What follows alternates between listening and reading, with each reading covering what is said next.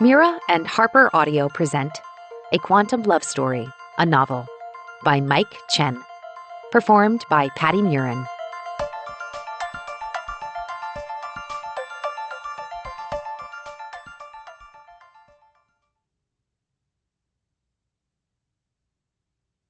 For those who made it through. Chapter 1. Carter Cho wasn't really into science experiments. Otherwise, he might have completed his degree in quantum mechanics. Cooking experiments, though? Totally different, because there was a real joy to that process. But setting a hypothesis, identifying controls, and looking for stuff?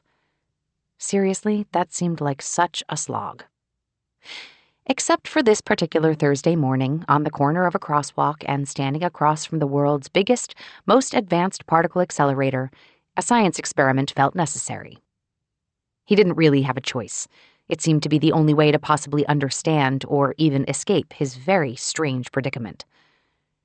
Carter checked the time on his phone, waiting for it to tick specifically to 23 seconds past 8:22 a.m.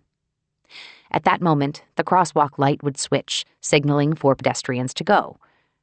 Then everything would cascade, a waterfall of specific actions by the world around him. The person on Carter's right would step out first. The person behind him would wait an extra 4 seconds, eyes stuck on his phone. Annoyed, the woman next to that person would let out an exaggerated sigh, move around, then rush forward 6 steps into the street before catching her shoe. Then she would stumble, her coffee spilling. The first time he went through this, he'd noticed the spill just in time to sidestep it before continuing on. All of these actions sat line by line on the old-fashioned paper notebook in his hands, a checklist of what was to come with the precision delivered by his photographic memory. Science experiments all led to a result. As for this, he wasn't quite sure what the result or even the purpose might be.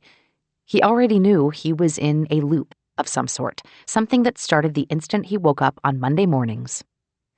And it always ended up with the huge facility across the street exploding. The Hawk Accelerator, both a modern marvel of technology circa 2094, and also some sort of weird top-secret project that no one really understood, now also the place that would simply go boom.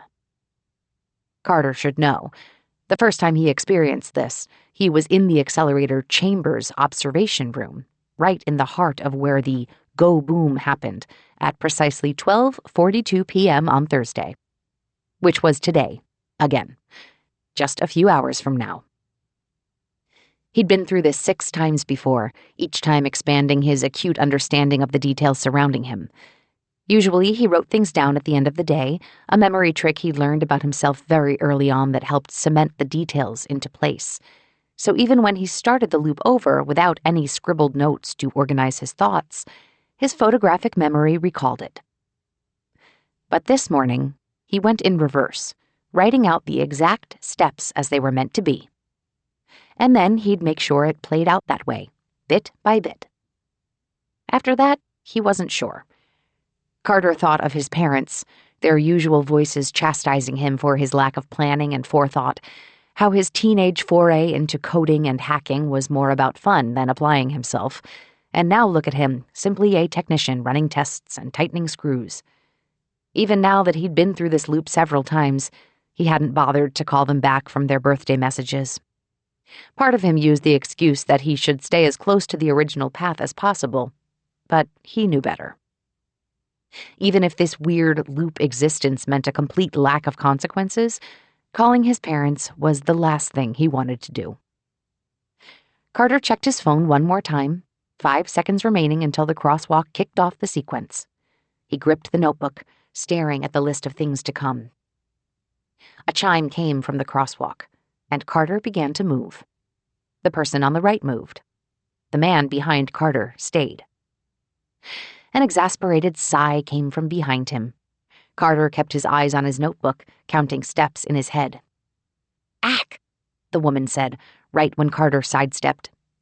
His focus moved down to the next item on the list, then the next, not once looking up. Instead, he executed movements through a combination of memory and instinct, sliding sideways when a cyclist rolled by on the sidewalk and slowing down just enough to follow in a group waiting at the front entrance of Hawk.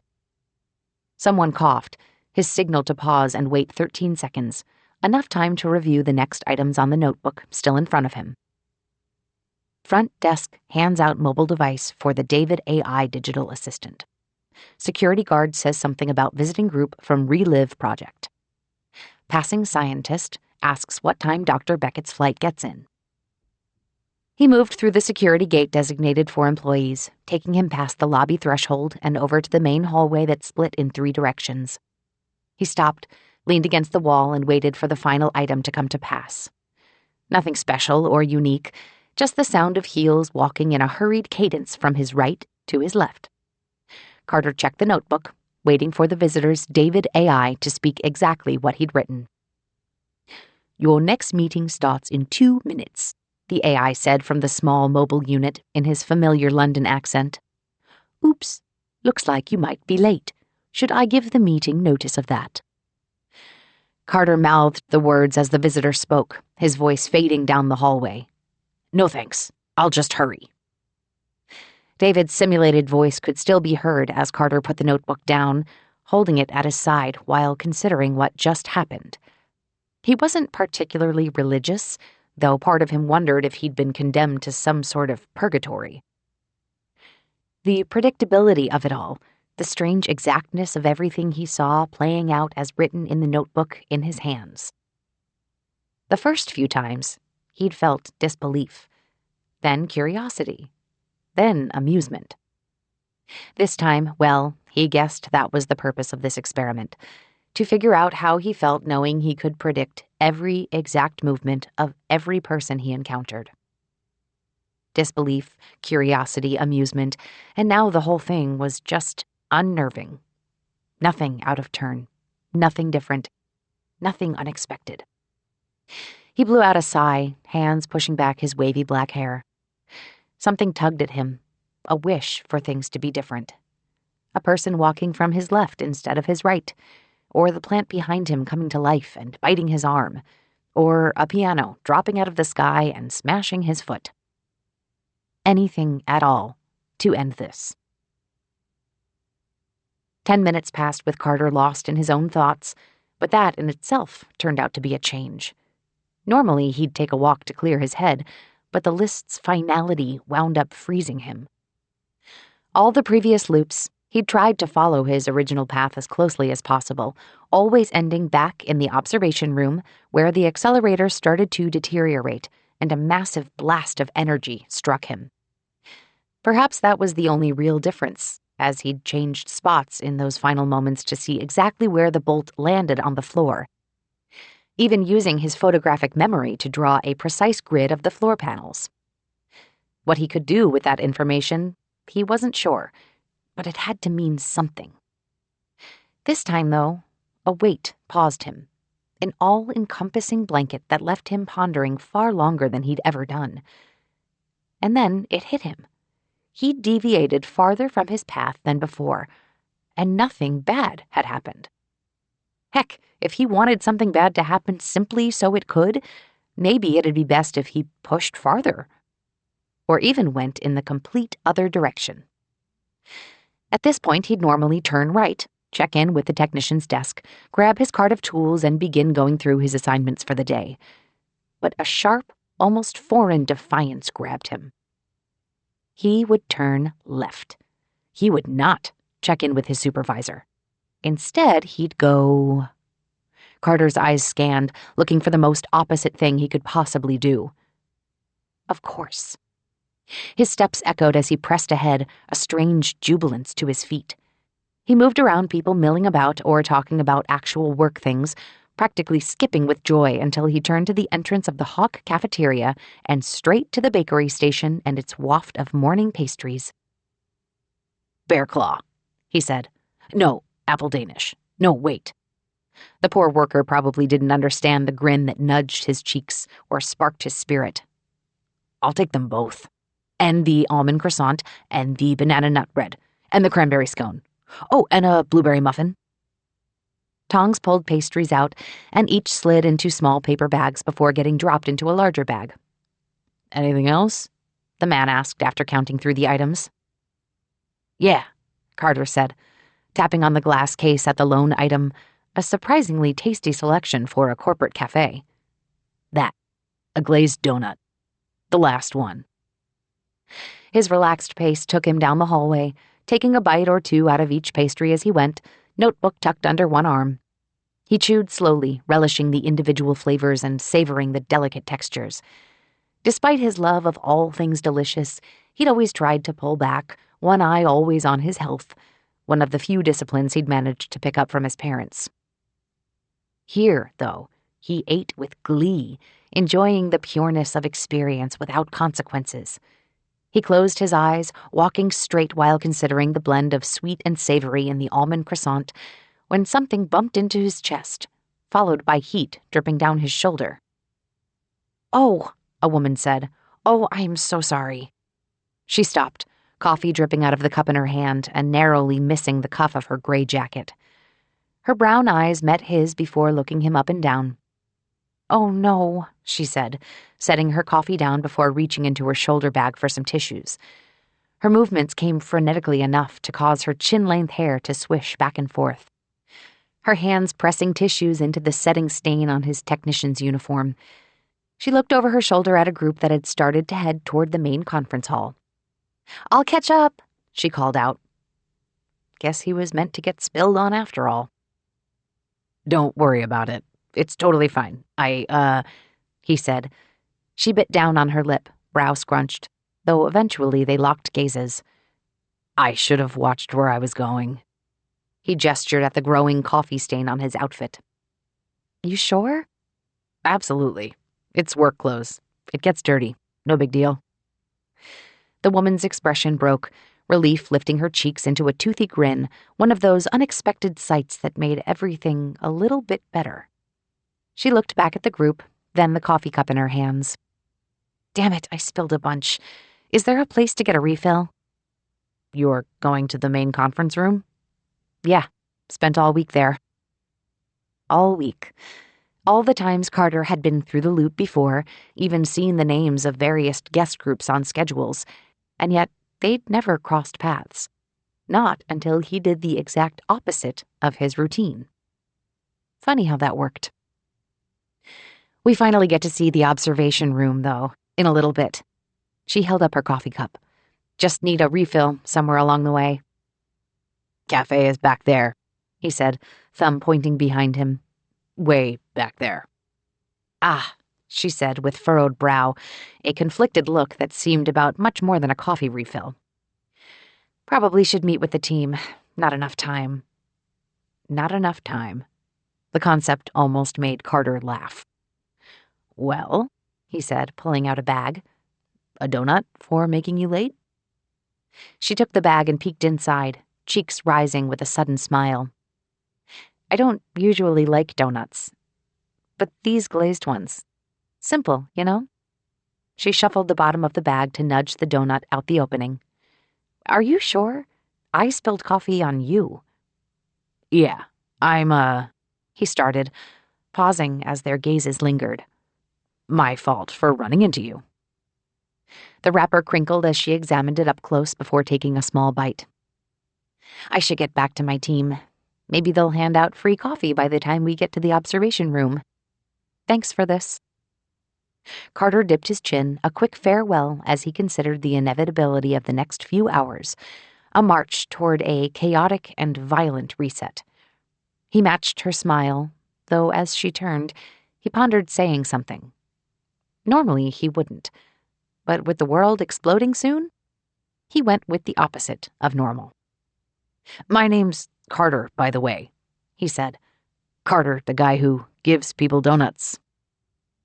Her gaze shifted, first looking at the floor, then up at the ceiling, even at the bag on her shoulder before finally locking eyes again. "Mariana," she said, holding up the donut bag, the woman always looking for coffee. She bit down on her lip before glancing around. "I'm going to tell you something completely random." "Okay," Carter said slowly. "About donuts?" She laughed, an easy, bright laugh, though her eyes carried something far heavier. No, the group I'm with. We're touring the facility. But I'm quitting. They don't know yet. Today'll be my last day.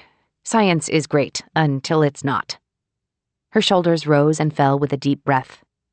I don't know why I'm telling you this. Probably because we'll never see each other again. She spun on her heel, an abrupt move followed by determined steps forward. Not unless you need another glazed donut.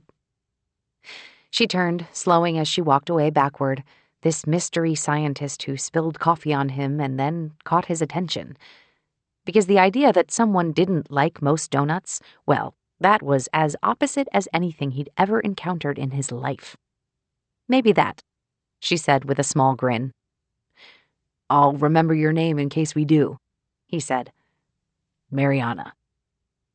Her fingers fluttered in a quick wave. Then she turned, and Carter leaned against the wall, ignoring the people who came and went. Mariana. Maybe he should write that down, just in case she became important. He pulled the notebook out from under his arm, only to find the pages soaked with coffee. A pen would rip through those pages. He'd have to trust his memory to recall her name, her voice, her face, on the off chance that they ever met again. None of it mattered anyway, but as experiments went, this morning did at least prove helpful. Now Carter knew that he could do anything, even the opposite of normal, and that might just lead to him escaping this thing. Or, at the very least, a lot more pastries. Mariana disappeared into the sea of people, and as she did, her words echoed in his mind. First, her group went to the conference room, then the observation room above the accelerator core. He knew that space well. After all, he'd been in that same room when everything began to explode and... Wait. That was it. A possible connection that he'd somehow missed before. He'd been there, of all places, summoned to check some of the power conduits lining the walls as the whole thing fell apart. Could that exact space be important? Carter's head tilted up. Maybe the observation room held the key to everything. And if it did, what would happen if others were caught in it too? Chapter 2. Mariana Pineda's eyes snapped open. Today was the day. This particular Monday of all Mondays. She knew that, and as if her whole body and mind had calibrated to that single thought, she woke up early. An intent carried with her since last night, culminating in waking at 6:14 a.m., 6 minutes before her usual morning alarm rang. Someone else noticed, too. Several seconds after she came to, a new noise arrived. It pierced loud and direct, an announcement about the morning's real priorities. A meow, straight in Mariana's ear. Then the shift in blankets as a fuzzy critter jumped next to her, followed by a paw tapping her forehead. Maggie, Mariana said, turning over and blowing strands of her brown hair out of her eyes. Maggie meowed again, the cat's long black and gray fur making her seem bigger than she was. With one hand, Mariana reached over and picked up the dwarf-sized cat and set her as far away as she could manage. You're early. But you remembered, huh? Guess this is it.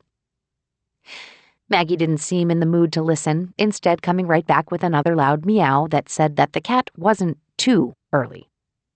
Mariana wondered if Maggie did this to her previous owner as well, or if this was merely her way of saying she missed Shay. The thought caused Mariana to huff, then slump. Because it was reasonable. Because Mariana missed Shay too. But nothing was going to bring her college teammate / best friend / eventual stepsister back. Breakfast first, Mariana said, and Maggie rubbed her face against Mariana's cheek, so much so that the tips of fur tickled her nose.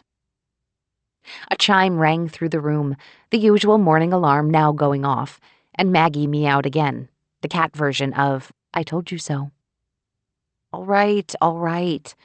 Point to Maggie, Mariana said, rolling out of bed. Maggie jumped down with a trill. System, open windows and start 1 cup of coffee, black, and turn on the U.S. Open. The apartment's dark-tinted panes faded to transparent, letting the full morning light in, and the bubbling on the counter gave way to the perfect aroma of brewing coffee.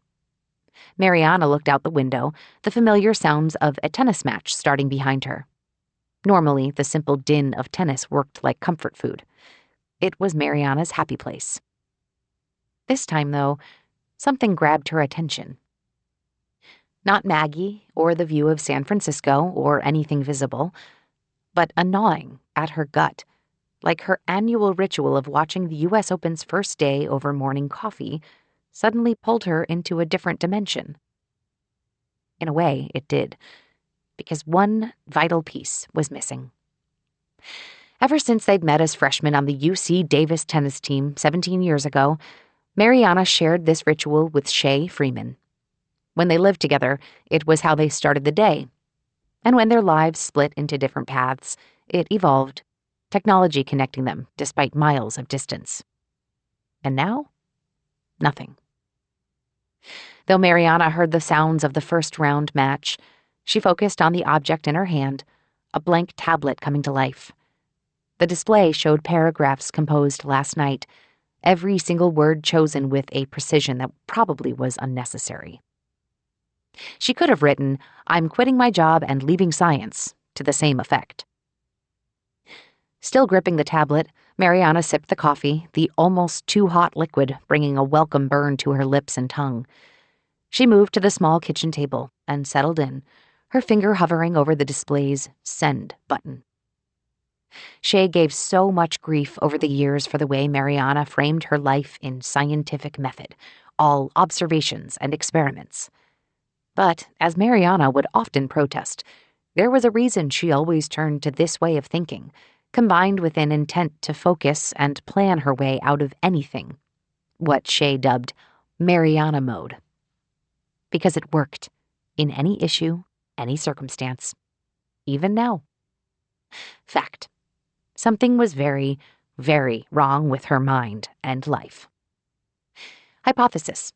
Shay's death 3 months ago pulled like a thread, breaking Mariana's foundation and casting a thick fog over everything else. It had to be that. Experiment. Life without science? Perhaps. Something had to change, and the only thing she could think of was work. Because really, that was where her life existed, and it couldn't possibly fix the chasm created by Shay's loss. Somehow her life continued without Shay. Not well, of course. But it ambled forward, a gradual progression marked by the simple, steady march of time. Leaving science, stepping away from the thing that she'd shared with Shay as much as tennis, might make it easier to escape. Because despite the success of the Relive project, the lack of closure gnawed at her. A sliver of hope, all because Shay was still technically a missing person. They searched Joshua Tree National Park for weeks, using drones and scanners and dogs, and even then a body hadn't been recovered. All the logic in the world pointed to death. Even Shay would have admitted that. Probably more like, "Fuck it, I'm dead. Move on." That's what she'd say. Shay studied quantum mechanics. Mariana studied neuroscience. Shay led the team as a scholarship player. Mariana pushed her way into recruitment, at least until her ACL injury. Shay had her dad. Mariana had her mom. And then their parents married. Always joined, always in mostly friendly competition with each other, even when they became adult stepsisters. And now, nothing except grief colored by uncertainty. Do it, Mariana thought, and her finger nearly tapped the button to fire the letter off to her Relive colleagues. Her other hand moved instinctively behind her back, fingers crossed. But a notification popped up with a new message from her boss, Curtis, the subject line reading, "Urgent. We're going to the Hawk Accelerator." The word snapped Mariana back into the present, and she opened the message rather than send off her resignation. "Hi, everyone. Exciting news today. As many of you know, the team at the Hawk Accelerator, led by Dr. Albert Beckett, has been working with Relive on an aspect of their classified project for several months now. This morning, Hawk invited our lead scientists to a 4-day tour of the facility and discussion of the science behind our product, culminating with a viewing of the accelerator's test run. Dr. Beckett is flying back from a conference and will guide us on the final day. I apologize for the short notice, but please arrive at our office per usual this morning, and we'll Airbus over to Hawk together. Our hard work is being recognized. If you are interested in going, please reply to this message ASAP, and we will send the guest list over to Hawk. Mariana sat looking stone-faced at the message in front of her, not even moving when Maggie jumped on her lap to announce that she'd finished her breakfast. The Hawk Accelerator. Shay's dream job. She had joked about how she felt destined to work there while finishing her doctorate, though when Mariana poked her about what the place actually did, she laughed it off with, "I don't know, it accelerates particles. The brightest minds work there. What else do you need to know?" Funny, then, that a literal inch from ending her career, science tempted her to hang on for a few days longer. Mariana's laugh startled Maggie enough that the cat jumped down before returning to do figure eights between her feet. She leaned back in her chair, taking the last sips of her coffee, before letting her mind wander over to the least complicated thing in her life, the tennis match on the wall screen. Her eyes tracked the ball back and forth, a hypnotic pace between the world's top player and an up-and-comer she'd never heard of. Yet she hadn't noticed the score until now. She blinked, making sure she'd read it correctly. 15-30. But more importantly, down 1-5 in the third set. Was the top-seeded player about to be upset in the first round by some teenage upstart? The world, it seemed, was full of surprises today. Mariana turned back to the tablet, and as she did, a glint of morning light reflected off the mineral countertop. She blinked the blind spot away, then read the last paragraph of her resignation message again. "It's been wonderful to work with you all. My heart's just not in it anymore, but I know you'll go on to do great, groundbreaking things. As for me, I just need to step away. Maybe I'll teach tennis on a cruise ship or something." 4 days. A delay of 4 days. Mariana walked across the small apartment's floor to the far bookshelf. Most of the trinkets offered the sheen of modern technology, from brilliant screens that took up half the wall to the glittering hologram projector on her shelf, displaying a nearly lifelike 3D hummingbird. But next to that virtual bird sat something out of time, a purposeful anachronism born of impulse.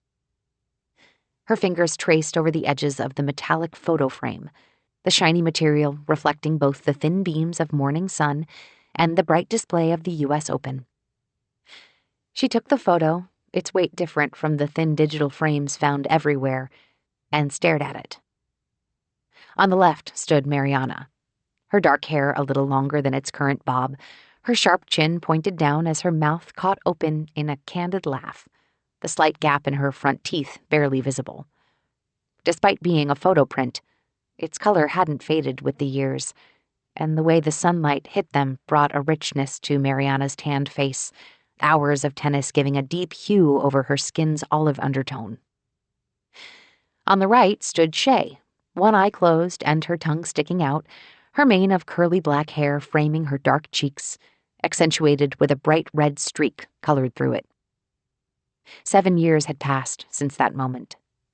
Mariana only just starting a career that would ultimately become the Relive Project. And Shay, captured between grad school and starting her doctorate. When did printed photos phase out? 50 years ago? 75?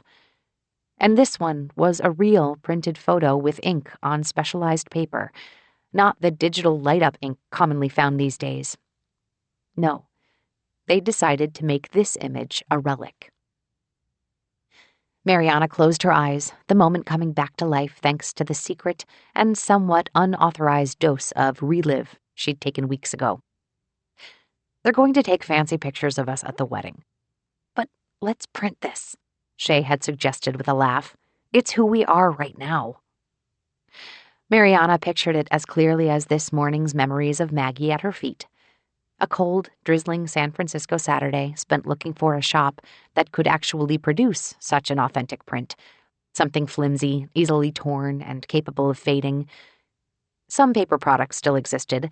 Notebooks for the office, print books for collectors and young children, and the practical nature of recyclable paper bags and shipping boxes kept them commonplace.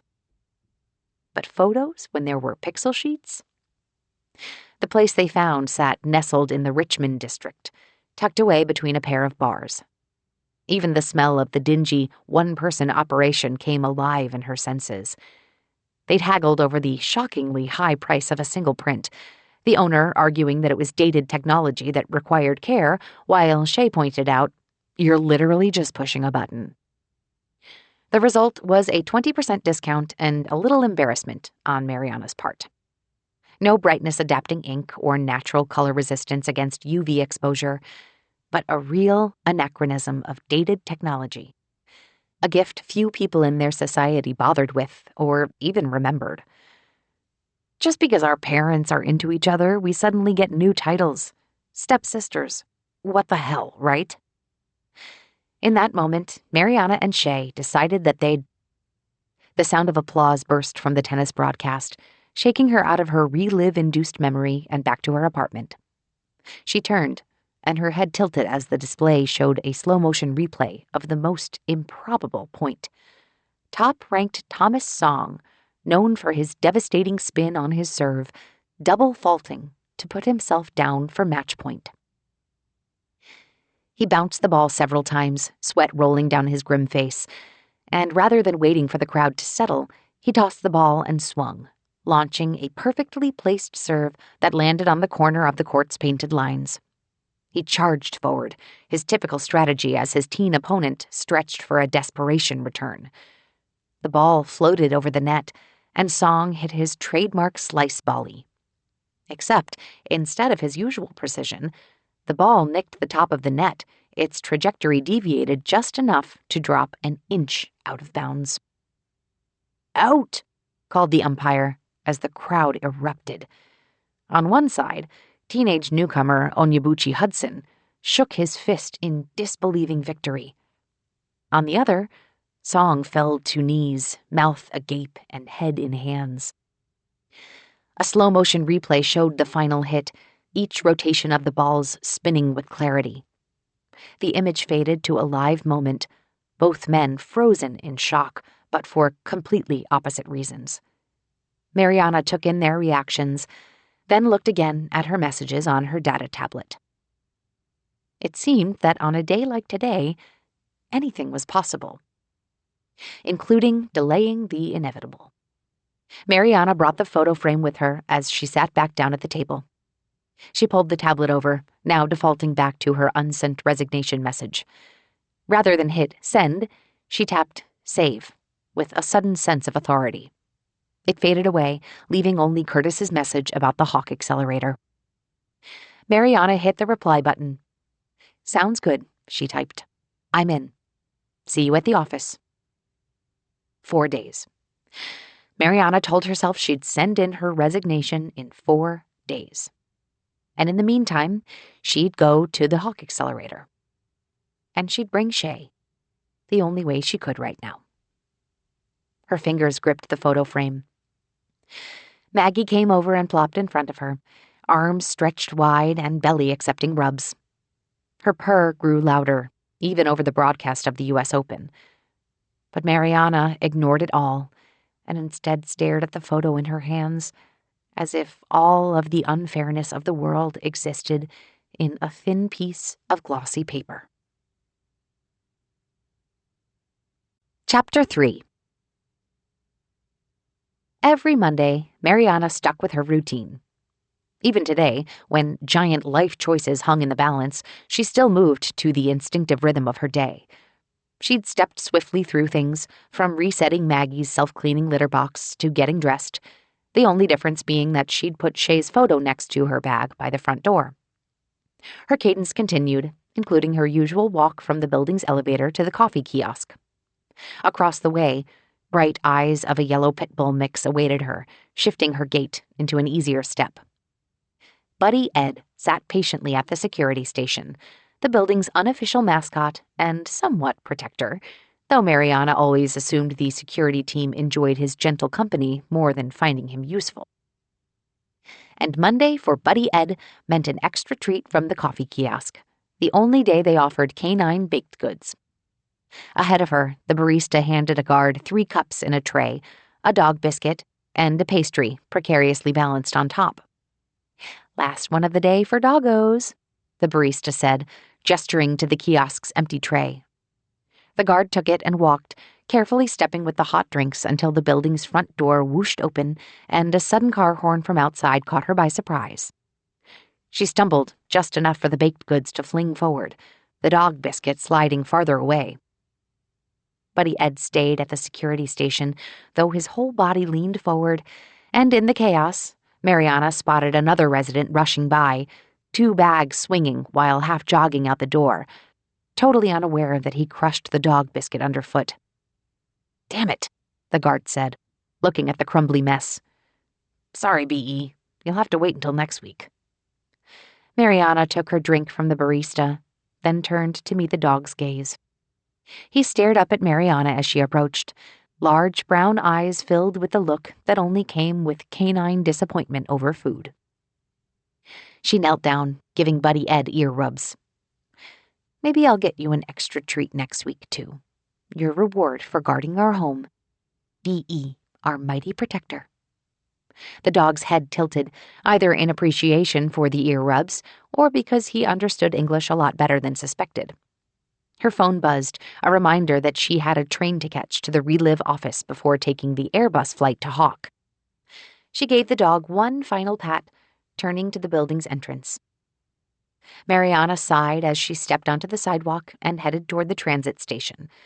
Between the surprise invitation to the Hawk Accelerator, the upset at the U.S. Open, and Buddy Ed's breakfast, it certainly seemed like the world was tilting just enough to throw routine out the door. Despite the strange start, everything else went exactly per schedule throughout the rest of the day, in the most mundane way. The Hawk Accelerator facility welcomed them in, each member of the Relive staff getting a visitor ID badge and a digital assistant named David to guide them. David took them from meeting to meeting, office to office, his digitized British voice coming out of small thumb-sized devices hanging around their necks. In many ways, it was the same experience as working at her usual office, as they spent most of the time discussing Relive, its protocols, mechanism, parameters for usage, safety trials, and so on. In front of the Hawk team, Mariana led an explanation about how memory was a construct, how Relive encoded those thoughts and feelings like fresh memories, but boosted with a stability enzyme coupled with specific guided visualizations and recall practices. Audio frequencies, light patterns, ultrasound waves, words and descriptions tumbled out of her. How clinical it all felt, despite being in the world's most advanced facility. "Limitless potential," she said, "helping senior citizens retain precious childhood memories, permanently encoding life milestones freshly after they happen. Relive creates stability in cognitive health, and the potential to extrapolate it into further physiological areas is untapped."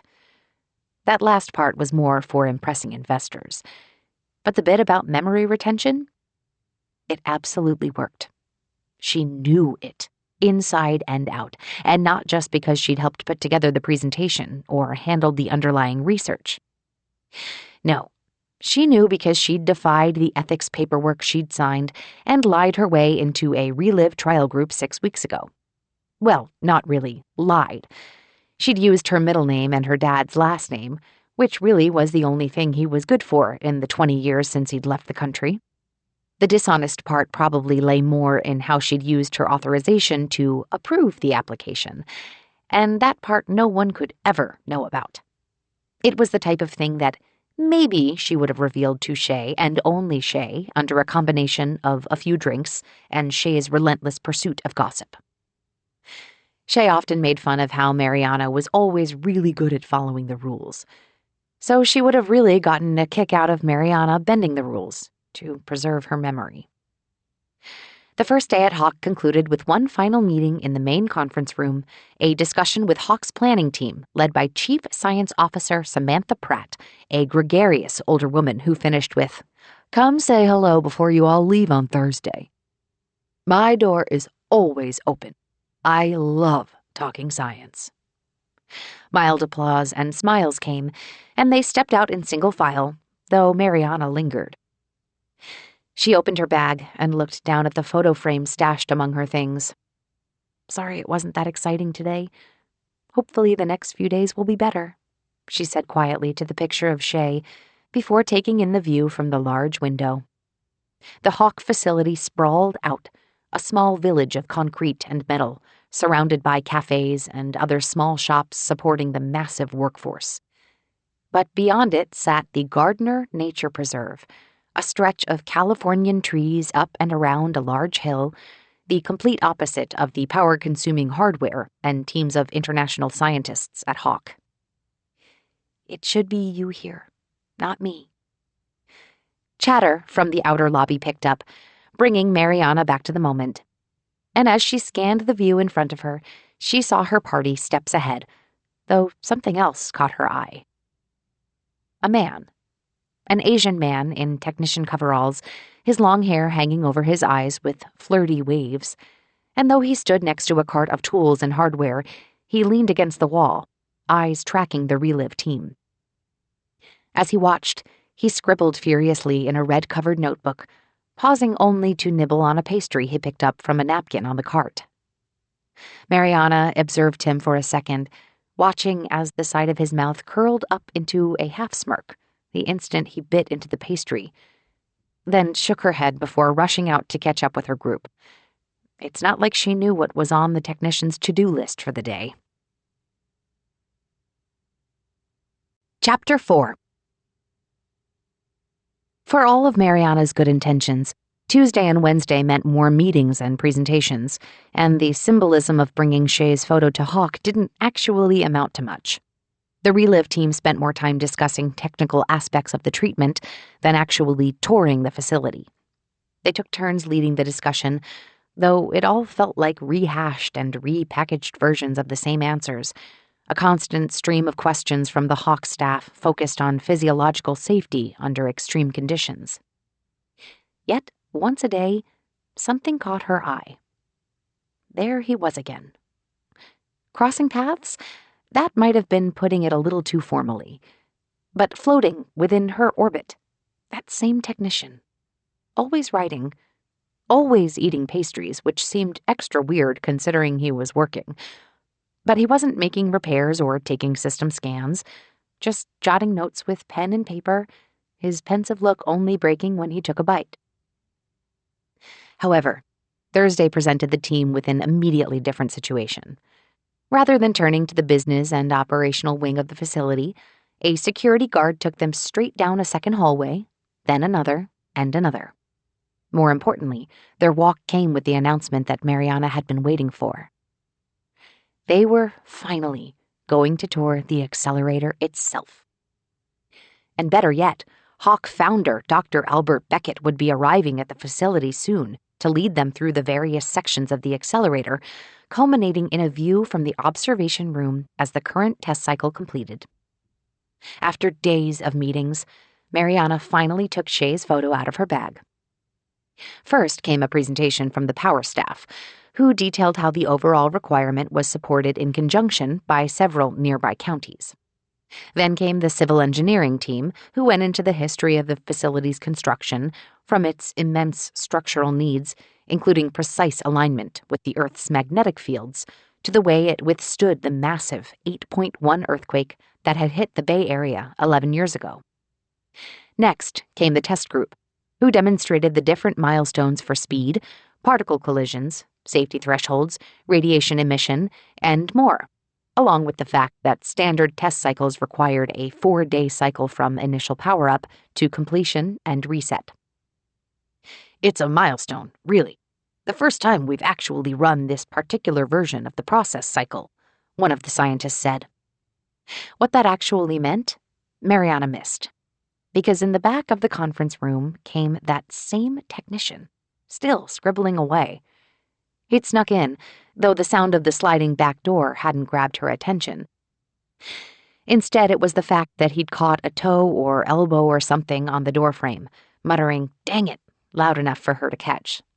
She turned to see him, his black locks framing a focused stare, though she caught something else under that, a glint of curiosity? Was he investigating something? As she pondered that, he looked up, and when his eyes caught hers, a flush rushed to her cheeks, especially when his mouth curled up in a smirk. His eyes broke away, though she swore she saw him shake his head, taking notes for several more seconds before dashing back out. "Did you see that guy back there?" Mariana whispered, nudging her coworker, Dean. "What guy?" "He came in and left. It was weird." "No, I missed him," Dean said. "What was he—" The door opened again, and footsteps approached, interrupting the presentation and stealing everyone's attention in a way the anonymous technician had not. Mariana turned and recognized Dr. Albert Beckett, and considering he was the world's foremost leader in theoretical physics, he looked more like a tired older man, with messy graying hair framing thick eyebrows and strong chin, a sheepish grin in full display while he waved. "Hello, everyone," he said. "Oh, don't bother about me. I'm going to take you to the final presentation before we go see the observation room. But finish your discussion here first, please." While the test team reviewed the last steps of the cycle, Mariana's mind drifted. Not to Shay, not to the U.S. Open, not to Relive, or life without Relive, but to that technician. Even from across the room, he'd carried an air of tension, and while Shay used to joke about Mariana's lack of intuition with people, something about this guy felt out of step, like he was visiting from another dimension. Her thoughts lingered enough that she missed the rest of the testing presentation and only stood when everyone else did, Beckett apparently motioning them to follow him. As they shuffled out, Beckett offered a handshake and greeting to each person, only pausing at Mariana. "Most people don't usually have that on their tours," he said with a soft smile. "What?" It took several seconds for Mariana to put together his comment with the weight in her hands. Shay. Of course, she still held the photo frame. "Oh, I'm sorry. This is my best friend. Mariana glanced around at her teammates. "She passed away a few months ago," she said, surprised at how easily the statement came out. "She studied quantum mechanics. Hawk was her dream." Saying this produced the strangest reaction. Rather than feeling crushed by emptiness, something released, and the air around her suddenly seemed lighter. "I wanted to bring her here." Beckett's brown eyes softened as he looked at Shay's image. "Welcome," he said to the photo before meeting Mariana's gaze again. "Welcome to you two. We're glad to have you both aboard." He turned back to the group. "Now, let's go chat with Hawk's theoretical physicists." Everyone else shifted except for Mariana, the ghost of Shay still pulling at her enough to linger. Beckett didn't seem to notice. He returned to the front of the line, waving them along. Mariana eventually followed, listening to Beckett's speech that felt halfway between scientific vision and sales pitch, phrases like truly groundbreaking and unseen possibilities, mixed in with other technical phrases that sounded like when Shay would practice her doctorate presentations in front of Mariana.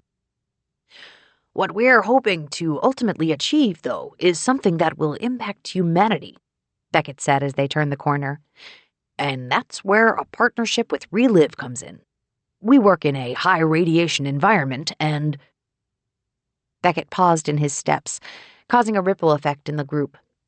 Next to him, A panel beside an elevator door showed large red letters stating, "Inactive Diagnostic Mode." "Well, you can't always trust technology, can you?" he said with a contagious laugh.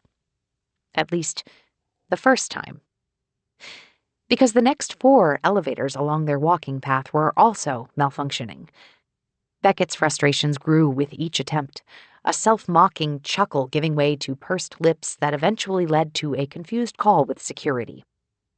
If Mariana decoded his end of the conversation correctly, it sounded like the elevators were caught in some sort of feedback loop, locking the facility crew out of the control system. Of all the days for the elevators to go awry, it had to be this one, enough time passing that they now fell behind schedule to get to the observation room and watch whatever it was they were going to watch. "Sorry about this," Mariana whispered to Shay as they went through hallway after hallway, turn after turn, even a back entrance with a one-by-one processing through a decontamination chamber. Though it took probably an extra 30 minutes of searching for an elevator that worked, they finally found their way to the basement level of the actual accelerator. "Change of plan," Beckett said at the end of his final presentation. "Sorry about the delay. We've made good time, but we really should get to the control room for the end of the cycle. Sorry you didn't get to see more." He cupped his mouth and spoke in a mock whisper. "Honestly, the observation room is more of a nice view than anything else. But don't tell the monitoring team that I said that." His voice returned to normal as he tapped the far window. "You can see down there, beneath the dome, is the base of the accelerator loop. But that's really bells and whistles. The interesting part is what's in the control room down the hall. Any questions before we move on?" Shay's voice rang out in Mariana's mind, the vibrance perhaps an echo of what Relive could do. All that money just to move a particle really fast. You think they're actually doing something with it, or is it just a cool toy? "Something that I don't quite get," Mariana started as she looked out the window at a small, semicircular chamber. Latticed beams creating a dome over what looked like several consoles and stands, entrances at either end leading to the massive looping track of the particle accelerator. She chose her words carefully, taking Shay's intention without her bubbly abrasiveness, and she angled the photo frame as if it were a portal in her hands and Shay might hear the entire answer. "I'm still not quite sure what the accelerator does." "Does?" Beckett repeated with a blink. He opened his mouth, though it took longer than expected for an answer to finally emerge. "We're running many experiments across the hardware's 3 stages, but I can't say too much more about the nature of them. They're classified. I suppose I can say that we have invited the world's brightest minds. Not much else without getting in trouble, but," he said as he tapped the display on the wall and the door slid open, a new hallway awaiting them. "I can show you the end of this cycle. Shall we?" Beckett started explaining the mechanics of the accelerator hardware, but the words drifted past Mariana's ears, her focus turning to the movement out in the hallway. Because that technician was there again. As if on cue, the man shook his head, closing his notebook before stepping out of view. "We should head to the control room before the final sequence kicks in. If you'll follow me," Beckett said. The rest of the group turned and walked in step with him, though a loud, muffled pop came from somewhere beyond the wall, causing the window to rattle for a moment. Mariana took a step forward, eyes drawn to the view out the observation room window, technicians and scientists far below suddenly moving like worker ants scurrying from a rainstorm. "Guess this is it," she whispered to Shay. "As close as I can bring you." "Excuse me," a voice said, and only when Mariana looked up did she realize who spoke these words. The technician. Mariana watched as he sidestepped the exiting group. Notebook still in hand, he breached the threshold of the observation room, then tapped the control panel. The room's door slid shut behind her team, though, unlike before, the clicks and thunks of a locking clamp came through. They looked at each other, locking eyes like before, but no smirk lay on his lips. Instead, it shifted, lines of concern on his face. And right as she was going to say something to break the stalemate, he pointed at the window, his finger precisely angled at a bright display on the back wall. A second later, sparks shot out from where he pointed, like he'd had superpowers or at least incredible timing. Except he certainly wasn't gloating or showing off, not from the grim expression on his face. "I need to go," Mariana said, composing herself to get words out. "I'm with that tour group."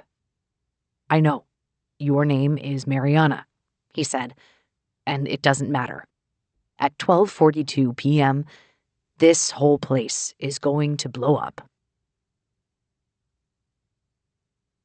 Chapter 5. Mariana wasn't sure which part stunned her more, the fact that he knew her name or that he claimed the Hawk accelerator would blow up soon. She eyed him, enough desperation lining his face for her to consider that he might be a terrorist. And she was trapped with him. "Do you remember our last conversation?" the man asked.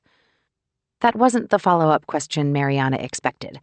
Logical questions would have been something involving reasons for taking her hostage, like environmental issues with the accelerator itself or moral quandaries about Relive, the usual protests that became the unwritten part of a scientist's job. He didn't ask that, or even the more obvious question, "Why are you holding a photo?" But what conversation did he mean? Mariana weighed the different options in her mind, though the man's frantic air probably meant that this wasn't going to be a rational discussion. One look at the side exit showed that it had locked into place, a complete seal between this room and the hallway to the control room. Beckett and the others may not have even noticed that she lagged behind in the first place, let alone failed to follow. "I'm sorry," she said, choosing her words carefully. "I don't remember talking. When was it?" "The last time we were here." This conversation failed any logic test. "You must have me confused with someone else. I've never been to Hawk before this week." What could cause Hawk to blow up? A bomb? Or sabotage? "Look," she said, taking a chance. "I'm sure you have your reasons, but there's no need to harm anyone." "You don't remember. I'm not trying to harm anyone. I'm trying to save all of us." Above her, yellow warning lights started rotating, and the various displays flashed their system status, bright red letters stating, "Structural stability issue detected on strut QL89. The mobile AI unit hanging on her neck chimed, David's playful voice coming through. "An emergency has been detected in your sector. Would you kindly walk to your nearest evacuation area? I'll lead the way. First, turn to the door on your right." David continued, urging her to leave. She would, of course, if that was at all possible. But between David's calls, the flashing on the monitors, and this guy here, nothing felt like a routine test run. Under her feet, the floor rattled, a rhythmic bumping that jabbed her heels hard enough that she reached over to the panel to steady herself. "No, no, no." The technician shook his head, biting down on his lip as frustrated lines creased his forehead. "This conversation, do you remember any of it?" "This conversation? We've never talked before." "No, not before. This conversation, right now. Do you remember it?" How was she supposed to answer that? This man failed to operate in reality, and Mariana's concerns suddenly went far beyond the rumbles and shakes rippling through the Hawk accelerator. "Like," Mariana said and took in a breath, "what we're discussing right now? Are you talking about a bomb?" "No, geez, you've never asked about a bomb before." That statement caused all sorts of other questions, but he kept going. "Carter. My name is Carter." He held up the paper notebook in his hand, fingers pressing against the red cover. "When we talked, this was blue. Do you remember it?" Part of her neuroscience degree involved a few electives in psychology, And Mariana tapped into what little she could of that here. Had they done any de-escalation exercises in undergrad? She couldn't remember, and instead went with a calm, neutral tone. I'm sorry. I don't think I understand the question. Oh, freaking crap, the man said. Sweat now dotted his forehead, and though he turned skyward, his shoulders slumped. Okay, it didn't work. What didn't work? The flashing yellow lights now came with a steady beeping, and above them, the display indicated that system temperatures were rising. David continued talking, though any personality he had exhibited before was gone, simply repeating evacuation instructions. I'm afraid you'll have to explain. It's okay, Carter said, blowing out a breath. You don't have to talk me down. I'm not unstable. I don't think you're unstable. I just don't I thought it was going to work last time, but it clearly didn't. He tossed the notebook aside. It landed open, pages coming to a rest. Mariana squinted at the neatly written tables on there, numbers and details captured in some sort of flowchart. Why not?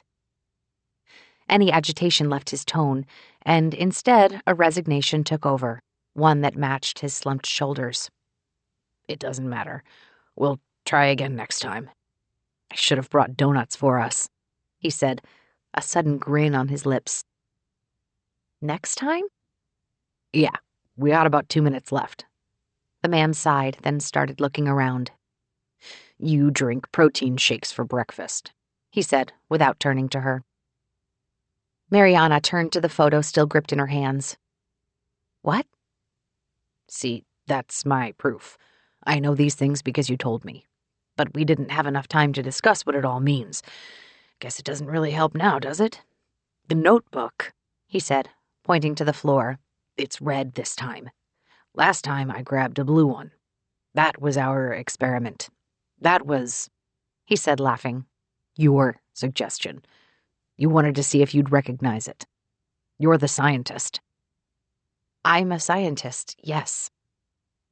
We've had this talk a few times. Last time it didn't take this much convincing, though. I stopped for one extra bear claw today, and it threw our whole rhythm off. Guess you can't account for all the variables. Before that, you once spilled coffee on me. Carter looked at the rolling clock above the screens. 3, 2, 1, he said, and he snapped his fingers. Somewhere by them, a massive boom rattled the room. That's still on time. Beyond the walls, the sound of bending metal tore through the space. Sparks sprayed from one of the screens, a brilliant sprinkling of yellow-white as the panel disappeared. Somewhere, voices cried out, and Mariana tried to steady herself. 52 seconds, he said. What can we do different this time? Hey, maybe the key is you having something better than a shake for breakfast. Have you ever had a pastry from Belisario's? I don't know what you're talking about, but we need to get out of here. Carter's face tilted, a grin beneath his hanging locks. You didn't suggest that last time. What does that even mean? Mariana yelled before shaking her head and moving to the door. But Carter stepped in front of it, arms and legs extended to form an X. Seconds ago, he'd been the bigger issue, but now the situation had changed, an emerging rumbling and sudden bangs from all around. Listen, Carter yelled back, and the facility's shaking reminded her of the occasional California earthquake, though this came with rattling booms like fireworks and a cacophony of shouting voices outside of the room. It won't matter. We've got, 30 seconds. Try... His eyes darted around the room. Dang it, why didn't I think this through? What's new? What's new? Mariana may have had her tennis ambitions cut short by a knee injury, but she remained in good enough shape that she could easily knock this lanky guy off balance and take the door. She primed her body, hands still holding the photo frame, and told herself to sprint and go for the exit. Her back leg coiled up, ready to release, when Carter spoke with urgency in his voice. Just wait. Listen to what's going on. Carter glanced up at the clock, panic returning to his face. He mumbled something to himself as he looked her over, his eyes tracking the path between him and her. Though the chaos around them blocked out anything he might have said, Shay used to give Mariana so much grief about how she overanalyzed stuff, the way she abided. And here, her stepsister was right. Mariana needed to stop thinking and move now, and this guy stood in her way. Her back foot pushed off, and while running through someone wasn't exactly part of tennis training, she didn't have much of a choice here. Carter met her eyes, but he didn't turn or even brace to try to stop her. One step passed, then a second and a third, though just when she'd made it halfway across the room, his mouth opened. "You're doing this for Shay," he yelled, his voice louder than any other moment in the room. Just hearing that stopped her momentum, an invisible wall in 5 short words. Suddenly, the cacophony of the Hawk facility didn't matter more than what he said. "You're doing this for her, in the photo," he said, this time quieter. He looked at her, then at the floor before glancing up to the corner. "Tell me about her," he said, a sudden slow drawl to his words. "You said you are here for her. That's what you told me before, but what does that mean?" Words suddenly failed Mariana. The floor rattled beneath her, the door remained locked, and displays flashed all sorts of warnings. But here she stood petrified by a question. Carter glanced back at the top corner, worry lines returning to his brow, and he shook his head. "Time. Never mind. Look, just one question. Tell me something that happened to you Monday morning." "What?" "Anything. Anything that happened. You mentioned a dog in your building lobby before," he said, his arms moving with emphasis. "Something unexpected." "B.E.? His biscuit dropped?" Okay. B.E.'s biscuit dropped. That's it. That's all you have to remember." "This is ridiculous." "You need something to hook onto." Carter's fingers went up one by one with each sentence. "B.E.'s biscuit dropped. If you don't remember anything else, put that into your brain for Monday. If you remember, that's your proof." He glanced again at that corner, and Mariana considered returning to her original plan of rushing him. "And if that sticks, then remember that this is a loop. It's all looping. I'll be waiting in the lobby first thing when you arrive on Monday, right past the security check-in." She would have, in fact, if she'd had the chance. But in that moment, metal sprayed out in all directions from the ceiling. She turned, lost in the chaos, and as she did, he lunged forward, grabbed her leg, and planted a foot down one tile over. In the corner above, an exposed cable dangled, green sparks firing off every which way. They showered her, singeing her shoulders and burning through her coat. Carter covered himself, though she heard him yell, "I'm sorry." Carter looked at her again, specifically where she stood. His eyes tracked from the place she stood to a spot on the wall adjacent to them, right in a corner where a burst of sparks erupted and a severed cord swung down, electricity dancing off its end. "Stay right there," Carter yelled, his voice now barely audible over the pops and crackles. 4, 3, 2. The final second played out in slow motion for Mariana. First, the exposed cable on the ceiling danced, driven by a whipping pulse of violent green. The surge of energy sent a zap outward, landing several inches from her left foot. All around her, different things snapped and shattered. Display glass, metal grates, console switches, like a domino run of bursts, the final one bright enough to cause a blind spot in her iris. The lashing beam of greenish energy flailed again, recoiling upon contact with the floor, leaving a charred scar on the metal grating at her feet. "One," she heard Carter say. But what happened next? She wasn't sure. Because the beam of energy came alive again, striking her foot and spidering up her leg, her torso, her neck, a feeling of simultaneous burning and freezing across her senses before everything disappeared. Chapter 6. Carter exhaled, a weighty sigh with his eyes still closed. His fingers dug into the familiar bedspread, clutching them as he remained prone, his face pressed against his pillow.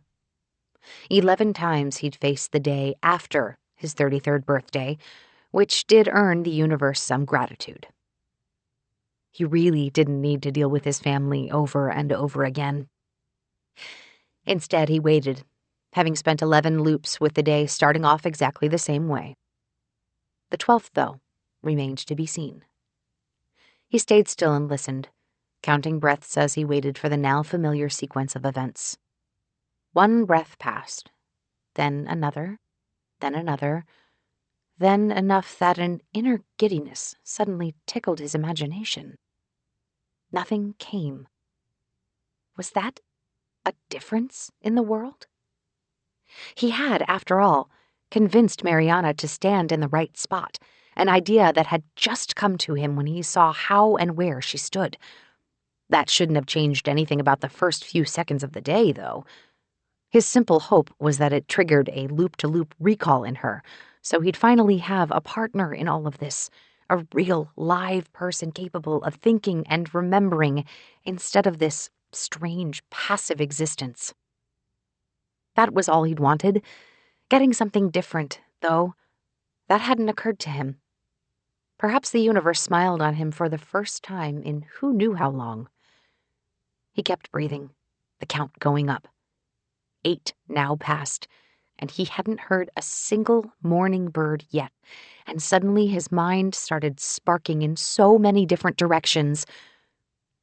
Then the first chirp came, along with a pause, and then a trill of 3. Then a passing car, followed by the wind causing a tree branch to tap against his apartment window. An entire list passed, and of course, it was the same as usual. It's all right, you expected this, he told himself, though the pounding in his heart and the lump in his gut showed him that even a few seconds of hope was too much. Carter rolled over to do his usual scribble in the notepad on the bedside table, something he'd tape into whatever notebook he chose to use for the loop. Then he loaded his phone, turning off the high-security mode that filtered out any messages or calls from unknown contacts. Carter knew that his instinct prior to this whole looping business had him wait 2 days before resetting the device's security and adding his family members back in, the minefield of his birthday come and gone. At this point, and after so many loops, his defenses lowered a little bit, a certainty of the repetition of knowing that they wouldn't reach out again. The usual screen refreshed with notifications that the number belonging to his dad had an associated voicemail. He'd ignored it the last few loops. But out of curiosity, he played it again, just to see if it repeated. Which, of course, it did. "Carter, happy birthday," his dad's voice said over the speaker. "Hope you had a good day. Your brother is flying out to see us in 2 weeks. You could join us if you could afford a flight. Too bad Hawk didn't give you a raise this year. Government projects, all bureaucracy, and no..." Carter clicked the phone off, then spoke the final part aloud to himself. "All bureaucracy and no money. Call us when you get a chance." That remained the same. The rest of this 12th loop? Things played out like muscle memory now, though this loop started off with one key difference. Does M remember? He wrote the short question at the top of the notepad, then underlined it for good measure before considering the noises around him. Every loop started exactly the same, down to the timing. So why would this one happen to be different? The question echoed, relentlessly repeating as he considered all the possibilities. Problem was, he wasn't a scientist. He did the things the scientists told him to do at Hawk, but coming up with insight and experiments remained well out of his grasp. Carter took another breath to try to get his body and mind to settle, then another, and the very act of doing so brought the answer to the surface. His chest gradually settled, and he put his hand over his heart, palm flat to feel the rapid thrum. He wasn't quite sure at exactly what moment the loop started, just that it was always this Monday morning while he slept. At 5:49 a.m., he woke up. This time, his brain must have carried those final moments in the observation room, enough that it snapped him awake a few seconds earlier. And the very novelty of that different experience led to an accelerated heart rate, quicker breaths, things like that. At least until it all crashed back to reality. A car rolled by, then more birds chirped, though Carter tuned the rest out. Instead, he rolled out of bed and walked over to his desk, a stack of blank paper notebooks of different colors waiting, his easiest and favorite tool to work with his photographic memory. Next to them sat a small gray rectangle, a mobile AI unit similar to the ones handed out to visitors at Hawk, but this one programmed for employees. He tapped the top of the device, something he hadn't bothered with for the last few loops. "Hello, Carter. It's dark and early," David said, his cheeky accent coming through. "How are things?" The funny thing about David was that his greetings must have worked on a random generator. Even though Carter was stuck in a loop, the voice sounded just a little bit different every time. Perhaps if he activated the unit at the exact same millisecond, he'd finally get the same response a second time. "Oh, same old. Hey, David?" "Yes, Carter?" "Do you remember the fact that I'm in a time loop?" "You'll have to repeat the question. I didn't quite understand it." The AI let out a polite chuckle. "These old ears don't catch everything." "Forget it. It's time for breakfast. I'll talk to you later when I have some data to process." "Data to process? You can take the credit for my hard work." David was in the middle of his response when Carter shut him off. Sometimes the AI's sass proved an amusing foil, even though no data from the previous loop ever carried over. It was nice to have someone to talk to, and David's AI capabilities certainly elevated Carter's own rudimentary hacking and coding skills. This time, though, Carter just didn't want to hear it. Too many other things might or might not have been playing out, because everything here was the same. But somewhere else, wherever Mariana woke up, things might be different. As Carter got dressed, he considered stopping along the way, a short break to grab something super indulgent for breakfast, like ordering the most expensive steak and eggs within walking distance. After all, his bank account reset to the same small amount every time. Last time, he'd actually checked. He caught himself, though, a rare discipline that would have made his parents proud. Though, really, they'd also probably be irritated. If he could stem his impulses on day one of the 12th time loop, why not every other time it interfered with his upbringing? Such a thought prompted a grimace, and he shook it off as he considered the bigger picture. He had to get to Hawk as soon as possible to intercept Mariana's tour group. Because this time might be different, and that thought made his heart race again. Chapter 7. Mariana Pineda's eyes snapped open. Today was the day, this particular Monday of all Mondays. She knew that, and as if her whole body and mind calibrated into that single thought, she woke up early. An intent carried with her since last night, culminating in waking at 6:14 a.m., 6 minutes before her usual morning alarm rang. Someone else noticed, too. Several seconds after she came to, a new noise arrived. It pierced loud and direct, an announcement about the morning's real priorities. A meow, straight in Mariana's ear. Then the shift in blankets as a fuzzy critter jumped next to her, followed by a paw tapping her forehead. Maggie was early. No, that wasn't true. Maggie wasn't early. Maggie was right on time. Because this day was supposed to start a few minutes earlier than normal, and it had nothing to do with the resignation letter she'd worked on last night. This was a pattern, now with some variables changed. A jolt rippled through Mariana, enough tension that the cat must have noticed. Rather than meowing and fluffing her tail, Maggie jumped down. Every movement felt off, like her mind operated a half-second slower than her body. Disparate ideas fought for coherence, a push and pull of overlapping thoughts, like the line between dream and waking, became blurred. Where did this strange instinct come from? Mariana tried blinking it away, the sense that something was simply different and wrong. She sat still, long enough to calm Maggie down, and the cat now walked back with a loud meow. If something was off, Maggie didn't seem to sense it. "Breakfast," Mariana whispered, looking at Shay's cat. Cats had intuition, didn't they? This sense of displacement, of feeling out of sync. Maybe she'd just woken up in the middle of a REM cycle, and her subconscious whiplashed with déjà vu. That had to be it. She knew déjà vu was nothing more than the temporal lobe of the brain trying to reconcile similar situations. Nothing else made sense, and besides, a cup of coffee would set things right. "System, open Windows and start 1 cup of coffee, black, and turn on the US Open."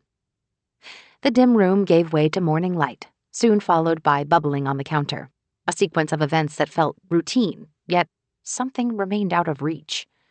Mariana walked barefoot over to the small kitchen with the full intention of getting a can of Maggie's food, as well as her own scalding hot coffee, when the sounds of a tennis match came into the room. A hit, and a grunt, and another, back and forth until applause. Even though today was the first day of the US Open, something in Mariana knew what was unfolding at a stadium across the country in Flushing Meadows, New York. She stopped, fingers wrapped around Mug's handle, and before she turned, the thought popped in her head, a hunch that she felt deep in her gut, something as certain as she knew her own name. Thomas Song was going to lose. Not just lose. He was going to be completely blitzed in straight sets by a teenage upstart, the final set being a 1-6 disaster. Details colored in without her needing to see the broadcast, a complete record captured in her mind's eye. More certain than a dream, less certain than reality. What did that make it? The question slashed at her thoughts, a cognitive dissonance that generated way too much anxiety for something as benign as a pro tennis match, as if something really bad might happen if she saw for herself either way. But when she finally allowed herself to turn and look, the angle of the sun created a sharp glare that pierced through the window. It caught her eye, and as a blind spot came and went in her vision, something else fluttered through as well. A dream. Or a memory. Or a vision. Something like that. Something about a brilliant green beam that whipped and lashed, sparks dancing around it until it finally struck her. Mariana blinked, then blinked again, a flood of images and sounds appearing from the void, so much that she jolted in her stead, coffee spilling out over the edge of her mug. "Shit," Mariana said under her breath as she set the drink down. She grabbed a hand towel from the counter, then dropped to her knees to start dabbing up the drops of coffee. Maggie took that as an invitation to say hello, rubbing her small, fluffy body back and forth. "Not now, Mag," she said with a laugh. The cat turned to her, with her eyes wide and a single loud meow, equal parts greeting and demand. And in that moment, Mariana knew that this was different. It wasn't supposed to be this way. She gave in to the insistent cat, scooping her up for morning hello snuggles, but her concentration went elsewhere, something on the cusp of becoming clear, like if she just thought hard enough, everything would snap into place. Maggie, still in her arms, Mariana activated her tablet, not even bothering with the resignation email drafted and ready to send. Instead, she knew what she'd see. An invitation from Curtis regarding her Relive colleagues and the Hawk Accelerator. But Hawk Accelerator, wasn't there some kind of disaster there? "System, display the morning news," she said slowly. The broadcast switched from the US Open, but instead of any news about a catastrophic accident at Hawk, news anchors talked about the weather. Mariana adjusted, straightening her posture and closing her eyes to think, just think, about the worst, most vivid most terrible dream. About a series of meetings and tours within Hawk, about a low-lying rumble that turned into a wall-shattering blast, about cracked screens and flying sparks and that green energy beam. About a man named Carter, who talked about how they'd had their conversation before, but not necessarily in the same way. His notebook, it was red, and he'd said that it was different as well. "System, display the morning headlines as text," Mariana said, and lines began scrolling by, each without any mention of an accident or a catastrophe at Hawk. "No, switch back to the U.S. Open." The screen flipped, going from talking heads to a wide view of the tournament's first round. Mariana focused on the display in front of her. It was tennis, the U.S. Open, a sunny day in New York. Yet her eyes drew immediately to the score written across the top corner, Song and Hudson by the numbers. And Song was about to lose in one of the biggest early round upsets in years. Just like her hunch. "Double fault," Mariana whispered, as the defending champion tossed the ball to serve. It smacked with the same power that had won him championships around the globe. And even before he finished his swing, she knew that it would land about a foot wide of the line, the ensuing events playing out like a script. First, the umpire yelled, "Fault!" Then the crowd let out a collective, "Ooh." Then Song paced back and forth, yelling at himself before stopping to stare skyward, the match now 1 point from slipping away. Mariana watched the final point unfold, every action playing out in a way that processed through her mind in slow motion. Song would serve, then Hudson would return, then Song would charge the net for a slice that would nick the top of the net before spiraling just out of the line. The crowd would erupt at the mighty upset, Hudson shaking his fist in to celebrate the impossible, while Song knelt, stunned. "System screen off," Mariana said. This couldn't be one singularly incredible coincidence. Not moment after moment, a clear checklist of things lighting up her mind. Not the mental trickery of déjà vu, either. No, this felt stronger than that, like vague blurs snapping into fully fledged details with color and sound and feeling. That man, Carter, he'd asked her to remember something. Something about, "If you remember, that's your proof."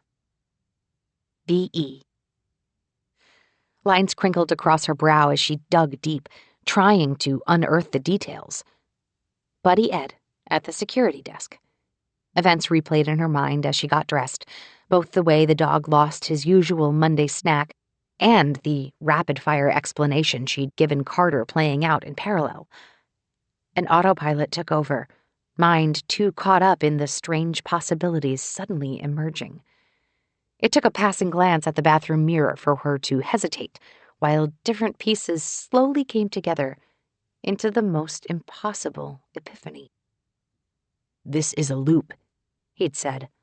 "It's all looping." What could that possibly mean? Only one way to find out. Maggie chirped while Mariana dashed around the apartment, recalling that, despite the morning being extremely weird, a cat's food bowl still didn't fill itself. Mariana started with that, then responded to Curtis's message confirming a trip to Hawk, though as she passed by the hallway bookshelf, another image struck her. Her eyes locked with Shay's image, a sliver in time captured in print on her shelf. Her thoughts rippled, and absolute certainty came when she saw the photo.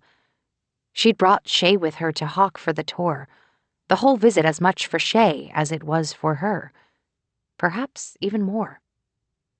Her finger traced the edge of the photo frame, the same object staring back at her with a suddenly different context.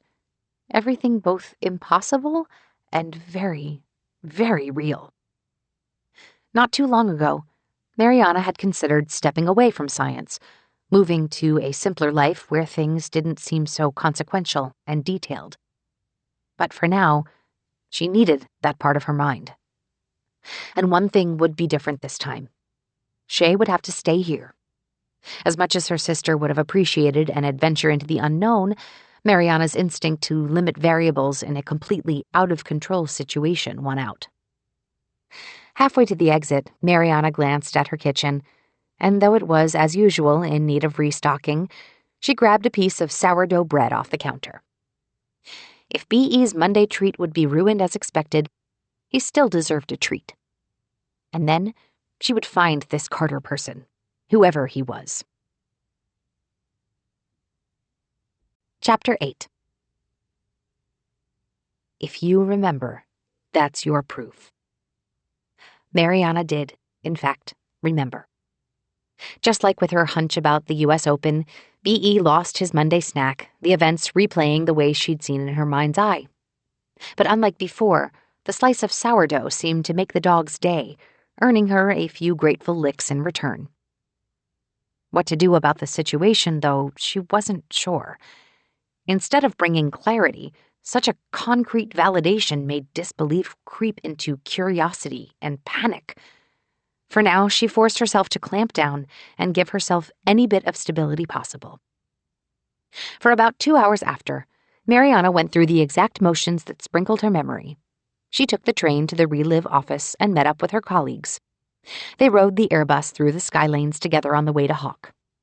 She acted like she should, a mixture of excitement and curiosity about pending scientific discovery, coupled with jokes about boring meetings and what to get for lunch near the Hawk facility. But when they arrived, none of the awe from her previous visit carried over. Even though this technically marked her first trip to the Hawk Accelerator, a greater understanding resonated within her, the clear knowledge that she'd done this before. Was this only the second time? Or were there more? Those were questions for Carter, so many questions, all of them seeming like the most pressing issue. She stepped through the doors in line with the rest of the Relive team, keeping pace while recalling all of the wonder and grief such a moment delivered before. Those feelings came as a secondary echo, arriving from another world, another lifetime, where things worked in a simpler, more straightforward way. The scientific possibilities of the accelerator's wonders, the deep grief from carrying Shay's photograph, the awe at the facility's size and scope, all of that evaporated, leaving only the details of her final moments in the observation room. They checked in, registering with security and getting mobile AI units for their stay. As she waited her turn, she questioned her sanity again, whether the morning itself was the anomaly, the result of perhaps a minor gas leak or something in her home. But then she saw Carter. He stood dressed in fresh dark blue technician's coveralls, elbow propped against the wall. At the top of his cart sat a pastry of some kind, and Mariana realized that of all the things he'd said to her in the observation room, he had included a random comment about donuts. As he waited, he wrote in a notebook, but a different one than last time. In the observation room, it had been red. Today, the cover was black. And though his eyes darted around to take in details, he kept looking past the flow of people and in her direction, a searching hidden among his casual glances. She walked methodically, her eyes locked onto him, waiting. He broke from his notebook as someone approached him, prompting him to take a meter from the cart and activate it. A small holographic display came to life, and across the entry space she heard its activation beeps and boops. Carter squinted at it while still checking around him, probably a routine he'd kept up for appearances as he continued to sneak looks toward the entrance. Mariana's heels clicked on the tiled floor, keeping pace with her team, and while everyone else took in the sights of the facility, she scanned the constant flow of people moving in all directions. Then they saw each other. She caught it, the subtle shifts in his expression when she nodded. The way his shoulders relaxed, the way his lips curled in exhale, the way his eyes widened, but the lines on his brow disappeared. They were both there, at Hawk. And whatever had happened with the last disaster, the how and why of a shattering room and an uncontrollable green spark of energy from a particle accelerator, well, if nothing else, They had been, in common, the victims of an unexplained, massive energy explosion. "Hey," she said to the group, "I gotta use the bathroom. I'll catch up at the first meeting."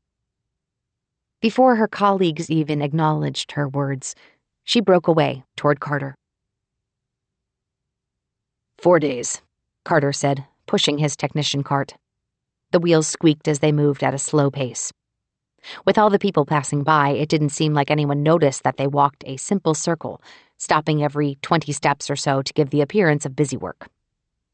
Each loop lasts 4 days. Mariana glanced at the people passing them, some in lab coats, most in street clothes. They moved to the west wing of the front building, circling around a closed auditorium before coming back around. "It's always the same?" "Yes. I wake up at the same time at 5:49 a.m. on Monday," Carter said. He paused, pulling out his notebook from the cart and flipping it to the first page. "I always check the clock. You should note the time when you wake up, every loop." Mariana took the notebook, her finger tracing over the timestamp written at the very top of the sheet. "Today was a little weird at first. Might just have been a little spark because you're here," he said with a quiet laugh, and she couldn't tell if he was joking or serious. "Otherwise, it's never changed. Nothing does." Their eyes met, a sudden weariness to his pupils. "Except me." "And now me." "Yeah, it's..." He bit his lip. "Nice to not be alone. Everyone's living their lives and I'm just here." He turned, the light catching his eyes enough to show a glisten. "It's almost like playing a video game. You can do a few things differently, but everyone just returns back to start. You can scream and yell at the world, but everything snaps back. No one is aware. They just resume their lives, and then it repeats." He bit his lip again, eyes scrunched as he shook his head. "It just repeats. Nothing matters. Nothing changes." Nothing matters. Nothing changes. Mariana fought the idea that time loops weren't the only reason things felt that way. "What have you tried?" Mariana asked. He responded with a full list, something much longer and more thorough than she expected, from running through the exact same path multiple times to doing the complete opposite to trying and failing to get her attention, all captured by what he called a photographic memory. Mariana's scientific mind processed everything he said, slotting the information into appropriate categories and data as she considered their options on how to proceed. But one thing remained unanswered, one nagging mystery to it all. "Why me?" Mariana finally asked, as he handed her a screwdriver for no reason other than appearances. "All this trouble to get me here with you? Is there something you learned about me that makes you think I can fix this?" Since they had come together, Carter's expression had cycled through a number of emotions. It defaulted to a certain tension, squinted eyes and carved lines on his face. But it also moved to worry, relief, and fatigue as they discussed the ins and outs of the strangest of temporal situations. This question, though, seemed to catch him off guard. His head tilted and his lips pursed as he took in a breath. "Well," he said, scratching his head, "you were the last in the room." "And?" "You were the last in the room," he repeated, this time with a shrug. Mariana blinked at his explanation. "That's it?" "Yeah. I mean," he said as he shrugged, "seemed like the best shot. But we did meet before that." He turned, and Mariana had to look to see if... Was that a flush coming to his ears? "We met? How?" "Sort of. I mean, I promise, I haven't been stalking you," he said with a sheepish grin. "It was the time I tried doing the opposite of things, and we bumped into each other. That's how I found out Relive was in the observation room before the explosion. Originally, I'm called to check something there as it's falling apart. That's how I got zapped. But I thought if I could use the maintenance grid to close off elevators and delay your group, you all might be there at the same time, and someone might get in the loop too. He shrugged again.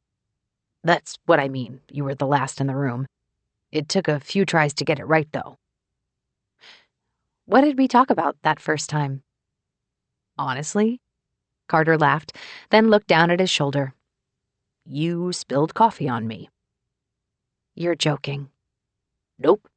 Right here, he said, tapping the spot where the stain used to be. I was eating pastries with my eyes closed, which sounds weird. But, if you're really going to enjoy the flavor of something, you should shut out other sensory input. So, kind of my fault. Oh, but, his voice brightened, his whole mood shifting. I gave you a donut, he said with the wag of a finger, which you said you liked. You gave me a donut. And you brought me into a time loop. Mariana said the words lightly, but something about it caused Carter's demeanor to shift. Yeah, I just realized I don't know if this is better or worse for you. I'm sorry, he said, eyes looking past her. I was just so focused on breaking through to someone, I didn't think about it. What had he gotten her into? That seemed like a worthwhile question, though his explanation broke all of the logic her brain typically relied on. I was hoping it would have been some kind of cool savior of the world stuff. So if I forget this, just lie to me next time, okay? Carter returned to the wry grin she'd seen him flash from time to time. Well, you tell me. Maybe Relive can turn you into the person that saves us all. What do they even do? All sorts of non-disclosure agreements and legalese protected Relive's details.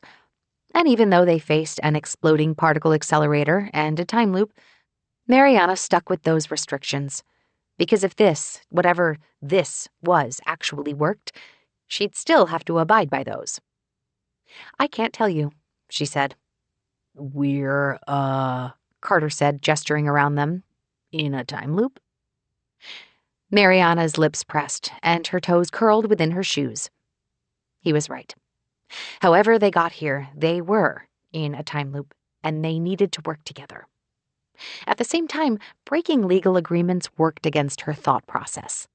Actions like that needed complete moral justifications, like finding a way into the Relive trial. That was worth it, given the context of everything. This? She wasn't certain about this. At least, not yet. Shay, though, would have totally told him. Despite not having the photo frame there, Mariana still felt her stepsister's presence, and it wasn't just because the Relive dose helped preserve her memory. If we're still doing this in a few days, maybe I'll tell you. But rules are rules. Will it help get us out of this mess? Carter's eyes filled with hope. That was why he pushed. His question had less to do with career curiosity and more with desperation for any solution. If it prevented explosions, you probably wouldn't have needed to convince me. I remember my favorite memories of my best friend. They're even more vivid now than before. It's ironic, really. I can remember her better now that she's gone, Mariana said, her voice low. That's what Relive does. Carter's face fell before he took a step back. Swatches of oblivious people strode by them, too caught up in their own conversations to understand what was happening between the two static people in the hallway. Oh, he said. Her. You mentioned Shay in the observation room 2 loops ago. The photo. You've never said why you brought that, though, or even why Relive is here. Yeah, she said, her face naturally scrunching. Honestly, I still don't know why they wanted us here. Last time, Beckett said something about examining the effects of radiation exposure on memory, but then he left the room with the group and...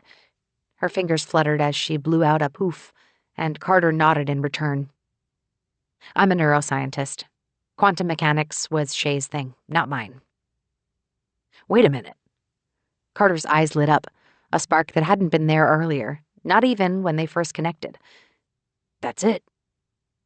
Something she said had caused Carter to leap from disappointment to confirmation, but it certainly wasn't intentional on her part. If I wasn't clear when I said my friend is gone, I meant that she's dead. She had said that once before, to Beckett in the last loop. But the definitive way she declared it this time, the actual word dead coming from the air in her lungs, that was a new level of definitive statement. Without a body, without a death certificate, she let herself dream that maybe Shay freaked out about finishing her doctorate and simply ran off. Being Shay's friend meant rolling with her impulsive decisions on a semi-regular basis, so why wouldn't she simply vanish for that long in the middle of the California desert to who knows where? But Mariana knew those were simply ways to avoid speaking, even thinking, the cold, hard truth. Shay was dead. Beckett, Carter said quickly, like the ideas outran his thoughts. What if we can get through to Beckett? He's in charge of this whole thing.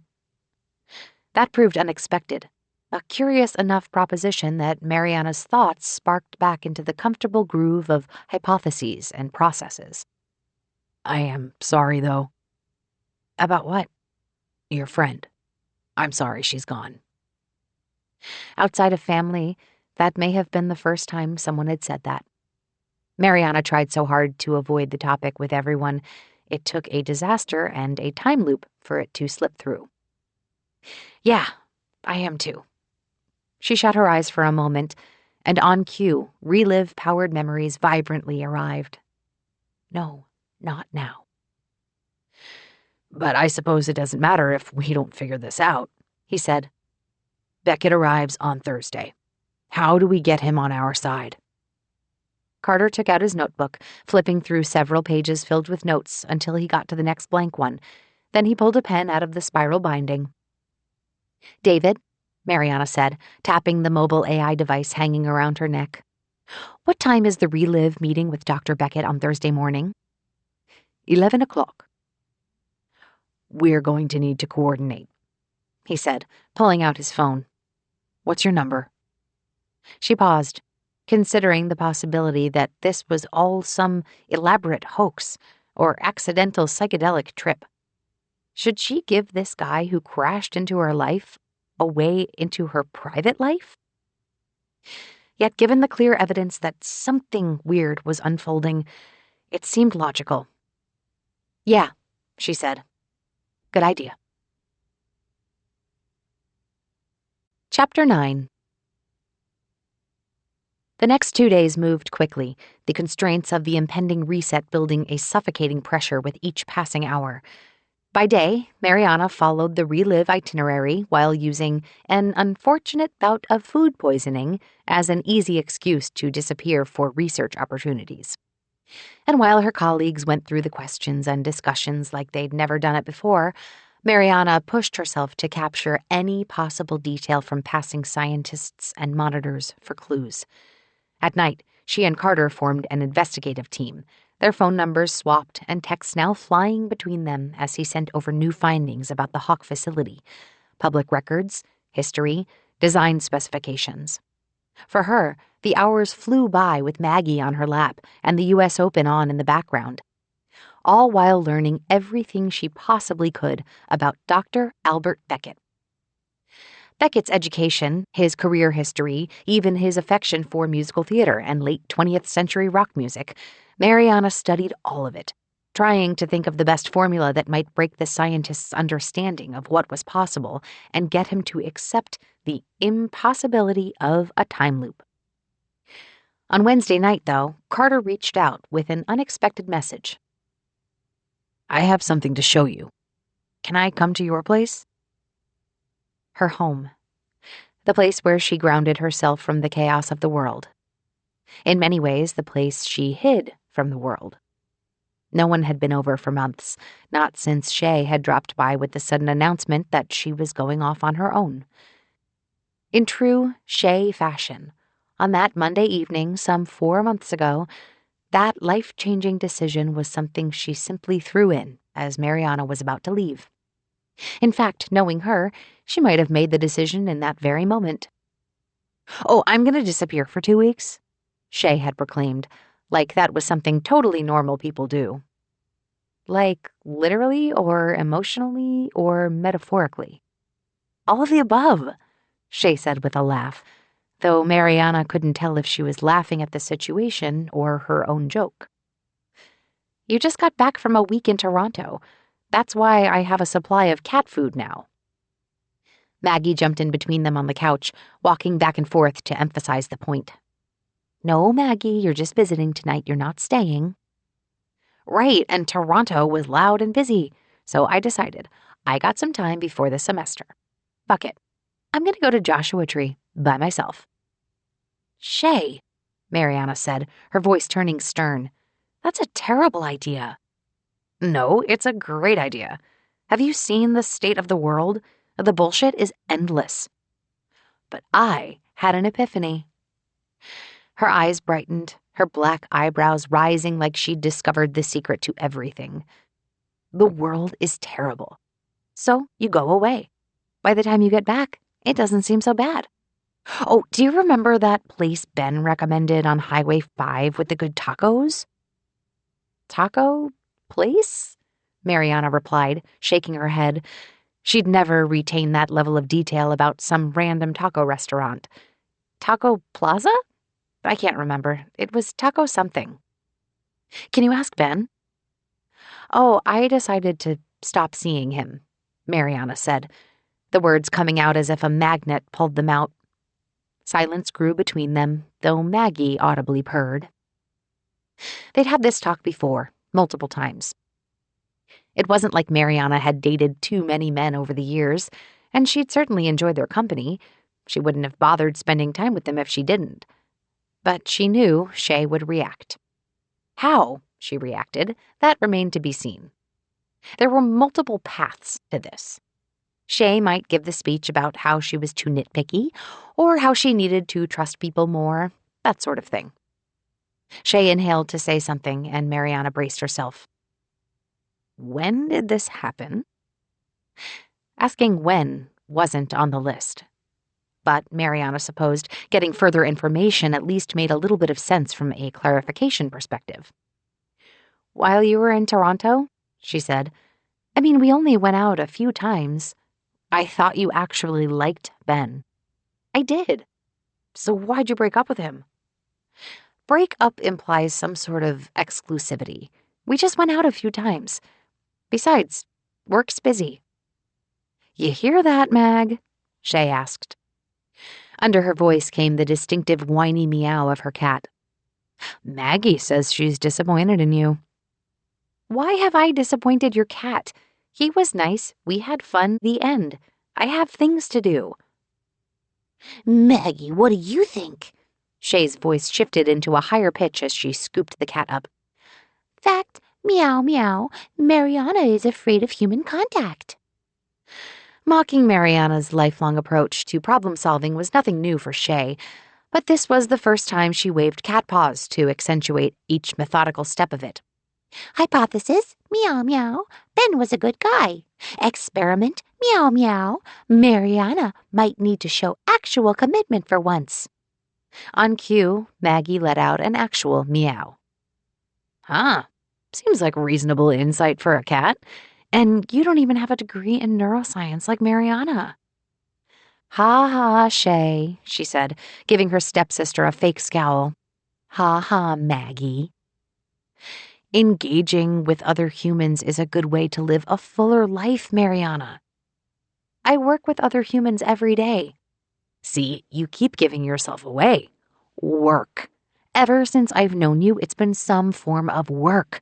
Replace work with classes or tennis or physical therapy from tennis." "You spend all your time on your PhD."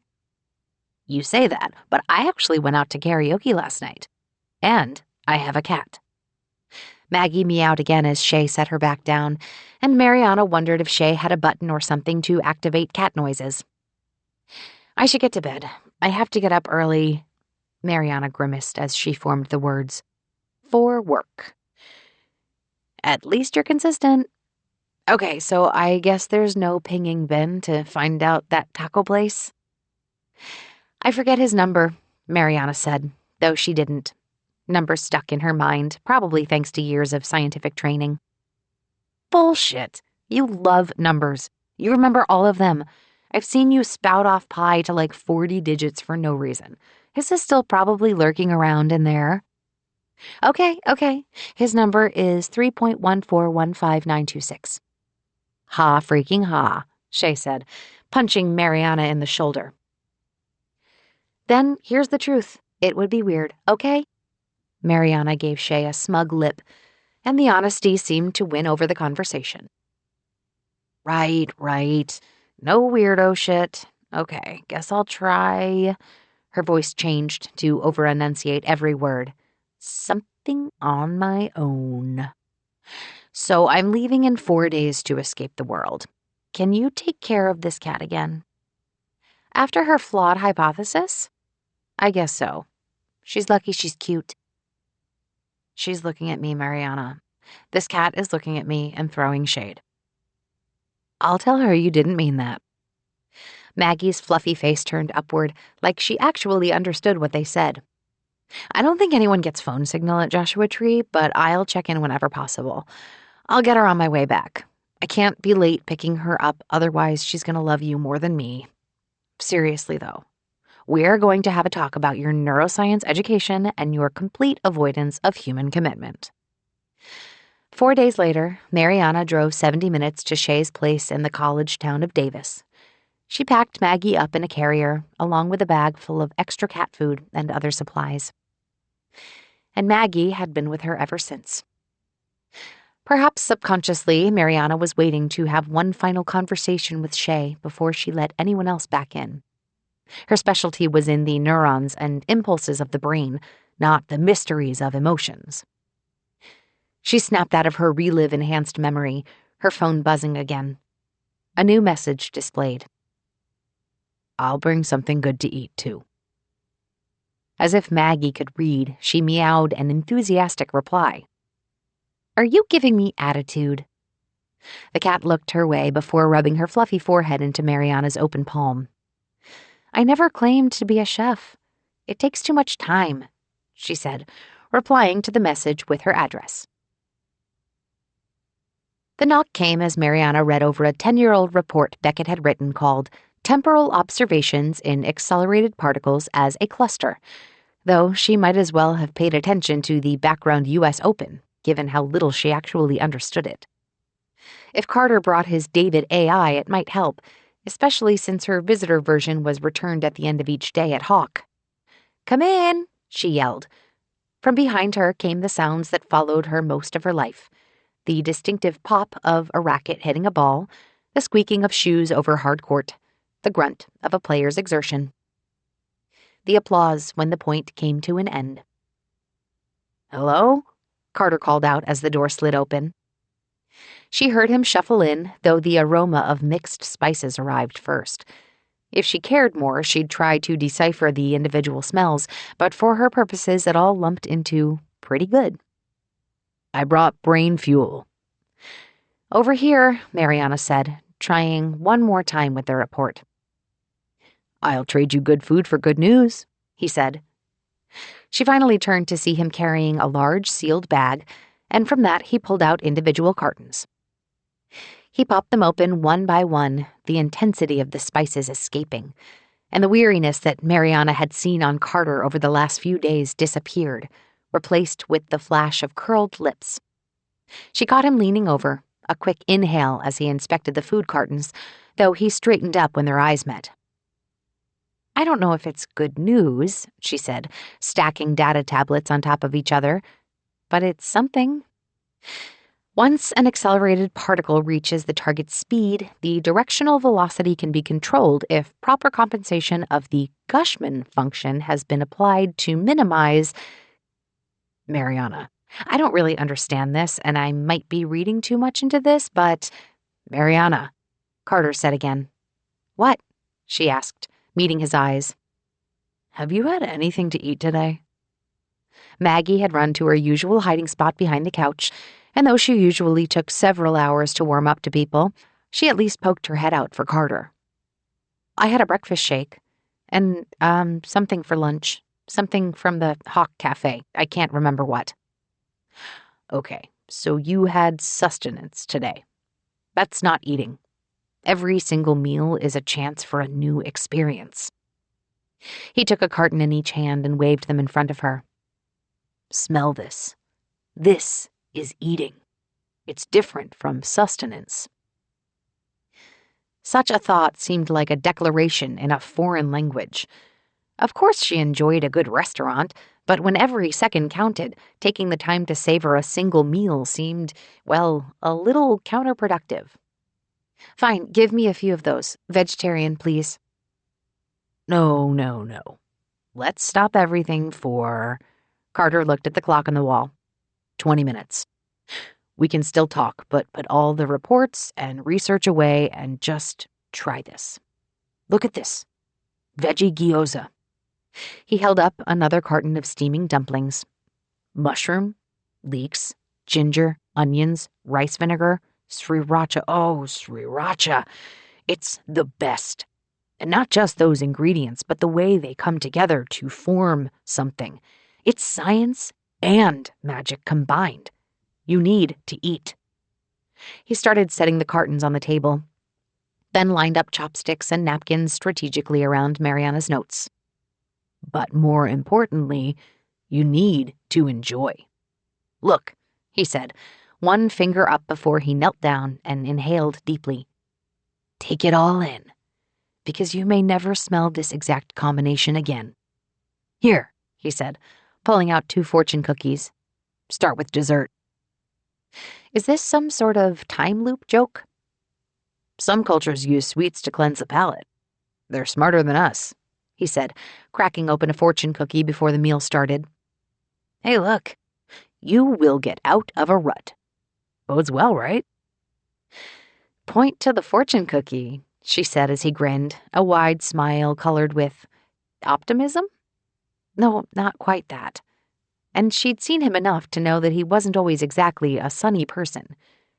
But his emotions presented without filter, and in this moment, he let himself simply be with his dumplings. The tablets clattered as Mariana moved them aside, then she gestured at the open space on the table.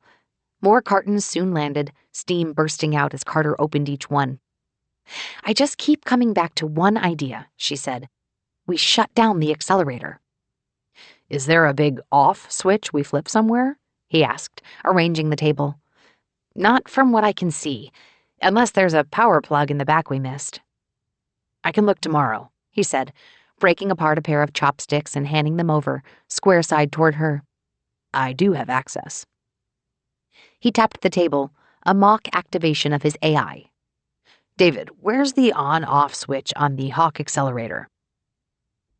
She laughed, but mostly to cover up the fact that she was terrible with chopsticks. You could, she said, taking the thin wooden sticks, fingers pressed tightly, though I think Beckett's still the priority. Unless David's got something we've missed, it seems better to convince Beckett we're in a time loop. I've been reading his old academic papers. You mind? Carter asked, raising his own pair of chopsticks, then reached into one of the cartons before she answered. So, let's say we win him over, he said, mouth half full.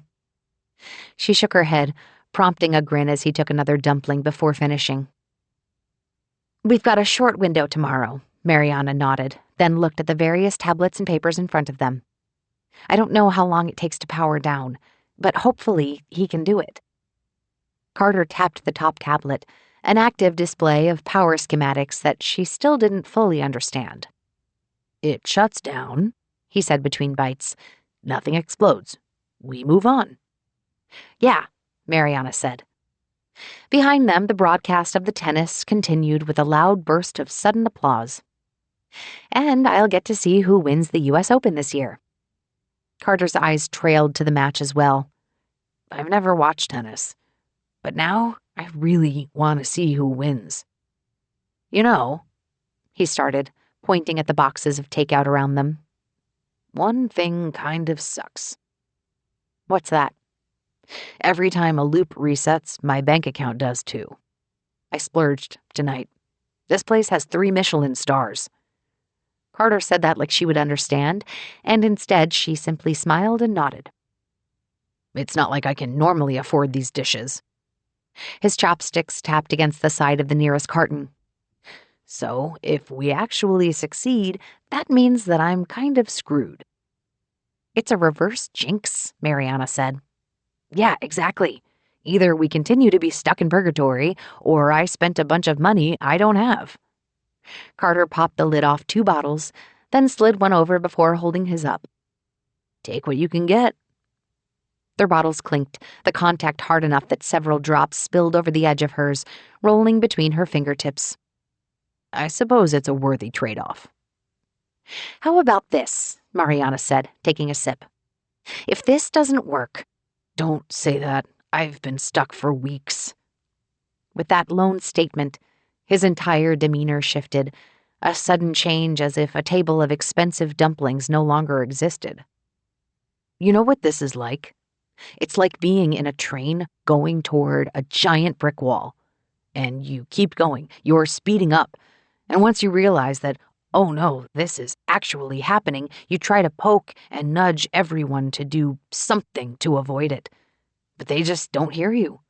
You're invisible, silent, and the few people who see you think you're out of your mind." Any humor in his tone disappeared, a weight that pulled Mariana down until the emptiness of his situation grounded her. "The first few times are interesting. Then it just gets worse and worse." She'd only been through this once. The repetition still tapped into extreme reactions for her. Shock, surprise, amusement, even curiosity. How many times did it take for the experience to numb into something worse for Carter? At least when he wasn't eating expensive dumplings. "Hey," Mariana said softly, "we've got a plan." "Yeah." He huffed out a sigh, then glanced down at the open carton between them. "Well, we're here now. Someone's got to eat these dumplings. Less loop, more food. And," he said, pointing at the U.S. Open playing out across the room, "tennis. I don't know any of the rules." Chapter 10. Mariana had always been the type of person that could snap out of bed and jump into her tasks for the day. So it caught her by surprise when a torn notebook sheet sat on her counter right next to the stack of cat food cans. "Slow down. Eat some breakfast. Coffee doesn't count. Check your front door. See." Carter must have snuck that before he left last night, the thought making a smile creep onto her face. She shook off the urge to do her daily morning checklist. That pattern had worked for her dating back to college when she had to juggle classes, tennis practice, and a part-time job. Doing anything else felt foreign enough that Shay would joke she needed to go into Mariana mode when the combination of tennis and coursework proved overwhelming. Here, Mariana took the hint. She needed to review the day's plan anyway. Maggie seemed to agree, walking in a circle with persistent meows until her own canned breakfast landed on her plate. After that, Mariana opened her front door and grabbed a small carton, the name Belisario's Bakery on it. She set it on the table, the cardboard lid catching as she popped it open. And though her instinct was to finish it quick and get on with things, Carter's voice echoed in her mind. "Smell this. This is eating. It's different from sustenance." The last time she thought of something Carter said, it stemmed from frantic actions as Hawk exploded around them. This time, it came in the form of a scone with some berries in it. She laughed to herself, and though she had a tablet in her hand, she forced herself to sniff the scone's distinct aroma before loading up notes to review. "Did you eat?" Carter asked when he saw her, his priorities clearly out of step. She nodded, and it was true. She had told herself to slow down, enjoy her scone rather than thinking 10 steps ahead.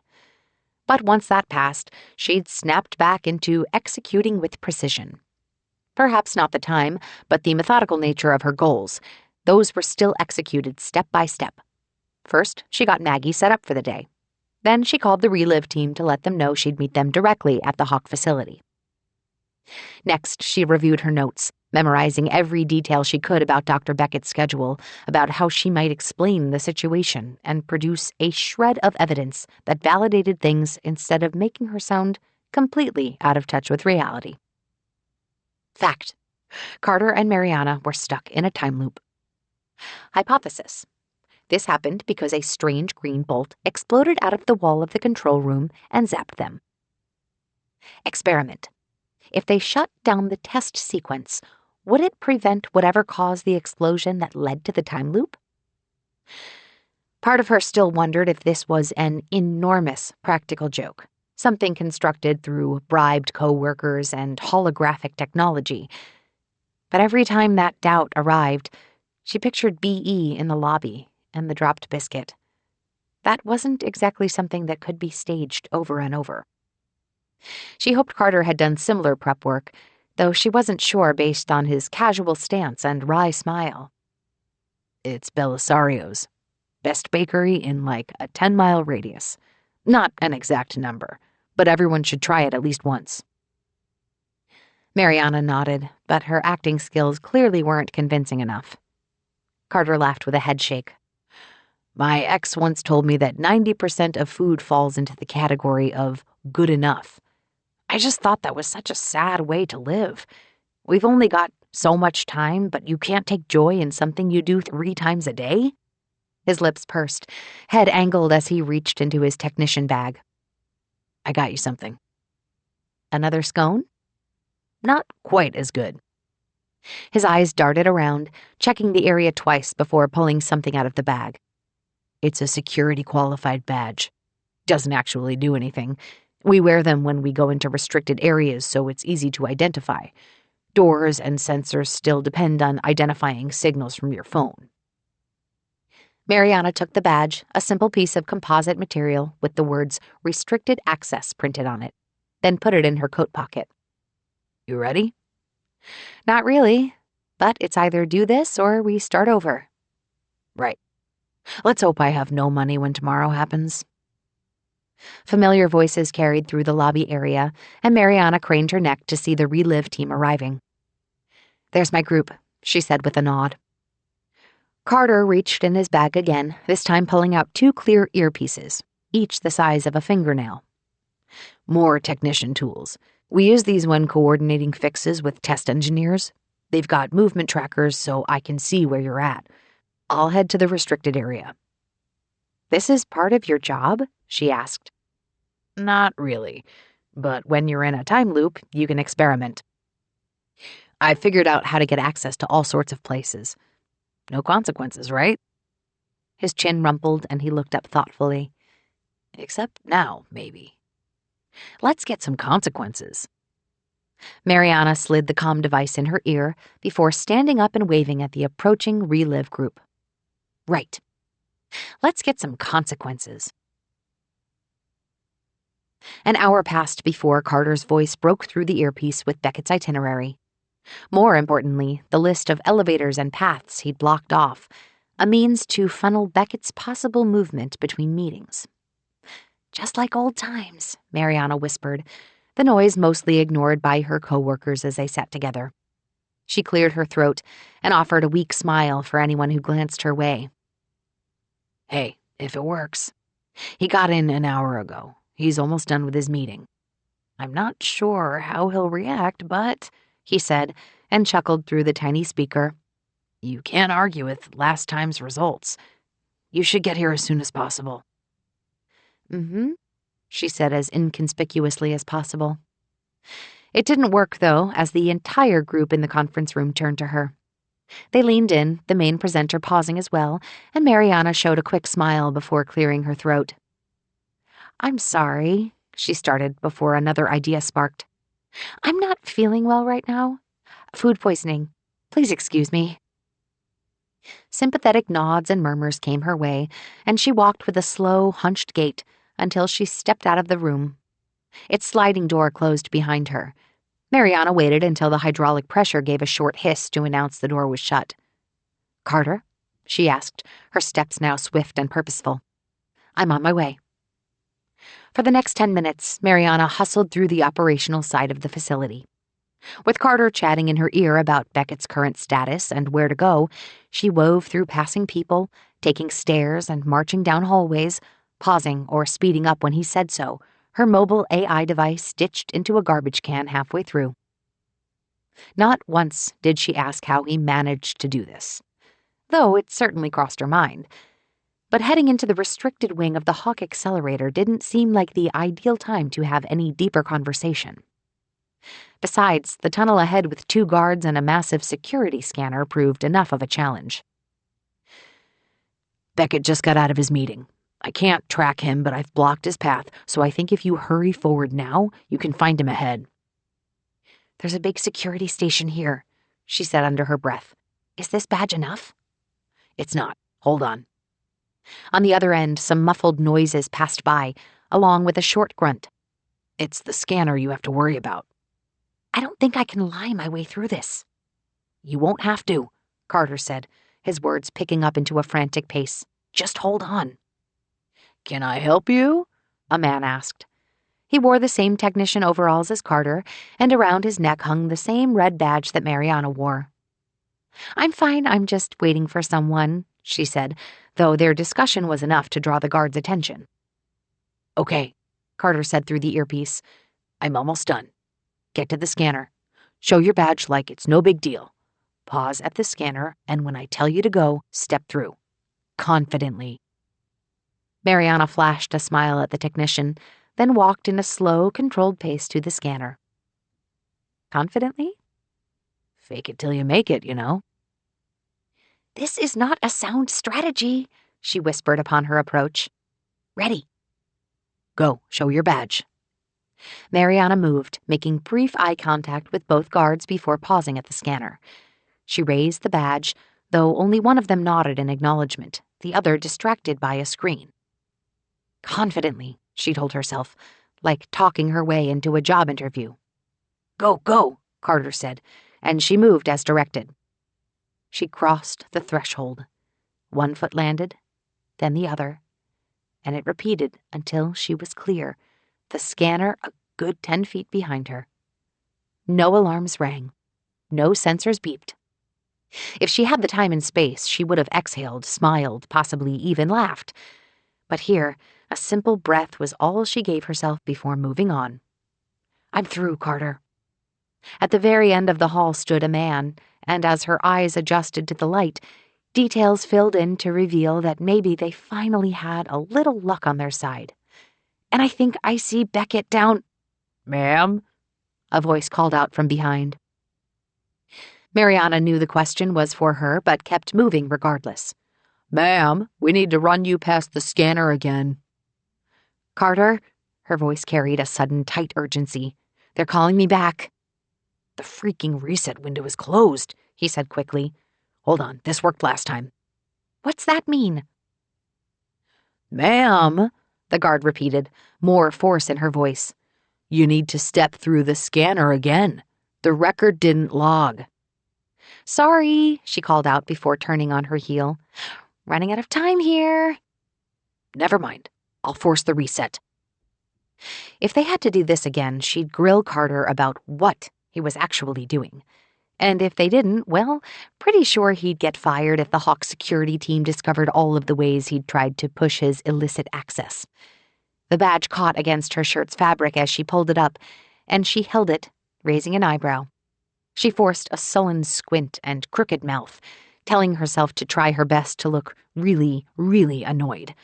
She moved past the threshold back to the other side, fingers balled into fists.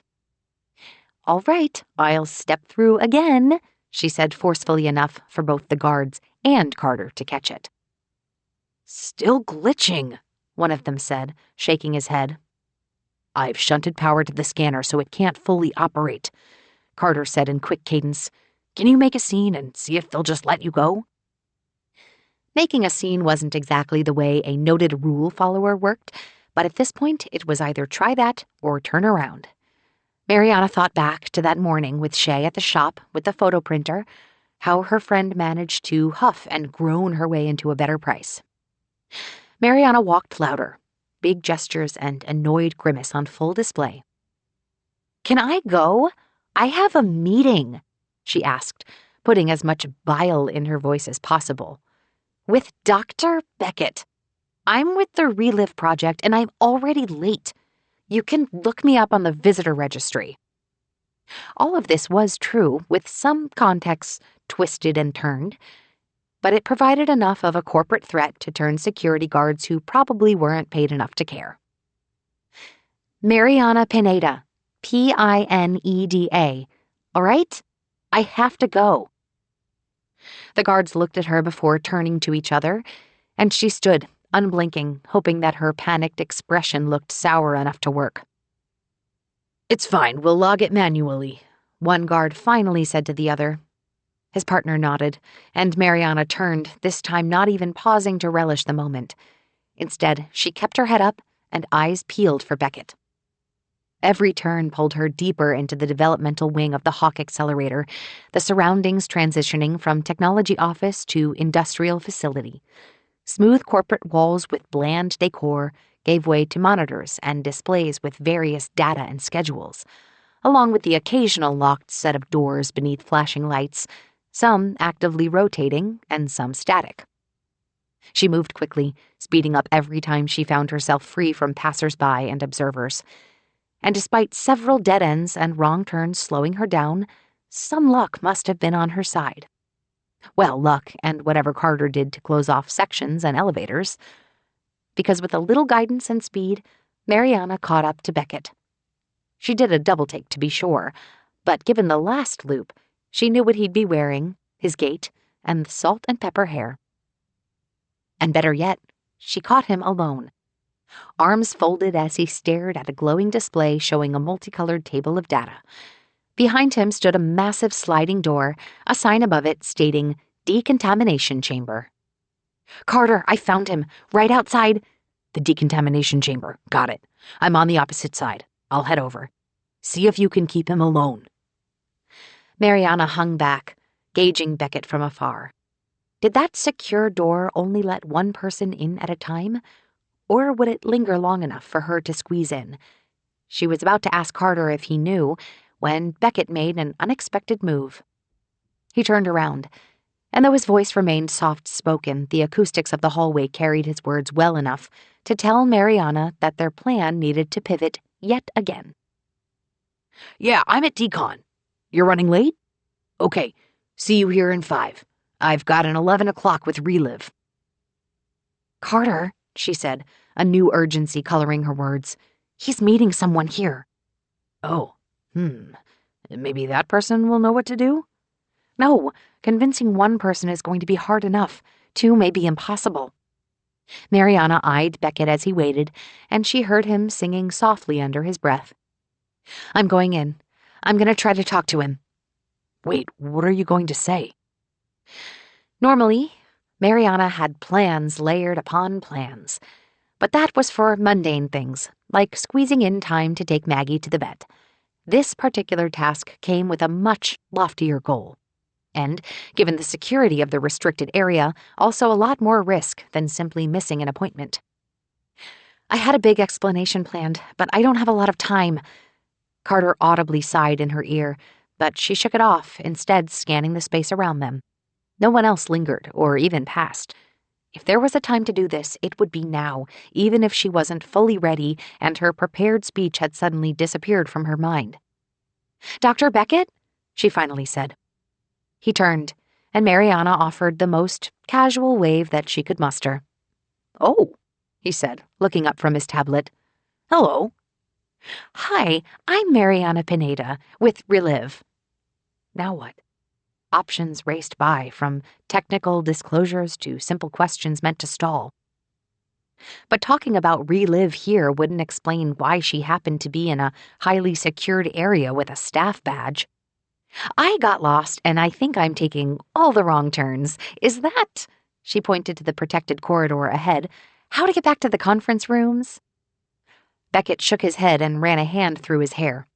"Yeah," he said with a laugh. "This place is confusing. No, that's a decontamination chamber. It's... He pulled out his phone. I'm sorry, 1 second. His stance shifted, and it became clear that his comms were active. This is Albert, he started before his voice dropped. Mariana looked at the various charts on the wall, though her ears tuned into his muted words. Most of it got lost among the hum of the facility and din of people in the distance, but she caught one word clearly. Security. Carter, she whispered. I was just about to say, he replied, his voice with a strange huff. We got a problem. Security? I might have triggered it with the scanner resets. Make note of that for next time. No, wait, we are not having a next time. Heading your way, he said, his breath getting heavy. Try to get him in the chamber. I'm going to open the door. It's all electronically controlled. At the same time, Beckett finished his call, looking her way. You mean, like... What obtuse thing could she say that Carter would understand? Put the dough in the oven? What?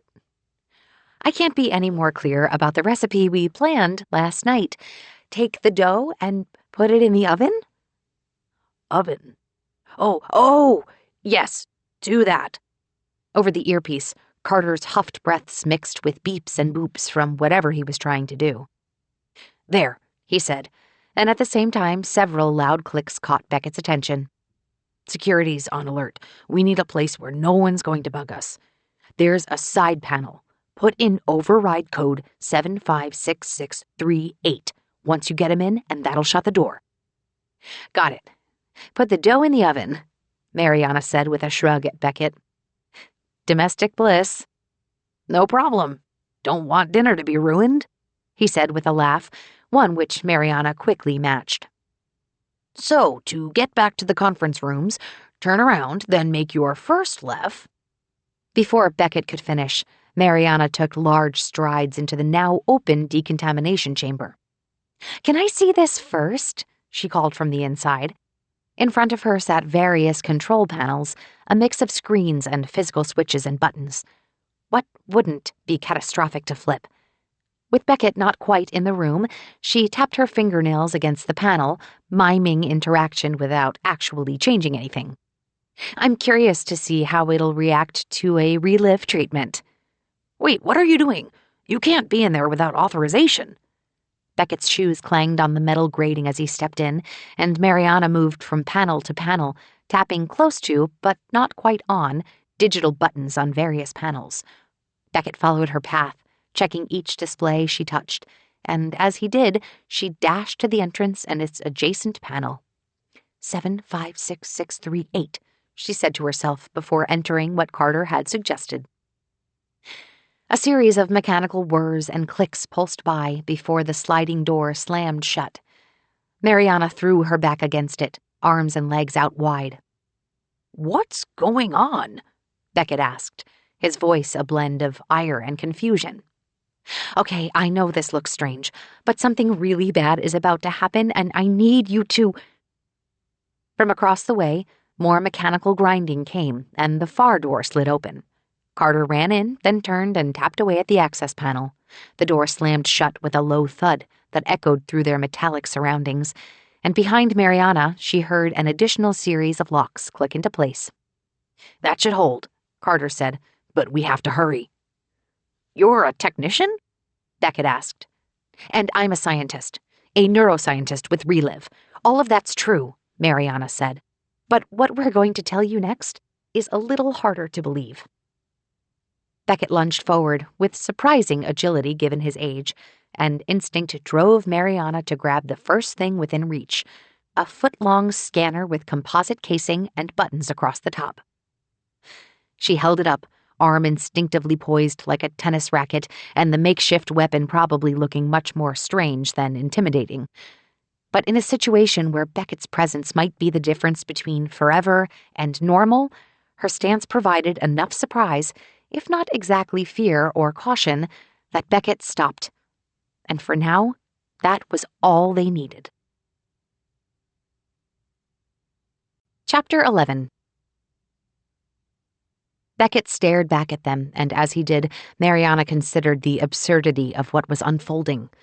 Here she was, in the place that Shay described as housing the brightest minds, and yet, rather than taking in the scientific wonders around her, she held some scanner in her hands while the project lead, the founder of the Hawk Accelerator, stood slack-jawed and wide-eyed, deep lines framing his open mouth.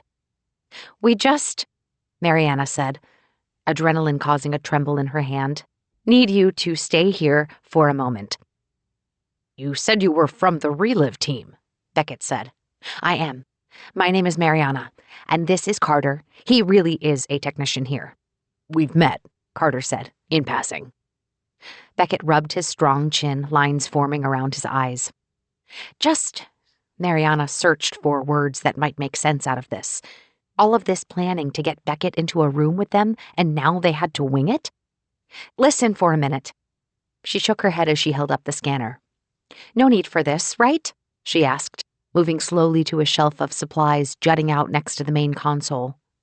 "I'll put this down now that we've got your attention." "Next time I'll try bringing dumplings instead," Carter said. "That might come off better." Carter, always with the food stuff. Maybe he'd spent the last hour bribing the Hawk systems with recipes. "How do we explain this without sounding like we've lost our minds?"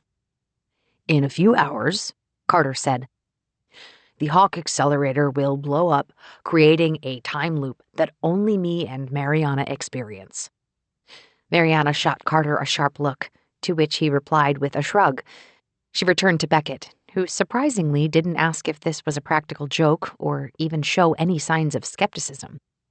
Instead, his head cocked at an angle, as if mathematical equations sprinted through his mind.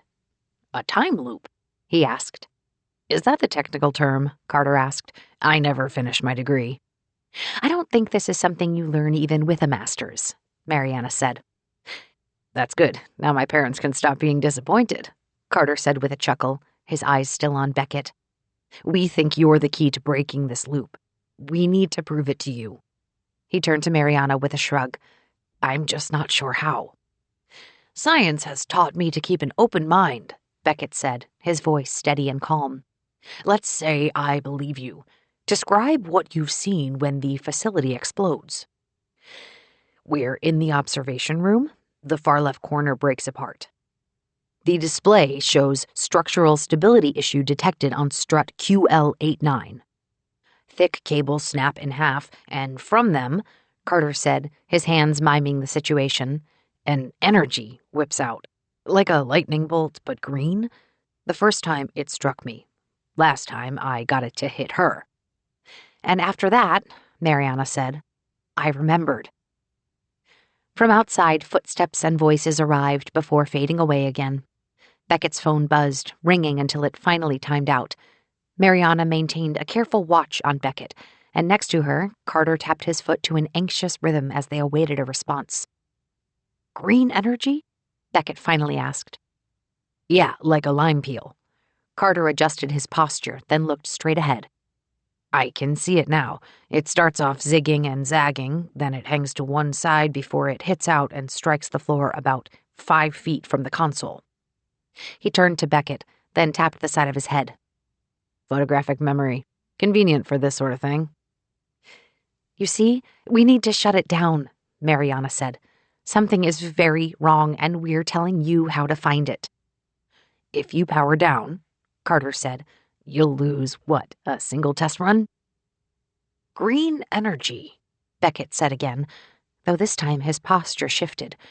Such a detail nudged him off his axis, defensiveness and disbelief evolving toward a clear curiosity. What might get him to the finish line? "You can call security to escort us," Mariana blurted out as a new idea sparked. Carter turned with a sudden glare, but she put her hand up. "I know that you'll never really be sure if we're telling the truth, but if we surrender to security, I hope this shows that we mean it." "If tomorrow gets here, please don't fire me," Carter said. "I spent all my money this time loop on gourmet takeout." "Maybe give him at least a decent severance?" she asked. Beckett laughed at Mariana's joke, and though their quips weren't designed to be strategic, they seemed to dissolve the tension. "Sorry about the scanner thingy earlier. I'm sure Relive will fire me too." As she spoke, she considered the last big stressor of her life before time loops. She had, after all, written a resignation letter, even talked about it with her mom. So if this worked, if they escaped this supposed time loop, would anything really change? She'd still relive. She'd still move on to something else with her life. Shay would still be dead. Other than a very odd few days, nothing else would change. Her life would pop back in line like a rubber band that snagged before snapping back. She'd probably never even bump into Carter again. "I am," Beckett said slowly, "going to take you at your word." He moved methodically, first taking his phone from his pocket before holding it up to show them. "However, I'm going to call security now." "What did you eat this morning?" Carter asked Beckett as they walked. Would he ever stop with the food questions? The founder raised an eyebrow as well, though Carter put up a hand. "In case we have to do this again, maybe those details can convince you. That's why I know her building has a dog at the lobby's front desk." Mariana thought they'd jet off in a frantic sprint, throwing switches and turning dials until the accelerator's test cycle shut off section by section. But it turned out to be much easier. A pair of security guards did escort them, and Beckett did have to be involved, but only to authorize various shutdowns and power-offs across 5 different stations. And in doing so, Mariana wished she had brought Shay's photo after all. The things she'd seen before, even the tour that Relive received during the loop, those were nothing compared to the guts of the Hawk accelerator. The world's most advanced scientific investment lurched and moaned, its many moving parts and flowing electrons grinding to a halt. "Reverse jinx?" Mariana asked, only half joking. "Oh, good point. Okay, I was just curious about your breakfast." To be fair, he probably was really curious about your breakfast, Mariana said. But also probably a good idea to prove ourselves. If, she turned to Carter with a finger up, if we need it. "Eggs over easy. Home fries. Pork sausage." Beckett counted each item off with his fingers. "Oh, and a side of toast." "Any details about it? Was the toast underdone?" "Wheat toast, buttered. And the coffee was weak," Beckett said with a laugh. "See, that part I care about. Weak coffee is the worst," Mariana said. Her voice shifted into a brightness that belied the fluttering within her gut. "Well, we won't need to use that. I'm sure of it. This is totally going to work." She nodded, first to herself, then at Carter and Beckett, even the security guards who trailed behind them.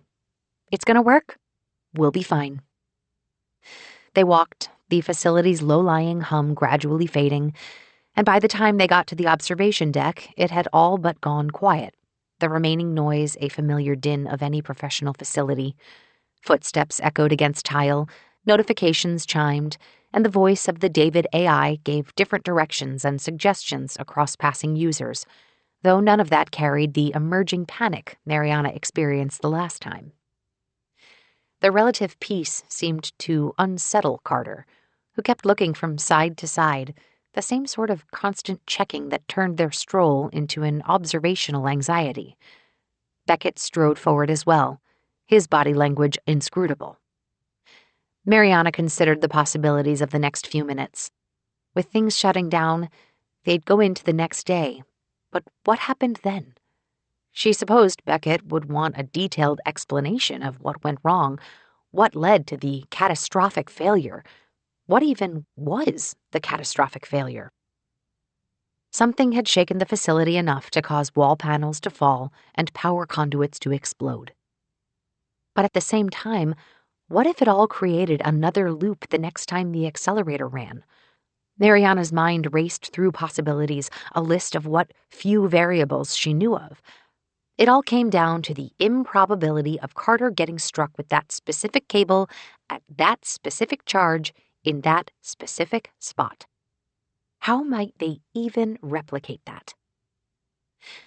An inner panic set in, a fluttering as Mariana's mind wandered from best-case scenario to worst.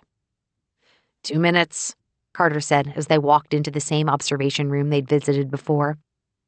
Except nothing rattled. Screens remained intact. Displays held yellow and green status data instead of bright red warnings. No cables shot off sparks, and no beams of green energy whipped out. That corner, Mariana said. That's where the cable broke out. The green electrical charge. That corner? Beckett rubbed his chin as he looked. That makes sense. The clock above the observation window continued, each second passing by. They watched in silence, the digits flipping as time slipped away. Next to her, Beckett flexed his fingers, then tapped on his tablet. Carter's head swiveled, taking in the scene across the still room. Beneath them, the view from the observation room showed workers simply doing their jobs. No back-and-forth scurrying driven by panic. Behind her back, Mariana crossed her fingers. 10 seconds, Carter whispered. They waited, seemingly linked in attention. The slightest movement, the smallest breath, the quickest blink. It all came down to the idea that 10 seconds might snap the world back into a normal timeline, one where Mariana might spend her time going back to Morning Shea and thinking of all the things she should have said in their last few conversations. The remaining seconds passed by. 3, then 2, then 1. The threshold came and went. Air left Mariana's lungs, an exhale so deep that she leaned forward, and next to her, Carter began laughing. They turned, and as if by instinct, they wrapped arms around each other, a spontaneous joy at their invisible escape. It's over. Carter laughed, his head tilted up, his hair dangling past his cheeks. Get the champagne. Real champagne, not sparkling wine. Mariana had no idea what he meant, but didn't bother asking. I'm sorry I only had to do this twice, she said as they swayed back and forth. And when they looked at each other, for the first time she noticed Carter had deep brown eyes. So much easier when world-ending panic didn't live in them. While you had to go through it over and... Chapter 12. Carter opened his eyes. He was back in his bed, in his apartment. A little bit of a headache. That was new. And new was good. He closed his eyes before opening them again and repeated several times. The last thing he remembered was joking about champagne. But now a headache stung, and he woke up somehow at home. Maybe he wound up here the old-fashioned way. A celebratory drink turning into a celebratory bottle, which could have led to this moment right here, in bed with a headache, the morning sun shining. He thought back, searching for the last thing in his photographic memory, and... Mariana. How she'd looked at him. Joy and relief in her face, mouth open in a wide smile, and her eyes, they lingered. His thoughts interrupted, a single noise triggering a full-body pause. A bird chirp.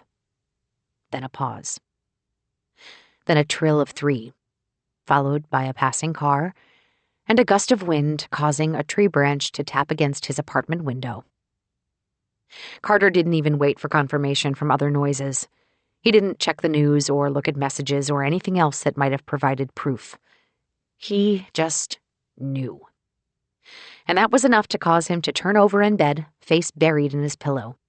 No, no, no, he growled as the list of noises and events progressively checked off. His eyes squeezed shut, forcing a recall via his photographic memory now that the morning haze had shaken off. They had stopped it. Hawk was shut down. Beckett had been right there. They'd even had a celebratory hug. If that didn't work, what possibly could? He groaned, a low, extended moan straight into his pillow before rolling over. Screw it, he thought. Carter made a decision right then and there that he'd do the opposite of the responsible, constructive thing. Screw this time loop. Screw solutions. Screw time itself. He was going to blow his life savings on the best restaurants in the world over the next 4 days. Then he'd consider disappearing into the woods on the longest hike ever, or maybe a trail run, or both, like he did as a teen. His two paths of solitude, gourmet food and movement in the isolation of nature, offered a respite worth taking. Because really, did anything even matter? Chapter 13. Mariana's eyes snapped open and she blinked quickly, senses sharpening into the moment before she rolled over. The movement seemed to throw off Maggie, who trilled from the floor before standing up on her hind legs, her long fur and longer whiskers poking up over the edge of the bed. Mariana lay still, gauging everything with her senses. Around her, darkness covered the room, the artificial tinting of the windows only allowing a fraction of the natural light through. She stretched in bed, limbs reaching while she craned her neck to look at the clock. Still minutes before she usually woke up. What happened yesterday? She remembered Beckett and the power down. The deadline had passed. She had hugged Carter.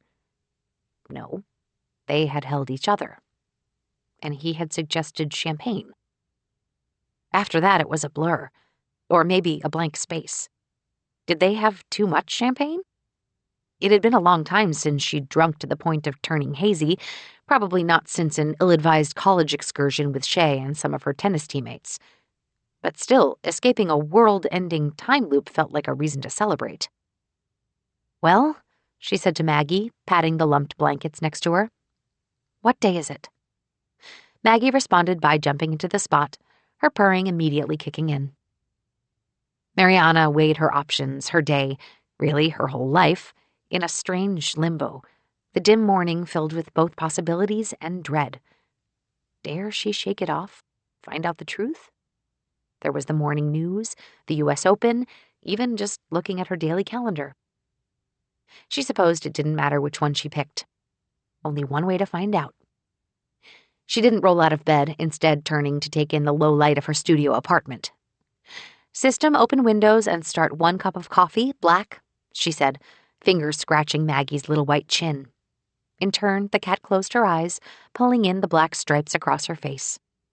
From across the studio, natural light began to brighten the ceiling, the tinted windows gradually returning to their normal daytime clarity.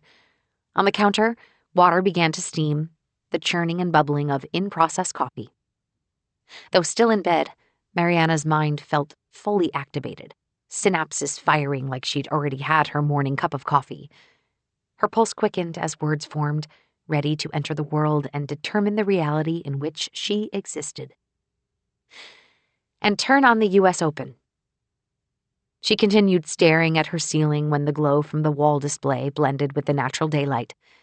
The volume gradually came to life, silence fading to the expected scuffs and thumps of a Grand Slam tennis match. Her eyes stayed locked on the blank space above, and though she could turn her head and look to see who was playing, she waited. "Out!" yelled the umpire, soon followed by crowd applause. "The unthinkable has happened," the commentator said above the crowd's roar. "And with that, Onyebuchi Hudson is on the verge of one of the biggest upsets in Open history." Onyebuchi Hudson. It didn't work. Nothing worked. And Maggie probably didn't even remember that they'd done this dance not that long ago. A rolling nausea arrived, wave after wave of an uncertainty that eclipsed everything. She moved in autopilot, instinctive motions to feed Maggie and take sips of coffee. She looked around her space, at Maggie, quietly eating cat food, at the tennis tournament broadcast on her wall, at the tablets on her table. A few days ago, the idea of a time loop created a curiosity, a puzzle to be solved, a task too surreal and too strange to grasp the scope of what was happening. Today, though, reality sank in. Did it really only take Carter a few loops of awareness to have despair creep through? Mariana's palms planted on the counter, the cold stone gradually warming from her touch. She took in a breath, then two, then held it, as if pausing the act of respiration might claw back some control over the world. Her thoughts turned, an instinct activating in the face of catastrophe. What was happening? What were the options? What could she do about it? She'd first recognized this in herself around 7, when a noise down the hall interrupted her reading by flashlight. Quiet, controlled sobs came through when she silently opened her door, and a day later she discovered the reason. Her mom had lost her job, and the impending pressure of being an unemployed single mom with little support, well, it needed to vent somehow. That morning during breakfast, she'd asked her mom, "Can I help?" And the question stuck, evolving once she learned more about scientific method and analytical problem solving. It was intrinsic to who she was, no matter how many times Shay joked about it. Fact. She was still in the time loop. Hypothesis. Since powering down the accelerator hadn't worked, they'd have to discover the root cause variable. Experiment. Well, for that part, nothing came to mind. Or everything, depending on the framing. The last time loop represented a call to adventure, like a peek into a surprise life where the crushing weight of her recent life got put on hold. Now, quitting Relive didn't matter. Teaching tennis on a cruise ship didn't matter. What happened to Shay? Even that didn't matter. Nothing did unless they escaped this. An experiment to do that, though? She tried considering the variables. Her, Carter, Beckett. But the biggest was the most guarded, most secret, most advanced technology on the planet, and understanding just how to affect that in a meaningful way. Her neuroscience background wouldn't exactly help that. Mariana squinted at the purring fluff ball lying in a small patch of sun. Maggie noticed her and reached one paw up in a stretch before closing her eyes, the quiet simplicity of the morning enough to satisfy the little creature. Maybe Maggie had it right. Keep it simple. But not by lying in a patch of sun. No, Mariana needed to get back to the only person that understood this circumstance. She needed to find Carter. Thoughts formulated in her mind, options and plans falling into place while she had her usual morning breakfast shake. If shutting down the accelerator didn't work, then what might? And would they need Beckett? Or someone else? Was there a chance that Beckett had retained any memory of the last loop? The only certainty was Carter. But how to find him? He'd come over to her place, but she didn't have his address. At least she could call him, though. Because Shay was right. She did remember details like that. Her brain loved numbers, after all. Mariana picked up her phone, then typed in Carter's contact details. It pinged, a pensive beeping trying to locate him, but he wasn't answering. Had he given up? Or maybe he was already on his way to Hawk? Either way, he knew how to get in touch with her, but she needed to know where to start, how to start. And that meant she needed his eidetic memory. There was work to do, and if he wasn't picking up calls, then she'd just have to find him other ways. As she went through her morning routine, she cross-referenced records and data, digging up what appeared to be Carter's address. A double, then triple check confirmed her hunch, and determination fueled her steps as she got dressed and ready to dig them, out of this hole. Just to be sure, a quick look at her messages showed her drafted resignation letter and the excited invitation to Hawk, to which she jotted a short reply about not feeling well today. In a way, that was true. Mariana set out, except halfway to the door, she stopped and turned. If this Monday was going to repeat indefinitely, then Buddy Ed's treat would get dropped whenever things restarted. And until she figured out the cause and effect of her actions, she was going to get B.E. his piece of bread. Every time. Chapter 14. Scalding cups of coffee seared Mariana's palms, and as they did, she wondered how science could create the Hawk accelerator, yet no disposable, heat-safe coffee cups existed. "Carter?" she asked through the door, though no response came on this Monday morning. Coffee still in hand, she kicked the door several times. light enough to sound close to knocking, but rough enough that the motion still flung drips of too hot coffee over the spout of each cup. "Damn it," she said to herself before calling out again. "Carter, it's Mariana. Come on, you can't just disappear on me after—" The door slid open, revealing someone who looked close to the Carter she'd known for a few days. Considering everything had reset, appearing hungover, disheveled, or with a sudden 5 o'clock shadow seemed way out of character, at least until Mariana reminded herself that she'd only known him as a semi-coworker. Here, everything from his expression to his posture withdrew, like the events of the last loop had broken something inside of him, and the rest struggled to stay upright. Good thing she'd brought coffee. "How'd you find me?" he said, looking behind her. "What time is it?" "Weren't you the one asking Beckett questions about his breakfast just in case? So much for reverse jinxing it. I called you." "Oh, I was busy eating," he said, stepping back and motioning her in. "I'm tired of this. So I thought, screw it." She walked into the dimly lit apartment, a space slightly bigger than her own studio, but with partitioned rooms and aged cabinets. "Close your eyes," he said before drawing back a curtain, the lack of AI system interface to adjust dimming on smart glass windows, showing the different economic worlds between a lead scientist and a technician. Light flooded the space, and only then did Mariana see what Carter had truly done this morning. On the small, square folding table sat 5 food containers, one empty, one with the lid peeled back, and the others cracked open. Mariana took in a breath, and the mix of smells proved more confusing than anything else. Perhaps if she cared on Carter's level, she'd be able to differentiate the different aromas, but she had more important things to do. "Did you order 5 breakfasts?" she asked, pointing at the different containers. "It's my new thing. Screw this time loop. I'm eating expensive takeout. It's 4 breakfasts, actually, and a lunch sandwich, which I ate first," Carter said, sitting down in front of his food. "Want something? I got enough to share."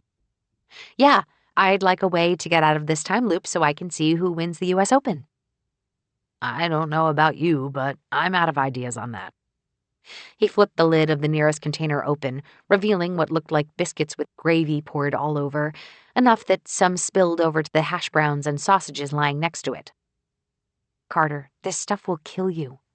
"Hey," he said, stabbing at the biscuit with a fork. "Maybe that's the way out." This sudden apathy felt so out of place compared to the determination and desperation from the last loop. Here, all he wanted to do was eat until his stomach exploded. The hope that lurked beneath the quips and smirks disappeared, leaving only a very raw and very burdensome wound. "You know," he said through a bite, "if my bank account resets each time, then maybe my cholesterol does too.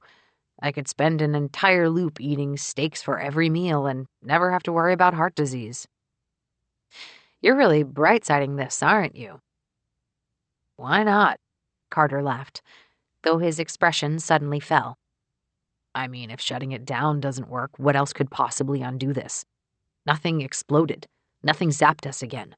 Nothing went boom. We're stuck. Done deal. Eat all the food you like." Shay was supposed to be gone for 2 weeks in the desert, and in the days following her missed return, Mariana's own frenetic pragmatism mirrored the Carter she'd first met. And after days turned to weeks with no word and no evidence, it gave way to an unsettling acceptance, a silent understanding that something very bad had happened. Perhaps that was what Carter felt in his own way. "Okay, look," she said, her mind churning with ways to answer him. Shutting off the power had been the most logical choice, a way to control the root cause. Without that? "Damn it," she let out, more questions coming to mind, but none of them felt like the right ones. "I study the brain. I have no idea how any of this accelerator stuff works." "You see?" Carter asked. He gestured to a chair, then pointed to the mountain of gravy over biscuits and sausage. "We're screwed. Have a bite." "I'm a vegetarian." I have options, he said with a grin, snapping open a different container. Spinach and mushroom quiche. Delicious. I have coffee. I'm good. Mariana raised her cup, then took a sip of the now bearable liquid. And one is for you. Ah. He took the cup and drank, though his mouth pursed unexpectedly. Thank you. What? I'm actually more of a tea drinker, less intense than coffee. He shrugged, though he still took another sip. But hey, I prefer tea and you're a vegetarian. See? Food brings us all together. Try it. I'm not hungry. I had my shake. Am I going to have to explain sustenance versus eating again? Carter looked up, one eyebrow raised and his mouth curled upward. Okay, I'll eat, she said, finally sitting down. But we're going to brainstorm and put that eidetic memory to use. Let's start from the beginning. Again. 10 minutes passed, and surprisingly, Carter wasn't eating the whole time. Instead, he answered each of her questions with detailed explanations, courtesy of his brain's unique retention. That spot in the observation room. The first time I was there and the green energy hit me, so I went back for several loops just to make sure it hit the same spot every time. Didn't let it hit me, but I observed from different angles. He pointed to his stack of notebooks on his corner desk. Wrote it down in one of those. Writing didn't carry over, of course, but I can see the spot. Okay, that energy is clearly something. Why else would Beckett note it? It somehow causes structural damage, right? The warning message said a strut had failed. Maybe we can get access to schematics? Oh, he said, springing up. Carter dashed over to the other side of the room, then returned with a thin device in his hand. David, you awake? Hello, Carter. Are you skipping work today? David asked, a slight irritation in his synthetic voice. You could say I'm working from home. Is he always this way? Mariana whispered. I shut mine off on the tour. Employees get a different version than visitors. You get a tour guide. He acts like an assistant for us. The attitude emerges the longer you work with him. I think he's programmed that way. David, he said, do you have facility schematics available? Not here. I'd have to download them directly first. But you can help with that? He asked, finally taking a bite of something Mariana didn't recognize. I'm always helpful, the AI said. Carter nodded, then clicked the device off. He's right, Carter said, after swallowing a bite. He is helpful. I hacked stuff as a kid when my parents forced me into coding class. My form of tween rebellion when they wouldn't let me try out for junior cooking challenges. But with David, I was able to put some of that to use at Hawk, like closing off the elevators from public access. I did the illegal part. Not sure if David goes for that. But who knows? Maybe he's got a rebellious streak. We can work with that. Mariana took a smaller, more polite bite of her vegetable quiche. So, get schematics. What else could we use? Test data, power levels. There was an alert about structural integrity. That might be a variable too, and... Whoa. Carter put his hands up, palms out to stop her. I've got a photographic memory and an AI I can convince to crunch some numbers for us.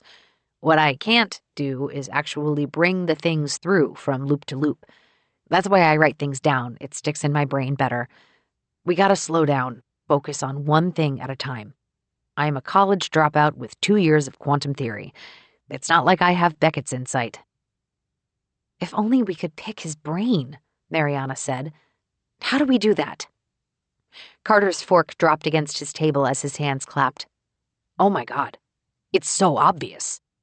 He raised a hand, then did a quick gesture, like a lightning strike to his temple. Push him into the green beam. Mariana silently kicked herself for not thinking this up. Point to Carter. If we can get Beckett into the loop with us, we'd stand a much better chance, right? He's got to know more than you or me, Mariana said. And he can probably afford the best restaurants around, Carter said. He doesn't get to Hawk for a few days. What do we do until then? 3 days to go, and no rules. How would they even fill the time? Mariana considered the different options as she looked at Carter. When she first met him, he'd been determined, desperate. As the accelerator shut down in the last loop, relief colored his face, shifted his posture. And when she'd arrived here, he'd been on the verge of giving up. It had been a while since she'd taken basic psychology, but she recognized the various stages of grief when she saw them. Here's an idea. I'll go to Hawk, tell them I'm feeling better and didn't want to miss anything. She took her final bite of quiche, which, to Carter's credit, was better than a basic breakfast shake. Try to do some digging. But you, she said with a soft smile, you should relax for a few days. I think you've earned a break. Chapter 15. A break for Carter apparently didn't involve taking naps or going to the beach. Instead, Mariana arrived back at Carter's following a full Monday at Hawk to find him in front of the kitchen stove, the counters lined with chopped vegetables, jars of spices, and a bunch of cooking tools that did something. She wasn't sure. But Carter's clear exuberance felt infectious, despite Mariana not understanding quite what was going on. Can you help me for a sec? He asked after catching her gawk. Just keep an eye on that pot. Let me know when the water boils. I'm multitasking. Multitasking in the kitchen was a bit more than she'd ever cared to do. She knew enough of the basics, of course. Surviving to adulthood kind of required that, though she was much more of a whatever was easiest person. Sustenance, as Carter might say, and she definitely was the type of person who could eat the same thing for days at a time if needed. But watching a pot boil? That was within her scope. She nodded, Carter whirling around her, grabbing produce and grinding herbs, but her eyes focused on the stovetop, a relive-fueled early memory of Shay triggering in absolute clarity. Still watching a pot boil. But unlike the present with Carter, this moment was outside. That night, most of the UC Davis tennis team opted to stay inside the bus, a standard ground coach for the long highway journey instead of the air buses that started to be used around then. Richer schools with bigger sports programs might have invested in that, but they stuck with a 5-hour drive capable of stranding them in the middle of nowhere. The blown battery meant a complete loss of power. No broadcasts or data on window screens, no lights, no satellite data signal, but at least it was warm. And it was one way to make the team's first road trip of Mariana's first year memorable. No position felt comfortable, no matter how she twisted her legs or neck on the seat, and she stepped outside for fresh desert air, the near black of Highway 5's long, empty stretches around her, while stars poked through above. Behind her, clicks and beeps came from the open engine compartment at the base of the bus, the coach driver talking with someone on the emergency support line about getting some assistance. And though she didn't see it at first, her eyes adjusted to the form of a teammate kneeling down, tinny metallic sounds coming her way. The sight became clear, and Mariana recognized the long braids of a fellow first year, someone she'd barely spoken to in their initial few weeks with the team. Hey, Mariana said, tracking Shay as she crouched down. You all right? Not really, she said, tiny clinks and clanks coming through. But I will be. Do you need help with something? The driver said I could use the emergency supplies in the back. She stood up, then pointed to a square-shaped silhouette at her feet. There's a propane camping stove. We might be here a few hours. I don't know about you, but I'm hungry and snack bars are not going to cut it. She pulled something out of her bag, a cup-shaped shadow that rattled as she shook it. I was saving this for the hotel, but why not here? It took several seconds for Mariana to recognize what she held. Is that ramen noodles? Sure, you can make them anywhere. Shay gestured to the desert night horizon around them, including the middle of nowhere. Just gotta boil some water. I always took ramen when my dad took me camping. She gestured around them. Life experiences, am I right? Mariana knew enough about cooking by that point in her life to do some basics, though she'd grown to rely on anything that hit the overlap between cheap, healthy, and quick. but actually setting up a makeshift stove? You hungry? Want to share? Shay asked, metal clicking as she snapped things into place. She filled up a small metal kettle from her water bottle and brought the stove to life, a flame flickering out of nowhere. Time's gonna pass anyway, right? Might as well enjoy it. And Shay had been right. Time did march along as the team awaited the repair truck. They sat on 2 adjacent rocks, placed perfectly like jagged and very uncomfortable stools, passing the instant ramen bowl back and forth for an hour, while discovering that between tennis, scientific pursuits, and single parents, they had much more in common than they thought. Except for the fact that Shay adored cats. Mariana blinked, returning to Carter's small kitchen, bubbles starting to form and elevate within the heating water. She saw it as water vapor forming due to extreme heat, the air rising and escaping, chemistry and physics all in one metal pot. But here, Carter seemed more like he was celebrating as he whirled around. The tension of their strange existence simply evaporated, his soft voice singing under his breath. The slow melody came, enough bits about motion sickness and rolling windows down that Mariana recognized the words as one of those ever-present songs that came out in the decades before she was born and simply existed now. She waited a minute for any sort of pause in the song to say something, but Carter kept repeating it. Even when she dumped information about her day's research on him and all the data she downloaded into his employee David unit, he simply said, "Mm-hmm," and kept going. His eidetic memory didn't help when all of his focus was on sautéing vegetables and checking simmer levels and some other cooking stuff. "It's boiling," she said, her mind returning to one of Beckett's research papers on temporal causality. "Awesome, great timing," he said, grabbing something off a cutting board and tossing it in the pot. "I've heard I excel at following directions," Mariana said, a joke that only she and Shay would get. "You need anything else?" "Yes, I absolutely need you here. It's super important, like life-changing," he said, sliding past her with a tray of something in his hand before glancing at the oven. Mariana sighed as she glanced back at the stacked tablets in the other room. "I don't think life-changing applies in our circumstances." "Nah, see, science is science, but cooking," he said, turning back to his jars of herbs. "Cooking is magic." He moved quickly, measuring out various things before checking a pan and flipping salmon fillets in it and unleashing a range of aromas. "Don't worry, I know you're vegetarian." He tapped the handle of a large covered pot. "That's lentil soup for you. If you like it, I'll show you the recipe." "How are you doing this?" she asked, as he continued to multitask between chopping vegetables and dropping herbs over the pot. "Photographic memory. I just see something, and in my head, it's different from you just thought of something. I see images, all of the details. Recipes are like loading a list in my head. You can practice it, he said, checking the time. You don't need the brain for it.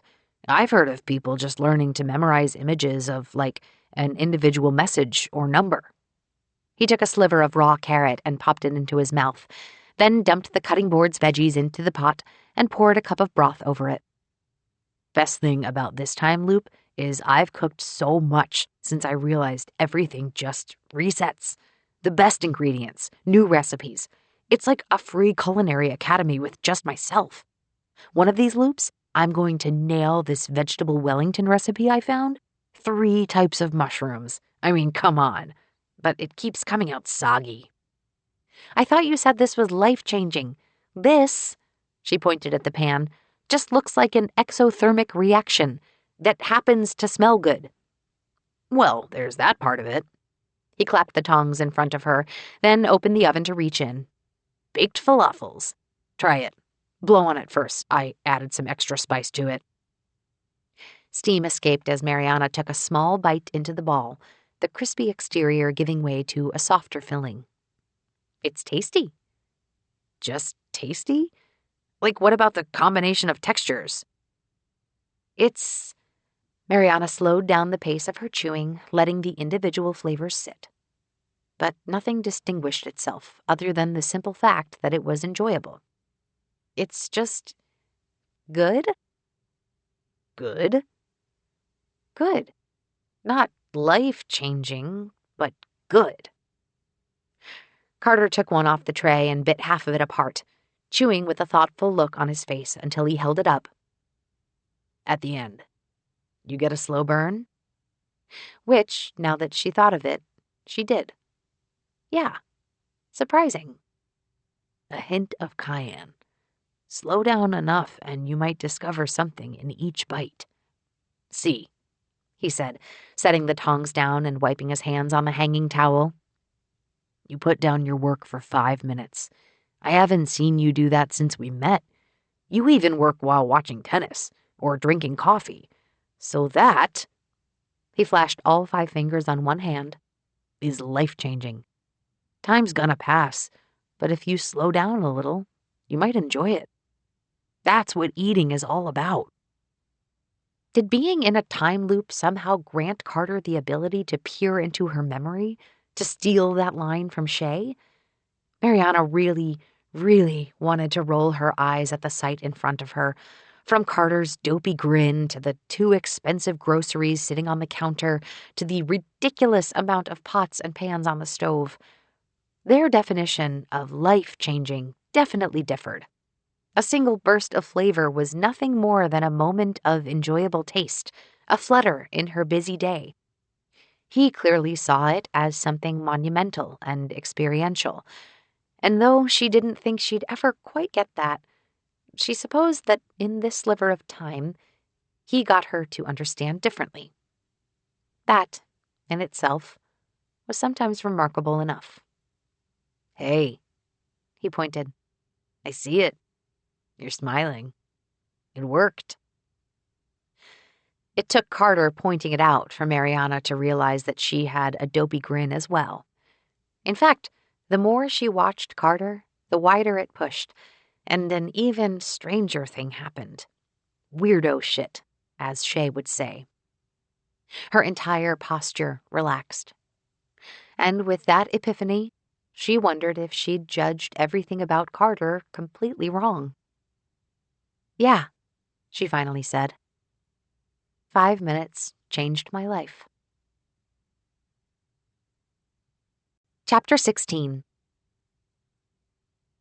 Mariana approached the front doors of the Hawk facility the 3rd successive Thursday that she arrived with a plan of some sort. The first time, her plan was to simply bring a photo of her best friend on the tour. Last time, she and Carter had dabbled in espionage, moving swiftly in forms of disguise to locate Beckett and shut down the accelerator. This time around landed halfway between those ideas. No spy-like hijinks would be needed, at least they hoped.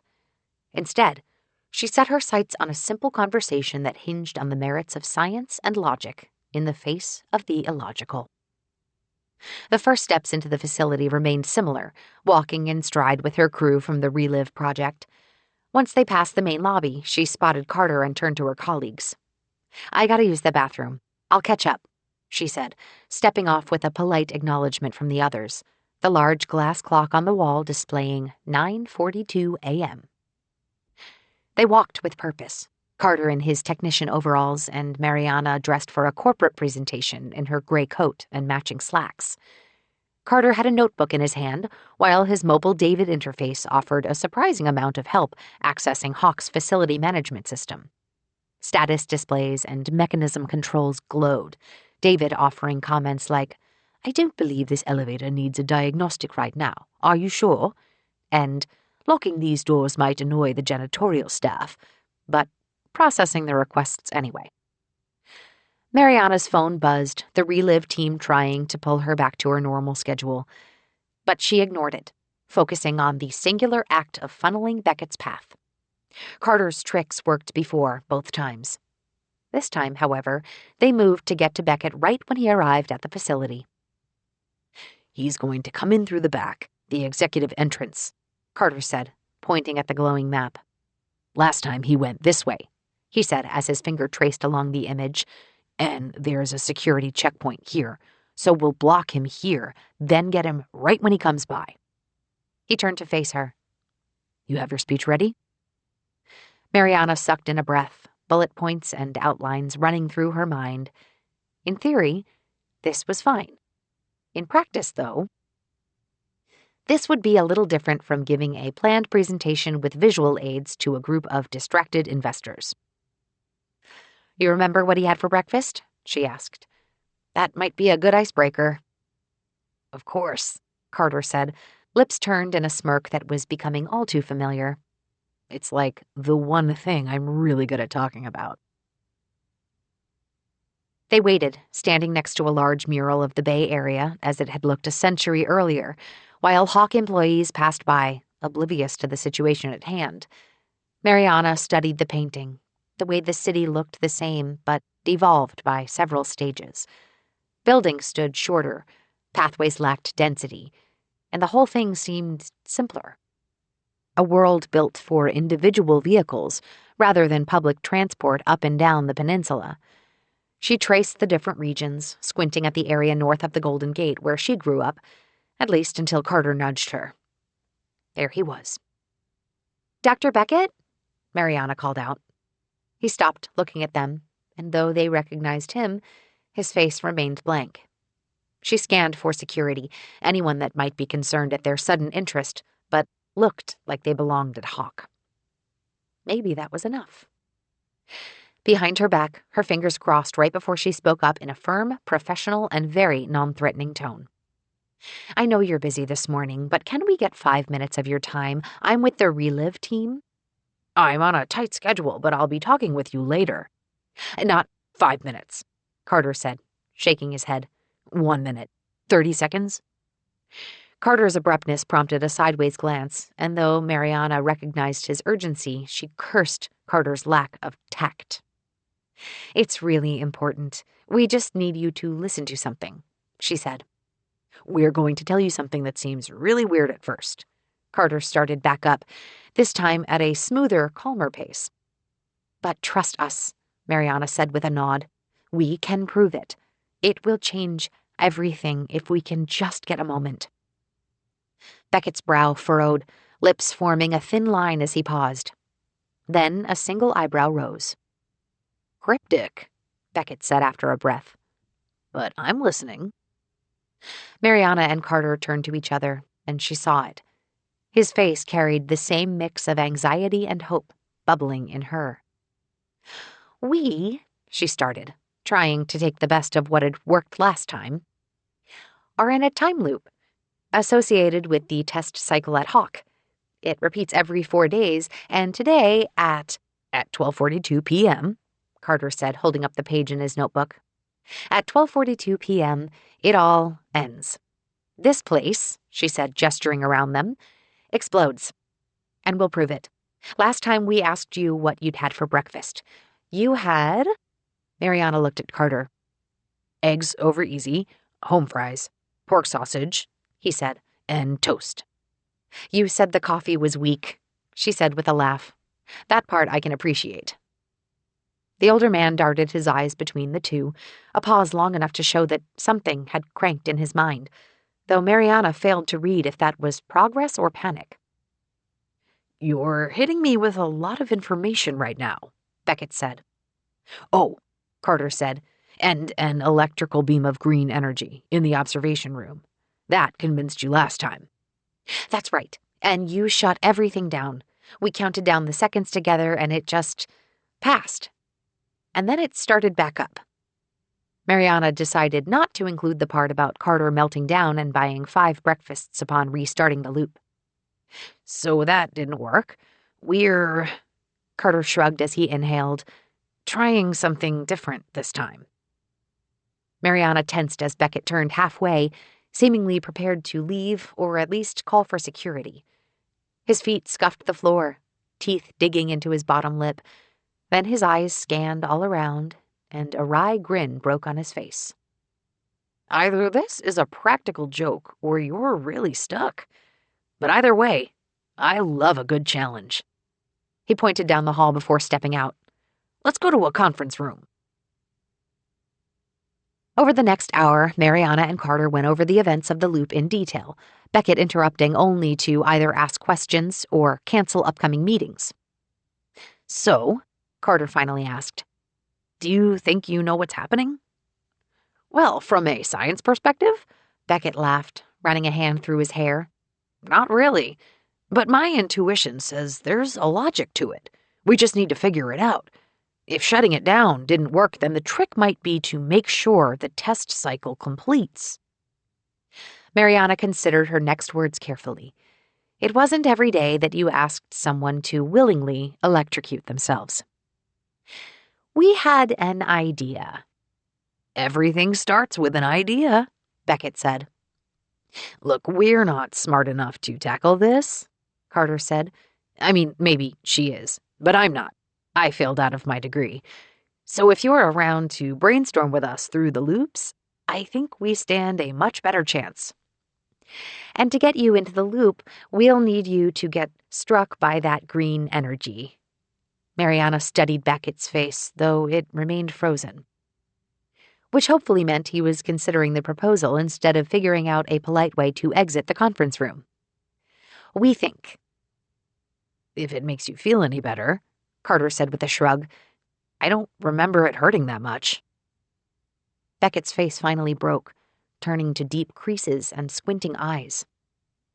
"Green energy," he said slowly. "CTD wave." So that's what it was. At least they had a name for it, though green energy was certainly easier. "Think of it this way," Mariana said. "If there's any doubt in your mind, the fact that we're asking you to stand in a very specific spot at a very specific time has to mean something, right?" "And look at us." Carter gestured to the two of them. "Do we look like the kind of people who could sabotage this place on our own?" "To be fair, I thought he was an eco-terrorist when I first met him," Mariana said. "Wait, you did?" Carter asked, eyes wide. The question prompted a laugh from Beckett, a chuckle that became infectious to both Mariana and Carter, perhaps the sheer ridiculousness of the situation sinking in. "All right. Let's say I do that. Then what? On Monday, I was in D.C. for a conference. I didn't get here until this morning." "You have to start thinking differently," Mariana said. "Nothing you do will have any consequences until this breaks." "This is why I ordered 5 breakfasts this morning," Carter said with a grin. Mariana sent over a shocked look, which he shrugged off. "I know I did it on Monday, but it's the end of the loop. I still wouldn't recommend that. If this works, then you'll suddenly need to see a cardiologist." Mariana reminded him, shaking her head.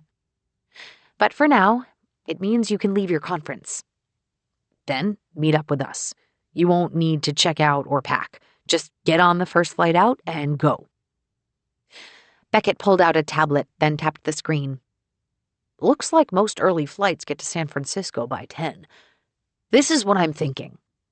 Mariana and Carter leaned in, the momentum of ideas pulling at both of them. "You're asking me to stand in a precise location in a highly secured room at a very specific moment. And you claim that things will be falling apart around us. If all of this happens like you say it will, it's pretty hard to refute. So if things track like you claim, well—" He shook his head, with a cheeky smile that projected that his curiosity carried a certain giddiness to it. "I'll see you Monday morning when I get into town." For the past hour, Beckett toured the facility with Mariana and Carter, checking safety and stability data at various stations and junctions. And on cue, things started going wrong. What specifically, Mariana wasn't sure, but Carter wrote in his notebook about things Beckett listed regarding power fluctuations and hardware failures. All that led to the observation room, a checklist of happenings on the road to cumulative disaster. Carter knelt down to inspect before looking up at the corner where green lightning would eventually emerge and lash out. "Yeah."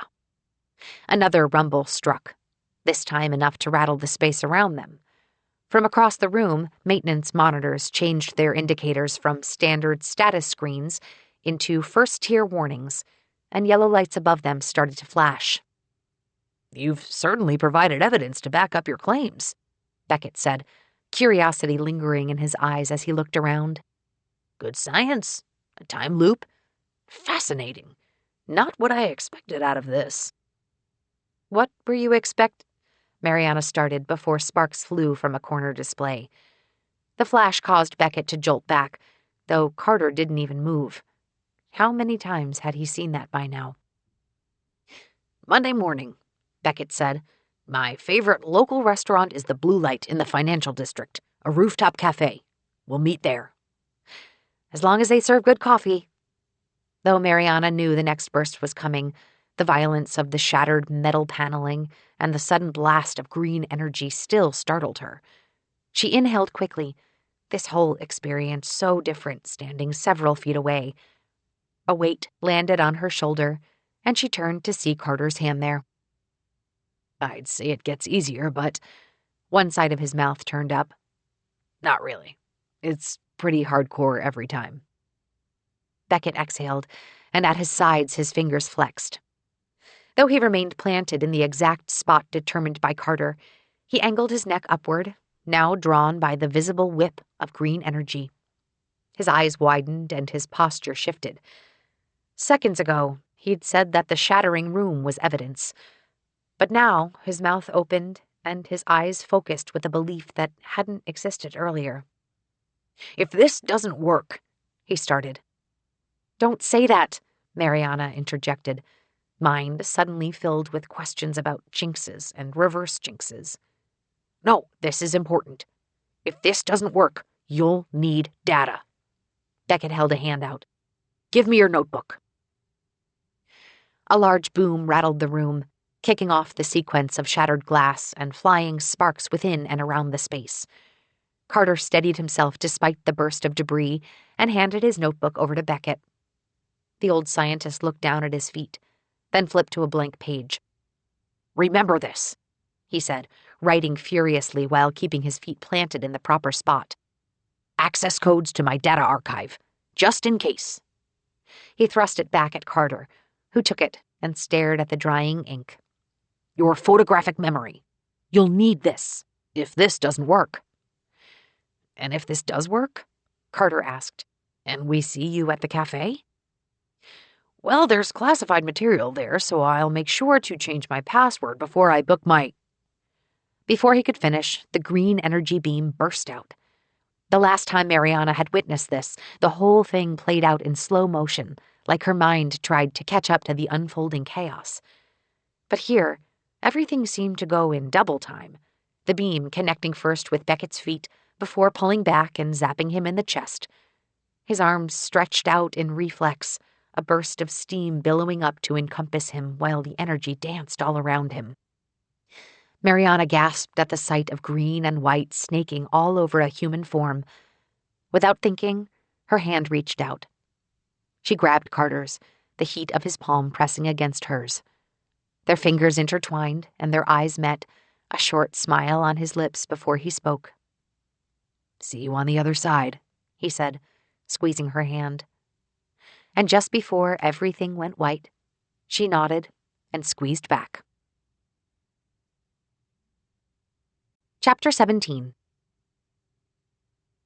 Mariana's eyes opened, a determination to her focus that didn't exist before. She flexed her fingers, the invisible weight of Carter's hand still touching her senses. Moments before, they'd stood in the Hawk observation room on the cusp of, well, something. Something new and different, possibly a way out, or at least the start of it.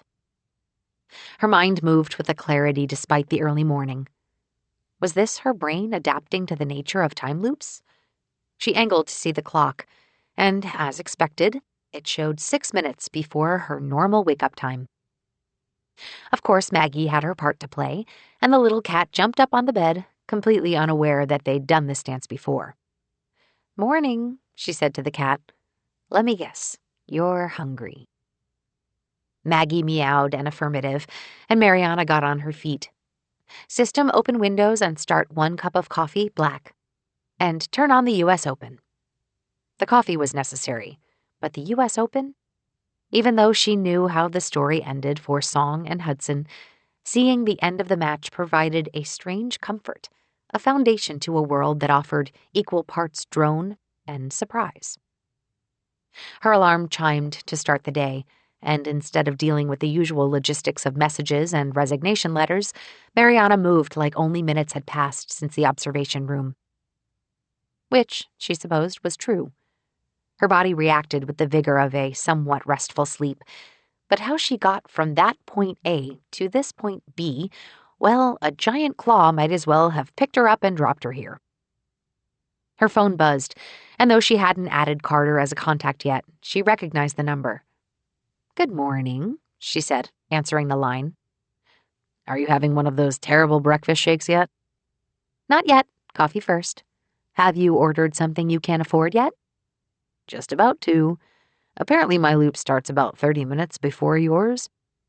We should experiment with a wake-up call to get you up earlier sometime," he said with a laugh. Mariana matched it, though a second later the axis of her world tilted. Not enough to push her off balance, but Carter's use of the word sometime triggered a different path for them, and he might not have even noticed it. Because sometime meant that he assumed they'd be here again, and again, and again. Reverse jinx indeed. Mariana took a sip of her newly brewed coffee, then looked at the cat rubbing against her ankles. "Maybe. Sometime," she said, the words soft before she returned to normal volume. "But I gotta feed this cat first. See you at the blue light at 10? Maybe it's actually good?" "Ha," Carter said with an audible scoff. "I've already looked up the menu." She made a mental checklist of the morning ahead, starting off with bringing a treat to Buddy Ed before hopefully rendezvousing with the one mind capable of solving the time loop. Of course, Carter was already at the rooftop cafe by the time Mariana arrived, though it took a moment to recognize him. Rather than his usual technician's outfit, Carter dressed like a normal person, dark pants and a loose-fitting shirt with big sunglasses reflecting the morning light. "Pacing myself," he said, holding up a small plate with half a slice of pie on it. "I really should get my cholesterol tested to see if it resets. Bank accounts do. Why not our bodies?" Carter's logic made sense, though it wasn't like randomized control studies on time loops existed, nor did it really matter since cholesterol and other health checks wouldn't get them out of this mess. She supposed, though, they should take whatever got them through the repetition. For Carter, that meant pie for breakfast. Cherry, from the looks of it. For Mariana, she hadn't quite figured that out yet, though she did dash in and let herself enjoy the smell of the cafe's ground coffee beans while she ordered. By the time she came back to the table, he'd moved on from his pastry and instead was looking at a tablet. "I've been checking flights," he said. "Every morning flight out of Dulles is on time." "So what do we do until then? Have you logged into his data archive yet?" "What?" Mariana blinked, a sudden fear that Carter's eidetic memory failed him in the mayhem of the observation room. "Beckett's data archive. You remember that, right?" "Oh, this?" Carter pulled his notebook out from a backpack at his feet before flipping it to the first page. Right below notes he'd scribbled from their tour with Beckett was an exact copy of the data archive's login credentials. "Haven't tried it yet." He set it down and leaned back, tilting his back to take in the sun. "This is pretty amazing, isn't it?" "Pie for breakfast?" "No, this." His arms spread out, gesturing around them. The altitude wind picked up, nearly tipping over the vase holding a single flower. Carter steadied it and then pointed beyond the cityscape to the glimpse of the Pacific Ocean. "I love the water. You can just lose yourself in it. Out there, none of this stuff matters. Bills, work," he said as his eyes fell with a laugh. "Time loops." "I'm gonna disappear for 2 weeks," Shay had said. "Fuck it, I'm gonna go to Joshua Tree. By myself." The water, the desert, there was something about isolation that Mariana clearly did not understand. "I've actually never been to the ocean." "You've lived here for how long and you've never been to the ocean?" "Well, I mean the beach, sure. But far out there? She pointed the same direction he just had. Nope. Never had time. That's why when I said I would teach tennis on a cruise ship, I was only half joking. Something different. I've been through so many loops now. Every day is just about getting through it, finding a way out, put on the overalls and go to work. He picked up the tablet and chuckled. That's what happens when a time loop starts on a Monday, huh? It's work. His head lifted, looking back out at the sea before returning to the work. I like this. I'm glad we're just existing for a morning. Pie for breakfast is pretty amazing too, though. The only pie Mariana considered amazing had 3.141592653 as its first 10 digits, though a small slice of pumpkin pie was always nice at Thanksgiving. But not for breakfast. She almost asked Carter for Beckett's archive information for her to get a head start while he enjoyed existing for a morning. The tablet lay there, secrets of the Hawk accelerator ready for them to go, and the clock was ticking. Or was it? Beckett was surely on his way by now, and there seemed to be little chance that they actually solved this mystery in the next few days. So maybe Carter, with his head back and lips in a wry grin, San Francisco breeze tossing his hair into a mess of black crisscross, maybe he was right.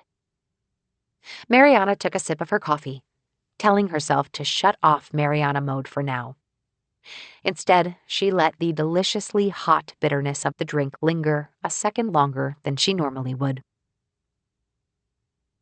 Beckett never made it to the blue light, nor did he reach out on Tuesday or Wednesday, which meant Thursday brought Mariana and Carter back to the Hawk accelerator just as they'd been before. In many ways, it played out as a repeat of the previous loop, Carter checking itineraries to see if Beckett had changed anything until eventually the two of them waited for his arrival. The entire time questions peppered Mariana's thoughts. What if Beckett had some trouble getting back? What if he found a reason to replicate the loop as closely as possible? What if he'd gone off and done his own research while waiting for this moment? It had to be something like that. It simply couldn't not work. Just like last time, Carter hacked into the facility admin with a little help from David, the AI spouting similar but not the same cheeky comments while they funneled Beckett's movement to the same spot from the last loop. They waited in silence, Mariana taking watch over the ticking clock on the wall, while Carter waited for Beckett, complete with fidgeting fingers. As Beckett approached, Carter stepped forward, a newfound confidence in this loop. Or maybe it was panic. Dr. Beckett, how was your breakfast this morning? Carter blurted the question out. The toast?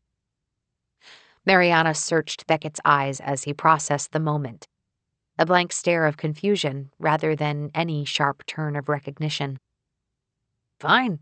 It was fine, he said before stepping back. And your coffee? Mariana asked, matching Carter's sudden intensity. Beckett let out a nervous laugh and eyed both of them. Are you two with the facilities department? What? Carter said, looking at Mariana. He swung his bag off his shoulder, then unzipped it. No, we're... Mariana stepped in front of him. We're just surveying for the campus cafe, that's all. Have a good day, Doctor. You should try the donuts. Beckett gave them a sideways look, which prompted a larger-than-necessary smile from Mariana. She turned to find Carter frozen, his notebook halfway pulled out. That, she said, guiding his hand to put the notebook back, isn't going to help us now. They stood, watching Beckett disappear toward his morning meetings. The current of passersby resumed, scientists and business people coming and going, even another person with the same technician overalls as Carter. Mariana blew out a sigh, then looked at Carter, their eyes connecting as if they had the exact same terrible thought at the exact same time. It didn't work. And no one was going to save Mariana and Carter from this time loop but themselves. Chapter 18. They didn't stay at Hawk. Instead, Mariana and Carter walked straight out the front exit and set out eastward, or at least she thought so. Her loose understanding of the sun's position and time of day put it roughly in that direction. Though lines of barbed wire separated the boundary of Hawk from the neighboring Gardner Nature Preserve, they stepped through it. Carter went first, having clearly done this before and cleanly ducking in between the lines. Mariana took a little more effort, and despite Carter holding down a line to give her more room, a barb still caught the back of her shirt, tearing a thread loose. Not like it mattered.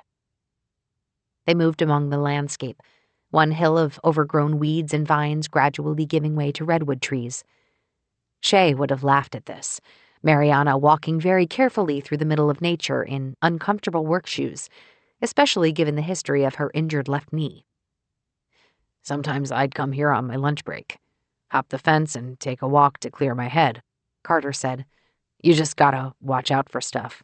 Poison oak over there, foxtails here. Ticks are nasty. They get everywhere.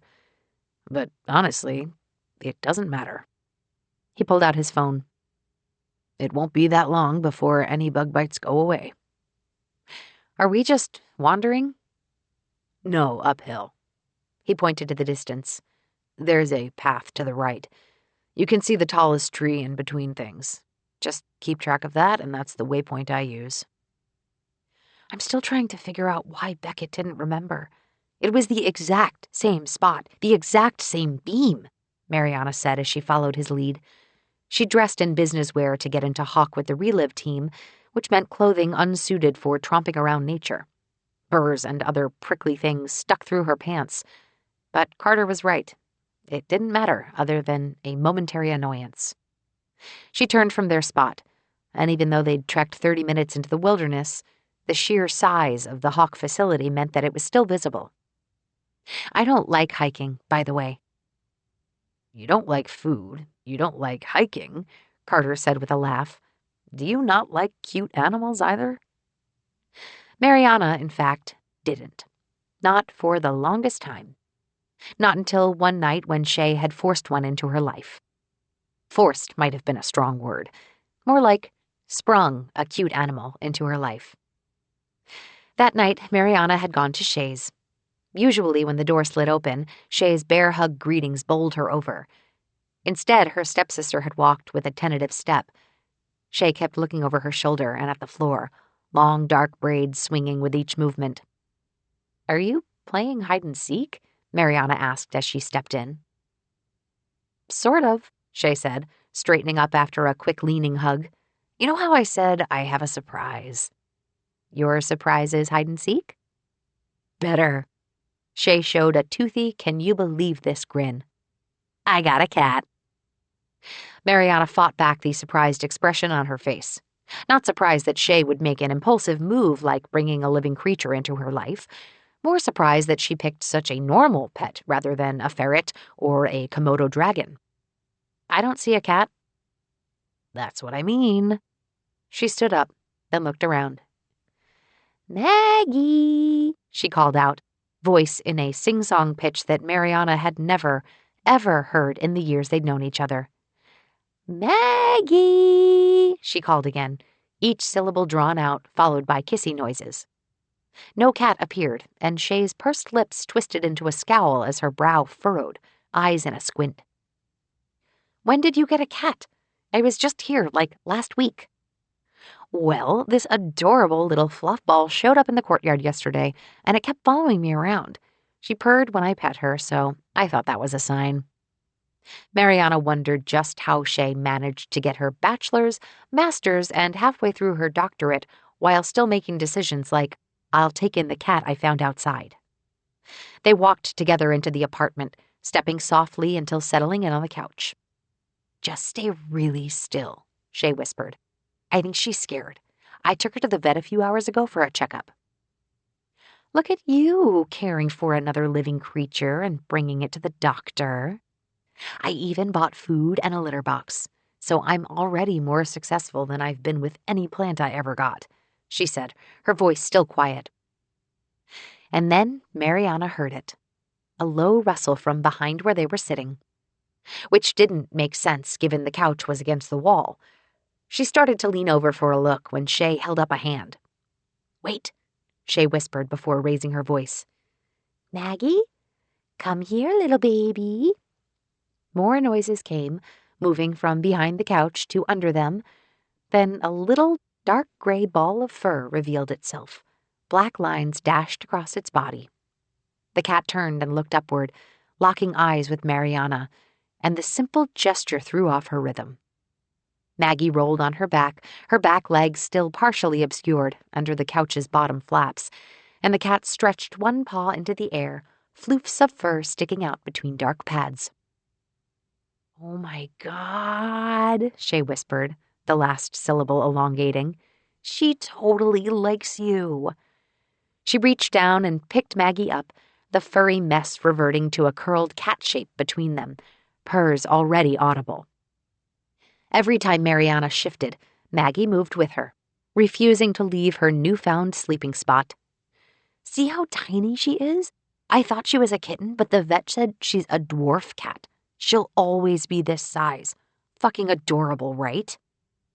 "Can't she tell I'm not an animal person?" "You like dogs," Shay said. "I like nice dogs that I don't have to take care of, like the security dog in my building." "But cats?" Mariana said, tilting in her spot. "Cats are strange. They're so hard to understand."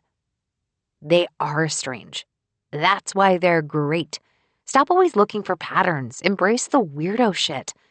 "Look, Maggie, it's Auntie Mariana." The cat stood and arched its back in a stretch before peering at Mariana again. She offered a wave in return, unsure of what worked best for feline interaction, though Maggie seemed to choose for them.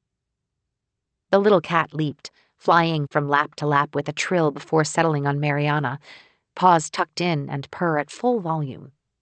"She likes you," Shay said. "Damn, she didn't even do that for me, and I bought her food. I think you'll be good buddies. Hey, maybe you can cat sit her when I'm traveling? Cats are easy, and you totally excel at following directions." Good buddies, Shay had called it back then, and now Carter's question echoed in her mind, and she considered it in the context of their strange time loop existence. "I didn't like cats until I got one. My cat. Her cat." She'd called Maggie that before, at the vet's office, to her landlord, when someone came in to make a repair. That all stemmed from simplicity, a shorthand to get things in and out. In her mind, though, Maggie had always been Shay's cat. Several trips through a time loop with no end in sight, though, turned that idea on its head. "She hides when you are over." Her voice took on a sullen tone, and Carter's look softened at the shift. "She's not actually my cat.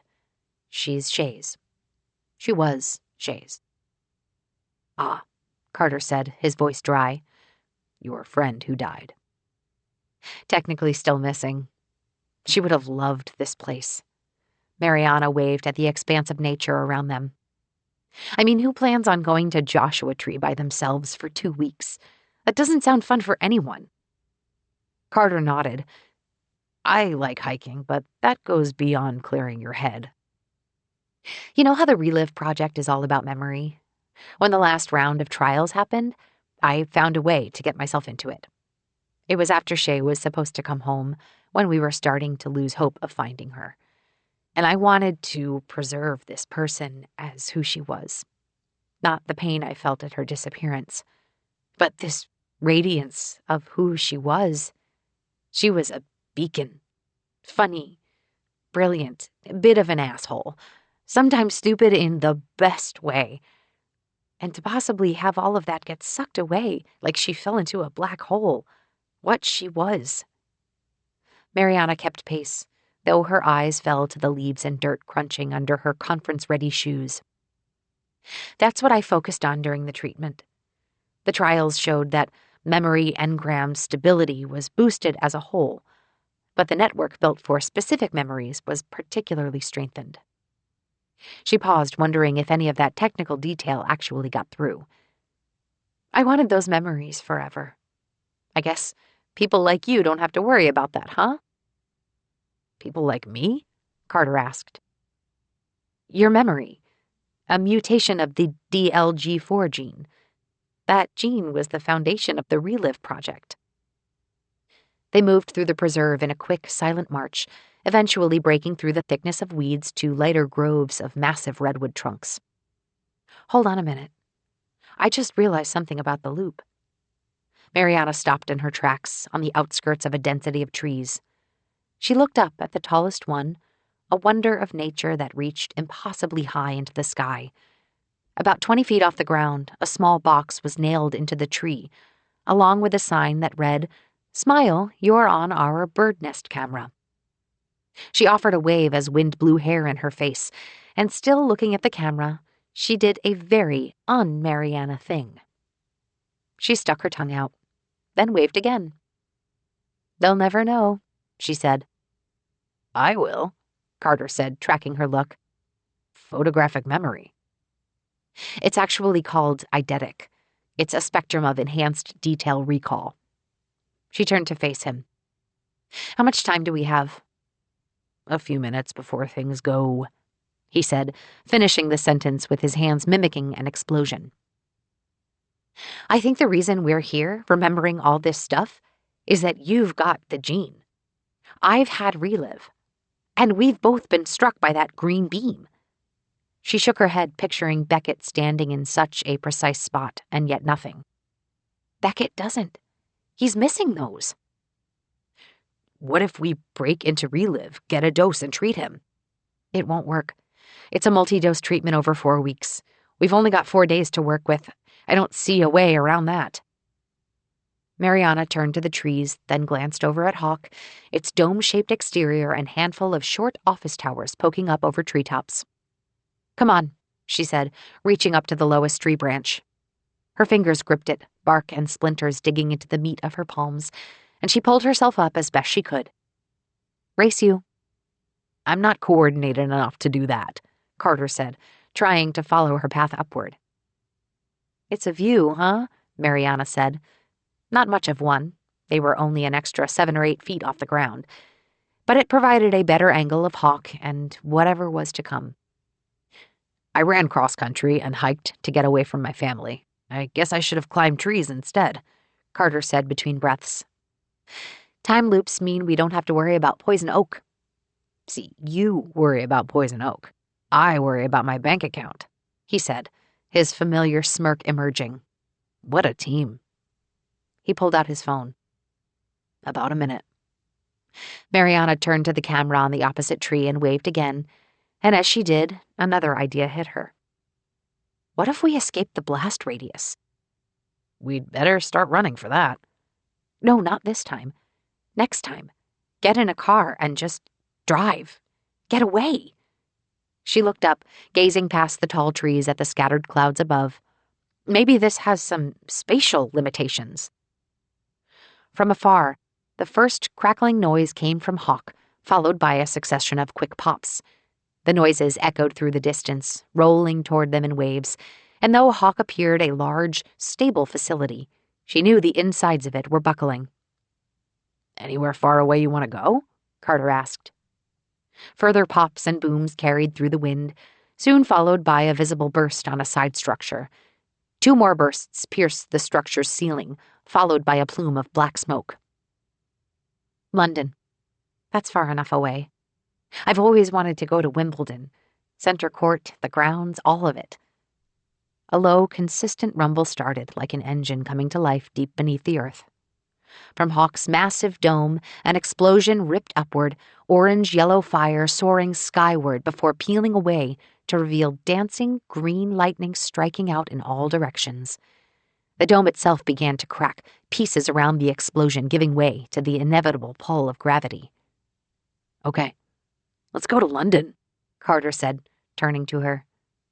She matched him exactly, now looking into his eyes, and their gazes held, even though the Hawk accelerator exploded with a blinding white to end this loop. Chapter 19. This marked the first time Mariana would be away from Maggie. Would she really, though? She wondered that Monday morning as she considered all of the things the little cat might need during Mariana's impromptu trip to London. After a few days, everything would theoretically reset. But even with that, Maggie's safety and comfort was a top priority. So in between packing, she messaged her neighbors just to make sure someone might come in once a day to top up the food dish. And of course, she made sure to get Buddy Ed a morning treat. Some things didn't change.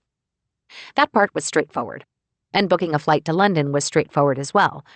Carter insisted on finding the hotel based on proximity to various restaurants he'd read about. She'd tuned out when he started to explain further, though she had enjoyed the things he'd had her sample. That part was one surprising element of the time loop. But while Carter thought about restaurants and bakeries, Mariana's thoughts lingered only on visiting the All England Club on the final day. The rest of it? The idea of a vacation, of all things, during the middle of all this, when there was so much left to discover and so many things to do, that part messed with her. Despite the fact that this was testing out a theory, Mariana found the very act of packing a struggle. She'd look at the weather, of course, so she knew functionally what to wear. But comfort? Access? Style? Something nice just in case they went out? Going out meant splurging, and while this whole thing was a splurge, the thought of succeeding pulled her in different directions. On the ride to the airport, the different outcomes weighed on her mind. If all they had to do was escape the blast radius, what did that mean for Beckett, the Relive team, and everyone at Hawk?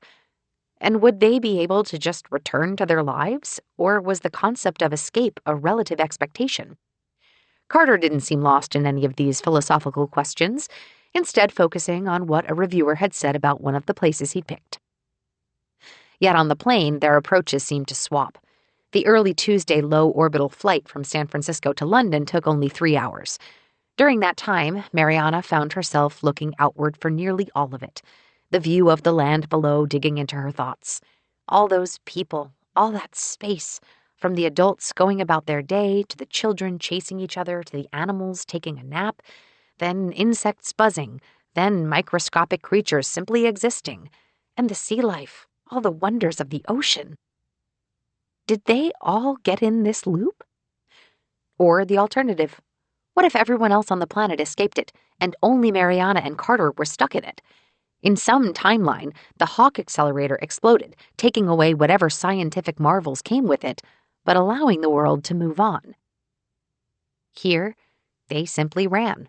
Flew, technically traveling at about 1,700 miles per hour with the blue horizon line barely breaking into the blackness of space. Where did it lead? Such questions peppered her mind, a serial daydream where ideas became concerns, became something else, while she stared outward. So much so it took the attendant checking in to snap her out of it. "Oh," she said, looking up at the politely smiling man clad in a burgundy uniform. "Coffee, please, black, that's all." An hour had passed, and her eyes turned to Carter, half expecting to see him with a loop-exploiting tray of cookies and muffins. Instead, he stared intently at a tablet, not a single pastry in sight, though the mobile David unit sat by his side. "Carter?" "Huh?" He jolted up, then pulled tiny earbuds out of his ears before looking at the attendant. "Oh, nothing for me." "Are you all right?" she asked as the attendant moved on. "No, not really," he said. Did David find something concerning in Beckett's data? "Yeah, well, maybe. I thought about if this didn't work. What if we met Beckett out in D.C. and tried to convince him there? More time to pick his brain. But," he said and tapped the screen, then held it up. "His archives don't have access to any of his D.C. schedule. Guess there are people even more important than him." "Classified. Requires clearance level 7. "What does that mean?" Mariana asked. "That he's doing something important, I guess. I knew Hawk had some government funding, and it hosted international scientists all the time. The cafe would sometimes update their menu for them." Mariana knew Carter well enough by now to know he was totally serious about that point. "No way I can hack that. But David has flagged some weird patterns in a few of the data sets. I have to dig a little more." As Carter laughed, he shook his head before his face fell to neutral again. His fingertips tapped the chair handles as he bit down on his lip. "You asked if I'm all right." I don't know if I can get used to traveling like this. I've never done a suborbital flight before. It feels different. It's like the air is pressing against my skin. I can't even eat." His smirk returned for a flash. "That's saying something." The fact that Carter lost his legendary appetite over a suborbital flight amused Mariana to no end, though she sympathized enough with travel anxiety to change the topic. "How is David working with Beckett's data?" "David's not the problem. He does what I ask him to do, sometimes with attitude, but it's the same problem with everything else. Thousands, maybe millions of records?" Carter shook his head. "That's even more daunting than this flight. Thing is, even with my memory, it's not like I can recreate data sets each time, and David resets too. So even if we find something, I don't know how much good it will do." Mariana nodded, considering the impossible situation in front of them. Fact: they couldn't bring any data forward except in their own memories. Hypothesis: but carrying forward the knowledge of how that data was achieved, that might be feasible. Experiment: perhaps they could find something to help them quickly replicate the results of the previous loop. "What if you don't need to remember the numbers, but the paths themselves?" she said, her voice picking up pace. "In neuroscience, the hippocampus uses a different circuit for retrieving memories versus forming them. That way the brain's not lugging around absolutely everything ever in your history. It activates the path to the memory when you need it. So how do we put Beckett's data archive to the test?" "The paths themselves," Carter said, tapping on the tablet. The screen changed, moving from Beckett's repository to something else, a basic-looking table with the title Programmer's Hub at the top. "I can't customize everything, but this is an open-source archive of tools and algorithms for data science. I can load these into David." "The path to the memory." "It's not going to be the same as building it from scratch, but it's something I can bring from loop to loop. All I have to do is remember which ones to use, in what order, then run them through David." Carter reached down under his seat into his bag, only to emerge with this loop's notebook, a yellow one. He flipped it open, then took notes, circled and underlined words to capture his epiphany.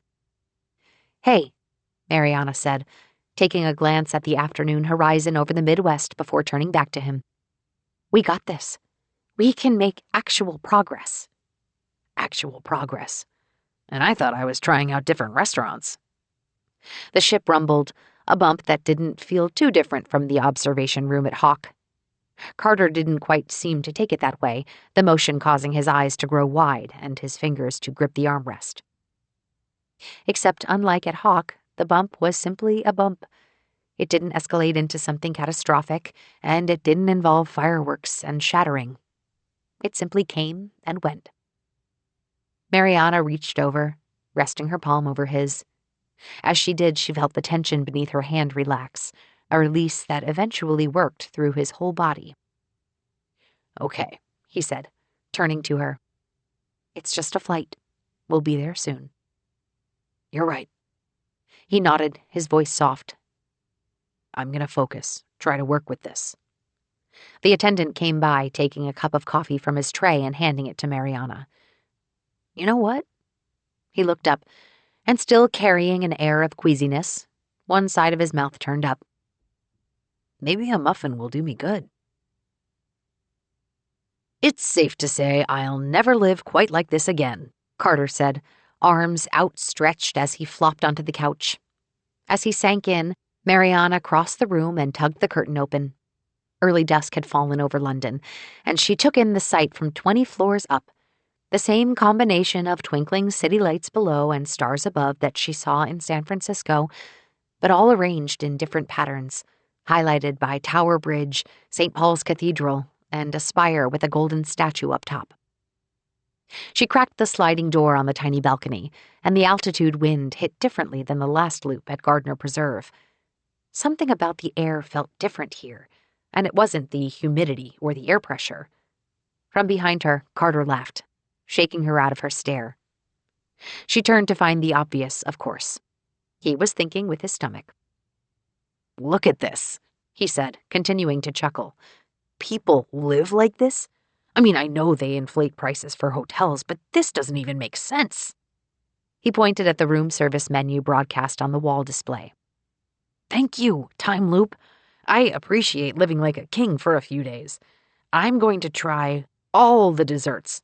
My cholesterol does reset. I got it tested. He actually did it, she thought, and she considered the paradox that was before her. Here was someone who clearly knew what he wanted out of life, yet it seemed like he lacked the bridge to get there. This is strange, he said, checking off boxes on the tablet interface. British food? No, just this, he said, pointing to the menu. I feel like my brain can't understand this. Life without pressure? What is that even like? Do people exist, like, happy? That part I don't know. I bet if this loop was 7 days instead of 4, some people wouldn't have even noticed for a bit. He tapped the tablet several more times before the larger screen projected a floating green checkmark. Maybe they wouldn't want to. I mean, if you're just here enjoying everything, it's not the worst deal. She looked at the man sitting on the couch across from her, failing his parents' expectations, apathetic to his studies, stuck fixing things in a machine he didn't care to understand, and only seeming happy when he was around food. Had he been in a loop his whole life? No, not quite that. Had he been forced into a loop his whole life, pushed there by so many things outside of his control? Yet, somehow, she'd seen the real Carter underneath, the one who found joy in something as simple as a pan on a stove. Part of her was envious, and part of her was grateful that, despite the circumstances that brought them together, this particular moment belonged to them. Though the suite's lounge offered stylishly inoffensive artwork and decor, they tried something different when the food finally arrived, moving the small dining table within view of the open sliding glass door. Look at that view, Mariana said. Some 90 minutes had passed since they'd settled in, and now they sat quietly with neatly sectioned samplings on their plates. Carter ultimately decided that the hotel restaurant wouldn't cut it for him, and instead ordered 4 dishes from 4 local restaurants. He claimed it would be a surprise when he finalized his selections, though looking at it now, well, she wasn't sure how this was supposed to go, since the only thing that seemed to make sense here was that they looked vegetarian. Conchita pibil, traditionally a Mexican meat dish with pork shoulder, but this substitutes with eggplant, he said, excitedly pointing from left to right on his plate. Then a bowl of French ratatouille with eggplant, tomatoes, bell peppers, the works. Then from the Mediterranean region, roasted eggplant falafel bites. And from Asia, Chinese eggplant with garlic sauce. See? A west to east culinary adventure. Carter chuckled again, his face practically glowing at this. I could rearrange this by appetizer, soup, entrees, but geography seemed more fun. 'Cause, we're traveling. Mariana took him at his word on that. She preferred the view of the city. He preferred the view of the food. I get it, Mariana said. They all have eggplant. Yes, so different flavors, different techniques. But see how they transform eggplant in so many different ways? He said. You know what I said before. Slow down and experience it. It's not just sustenance. It's life-changing stuff, especially at this price. Mariana obliged, trying to take it in with as much precision as Carter prescribed, starting with the French ratat something. How'd you wind up as a technician at a particle accelerator when your brain is 99% food and cooking? How else do we wind up doing what we do? You played tennis. You got into science. I bet your parents brought you up to be disciplined, right? Single mom. I had to help out. My work was our work. See, I had it different. Stable parents with expectations. Brother who did more. And believe me, I heard about it. Know what the difference was? He asked, dipping his falafel in some type of creamy sauce. Is it one of the things on this plate? Better. I didn't care. And that set the bar for everything. All we ever do are things others plan for us. Either we go with what our parents taught us, or we fight against it. Not here, Mariana said. She tried one more time with the French stew thing, taking the bite slowly, and to her surprise it worked. Distinct bits of texture and flavor registering in ways that she'd simply never noticed before. This is a time loop. We do whatever we want. Fair enough. To flavors, he said, holding up a drink, instead of sustenance. Other than Carter explaining flavors and cooking techniques, they largely ate in silence, Mariana doing her best to clear her plate in the proper order Carter suggested. All the while, the lights of London stared back at them, a constellation of one of the world's biggest and oldest cities, and here they sat as just another light in the darkness. I think I'm going to turn in, she said, putting the plate down on the table. No dessert? I ordered 3 of them. I'm not a dessert kind of person. She offered a shrug, and he held his hands up in mock horror. You should get some rest, too. I'm going to look at Beckett's archives again. He reached over to grab the David device. Something caught my eye right when we landed. Sounds like an excuse to stay up and eat all the desserts. That too. David will keep me company, he said with a laugh, and he looked up as she moved. Mariana took a step toward her bedroom on the left side of the suite, then paused to soak in the skyline in front of them. But her eyes were drawn to the man who had dinner with her, someone that she would have never possibly encountered had it not been for this mess they'd gotten themselves into. And though they remained completely different people with completely different life experiences and journeys and traumas, here they experienced life with a hard reset every 4 days. And they were going to figure it out, together. She turned again and rested her hand on Carter's shoulder. Thank you for a lovely evening. You paid, he said with a grin, though a different lightness laced his voice. She matched his smile, then paused for a breath. I couldn't spend this much on food if I tried. Her laugh sparked his laugh, their amusement framing the absurd fact that there were just so many desserts on their way. Mariana breathed, a rare instance of letting herself simply enjoy the moment, and her eyes somehow found his. They locked, and though 12:42 p.m. on Thursday would roll around again soon, this particular sliver of time carried a certainty to it that felt impossible anywhere else. They stared at each other just long enough for her to feel the weight of his look, a smolder that felt both unlike him, yet made complete sense in the moment. His lips parted as he held her gaze.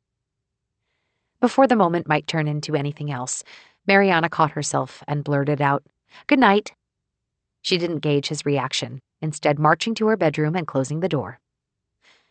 And though fatigue tugged at her to simply collapse on the bed, she took a minute to close her eyes and just be. Chapter 20. Mariana was in the ocean. Surfing? When did she learn how to surf? No, not really surfing. Instead, her body simply rolled along the waves, the gravitational pull of water, of all things, causing her to stick like a magnet to the surface of the wave, until she looked down and suddenly glided through the wave's curl, and it turned into a dark blue tube, and now she slid like a slide at a park, except the slide moved, a rotation that started slowly but began to pull her into dizzying speeds, all while accelerating on her way down. All around her, metal clanged, and was she in a dryer? But the metal clang soon turned to car horns and shouts, noises that didn't come with drying clothes. It twirled her over and around one more time before a light popped in at the end, and another car horn blared. When Mariana opened her eyes, that dizziness continued. Not a real spinning till you fall over type of reeling, but the confusion of a state where sights, sounds, and logic didn't quite line up. The familiar walls of her studio apartment didn't greet her, replaced by bland, darkened walls and no cat wandering around begging for food. System open windows, she said out of instinct, though nothing happened. She blinked the drowsiness away, each breath pushing her deeper into grounding her reality. This wasn't a strange departure from the loop they'd been in. No, this was part of it, and she awoke with the sounds of London's business district on a busy morning, the whirs and hisses of modern transportation, the occasional dog bark that carried through, the low buzz of countless people walking and talking on the sidewalk below, the symphony of angry car horns, all building to a vibrant din in one of the busiest cities in the world. Of course, the system didn't respond. It was for upscale homes, not hotels. Her mind recalibrated to her surroundings, then she looked at the time. 10 o'clock? On Wednesday morning? There was jet lag and time zones, but still, this was way off the plan. Mariana changed her clothes as swiftly as possible, an internal pressure considering all the things they were meant to see and do today. The clock was ticking, after all, and she stepped forward with an intensity that suddenly paused as she got to the bedroom door. A switch flipped for her, the realization that their destination was the experiment, an overwhelming distance from Hawk proving to be the only variable. The rest of what got her up and moving, that was all her and her instinct. Her fingertips tensed against the wall, the texture of paint and plaster pressing against skin.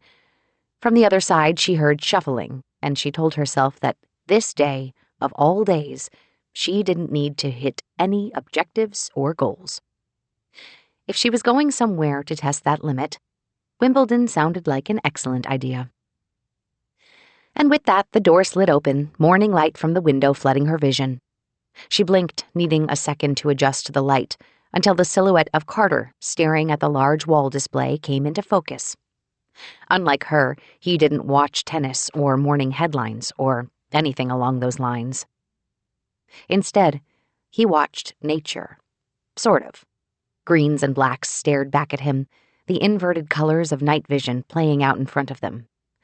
And from there, her brain gradually understood the different visual language, identifying trees and shrubs, various insects and animals, including a family of jackrabbits stopping to show off their glowing eyes. It took several seconds for her to recognize that beyond those trees sat the now familiar silhouette of the Hawk accelerator. A bird fluttered in front of the view, head moving in sharp, distinct moments and trilling a few times before taking off again. "A little better than the view we had, huh?" Carter said. "You found the Gardner stream?" "Yeah, you can see more here. Not much is happening, though. Even the wildlife is taking it easy. I did see some raccoons run across, though," he said, holding his hands up like raccoon mitts. "It's odd, watching from here. This whole thing's just going to light up and evaporate. It's too bad we can't take the footage to the next loop." "When you say next loop, you make it sound like we've already lost." Mariana stepped out, then assessed the options at the table. "I thought you'd have 4 breakfast plates already."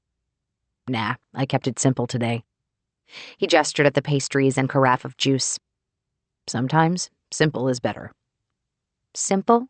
Mariana held up a glazed donut. "Compare that one to the Hawk Bakery. It takes a lot of effort to perfect something simple. Locals rave about this place. You can judge the quality of a restaurant by its snacks. It's not quite Belisario's, but it's close.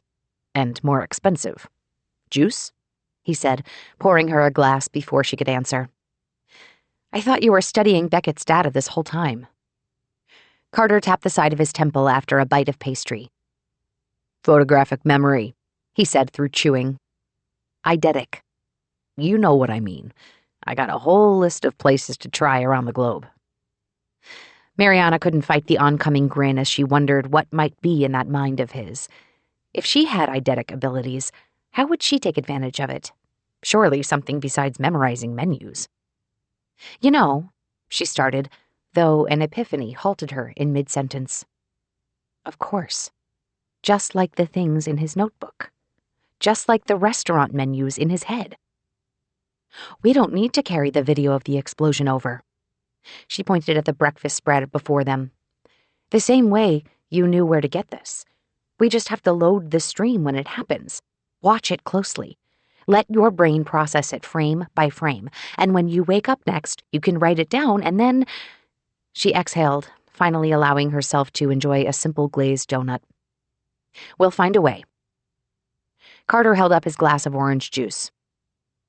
Until then? Mariana picked up her glass and tapped it against his. We've got some time to be tourists before the train to Wimbledon tomorrow. They took pictures on that Wednesday. They took so many pictures, selfies in front of places like Big Ben and underground stations, wearing silly hats and posing with the guards at Buckingham Palace. To anyone else, they might have looked like a couple on vacation. But Mariana and Carter carried a different vibe to them, a strange weightlessness that came with the epiphany that things were going to go one of two ways. Either the trick of flying half a world away would work, and they'd wake up in 2 days in a mountain of debt, the Hawk accelerator destroyed, and a changed world to consider. Or they'd start the loop over, all options of getting away seemingly exhausted. But between Carter's eidetic memory, the access to Beckett's data archives, and Mariana's sheer will, it felt like a solution would be within their grasp. One or the other. One would be sudden and kind of shocking. The other would be gradual, a push toward the finish line that went as simple as taking one step at a time, even when the calendar reset. Either way, they'd break free, a certainty that Mariana hadn't felt, well, certainly not during this experience of time loops, and perhaps even not before. It just was, built from a growing trust between the two of them. Except it was more than trust. Mariana knew that, as Carter ordered from a tiny fish and chip shop shoved between other stores, buildings well over a century old. Carter took the paper-wrapped cone of greasy food and stepped away from the order window before taking in a deep breath and grinning. What actually went deeper than trust? Faith? In each other, in the balance they struck, in what they were capable of, even if it took beyond this London excursion? And believing that a way out existed, that was enough to create a sense of liftoff, enough that they could simply enjoy being in London as Wednesday night turned into Thursday morning, their bodies still out of sorts with time zones. They set out early Thursday for a final vacation day, hitting as many tourist locations as possible. A walk through Hyde Park, a ride on a traditional double-decker bus, and finally, an underground train to the Wimbledon stop, followed by a 15-minute walk just on the cusp of 6 p.m. until the All England Club came into view. Except the lights were off. "Oh no," she said, checking the time. "Did we get our booking mixed up? It looks closed." "Well," Carter said, an impish smirk on his face. He raised a single eyebrow and nodded ahead. "If you look closer, I think you'll find someone waiting for us." Her brow crinkled in confusion, while Carter held a finger out, and she turned to where he now pointed. It took a squint, but then she saw it. A man standing there in a simple gray suit. "What's going on here?" "I told you. I booked a tour," he said, gesturing her forward. "Just not the usual kind. Hey, if you're going to use up all your money in a time loop, make it count, right?" "We came here to get out of the time loop, remember?" "All this time together, and I picked up something from you." He leaned over, then cupped his hand to his mouth as his voice dropped.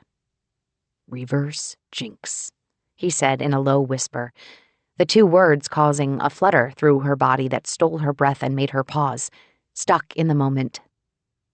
Before she could respond, he jogged ahead, then turned to face her. "Come on. First serve awaits."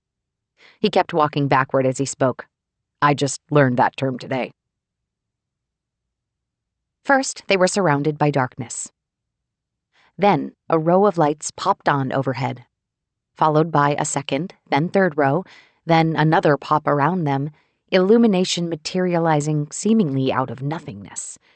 The medium brightness quickly amplified, soon an artificial lighting that turned the surrounding black into a fully lit center of Mariana's dreams.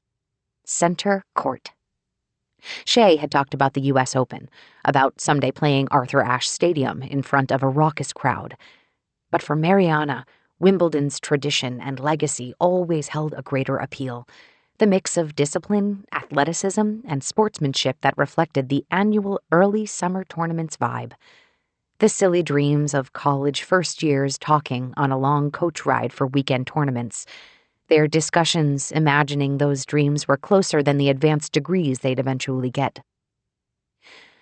And then on one afternoon practice during their junior year, that dream ended for Mariana, a searing pain through her knee following a hard charge to the net for a volley shot that didn't even go in.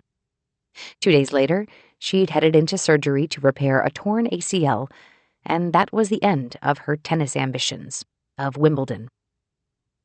The afternoon following the surgery, Mariana had opened her eyes to a bright white room. Several seconds passed before her vision adjusted, bringing the post-op curtains into focus. She flexed her fingers, the fog of anesthetic starting to wear off, and several tubes remained stuck in her arms. "Got any coffee?" she said to no one in particular, but the noise was enough to trigger movement beyond the curtain. It slid back, only for Shay's face to poke through. "You made it! No torn ACL is gonna get my girl down," she said, a rare softness to temper Shay's usual fiery brand of talking. Rather than hitting as the intended encouragement, her words seemed to trigger a return to reality for Mariana's body, post-operative pain spidering outward from her left knee. "Oh my God, this hurts," she said, twisting in her bed. "Yeah, but think of the badass incision scars. You're going to intimidate all of your opponents as soon as you walk on the court." Shay stepped fully inside, and Mariana saw now she carried a small bag.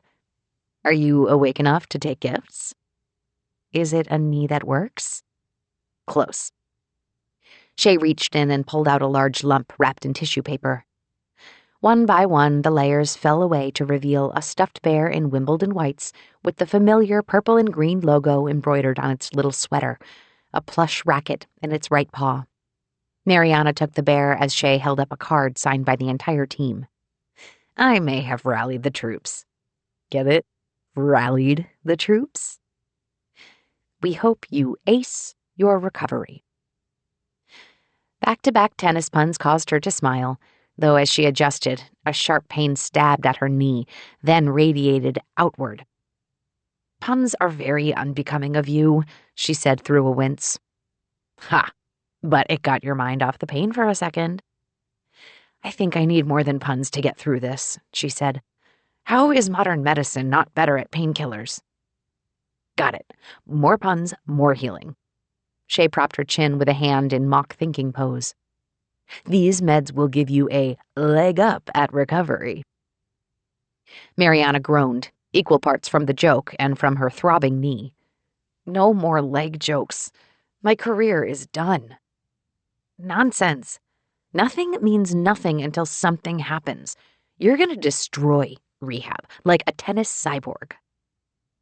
Shay's unrelenting shayness sometimes tipped into levels of irritating, but here, her unique blend of optimism and obnoxiousness gave more comfort than any medicine in the catheter. "Shouldn't you be in Santa Barbara with the team?" "What are you talking about? My girl needs me." "You'll never go pro with that attitude," Mariana said, only half joking. Shay stood a better chance at turning pro than she did, even before her surgery, qualifying for a few weeks at the very bottom of the WTA rankings, thanks to some summer tournaments. "Ridiculous. You, my friend, are being ridiculous. I can nurse you back to health and go pro, and get my master's in theoretical physics, and take over the world." She tinted her fingers like a villain, then tossed her hair back, cackling loud enough to probably disturb the patients recovering on the other side of the room. "I've never met a rule I couldn't smash. You'll see, this time next year I'll be at Wimbledon, center court, like this bear." Neither of them went pro, of course. Neither of them ever made it to center court, not even on vacation, at least not until now. And though Mariana had brought her photo of Shay to Hawk all those loops ago, she kicked herself for not taking her along here. She gazed upward, eyes looking somewhere past the retractable ceiling. "Excuse me," a voice said, and the very polite, very efficient gentleman who'd given them the tour now reappeared with a cart of rackets and a basket of tennis balls. "How did you do this?" Mariana asked. "This had to be way more than ordering extra desserts." "I've always had a savings fund, some inheritance from my grandparents. I promised them I'd never touch it until I found something to invest in. That's how they rolled. Capitalism and all that." Carter walked over to the cart, picking up a bright green ball, and even from a few feet away, Mariana could smell the fresh rubber of newly opened tennis balls. "I used my own bank account for all of the other loops, partially out of respect for them, partially worried that I'd lose it, partially because I knew that if we did get out of those, my parents would shake their heads and think about how Carter had just had another moment of being irresponsible. But this?" He waved around them, a complete silence surrounding the most hallowed space in tennis. "This seemed worth the money." Carter turned before she could respond, though her body froze, like it purposely paused and forced her mind and heart to process what was happening and why. She watched as Carter held up a bright green tennis ball for close inspection. What was he thinking? Clearly it didn't mean anything to him, but on so many days of her life, that mix of rubber and felt had meant everything to her. And of all the days in the time loop, a significance like that might have applied to this very moment as well. Not just being here, but for Carter to have created this, like a recipe made out of emails, scheduling, travel, and bank accounts. Mariana picked up a racket, and though it had probably been 6 months since she'd played, her fingers eased into the grip formation, and she selected a ball, instinctively bouncing it several times. Each bounce echoed across the massive, empty space, and she paused to take in the sights around her. The empty bleachers, the ads on the surrounding boards, the finely trimmed blades of grass. "You don't know the rules, right?" "Nope, never played once." "Before all this time loop stuff, I thought about getting out of science, teaching tennis on a cruise ship." Mariana took in a deep breath, letting the Wimbledon air become a part of her. "This is a little different from a cruise ship, but you can be my first student. I'll go easy on you." Chapter 21. Mariana thought back to historical footage from Wimbledon, when competitors were forced to wear all-white clothing before modern sensibility finally won over to allow some variation to the base color. She'd chosen her day's attire for walking, which was more about comfort than competition. But their tour guide had brought some tournament merchandise that helped them get into the mood of things. 2 white vests and caps, ready to help them look the part. Style, though, didn't help Carter at all. "Sorry," he called out, another of his hits launching far too high. They watched it sail into the first row of seats, Mariana stifling her cringe reaction. "One more," he called out, before the ball flubbed off the racket frame, spinning out at weird angles. At least he connected, though. There were, of course, plenty of outright misses, too. No matter how much Mariana tried to set him up, tennis seemed to be something that just didn't work with the mechanics of Carter's body. He'd said that he'd been a runner and hiker for most of his life, but that didn't quite help him with swinging a racket. "Ah," he said, before shaking his hands in mock grunt. The next ball bounced behind him, and as he trotted off to get it, Mariana stopped, picturing the stadium full of fans, not quite the rowdy crowds at the U.S. Open, but their own type of intensity. Carter moved to the baseline and stood in a ready position, something he probably learned from background broadcasts at Mariana's apartment more than anything else. "You know what?" he called from across the court. "I'm going to try something different. Serve it to me for real." The racket twirled in his hands as he nodded. "Like, your best shot." "Are you sure?" she shouted in return. "Yeah, nothing else is working." "All right." She walked to her baseline, eyes closed, absorbing the unique stillness of the venue, from the fresh-cut lawn to the captured atmosphere of the closed roof. Not quite the same as morning daylight, but this would have to do, Probably the only time a massive private rental would be found even remotely acceptable. This whole time, though, she'd stood halfway up the court, lobbing soft shots to help Carter get used to hitting a return. This was Wimbledon. Center court. Perhaps not a true moment at the championships, and no Grand Slam title or ceremonial dish were on the line, but she bounced the ball like she would before any serve. Her eyes gauged Carter's position between the lines, and she went through a split-second decision of the type of spin she might put on her hit. The ball flew upward. Her racket swung with all of her shoulder strength, a slight twist of her wrist to apply topspin.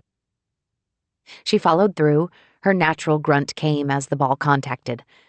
She landed, both feet planted in the grass, and she tracked the ball's flight, perfectly clipping the corner lines as it bounced. The spin pushed its trajectory even farther out, a subtle nudge on its path. And Carter.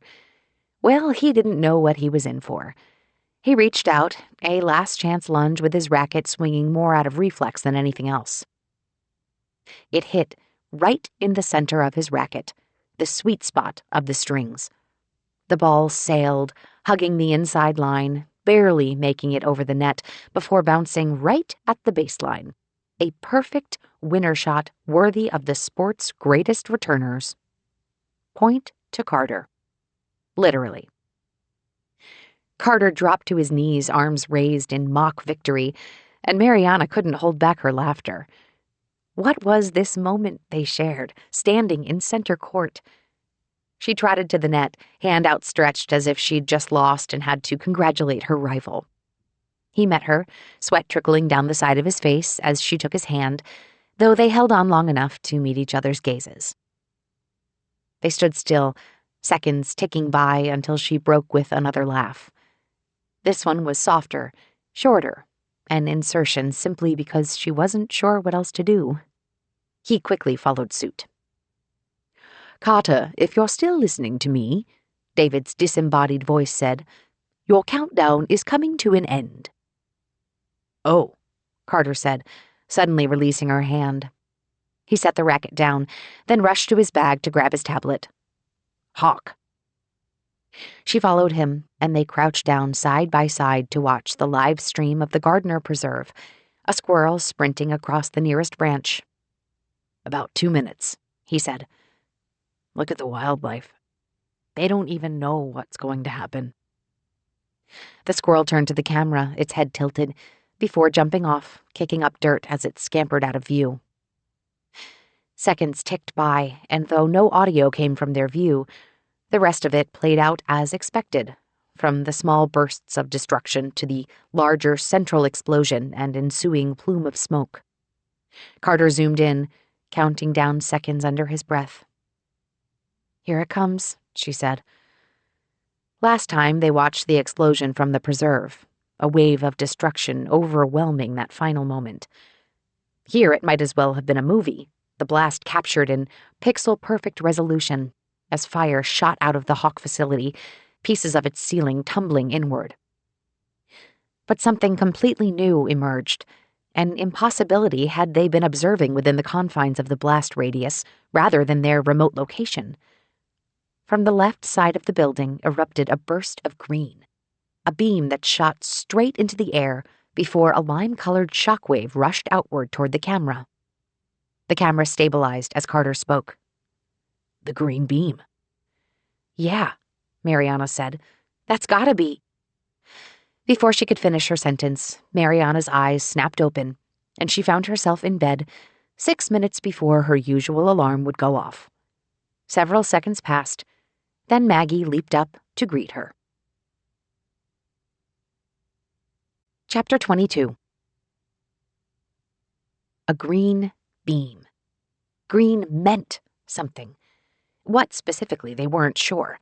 Beckett had referred to it as a CTD wave, which Mariana soon discovered to be an acronym with about 20 different meanings. So for them, it continued to be a mystery green beam that somehow tied into time loops, and, she supposed, looked cool. But maybe the uniqueness of the color was a clue in itself. When lightning struck the ground, photographs captured purple due to various atmospheric conditions such as humidity and air pressure, a simple chemical reaction from ionizing the air around the lightning bolt. Natural exposure of electricity to the air created a glow on a spectrum of colors, usually some form of purple or violet, sometimes a deeper blue. Green, though? A rich, solid green with only a thinned sliver of white in the core?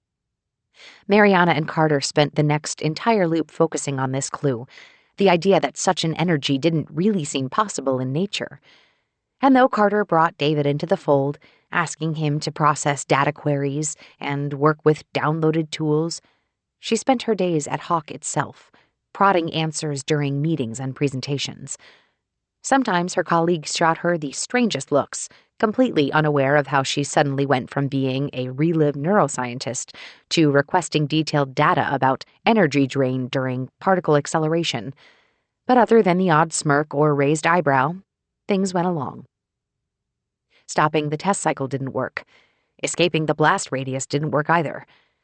Beckett had suggested allowing the test cycle to finish, and if that were the case, it meant figuring out the root cause of the explosion.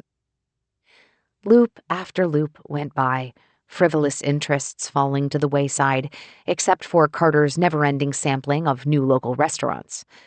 Beckett's data archive opened the door, and the combination of Carter's amateur hacking skills, David's number crunching, and the freedom of experimenting without consequences meant he bypassed security layers to pull both historical data and live test results. His use of open-source data science tools propelled them forward, a simple shorthand that meant he only needed to remember where details came from, rather than the details themselves. They moved from loop to loop, discovery happening across 4-day cycles, each step a blunt but effective way of digging deeper, each restart bringing them a little closer to the secrets of the Hawk accelerator. Energy drain, maximum velocity of particle acceleration, facility stability and containment. Data flowed down to them, all of it in, of course, very illegal ways. So it surprised Mariana when she got to Carter's on a Wednesday night during an umpteenth loop that he blurted out a wholly unexpected question before she even put her bag down. "Do you trust me?" Her head naturally tilted to a quizzical angle. Trust him? What else had they been doing this whole time? Wimbledon had provided a detour, an end to one phase and the start of another, and since then, every moment had become a step toward a greater goal, every evening offering a debriefing of new findings and new possibilities. It made things simpler, really. Because as much as that night at Center Court stayed ever present in Mariana's mind, part of her still wasn't sure what it all meant. Shay gave her grief all the time about engaging with people, trusting in people, like her mission in life was to shake Mariana into a different state of existence. Carter's question would have amused her no end. The fact that Mariana took several seconds to ponder it would have amused Shay even more. "Of course I trust you," Mariana said. She stepped forward into Carter's small living room, the place surprisingly free of his usual assortment of different takeout containers. "Did you already eat?" "I've been too busy." He leaned back, arms stretched overhead with a groan, and he let out a laugh. "See? I'm full of surprises." "What else is in store?" "You know Beckett's protected test results I've been trying to download forever? Even David can't crack it." "Yeah," Mariana said as she considered going back out to pick up dinner. Her making the choice for food? There was a first time for everything. "I found a way to download it and—" Carter started before David interrupted. "I tell Carter that I can process any data set. It's his fault for not using the right parameters." Even though David didn't have a face, Mariana practically felt a sarcastic grin to go with the AI's claim. "So we found a way to download it." Carter pointedly cleared his throat. "David suggested a few variables to try, and it worked." He held up a tablet, dialogue boxes, and a blinking cursor awaiting input. "Like, right now. Ready to do something highly illegal?" I'm not allowed to do illegal processes, Carter, David said. Why would it be illegal if I have Dr. Beckett's login? It's a joke, Carter replied before mouthing, "No, it's not," to Mariana. Before their life switched to this, Mariana considered herself a very law-abiding citizen. And even in this world of no consequences, she still drew the line at hurting anyone. But logistically illegal stuff? Whatever it took. She flashed a thumbs up at Carter. At this point, why not? All right, here we go. Carter tapped on the screen, and even though the screen remained obscured from Mariana's angle, it changed enough to tint the light on his face. I'll be busy for a little bit, David said. Enjoy yourself, David. A status bar showed up, beginning the slow creep from left to right. So, don't tell David this, but last year I found a backdoor hack to disable his process inhibitor. You can't do anything fun with it, but it lets me process any datasets I need. I did it just to make my job faster so I didn't have to work as hard. But it comes in handy these days. My parents would be so proud of my ingenuity, he said with a laugh. Self-deprecating comments like that seemed completely unrelated to illegal activities, and yet Carter always snuck in those little jabs, a different type of verbal sparring than the kind he did with his AI companion. Most of their actions focused on the time loop, but moments like this lingered, peeling back layer upon layer while everything around them stayed the same. Why is that? Mariana finally asked after several moments of silence. What? Carter asked, without looking up. You're always saying stuff like that about your parents. Why is that? Oh, you know how parents are. Carter shook his head. They always give you grief about stuff. Mariana knew some people didn't get along with their parents, but the level of resentment in Carter's voice brought a new dimension to this. Shay has been my best friend since college. My mom met her dad through us, and then they got married. Like reverse engineering a sister. The only way we've gotten through her disappearance is because of each other. Her eyes fell, a heavy breath grounding her in the moment. So I don't know how parents are, not the way you're saying. Yours listen? My mom does. My stepdad does. Well, there's hope for us all. Carter's normally light touch disappeared, the topic clearly striking a raw nerve. Some people their age are just a lot more stubborn and hold grudges, that sort of thing. The easy thing to do now would be to change the topic, go back to research, perhaps order something expensive to eat. Yet Mariana found herself pulled to his plight and the possibility of doing something about it. I've never told you this, but the day before the loop started was my 33rd birthday. Oh, happy birthday? Nah, it's not that. Feels like ages ago. But I deleted their numbers as contacts on my phone for that day. Reset the security on my phone, too, so it filtered out any messages from unknown numbers. Saved me from any of their crap for a few days. He laughed, holding up his phone. Every loop, I have to reset the security, though. It's kind of a funny ritual. What if you told them how you felt? Carter's brow rose. You're joking, right? I'm totally serious, Mariana said with a nod. What if you told them that? That you didn't need their crap? That they were stubborn and held grudges and it clearly affected your life in ways that you're not happy about? She pointed at the tablet, at the information being compiled and processed. Look at that. Look at all we've accomplished. I mean, you're a technician. You failed out of college. I'm in a completely different field. And yet, we're figuring out the impossible. So, being difficult? Cruel to you? Though she could take the tact of imitating her high school tennis coach pumping the team up for regionals, her tone shifted, connecting on a softer level. They don't know you. Not the person I've been with for however many loops now. And they should hear that. Carter's eyes went wide despite looking away, and Mariana wondered if anyone had ever been that frank with him during his entire existence. What? He started before clearing his throat and trying again. What would I even say? Who knows? Who cares? It's a time loop. If your cholesterol resets every time, then so will your relationship with your parents. Yell "fuck you" to them all you want, or give them the biggest guilt trip.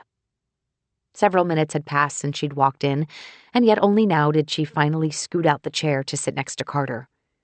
I know you don't swear much, so think about using it. Make that "fuck you" count. You deserve this.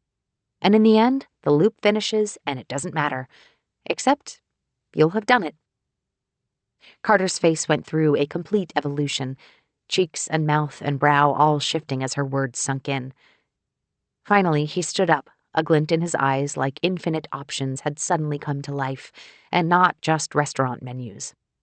His posture tightened, then relaxed, and his eyes darted around the room, an aimless gaze as he considered his next steps. "Watch the data process, will you?" he finally asked, tapping the tablet. "David might ask you to do a second pass. Buggy algorithm. I don't think I'll be long."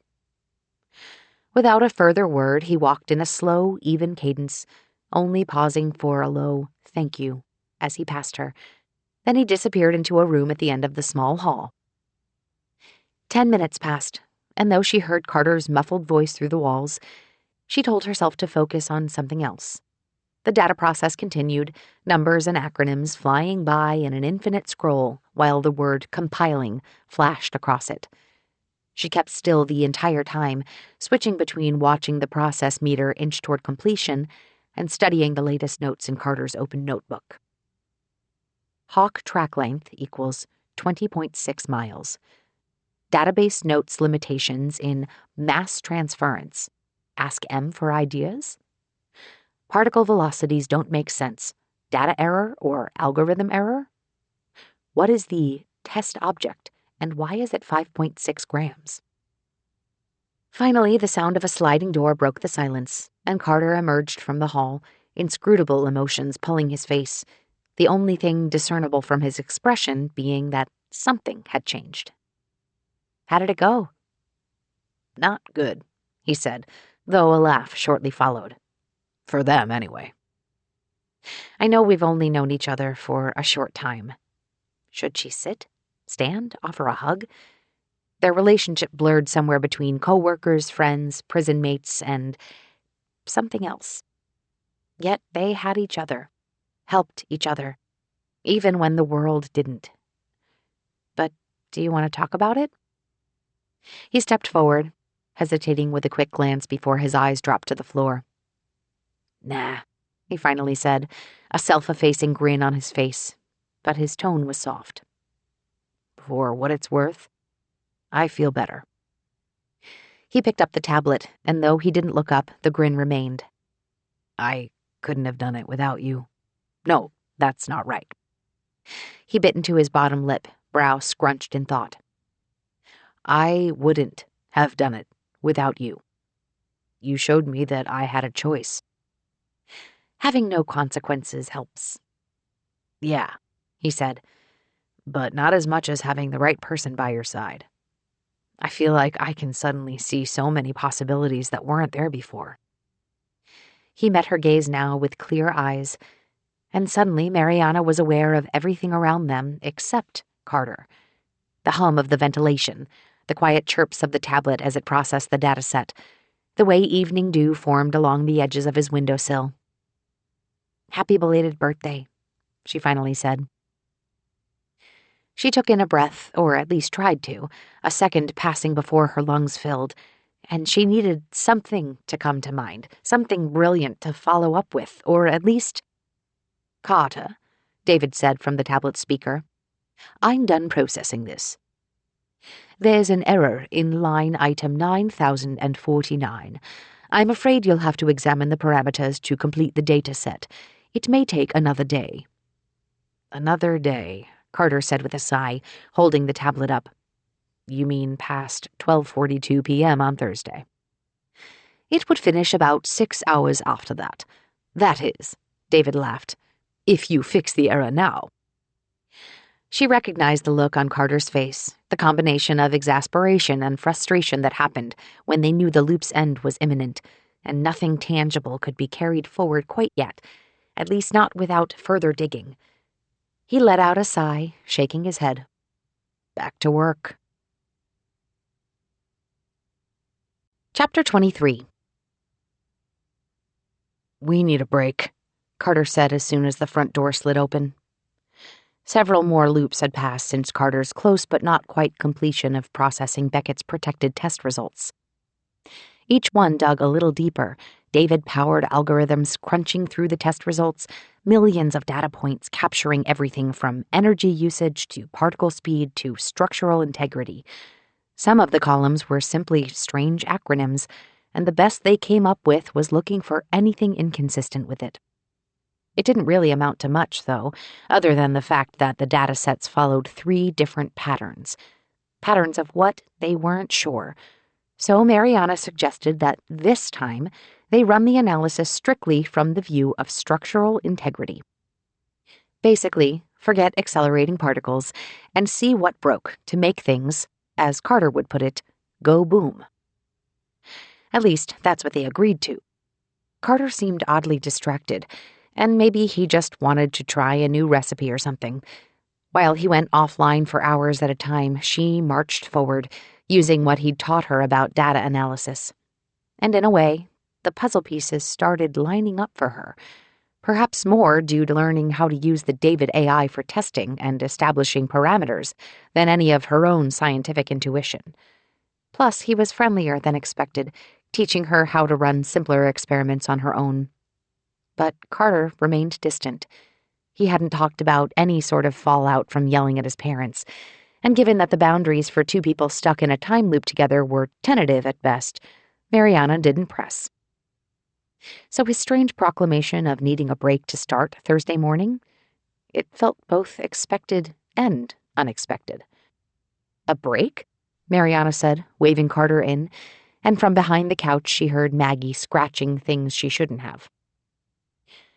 I'm taking my time with my coffee this morning. That's kind of a break.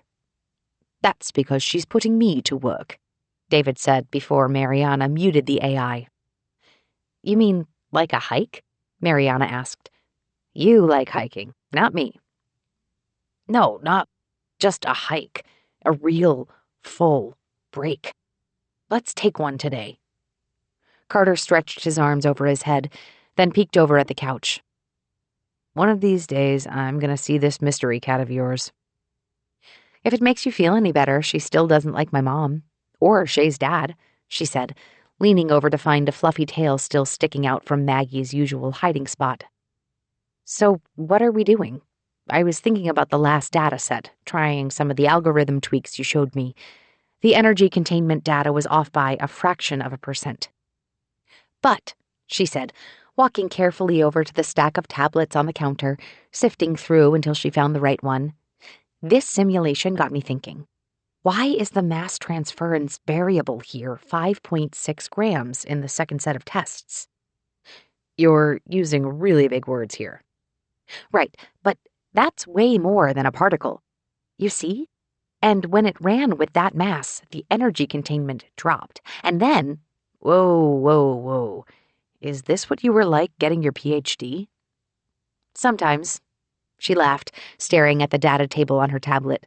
My brain just gets on a roll. Shay called it Mariana mode. Carter put his hands up, palms out. Let's switch to vacation mode. For a few hours. This loop's almost done anyways, right? They hadn't had any sort of pause since Wimbledon, and even then that trip had offered some purposeful observation. This, whatever it entailed, sounded like shutting off, which was not how Mariana worked. That was the thing about 4-day time loops. There was no weekend. Okay, taking a break today. But, she said, I'll have David continue the process. He'll send me results. You still need to look at it, though. She pointed to his forehead. Eidetic memory. Fair enough. Until then, dress in layers, he said. That wasn't what she'd expected, and from Carter's chuckle, he clearly didn't expect her confused look. "You said you've never been out on the ocean, right?" The ocean, it turned out, wasn't a metaphor for something else. An hour later, Mariana followed Carter as they stepped out onto a small pier along San Francisco's North Harbor. At the end of it awaited a yacht bobbing up and down with the waves. Carter turned to her, and from his wry grin, he clearly already knew what she was thinking. "Inheritance money," he said, gesturing ahead. "Pretty sure our bank accounts reset tomorrow." Mariana nodded, and a man greeted them as they stepped onto the vessel, the strange tilting and turning of a craft on water different from the steady floor she was so accustomed to. "The groceries were delivered and put away an hour ago," the man said. "I'll take us out. The kitchen downstairs is all yours." "Boats can have kitchens?" Mariana whispered. "Propane stove, boiler, the works," Carter said, the grin on his face stretching from cheek to cheek. "Was this break to take me out to the ocean, or for you to cook in some badass kitchen?" Carter's chin tilted up, optimism still painting his expression. "We can both want nice things, right?" he said with a laugh. "It's like I told you the other night. So many possibilities that weren't there before." Mariana had often wondered about the stars, staring out at the blanket of black that just peeked out over horizon colors on suborbital flights. Such an expanse felt endless, a pathway to everything and nothing. Strange that she felt this way in the middle of the ocean. As far as she could tell, they'd only gone out a few miles, and after they'd gotten settled in, Carter excused himself to the kitchen with palpable exuberance. Wide eyes, an ever-present grin, and an energy that made all of his movements extra visible. But for her, she quietly sat in the deck chair, feeling the waves rolling beneath as she stared out at the blanket horizon. And though she'd brought a tablet with her, it stayed safely in her bag and totally out of her thoughts, at least until she heard its distinctive chime. She pulled it out, half expecting simply to tap a button to resume a stalled process, a hiccup of servers and algorithms. David couldn't be done that fast, could he? Except she got an actual result, the processed data showing several fields of red highlights, shorthand for the fact that something was indeed wrong. She squinted past the late morning sun to read through the algorithm's generated findings. Energy containment, mass transference, and facility stability. All of these played together, and Mariana closed her eyes, trying to picture it as a series of events. The mass transference in the intended experiment, whatever the 5.6-gram object was, came off larger than expected. Because of that, it shook the facility's stability, negligible at certain levels and conditions, but when pushed much in different ways? David's generated graph showed a line of cross-reference structural data with one distinct spike. Mariana slid between graphs, each averaging numbers from different types of tests, then clicked on the summary David had attached to the findings. In most test conditions, this discrepancy in energy containment produces negligible influence except on strut gyroscopes. Stability appears to be dependent on particle direction. Pushing the test subject creates a smaller impact. Pulling the test subject creates a larger one. 3 sets of tests have been used on push tests with subjects of classified masses. Only 1 set of pull tests has been completed using an individual particle. Even her science brain struggled with the report's vague but specific findings. Push versus pull. What could that possibly mean? Mariana took in the data, closing her eyes to find a logic to all those terms, repeating them to herself while thinking through methodical definitions and connections until... Her eyes flew open, and she swiped through the various graphs again, looking for data markers at a very specific timestamp on the 4th day. A Thursday. Days upon days, all staring at data or asking questions or digging through reports, pushing each other to learn new skills and new ways of thinking, it all led to this. "Carter," she yelled, "I may have found it." "What?" he yelled from beneath the deck. "I said I may have found it." "I can't hear you. I'm sautéing something. Give me 10 minutes. Every graph showed an energy spike around the same time on the 4th day. And on almost all the graphs, it corresponded to a structural issue, something that identified as a vibration in one of the accelerator's support struts. Strut QL89, in fact, the one they'd seen the warning screens about. Yet, in most cases, it came and went. Mariana did the math on the timestamp, the short span between when the energy spike happened and the strut encountered its problem. Approximately 79 hours. Or, if the accelerator cycle started on Mondays at 5 a.m., a little after 12 p.m. on Thursdays. It figured that Mariana would have finally found the root cause to all of their troubles, and Carter was off cooking something. At least he wasn't eating. But why would the structure break in the first place? David seemed to be thinking for her, as his next message provided a simulation of the accelerator process. Mariana loaded the video, a model of the different pieces supporting the energy containment chamber. Now, what would happen if she simulated this pull process, whatever it was? "David," she typed to the AI, "can you produce a same simulation with a subject mass of 5.6 grams? Within seconds, a new video arrived.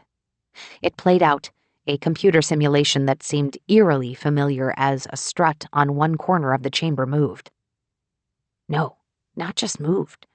It vibrated in the simulation, the intensity of the process enough to impact it more and more until the strut eventually snapped. That corner, the one nearest to where the green energy beam exploded out of the observation chamber. It all started to lock together, Mariana's mind alive with puzzle pieces snapping into place, though one question remained. Of all the design simulations and build checks that happened in the past 20 years, how come this specific one failed after all that testing? And the mass? Everything on the planet weighed in beyond the size of a particle. Mariana's fingers flew, loading schematics before running an angle and dimensional analysis on the corner strut in question. She took those images, then moved them so they overlaid against the original design blueprints pulled from Beckett's archives. There it was. The strut didn't fail because of a faulty design. Its materials were properly selected to withstand the load and frequency of the accelerator process. All of that checked out. But it was based on one very crucial element. It had to sit exactly per specifications. The existing strut, something buried deep underground at the facility's foundation, was off from the original design by a fraction of a degree. Mariana loaded up Beckett's archives, a mixture of files and messages, searching for any reason how or why such a mistake might have happened. Or perhaps it was sabotage? That many eyes couldn't have been wrong, could they? Mariana tried search after search, query after query, sifting through countless messages and design iterations until it hit her like a lightning bolt. No, it hit her like an earthquake. A structural analysis of the energy containment unit following the earthquake of 2083 shows no damage in support struts and beams. Our geological consultant noted that the sediment and its level of compaction appears to have shifted incrementally with the earthquake, but it bears no impact on the integrity of the structure. Mariana's hand went to her mouth as the information sank in. The earthquake of 2083. An 8.1 jolt that moved the ground just enough to knock the energy containment unit's holding strut just out of alignment. All this time, their hypothesis was that the various explosions and damage on Thursday morning caused a catastrophic break in that strut. But no, it was the other way around. The strut itself was destined to fail. Which meant, unless they somehow managed to convince an excavation team to dig into concrete and metal, disassemble everything, and rebuild it, realigning the angle of a support strut by a few degrees in a 4-day span, they were stuck. The view expanded into a small hologram. The simulated wireframe of the facility's architecture and hardware lit up in a full 3D rendering that Mariana could slow down, rotate, and zoom in, cutting-edge holotech that had just hit the market for scientific usage a few years ago. And no matter how she changed her view of the process, it all ended the same.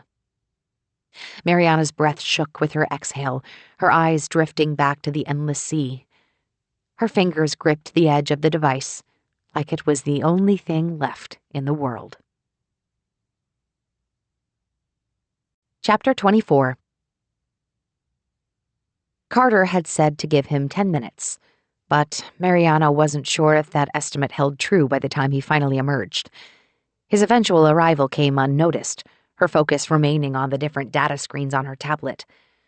Half the time, she'd sat, staring into the lineless horizon, while the rest of the time filled with checking and rechecking her calculations, the simulation, the algorithm. After all, she was not a data scientist. She'd only learned what Carter and David had taught her. And she was not a structural engineer, so she could be interpreting it wrong. Or maybe David was just pulling a fast one on her. He was awfully opinionated for a helper AI. But the core of any scientific education rooted itself in logic, and that told her that this was not good news. "All right, who's ready for appetizers?" Carter asked, emerging from the kitchen with a tray. "Paper plates. Sorry, it's all we got." "That's okay," Mariana said, a forced brightness to her words. "You know, I've never worked as a waiter. You'd think I would have at some point." "You can try getting that job for a loop?" she asked as he walked slowly around her. "Nah, but I was thinking about other things." He brought the tray over to the small table between the chairs, though he looked over at the ocean breeze kicking his hair into his face. "Paper plates aren't working, huh? On second thought, those might just blow away." "Stuffed baked mushrooms?" he said, gesturing at the cheese-covered spheres. "Try them as finger foods." Mariana obliged, picking one up and biting into it, and though Carter didn't say anything, she heard his voice telling her to slow down, savor it. "It's got a crispy exterior," she said, as specifics came to mind. "Juicy. And some cheese. A little salty. Savory." "Yeah, that. Oh, and a little bit of heat at the end. Like your falafel." A small smile formed across her lips, amusement at the fact that she even picked up those details. That was surprising. Did I get that right? "Yes!" Carter's handclap rang out over the noise of the boat. "You're learning. I can pass along more than cheap algorithms and poor hacking. One more thing," he said, reaching down into a cooler at his feet. "Champagne. Well, sparkling wine. The grocery service ran out of champagne, so they sent this instead." He laughed, which prompted her to laugh too, even though she didn't quite get the joke, and he poured it into composite glasses before a blast of wind knocked both of them over. "You know what?" she asked. "Why don't we just share the bottle?" "I like how you think. Classy." He held it out, and she gripped it, taking a swig. "So, I was thinking, if we ever get out of this loop business, what should I do? I can't work at Hawk forever. They might even fire me. And owning a restaurant sounds terrible. All of the business stuff you'd have to deal with. Besides, restaurant menus get boring. But this," he said, gesturing around them, "this is great. People get hired as personal chefs in all sorts of ways. Rich people, who are kind of assholes but also appreciate fine taste. I could charge them more and cook what I want." The words rolled out, a spirit to Carter's tone that she'd rarely seen, as if gravity couldn't contain the way he'd felt. "I just gotta figure out how." Consequences didn't carry over from loop to loop. The conversation with his parents, that would be forgotten by the world. But for him, something had changed. She saw it from the smile lines around his eyes to the pace of his voice. "It's like what I said about quitting Relive and teaching tennis on a cruise ship," she said. "You see? Let's do it. Hey, cruise ships hire chefs. Look at us, throwing corporate caution to the wind. If we can break a time loop, we can get jobs on a cruise ship." "Oh," he said, taking a mushroom for himself. "What was that thing you were saying earlier? Did your test complete? I had all 4 burners going." "Ah." Mariana took a bite and pretended to consider the different flavors from it, though her mind kept veering back to the findings.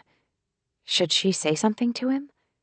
She'd have to run it again to be sure, and validating it with several other cross-reference checks, well, that would take much more time than a few hours out at sea, especially when they were supposed to be taking a break.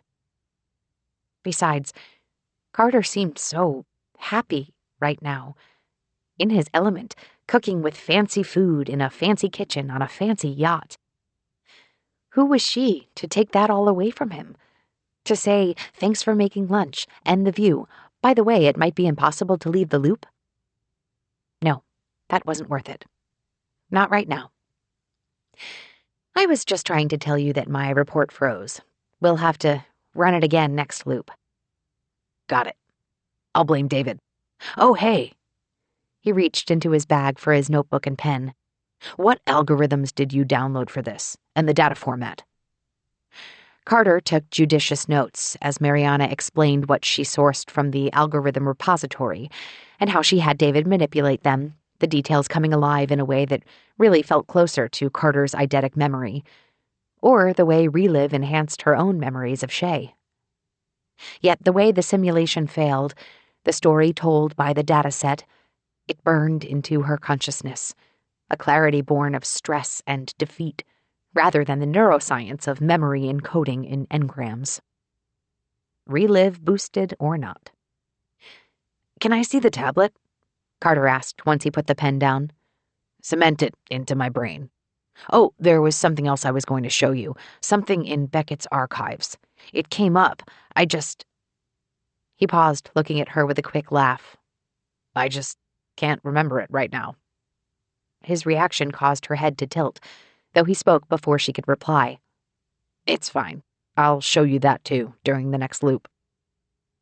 Eidetic memory, they both said at once, and though Mariana picked up the device, she shut it down instead of handing it over.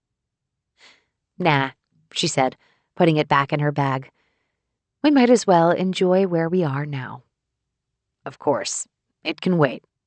Hey, it's us." He popped another mushroom into his mouth. "We've gotten this far," he said, with a smile so broad she knew he believed everything he said. "We can do anything. I even got vegetable Wellington for you to try. More mushrooms, but I promise it's worth it." Carter explained the technicalities of the Wellington with an enthusiasm that Mariana couldn't quite grasp. Something about the way the mix of mushrooms, beans, and nuts had to sit together just right in order for their juices to not make the crust soggy. She nodded and smiled, and though she knew she didn't appreciate the difficulty of the dish, her expression remained genuine. Because the way he talked about it, not just the dish, but the process of learning to perfect such a difficult recipe, the words came with a marked shift in tone, like he believed things were possible instead of just knowing they existed. And that was enough to make her smile, even if she didn't understand half of what he said. The clock counted down to the end of this loop, and Mariana figured that if they were pointed eastward back toward land, the Hawk explosion might be visible, even from this distance. What kind of light show might it project out from the ocean? They both knew this was a possibility, and yet they sat opposite of that, looking farther west out to the ocean. In the helm, the captain left them alone, probably relaxing as the yacht stayed anchored, not a single clue about the looming catastrophe on land.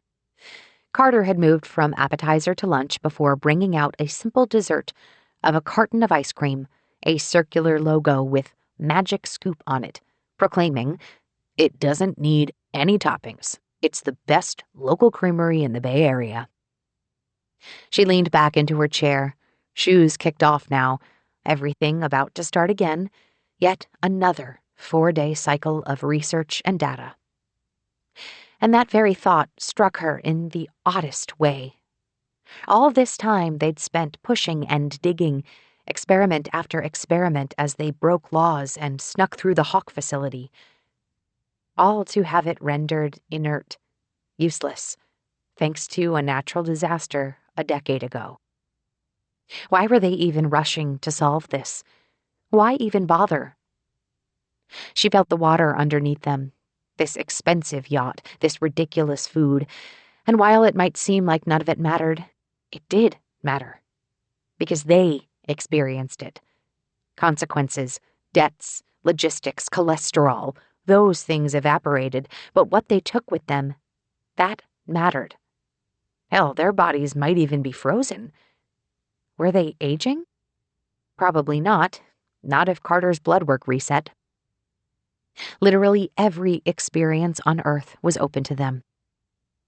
Shay had always given her so much grief about work. Ever since I've known you, it's been some form of work. Mariana had wanted to ponder life without work. Perhaps that was the unintentional gift of the time loop. It struck Mariana suddenly. There was luxury in this. A new way to live, one that gave them space to be whoever or whatever they wanted, without judgment or reservation.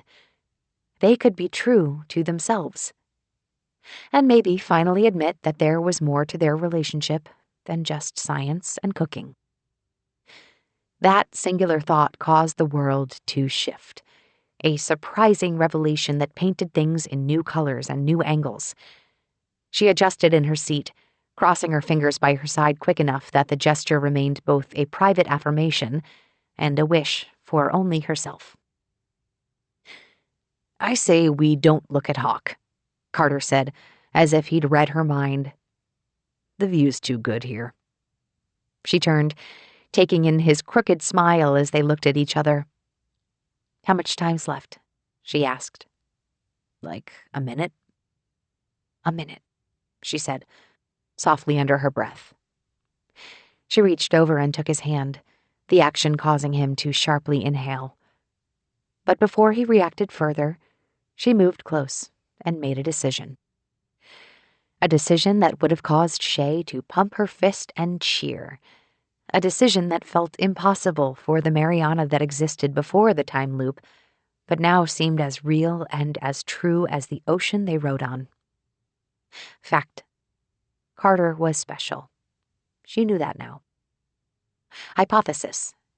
Though they'd both seemed to keep a cautionary distance, a respect for the fact that this loop, this everything, was only them, denying their feelings seemed ridiculous, knowing that they might be stuck here. Experiment. Mariana was going to go for it. She leaned in quickly, pressing her lips against his, the cold ocean air stinging her ears while a warmth rose to her chest. He pulled her in, a sudden magnetism locking them into an embrace where nothing else mattered. The moment felt instant, yet endless, and as everything ended one more time, Mariana wondered why they hadn't done this sooner. Chapter 25. Mariana's eyes opened. She woke in the same position that she always was in at the start of a loop, half tangled in sheets, the emerging sun dimmed out by tinted windows, and a cat several seconds away from jumping onto the bed. All of that felt familiar, routine, like taking the same path every day to get to the elevator and out of her apartment building. But inside, all of Mariana's instincts pulled in new, unexpected directions. A flutter in her chest, a tumble in her gut, and the still-there impression of Carter's lips against hers. The whole thing made her turn over on her back and stare straight up at the ceiling. She'd done that before at the start of loops, usually out of frustration, occasionally despair, always with a desire to fast-forward time and get out of this perpetual existence that locked them into this 4-day cycle. This time, however, she wanted to rewind, to go back and experience that single moment on the boat, a slice where nothing else mattered except the two of them. Not even the exploding Hawk accelerator could take away that. Well, sort of. The explosion did interrupt them. Yet other than that, the world expanded in ways she'd never considered, never even thought possible. Sure, she'd had boyfriends before, but Shay would have been quick to point out that none of them ever danced close to being serious or legit, even if they lasted for a year or longer. With Carter, the world felt clearer, brighter, a certainty in detail that previously just didn't exist. In theory, the two of them never should have worked. For one, Mariana still preferred her protein shakes for breakfast. For another, making plans would always be hardwired into her brain. Versus his ease at just rolling with things, his ability to be in the moment, his obsession with food, of all things. Their connection went beyond that, beyond needing to break out of a time loop. Carter Cho was a good, authentic soul in a world that didn't always want those. In fact, they tried to push people like Carter out, hampering them without the means to become who they really were. At least until they got stuck in a time loop. Then none of that mattered. Mariana felt the bed beneath her, the sheets over her, the shifting as Maggie walked back and forth to get her attention. Just thinking about the moment ignited the world, time loop or not. She rolled over and looked at her phone, mind wandering to possibilities. Should they take another break? Should they plan a full trip? Nothing would change around them, but this fundamental shift in their relationship meant so much more. Maggie interrupted with further urgency, her tail up and eyes wide in full-on demand. The little cat clearly did not care for any epiphanies or romance in her life. All right, I get it. System, open windows and start the coffee, black. And turn on the U.S. Open. The wall screen activated, the same first-round match that she'd seen countless times by now. The sounds of the match felt closer to habit than anything else these days. A comforting background noise the same way that people could hear songs so many times that they no longer registered. Comfort in the form of sensory inputs that simply and predictably existed. She moved through the first few minutes of the loop, doing everything with a buoyant autopilot, feeding Maggie, messaging the Relive team, getting her coffee and protein shake. Carter always woke up earlier than her, and she had an urge to reach out and see if elation rippled through his world the same way it did for her. It took all of her inner discipline to quell that. She wasn't exactly an expert at relationships, and giving it a little space seemed like the smarter, saner choice. Rather than call him, she pulled herself back, remembering that they still had other responsibilities, both to themselves and to each other. Maggie meowed, finished with her breakfast, then trilled to demand some ear scratches. And responsibilities to cats. When enough time passed, Mariana typed out a message. Good morning. That was wonderful. No, that was too direct. She didn't want to make it weird. Good morning. Let's push forward. No, far too businesslike. A kiss on the ocean needed more care than that. Mariana typed out several more messages, starting and stopping, writing and then deleting. Several minutes later, she landed on something simple and appropriately vague, but optimistic, complete with a stupid cooking pun just for him. Good morning. Excited to see what this loop cooks up for us. The smell of the morning brew wafted into her nose, Mariana inhaling deeply to appreciate the stillness of the moment. She held the mug steadily, then walked over to Shay's printed photo. You'd like Carter, she said. He's a bit like you, except he wastes money on fancy food. Mariana went back to her kitchen seat, hot coffee in hand. Maggie hopped onto her lap without invitation, And even before she stroked the cat's fluffy back, audible purrs began, accompanying the rising sun over San Francisco, like anything was possible. Carter never showed up, or called, or responded to her messages.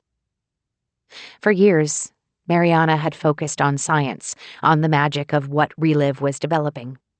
Dates and relationships came and went, usually with fond farewells at best, a little bit of wistful regret at worst. And yet, a single minute sitting out in the middle of the ocean with Carter turned a sudden lack of communication into a panic that rippled through her nerves and wrecked her focus. Maggie kept her company, sometimes following at her feet and sometimes curled up next to her.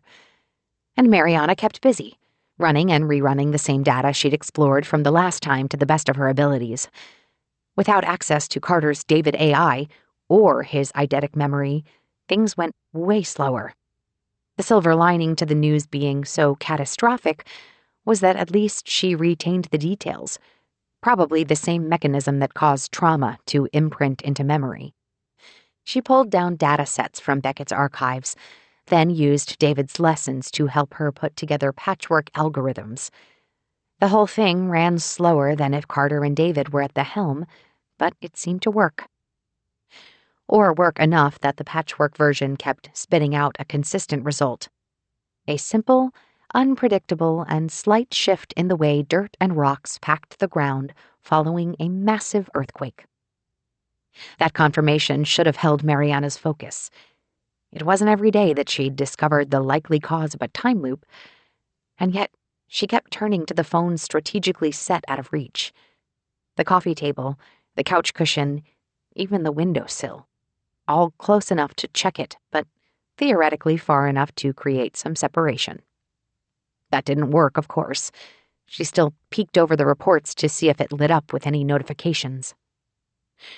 All those impulses were completely unbecoming of who she was. She was a professional, a scientist, an adult, someone who dealt with grief and loss and adversity, and here a simple kiss kept tugging her thoughts away from the task at hand. Not that long ago, she would have laughed at such things. Shay would have laughed, too, the idea that this random guy somehow changed her emotions' center of gravity. She told herself to simply do it, to pick up the phone and check it one more time. No sense in fighting it. The screen lit up, and no messages awaited her. A single tap on the call icon sent a signal all the way to his device, wherever that was. And nothing. Mariana turned to the window, morning having transitioned from the bright day to the mid-afternoon sun moving through, patchworked clouds creating puffy silhouettes dotted across the sky.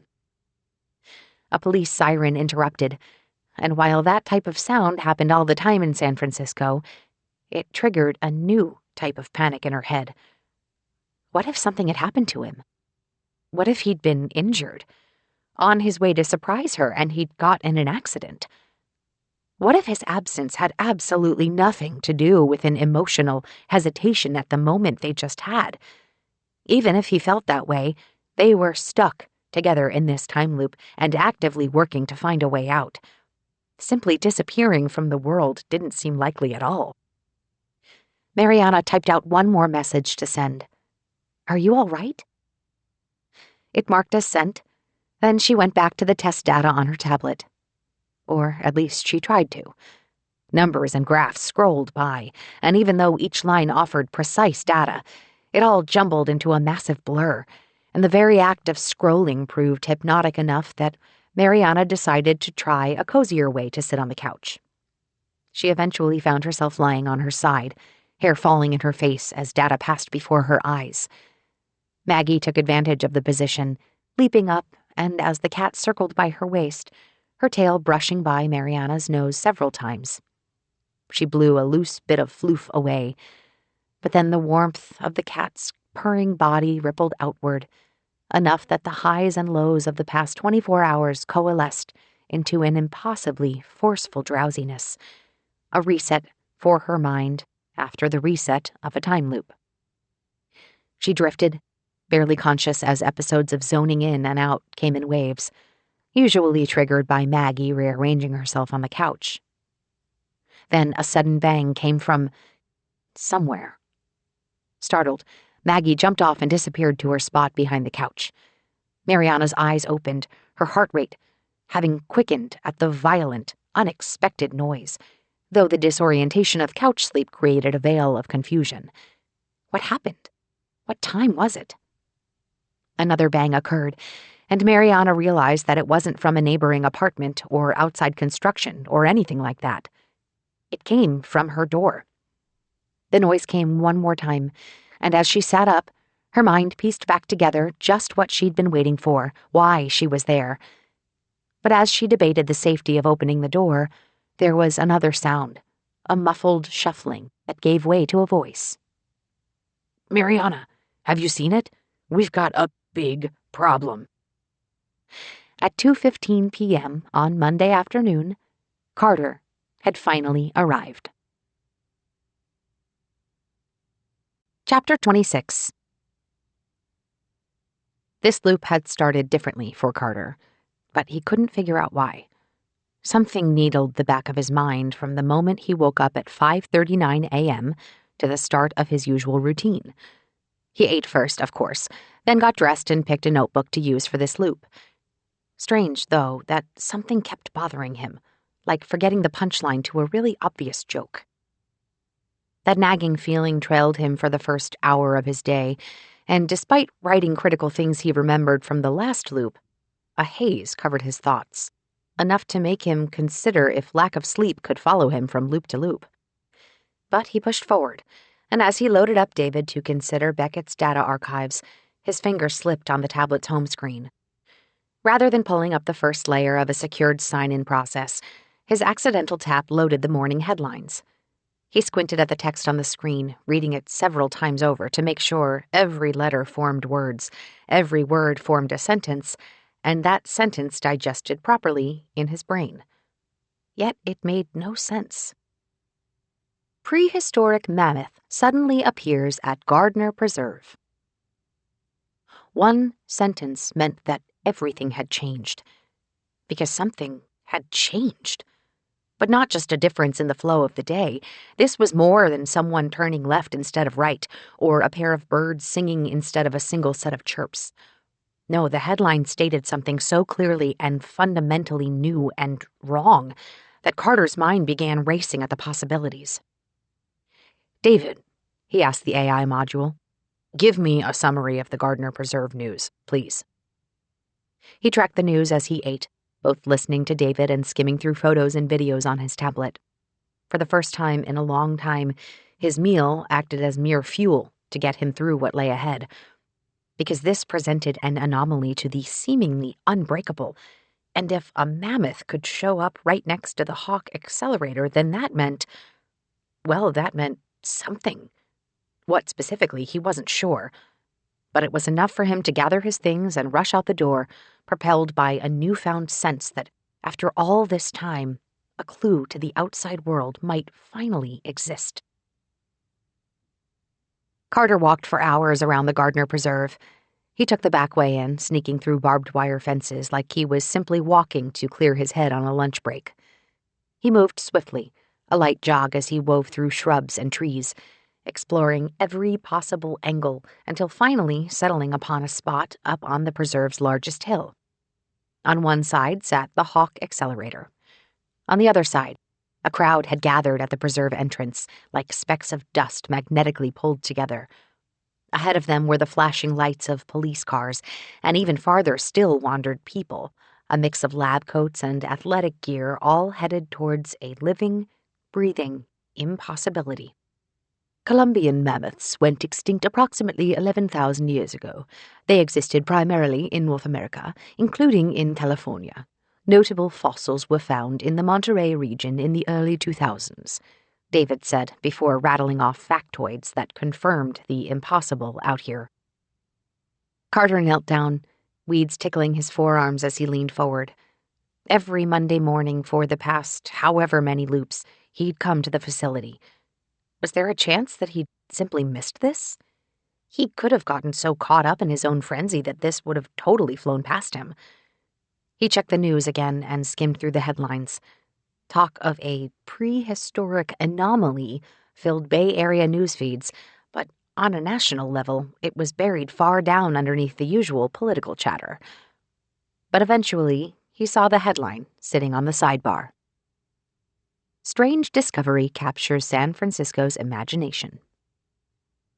Carter had experienced this loop so many times, seen the news through so many different lenses. His own tablet, local broadcasts at the Hawk Cafe, simple chatter around the city and the facility. There was no way something this strange could have slipped past him. He stood up, watching again as scientists looked at tablets and held up various examination and scanning tools. What could it all possibly mean? Dirt and leaves crunched beneath his feet as he paced, pondering the ways that he might possibly dig deeper into this. After all, if this was new, it wouldn't necessarily be in Beckett's archive. Nothing at Hawk should have anything to do with this.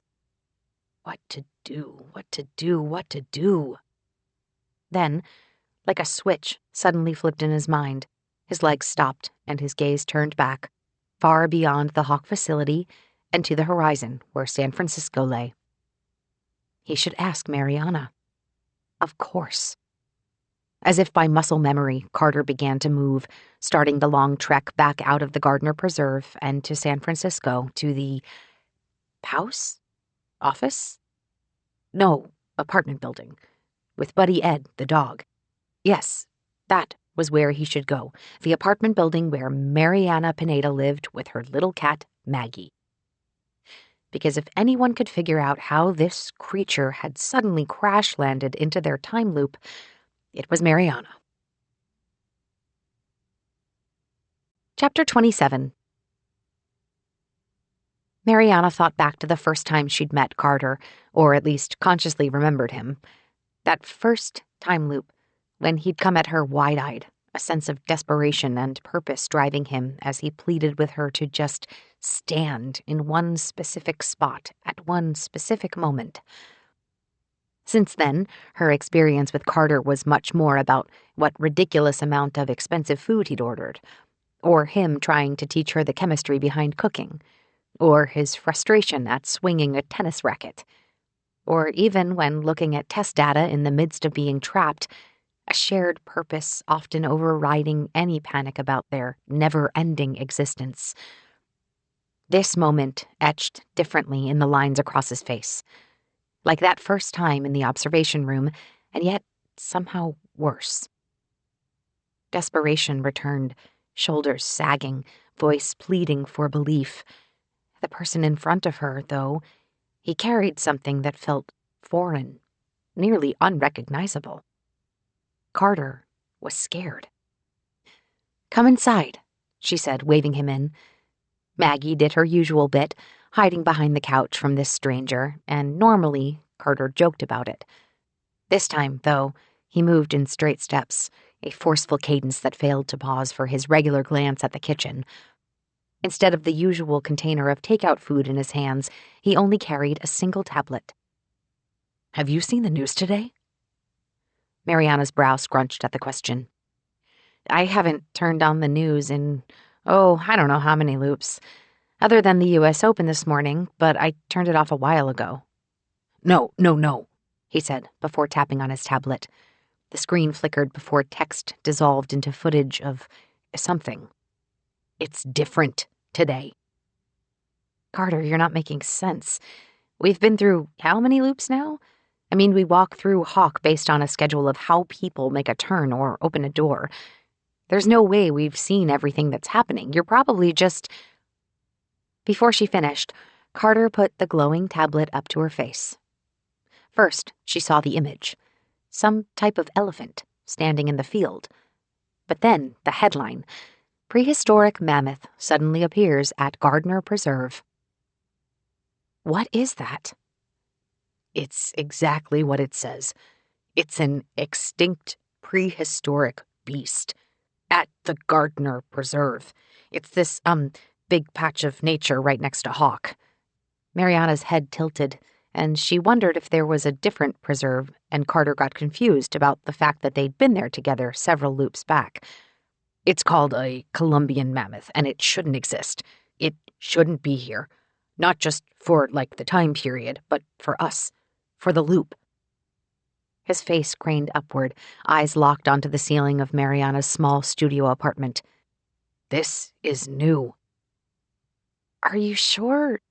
Mariana started, before pursing her lips, her mind grasping for logical possibilities, not just for the mammoth, but also for, everything about Carter. Though something as world-changing as this might have made him lose his cool.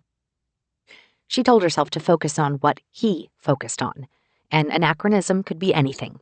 A trick, a prank, a combination of acting and robotics and holographic projection. But one that they'd somehow missed? In all of their time here? I mean, she said, it could be anything. It is anything. That's what I'm saying. I saw this in the morning and I just took off as fast as I could, tried to track it down, he said, his words tumbling over themselves. On my way to the preserve, I walked through Hawk. I stopped and listened to people, not just there but also outside it, around it. His fingers tented over his nose, eyes shutting and a deep crease forming across his brow. Everywhere I went, people were talking about this. Everyone was talking about this. How could you not? It was a freaking mammoth, and whether people thought it was real or not, they talked about it. That didn't happen last time. I would have known. He said I rather than we. Was that a slip-up? Due to stress? Mariana shook it off, and she tried to stay on the bigger issue of a prehistoric beast being pulled into the time loop.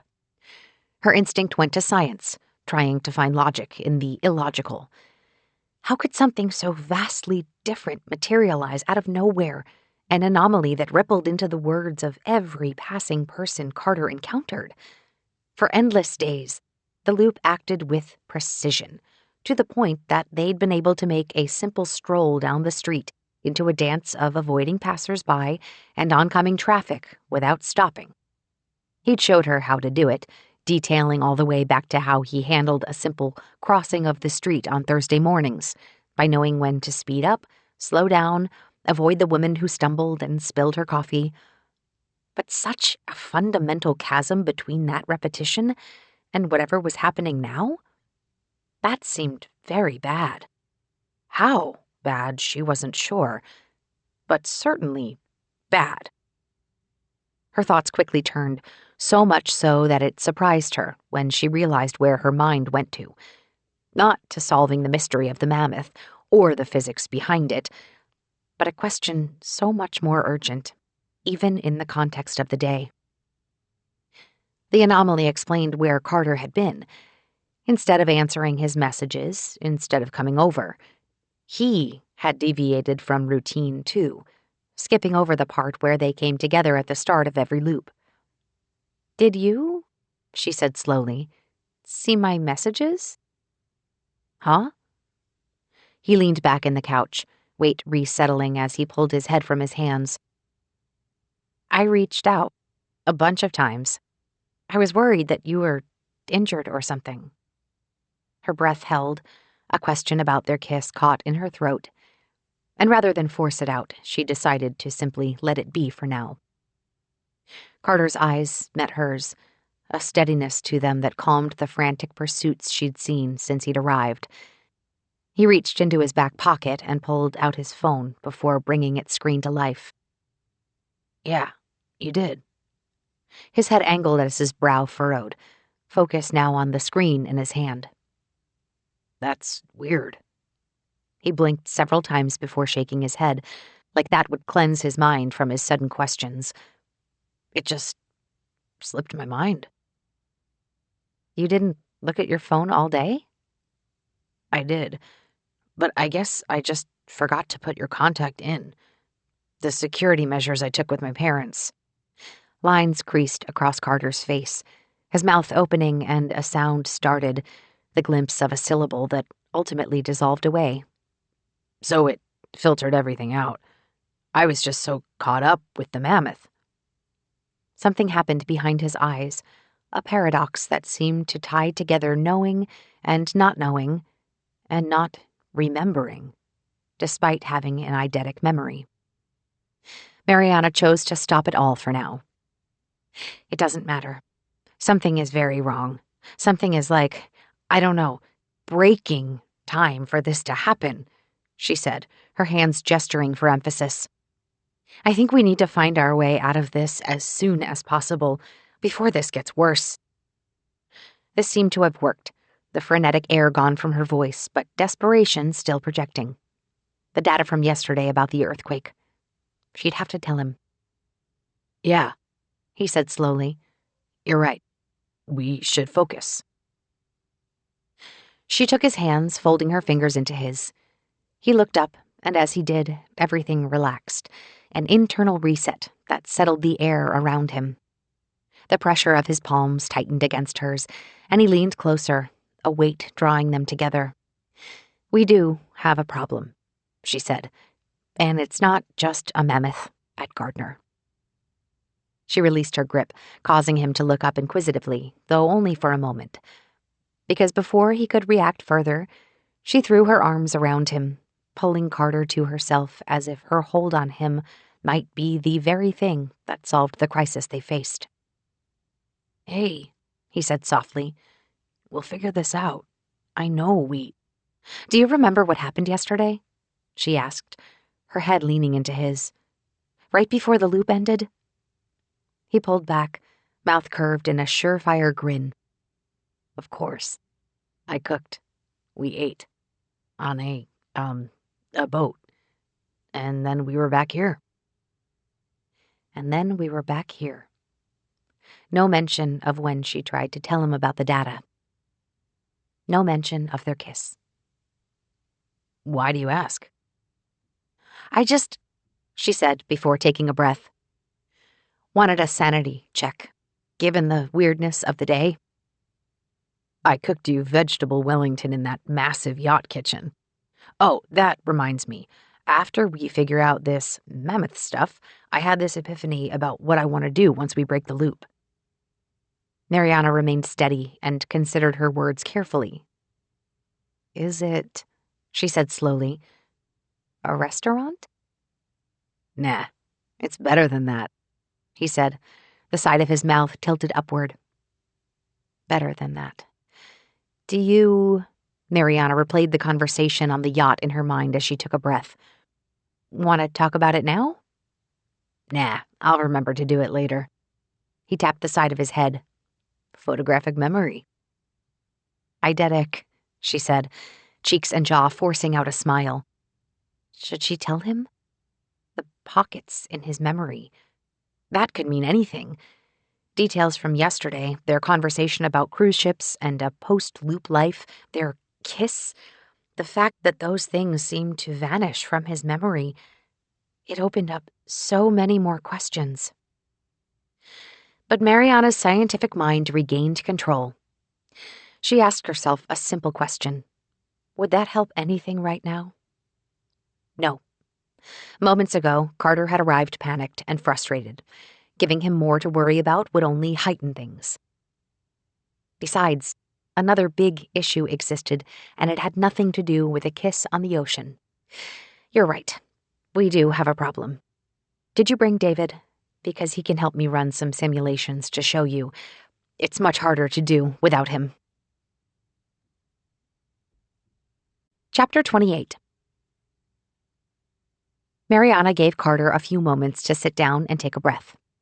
She questioned whether a cup of freshly brewed coffee for an already agitated person counted as a point in the sensible host/friend/maybe more but he's not remembering column. But given the lack of tea in her pantry, it made the most sense.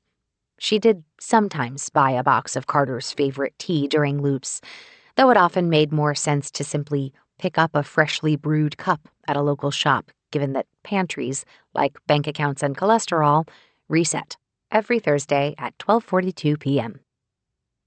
The coffee maker churned and bubbled before the countertop machine offered a simple chime at the end of its brewing process. She picked up the mug and turned to Carter, who remained still. Tablets sat in stacks in front of him, along with David's mobile unit, though his eyes focused outside the apartment's largest window, where the San Francisco skyline twinkled away, the afternoon having given way to twilight. He sat quietly, lost enough that not even the smell of a fresh brew caught his attention. "Here," she finally said, breaking his concentration. He looked at her, teeth digging into his bottom lip, before his expression broke and he took the mug. "Thanks," he said, glancing at the tablets in front of him. "This is really bugging me." The coffee or the view? From behind came a shuffling noise, and Mariana turned to see Maggie's face poking out from underneath the couch. "I'm stuck." "You mean, we're stuck, right?" She thumbed through the test data again. Carter had only seen it once, and they both acknowledged that she had a better brain for analysis once the digging and hacking part was completed. The fact that he didn't ask her to run the simulation again, or to explain details, or to explore geological data, well, that at least said something about their trust in each other. "No, not that. I mean, I don't know how to fix an earthquake without having them rebuild Hawk." "Changing the structural integrity of a facility that large is impossible without obtaining the proper permits," David said. "Thanks, David," Carter said, running his hands through his hair. "You know what I don't get?" Mariana said, trying anything to lighten the mood. "David sure does run a lot of weird tests and simulations for us, but he can't remember from loop to loop, so how does he not object to what we tell him to do?" "In the end, he's an AI.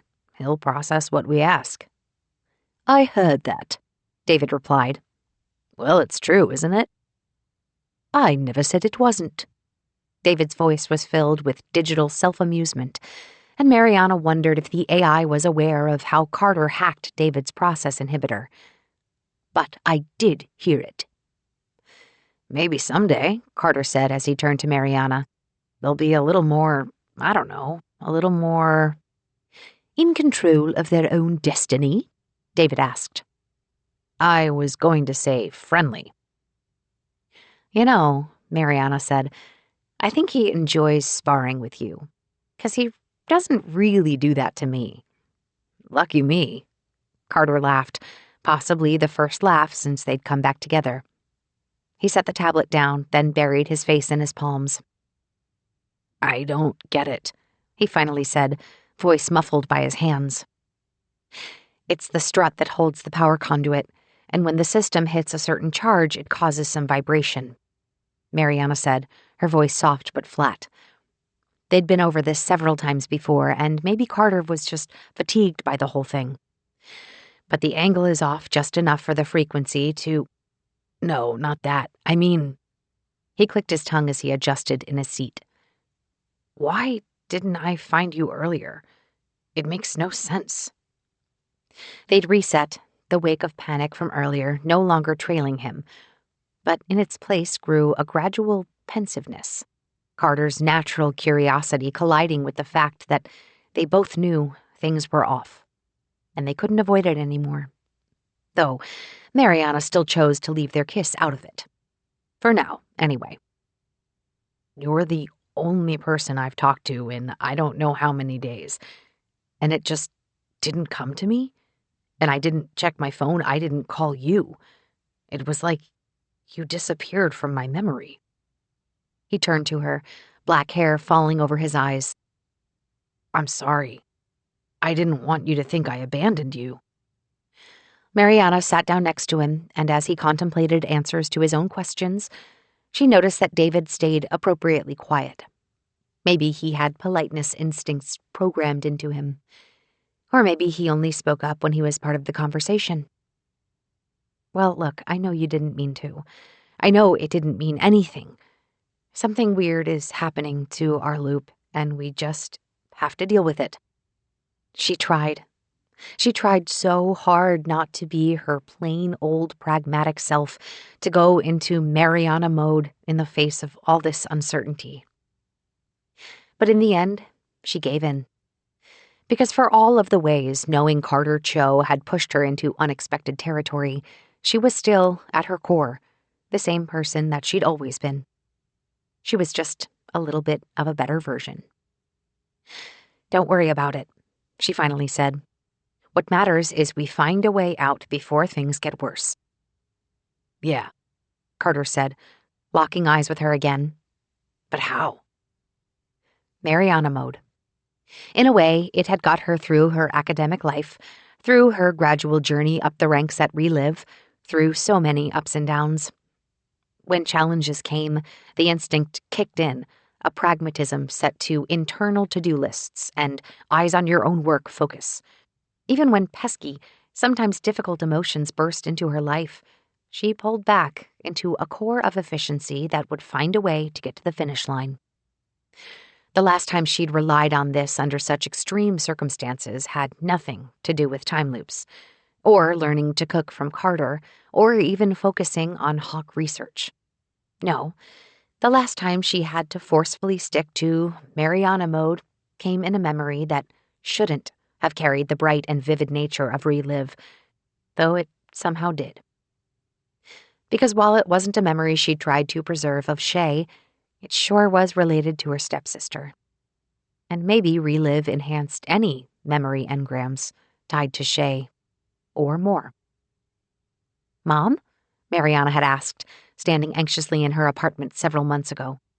Her mom waved, the call connecting directly to her phone, while Mariana talked to her wall screen. Behind her, Maggie chirped and walked in figure eights around Mariana's legs. "Hi, Mar. Did you need something? We're about to head out to dinner. Is Sam there?" she asked, her voice shaking far more than it should have. Her fingers tightened, nails digging into her palms, and she kept her composure the only way she knew how, thinking of the steps that needed to happen in the next day, 2 days, possibly week. "Are you okay?" "Yeah," Maggie meowed as if to challenge her on that fact. Because the truth was that neither of them were okay. Maggie because 3 days had passed since Shay was supposed to have picked her up, and Mariana for the same reason, only from a completely different perspective. No, I'm not. Mom," she said, words wanting to burst out of her. She held her composure, reminding her that the purpose of this was to inform, not cause panic. "Shay is missing." Her mom's eyes darted, seemingly unable to process that information.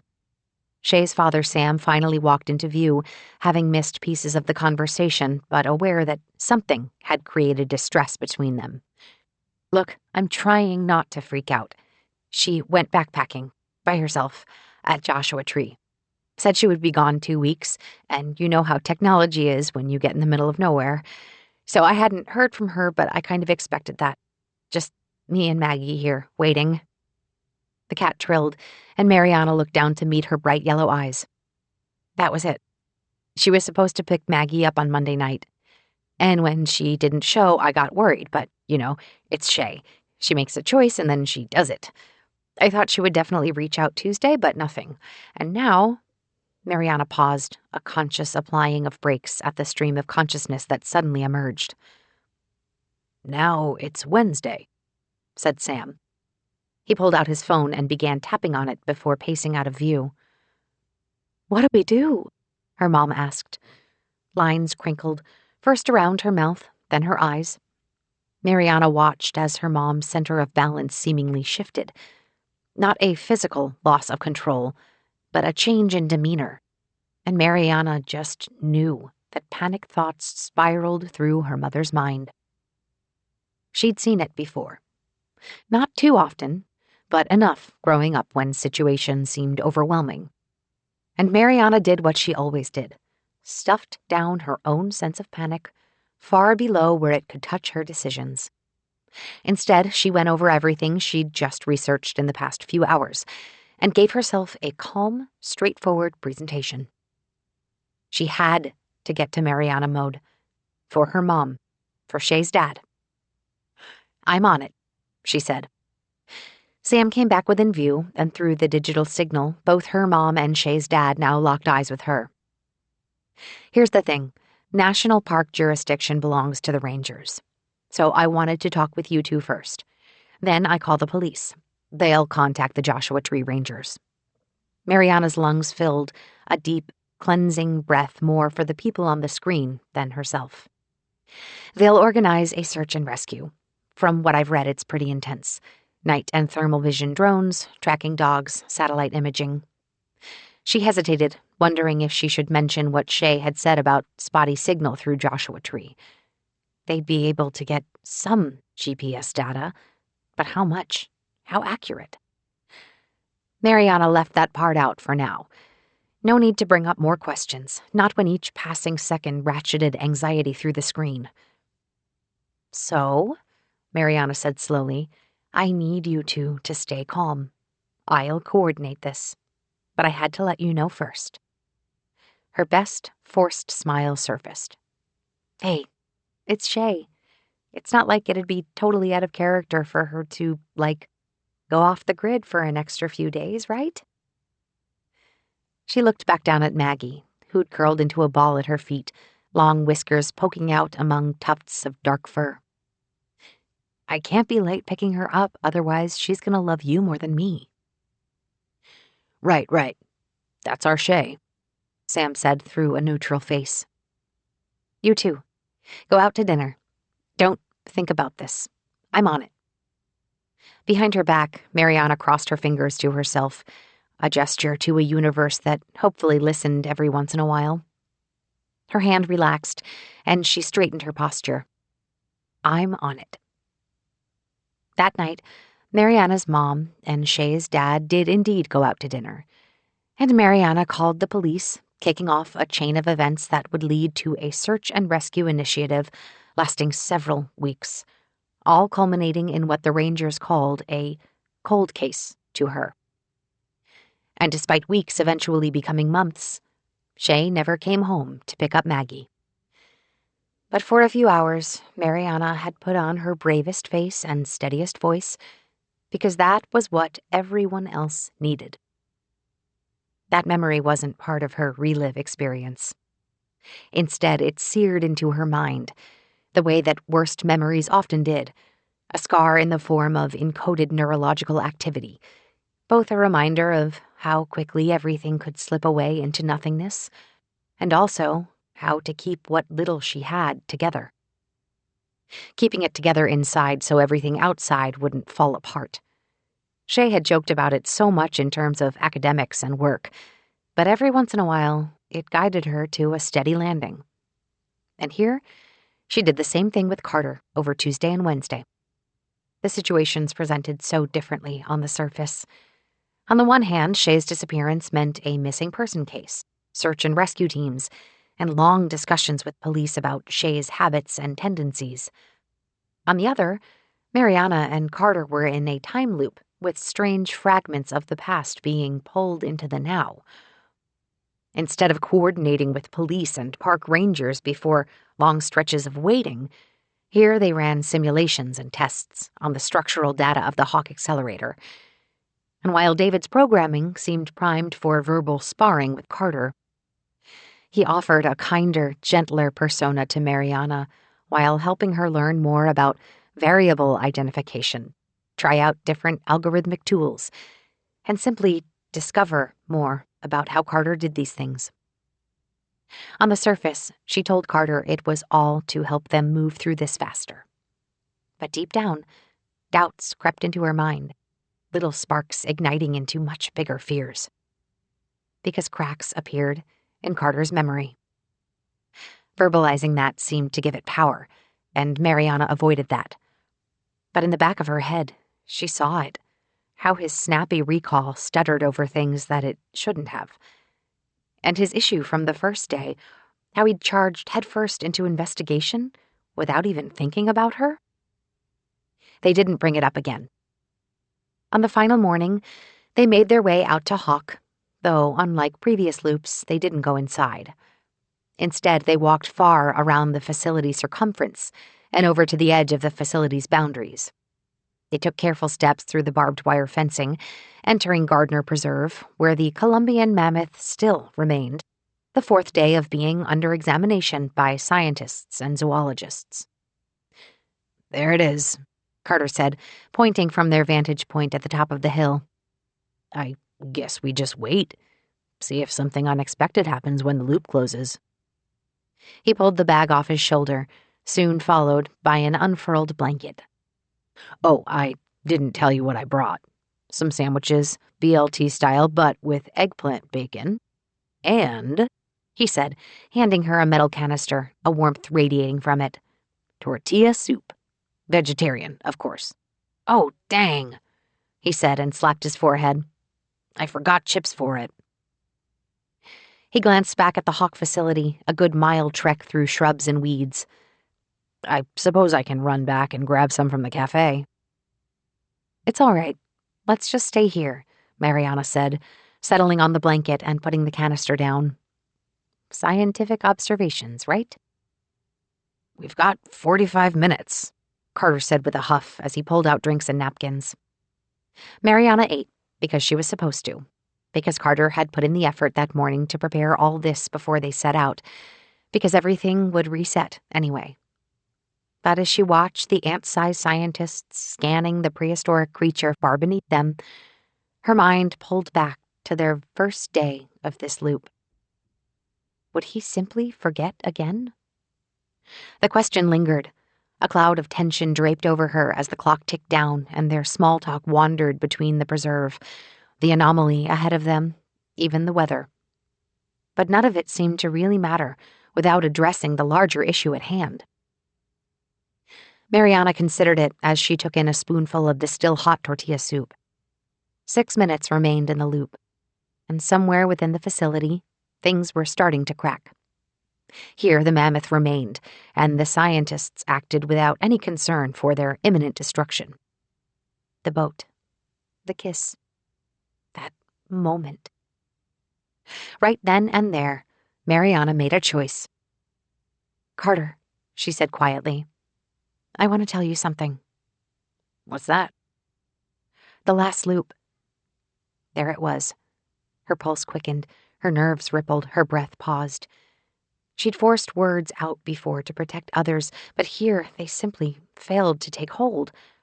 Her mind knew what to say, why she wanted to say them, but they'd melted away before coming to fruition. A fear at what his reaction might be. If it was good, would he forget it again? If it was bad, would that carry through? Only one way to find out. "The last loop," she started again. "On the boat. You made me lunch." "Yeah, seems to be a running theme." He laughed, gesturing to the soup bowls. "But we did more than just eat. There was a moment."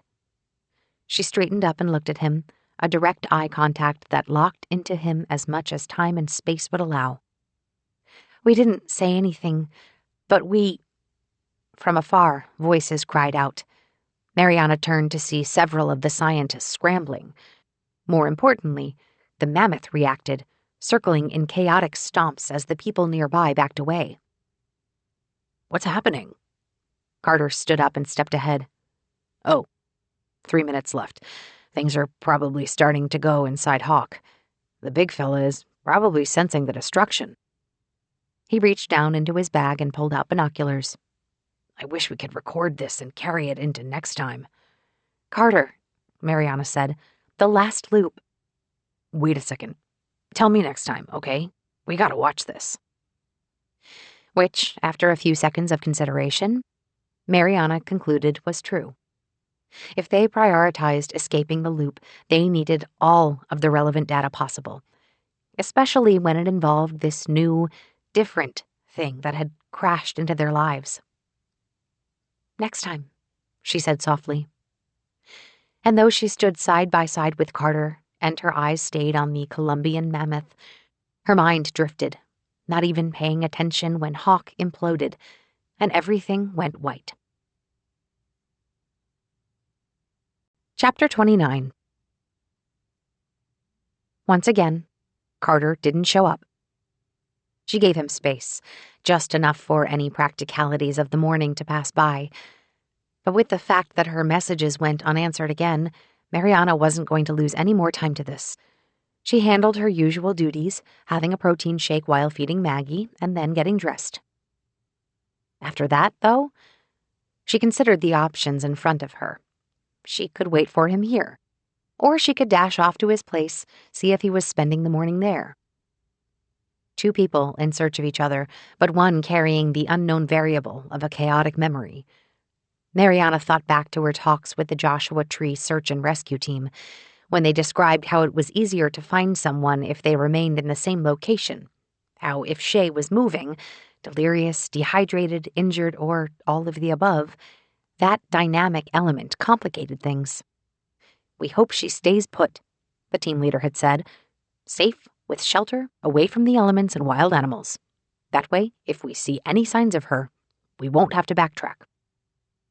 This wasn't Joshua Tree National Park.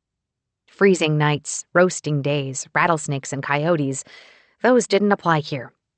Yet, that experience gave Mariana enough sense to channel her panic into a logical plan that split the difference. Stay here for several hours while getting a sense of how this loop played out. Then, go to Carter's place if he still hadn't turned up.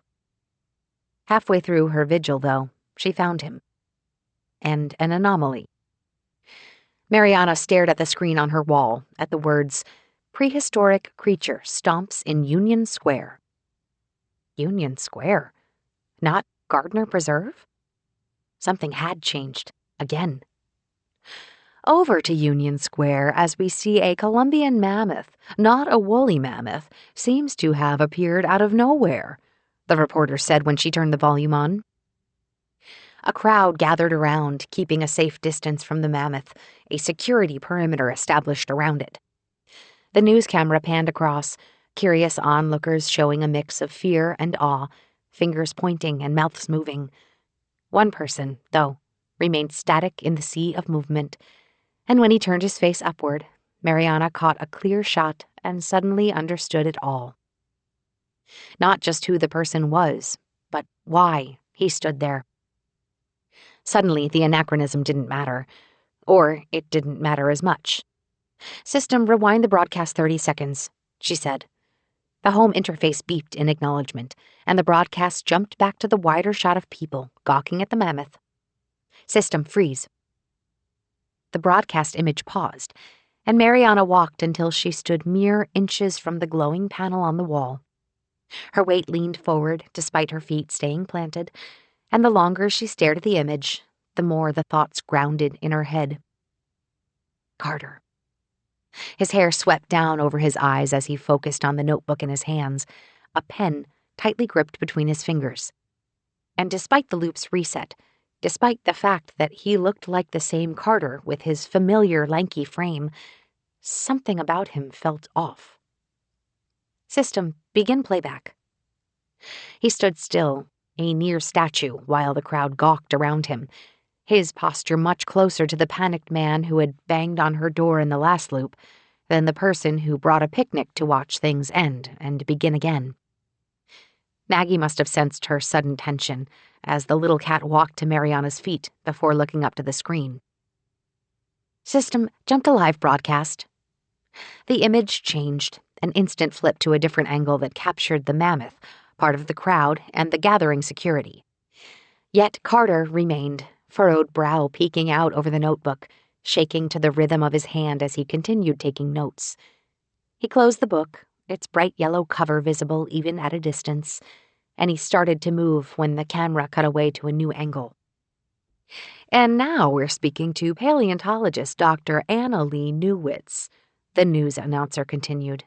"2 questions, Doctor. Is this a hoax? And what are the differences between a woolly mammoth and a Columbian mammoth?" Mariana ignored the bespectacled scientist as they adjusted their brightly colored tie before explaining the scientific possibilities.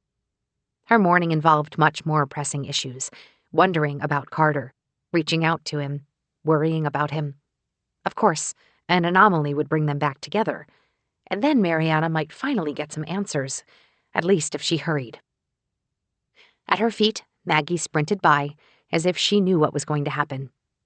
Maggie looked on with a loud meow before whipping Mariana's ankle with her fluffy tail. "You're right," Mariana said, scanning the room for a quick checklist of what she might need. "I should hurry. After you get a treat." The mammoth attracted a dense gathering, though it made its presence felt, even when Mariana couldn't see it beyond the layers blocking her view. Did the people cluster tighter out of curiosity? Or did the unearthly noises from the mammoth create a collective unease? From what she could tell, police barricades created a perimeter, and beyond them stood, well, probably a mix of zoological professionals and security officers. The one thing everyone had in common was their focus, a continuous stare at the anomaly ahead of them. Everyone, that was, except for Mariana. She fought through the crowd, sliding past shoulders and elbows, eyes peeled for either Carter's familiar unkempt hair peeking out over the crowd or the bright yellow of his notebook between bags and arms. She moved through the gawkers, weaving back and forth to try and cover as much ground as possible, and as she turned to a sudden roar and noise, she finally saw him. A cacophony of sound whirled around her, from the excited chatter behind her to the security guards speaking over projected amplification to the hovering transports overhead. The current of noise swelled, a disorienting circle that blended into the wall of voices. She turned, searching for a path through despite the tugs and bumps of humanity. But as her eyes roamed, an instinct pulled them back, snapping on one specific person at one specific moment.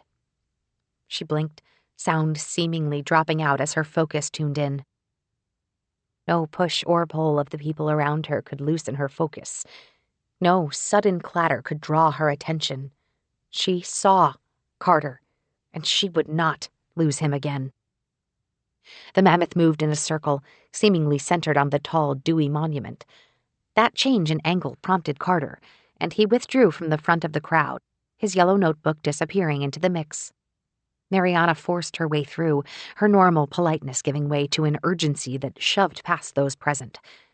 But even that wasn't enough to break through the sudden swell of humanity obstructing her, layer upon layer of curious onlookers first surging and then backing away. And when they'd pulled back in collective movement, the sea of people parted enough for her to see pavement below and space in between. Except Carter was no longer there. Despite all that effort, she'd lost him. Was she close to where he'd been? Was he still on the move? Screw politeness, she thought, opting for a direct approach that Shay would have approved of. "Carter?" she called out, loud enough that the person in front of her winced. "Carter!" she yelled again. "I'm here!" Other than annoyed looks from those gathered nearby, nothing changed. She stepped through, her knees catching on bags and her wrists brushing past backpacks, and she tried her deepest, loudest yell possible. "Carter! Over here!" His voice called, soaring over the din of the crowd and squawk of police chatter. The mammoth moved again, probably just as confused as the people who watched it, and as the crowd reacted, she heard his voice again. "Over here!" Her pace picked up, shoulders angled to drive a wedge through the human density as she stepped. "Carter!" she yelled, her tone shifting from a search to a siren call. She knew her feet had landed on toes. She knew she'd bumped someone a little too hard. She knew her voice had projected right in someone's ear. It didn't matter. All those people would reset in a few days anyways, but for right now, she needed to find him. Shoulders slammed into her, bumping her back. Voices yelled at her to watch her step, be more careful, that sort of thing. But politeness wasn't an issue. Not right now. She yelled out his name again, and he yelled back, a call-and-response trick that got his voice getting closer and closer. The man in front of Mariana turned, phone in his hands, and he stepped out, moving toward the back of the mammoth's audience. And with that, everything parted, and a clear path presented itself for them. Carter appeared in front of her. They stared at each other, a disbelief that their search simply ended, after all of the looking and yelling and desperation. Carter moved first, his expression breaking before Mariana suddenly found herself giving into his embrace. The heat of his body pressed against hers. She leaned into it, feeling the rise and fall of his chest as he took each breath. Her arms found their way around him, resting across his shoulder blades, and they remained still, as if the loop or memory or the hawk explosion or anything else might tear them away this second, had both of them relaxed. "You said you'd call," she said, eyes squeezed shut. "I've been looking for you everywhere." Me too, and I tried. It's just, there's something I need to ask you," he said, face buried in her hair. He pulled back, and though she expected to see relief, the lines across his face communicated anything but that. "Your name," he said, wide eyes painted with the desperation that had become all too common in recent days. "What's your name?" They sat under a tree in a small park, several blocks removed from Union Square, and while the noise of the assembled gawkers still carried over the usual din of the city, Mariana found that she'd tuned nearly all of it out. It only poked back through when Carter took pause, turning his face to the gray San Francisco sky. "Something has to be wrong. These things are popping up out of time. My brain isn't remembering things. Crap is messed up." He offered a weary half-smile, and she reached over, their fingers intertwining. She squeezed his hand, and the weariness departed, at least for a moment. "Let's rewind," Mariana said, her scientist brain kicking back in. The loop started. Then what? "I knew I had to get to you, but your name escaped me. And your phone number and where you lived, things that I just knew, they were gone. But," he said, "your face. I saw your face." His expression softened, a glisten coming over his eyes. "It was there, and it was clear. Your cat. I knew Maggie. I knew the picnic we had, tortilla soup. I brought tortilla soup. I knew all of that. But who you were, it was gone." Mariana nodded, pushing down the stew of feelings within herself in an effort to be her best, most scientific self right now.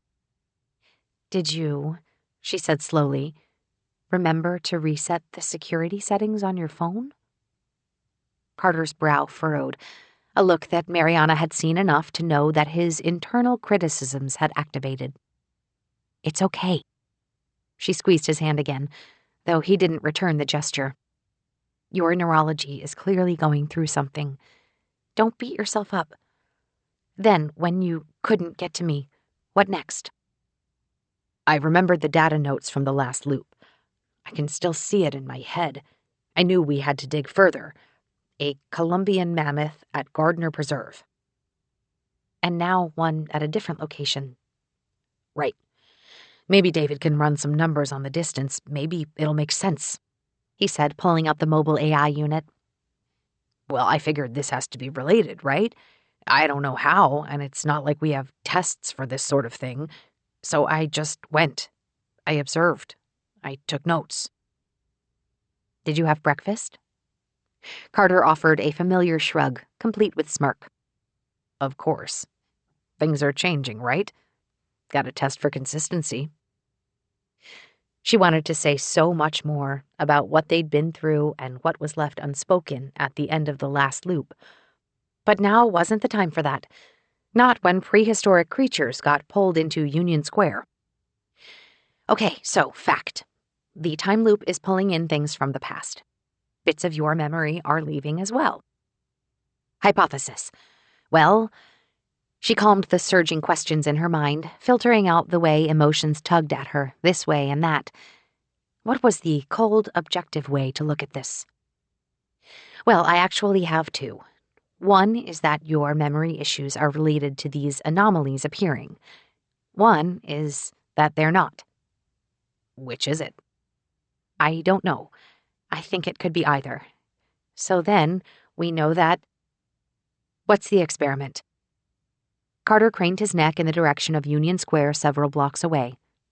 We figure out what's wrong with me and why weird things from the past keep popping up. And then we find a way out of this. That's not an experiment, Carter, she said with a laugh. That's like a goal. Multiple goals. It's good to have goals. We can figure it out from there. No more trips out on the ocean? Mariana asked, the question only a half-joke. Could they recreate that?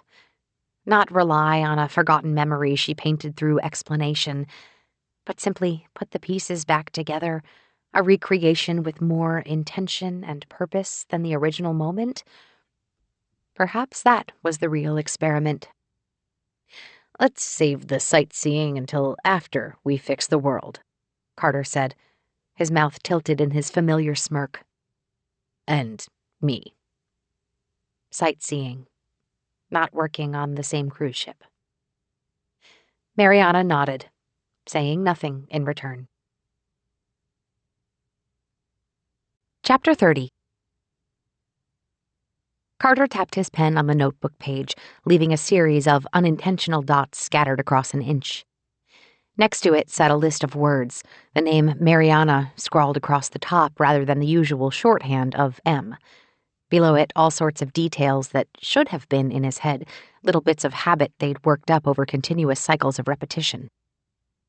Carter handed the notebook over, and Mariana's fingers wrapped around it, the strange weight of sheets of paper in her hand.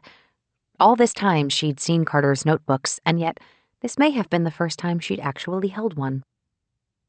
Beckett arrives shortly before 10. Relive meeting starts at 11. Things like that. I see it all in my memory, like it's right there. It's just happened. I can even see the smudges of lines from the pen. His shoulders bobbed with a quick laugh. Maggie. I knew that she hid behind the couch. But these? Mariana stared at the list, her finger trailing down it. They'd compiled it at a cafe, one of Carter's picks, of course, and while they awaited some fancy dish that she probably didn't fully appreciate, they'd explored the gaps in his mind, like using the negative space of memory to reconstruct what should have been. Patterns, she said, tapping at the list before reading it again. Which variables are consistent here? They leaned over in unison, the list now rotated between them.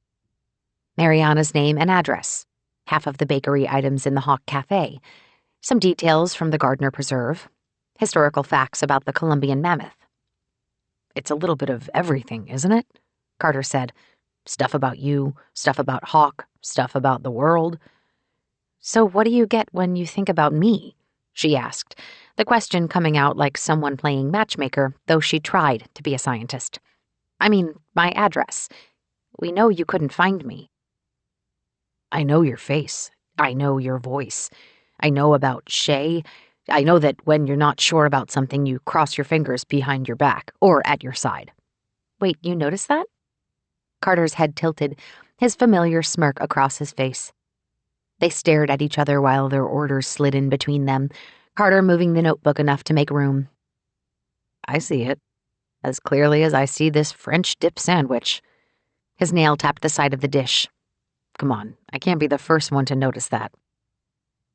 Mariana thought back to loops ago, when Carter tried explaining how his memory worked, the way he saw images rather than specific words or text or details.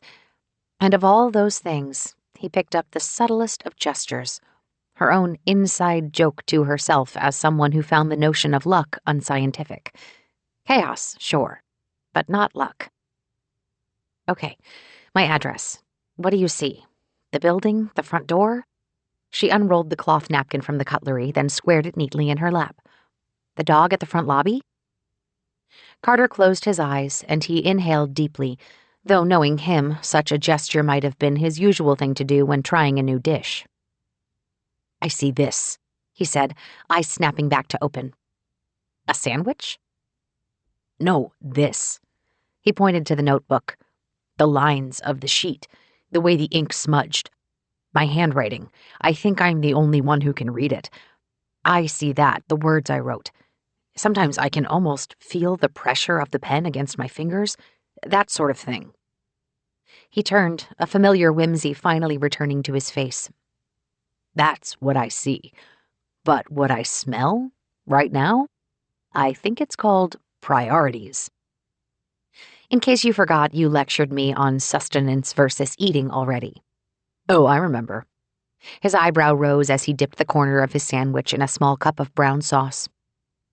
Carter continued eating, and though Mariana's dish awaited her, she let it sit. Instead of taking in the aroma like he taught her, her brow furrowed, all of this new information scattered like puzzle pieces on a table, waiting to be locked into place. What was the variable here? Why would he forget her name, of all things? The loop where we first met, she said, words coming slowly. When I spilled coffee on you. You said that was when I told you my name. Did you write it down then? No, he said through a bite. The coffee soaked through my notebook. I couldn't take any more notes. Your notebook, she finally said. Your eidetic memory. I think that's it. Get a different colored notebook next time? His tone caused a reflexive laugh and smile, the simple way they put each other at ease through the smallest of things. But her mind had already sprinted ahead, ideas forming connections into theories backed by evidence. You always said writing it down helps you remember it better. That happens for a lot of people, even without a time loop. Tying a physical act to information helps process it. It's part of what we studied on the way to encoding memories for Relive. When we first got to know each other, did you write down Shay's name and Maggie's name? Carter nodded, his pursed lips and focused look giving away the realizations he must have been experiencing. Mariana paused, and she considered taking her first bite from her plate, but instead took a sip of water, then dabbed her napkin against her lips. I don't know why you're losing loop memories. It might be a gradual ebb. Just a short while ago, Carter simply didn't think to call her, and their kiss that had simply evaporated from his brain. It might be a blip. Maybe it was always this way and you just never noticed before. These are short-term memories. They work differently on a neurological level than your long-term memories, things from your childhood. But I think the one thing that seems consistent here is that your eidetic memory can recall the things you've written down in your notebook. The other stuff? She shook her head, considering her next words carefully. It might just be the natural course of things. She didn't think so. Of course she didn't. The fact that Carter forgot her name, let alone their kiss, meant they were up against something that pulled like gravity against his mind. However, she wouldn't say that. They had enough to worry about.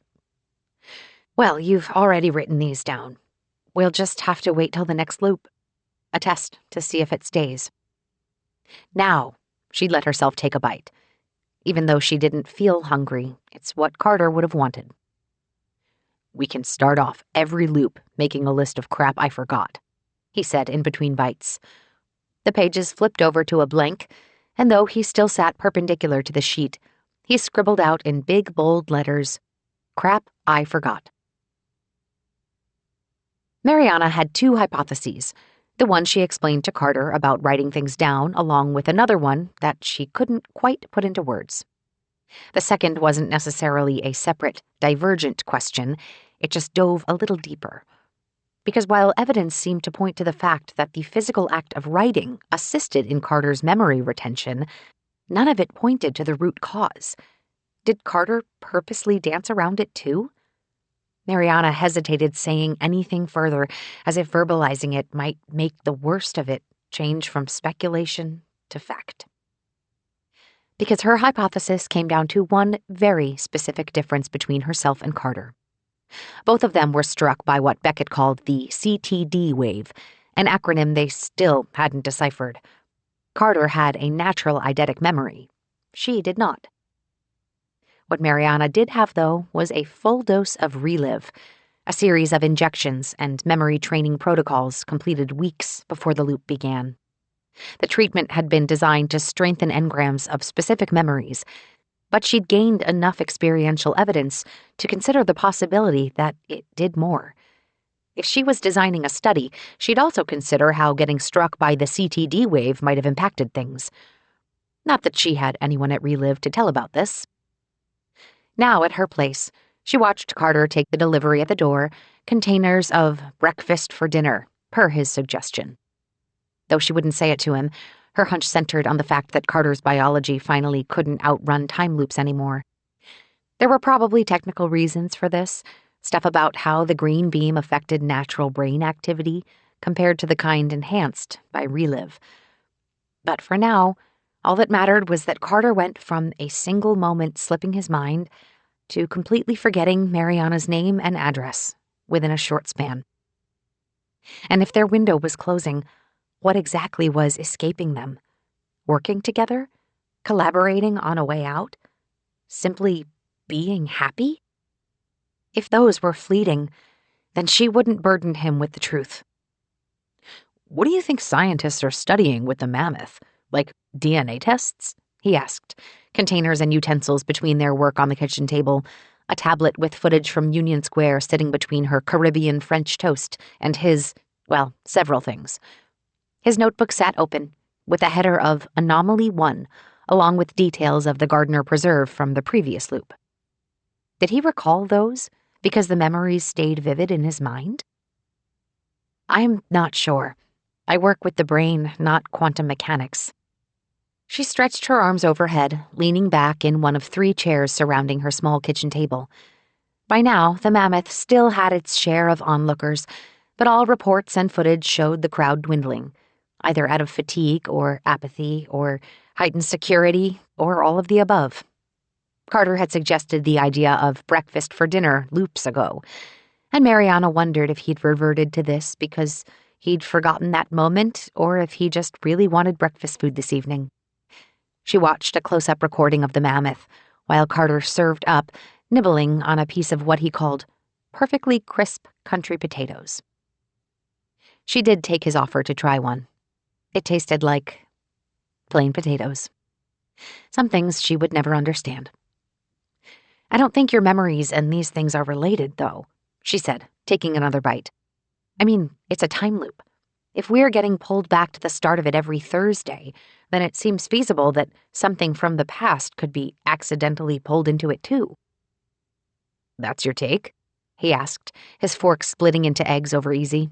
Thick yolk spilled out, finding its way over a bed of hash browns. "It's reasonable. I don't know if it's accurate, but it's reasonable. I just can't figure out a reason why it would happen now. Like, what changed?" Mariana went quiet, her mind wandering back to the final loop before things started to slide away from them. Could a single kiss break time this way? "But if it's getting worse, we've got to focus on the structural issue. The earthquake simulation. There has to be a way to counter—" she started before something jabbed into her leg. She looked down to find Maggie, paws outstretched on her leg and a dew claw caught onto the fabric of her pants.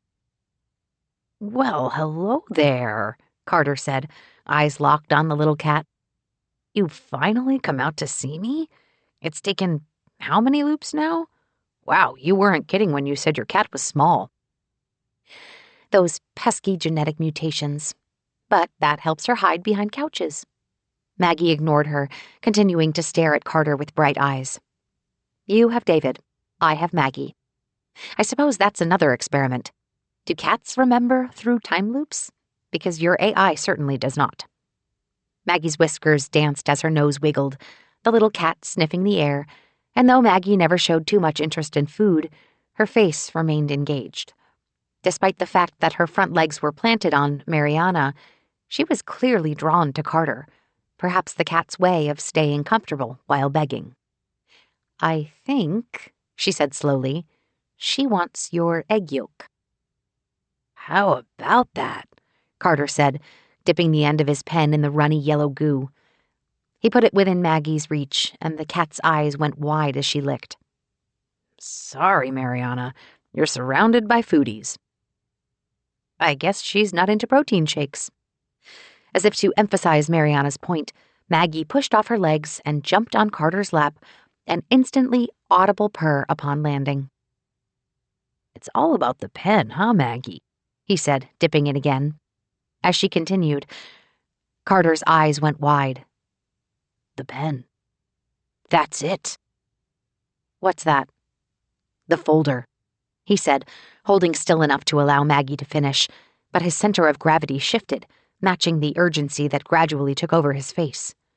The folder in Beckett's archive. Did I tell you about that? I don't think so, Mariana said, her voice keeping a steady pace. On the boat, you said you'd found something in Beckett's files, but you'd get to it later. Her face scrunched at the next thought. You said you couldn't remember the details.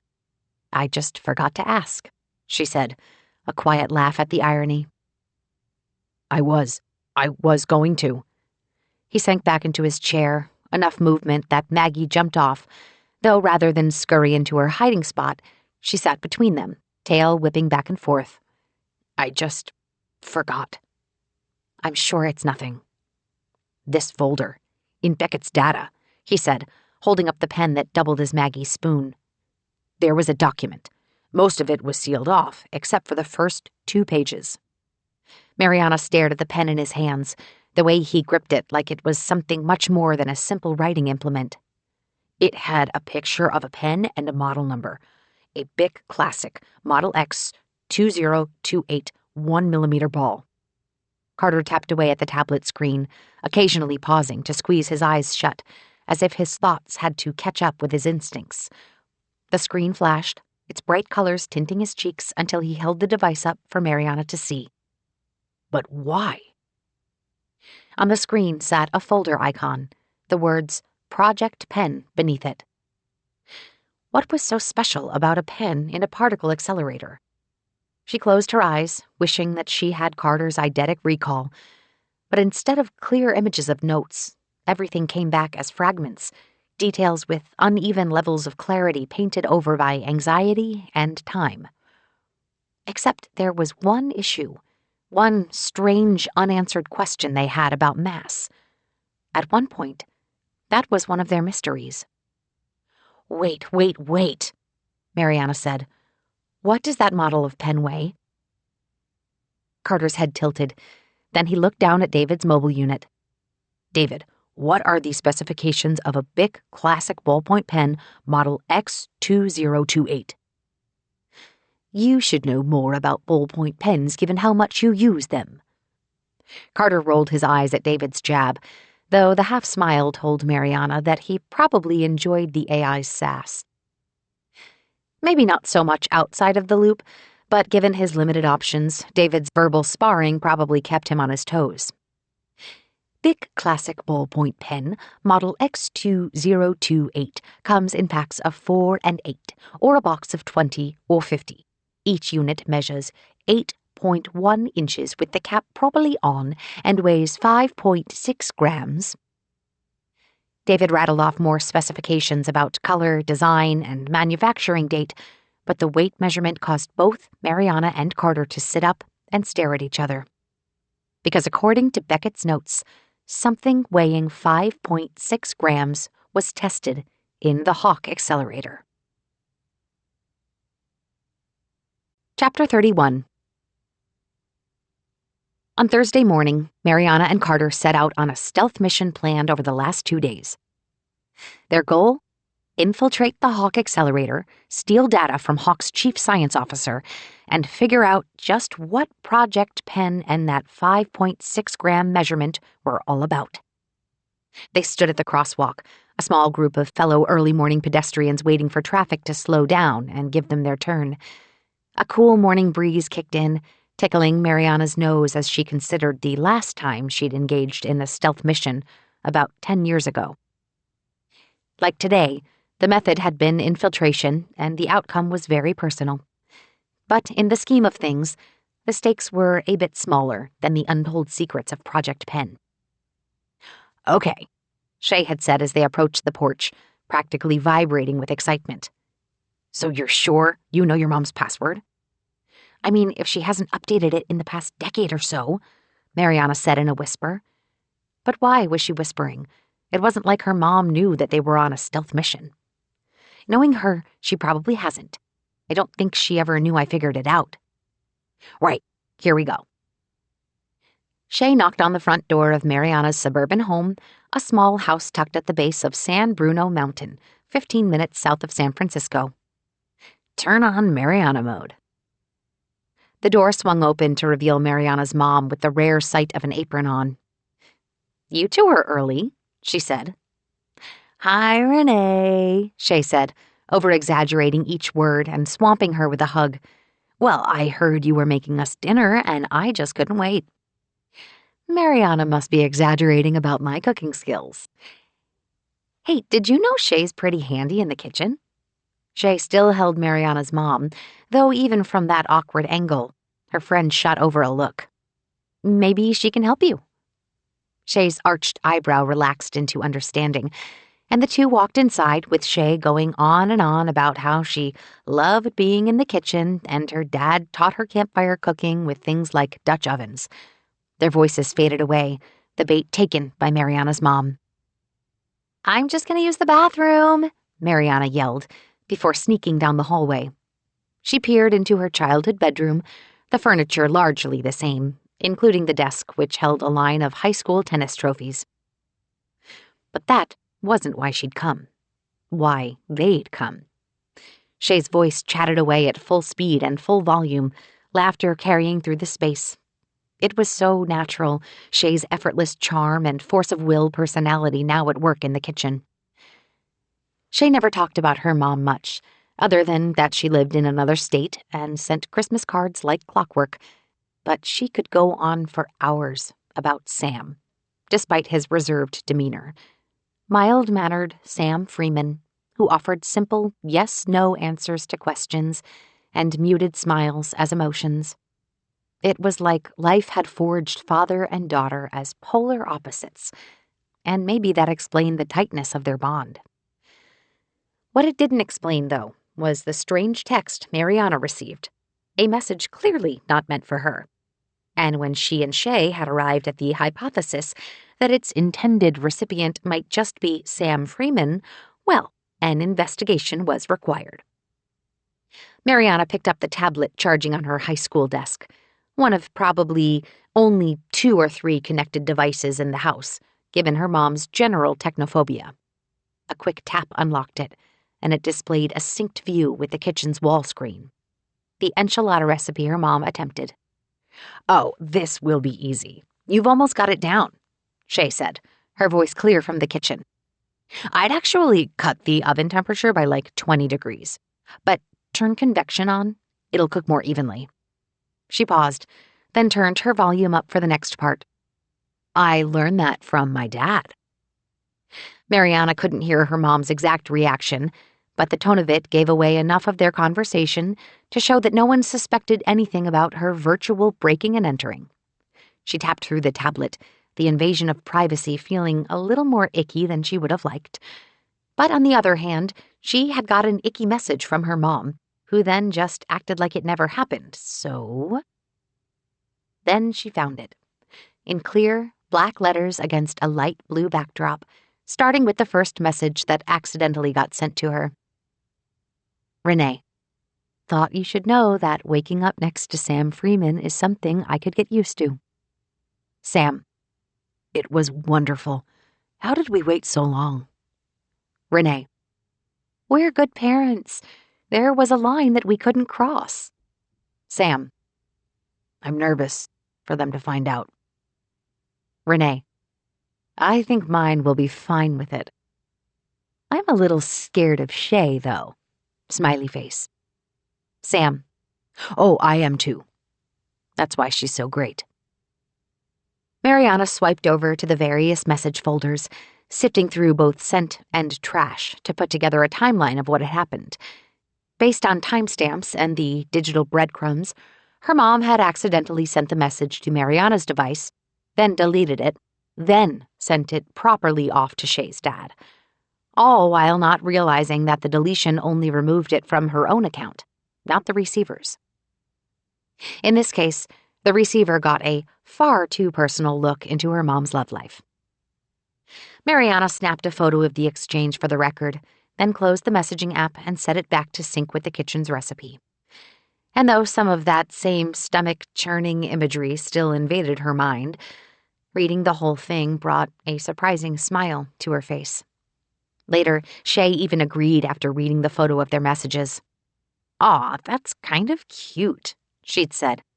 "I'm happy for them. But holy crap, our parents are doing it, and that is gross." That day was the start and end of Mariana's career in espionage, at least until now. And while those 10 minutes of stealth maneuvers, distraction, and hacking came with the low stakes of her mom's system accounts at her childhood home, this current mission with Carter offered something completely different. They walked side by side as the traffic signal turned to shuffle the foot traffic forward, crossing the street as the Hawk accelerator loomed in front of them. They had a plan, a very specific plan that required both precision and artistry, all to answer one question that might be the key to everything. What was Project Pen?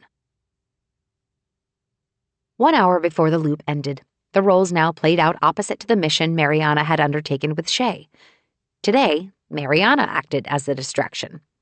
To dig into the secrets of Project Pen, Carter needed 2 high-level security clearances. One came from Beckett, the access password obtained loops ago. The other? Mariana took an educated guess. She knocked on the door, the small plaque next to it with the name Samantha Pratt inscribed on it. Underneath her name was her title, Chief Science Officer. "Hi, I'm with the Relive Group," Mariana said, putting on her best professional voice.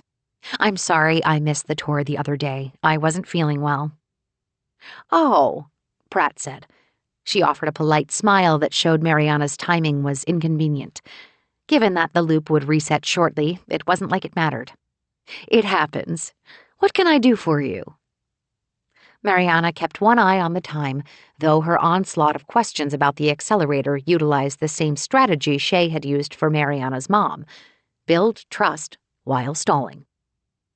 She asked question after question, most of which she already had answers for, and that knowledge allowed her to lead Pratt on for a good 10 minutes. By her estimate, that span marked enough time to earn Pratt's trust. Mariana shifted into the next step. "Oh," she said, intentionally looking at the clock on the wall. "I just realized that I haven't had a single thing to eat today. It's been one of those mornings. Can you show me to the cafeteria?" Pratt looked at the various screens around her. "I don't know if I should leave. We're actually monitoring an active test cycle right now." "All the better," Mariana said, trying her warmest smile. "I'd love to hear all about it. I'm fascinated by particle physics. It's so different from the human brain." She nodded toward the hall. "My treat?" Pratt took one more glance at the screens, then shook her head with a grin. "You win. A snack does sound good." Mariana turned and stepped into the hallway where Carter had looked busy with a scanner while she baited Pratt out of her office. "Oh," he said as Pratt came to the doorway. "Can I step in for a second? There's a power conduit in one of your wall panels that's on the fritz. Might be affecting some of your test readings." "Sure," Pratt said with a wave. "We'll be back soon." Mariana took one last glance behind her as Carter wheeled his cart in. The door to Pratt's office slid shut, and she moved in step with Hawk's chief science officer. "I'm actually a fan of simple glazed donuts," Mariana said as they moved down the hall. Shortly after, Mariana had exhausted all of the small talk that came to mind. Carter's food obsession helped, as Pratt seemed to care about baked goods on the same level as Carter, and going off on the merits of glazed donuts provided enough of a distraction that Pratt didn't seem to notice Mariana was slowing her pace considerably as they approached the cafeteria. Her measured study of the bakery display required all of Carter's ramblings about pastries to stretch things out even further, and the timing seemed just right. Because right when Mariana handed a donut to Pratt, the noise blared out. "Data breach in Section W7, a voice said over the loudspeaker. "Security deployed to Section W entrances and exits." Point to Carter. Though she lacked Carter's eidetic memory, she knew exactly where W7 sat on the Hawk facility map. W for the Science and Research Wing on the west side of the facility, and 7 for the block of offices where Pratt sat. "Is that bad?" Mariana asked Pratt, her stalling tone built to balance between innocent and curious. "I'm not sure," Pratt said. She stood still, holding the napkin-wrapped donut as she glanced over at wall screens. "Is it your test cycle?" "I hope." She pulled out her device. Oh no." Mariana didn't need to look at the screen to know what had prompted that response. "I need to go," Pratt said. "Thank you for the donut." "I'll catch you at the final relive meeting later," Mariana yelled for appearances, though really, that didn't matter. Hawk would have exploded by then. She looked at her own phone, a short message from Carter. "Downloaded the secure database.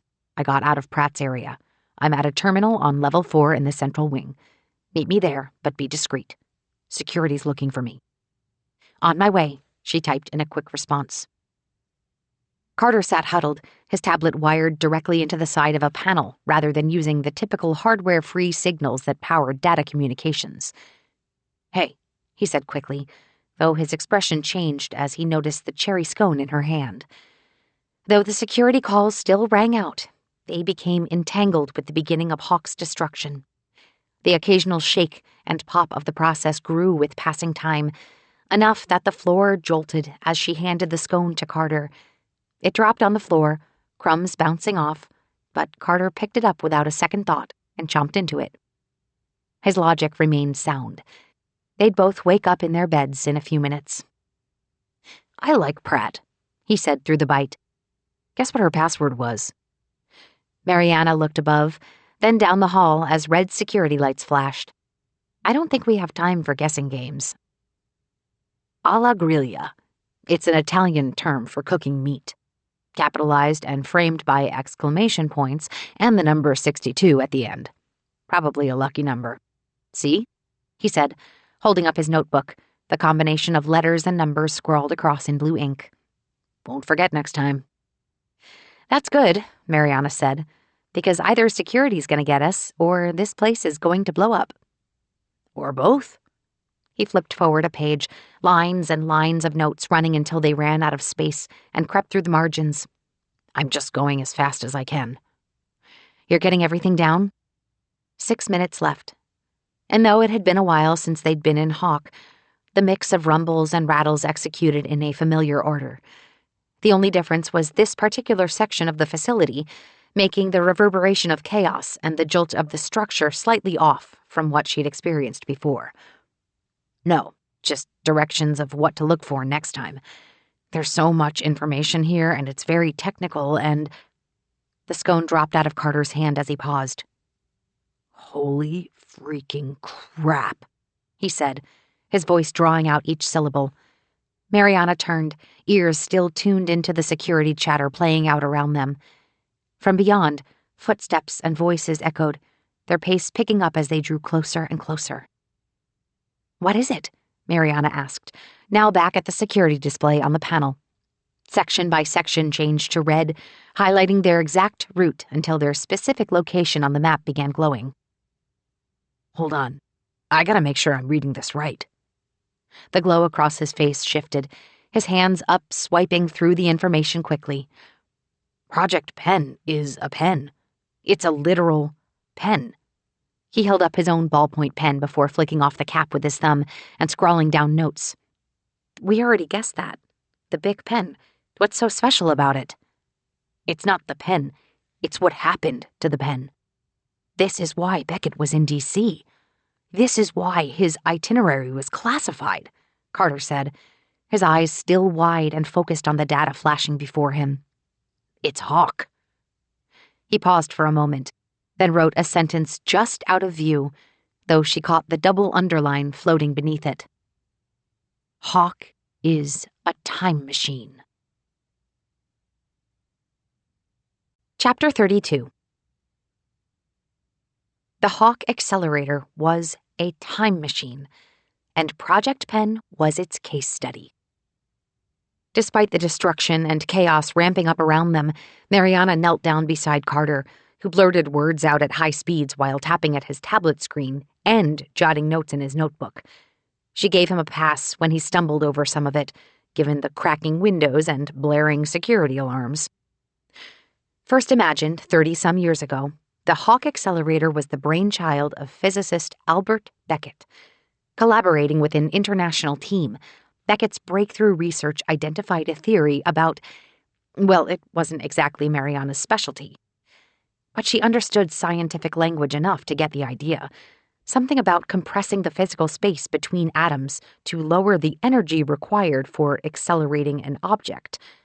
What did catch her eye, much more than the pages of mathematical equations, was the theory's name: compressive temporal distribution, or CTD. Beckett's green beam. The research moved from theoretical to practical, a series of calculations that made enough sense on paper and in simulations to take the next step. 20 years ago, construction crews broke ground on what would ultimately become the massive facility they now stood in. And while the actual building was completed over several years, the different components of the accelerator itself required development in different stages. One of the things that had been kept secret for all this time was that Hawk's accelerator actually contained 3 stages, a series of capabilities that built upon each other. The first stage enabled all manners of particle experimentation, the most traditional system with a track length of 20.6 miles. That utilized decades of accelerator research, dating all the way back to the proton synchrotron, the Tevatron at Fermilab, and the Large Hadron Collider. This gave a public face to the science at hand, while allowing for secret research to be advanced and funded by international governments. The second stage of the accelerator was designed specifically for Project Pen. Not that they had a pen in mind when they conceived it, but they needed some small, inanimate, and sturdy object. Beckett's team ultimately decided on a pen for its combination of composite and metal materials, along with the liquid state of the ink. With Project Pen, the team oversaw the activation of the accelerator to send the ballpoint pen back 1 week in time. Carter read out bits and pieces of the summary, a combination of technobabble and practical steps the team took to avoid any grandfather paradoxes. "I'll explain later," he said, the fastest she'd ever seen him talk as he scrolled through the list of folders on the screen. "It's clever. They used robots and cameras to check things and prevent paradoxes." "What happens if there is a paradox?" Mariana asked. "I don't know," he said with a laugh. A voice crackled through the section's loudspeakers, though the combination of cracking metal and echoed speech made it inscrutable. "I failed out of my degree, remember? But look, here's the end of the experiment." A video floated over the rest of the screen, its timestamp dated 7 years ago. The room's corner camera showed Beckett at the control station, arms planted in a tense pose, while he remained still. From his left came 6 more scientists, people of various heights and appearances, but all clad in the same white lab coats. And to his right, the door slid open. A small robot rolled in, its mechanical arms holding a tray with a data tablet and a single pen. "They did it. 7 years ago, they sent the pen back in time," Carter said. On the video, Beckett knelt down in front of it, first leaning in to examine the pen, then holding it up to show his colleagues, sparking an immediate reaction of arms up, fists pumping, hugs, and swirling lab coats. If there had been audio on the recording, Mariana was sure she would have heard yells and cheers as well. "The accelerator's controls were programmed in advance and operated by robots, targeted a trip of 1 week. They all stayed out of the facility during that span, and robots were instructed to pick up the pen and go into storage until the timeline caught up. So, like, the past wouldn't bump into the present," Carter said, the pace of his words picking up. "But it was a beta test for a bigger experiment." A bigger experiment. Mariana thought back to presentations given to Relive on Mondays, when one of the scientists said that their current explosion-inducing test was the first time we've actually run this particular version of the process cycle. On screen, Beckett and his crew continued to celebrate, while a sidebar of data scrolled by. As Carter explained during the video, the third and final accelerator stage, the largest one with the greatest power draw and most sprawling infrastructure, was designed specifically for the purpose of sending a human back in time. "We're running out of time," Mariana said. "Sorry," Carter said. "David processed so much data for me before, but there must have been a security protocol here. I've had to do this all manually, so I'm just skimming as much—" A loud crash came from above, and down the hall, Mariana saw a cracked ceiling panel tumble to the floor, sparks shooting out.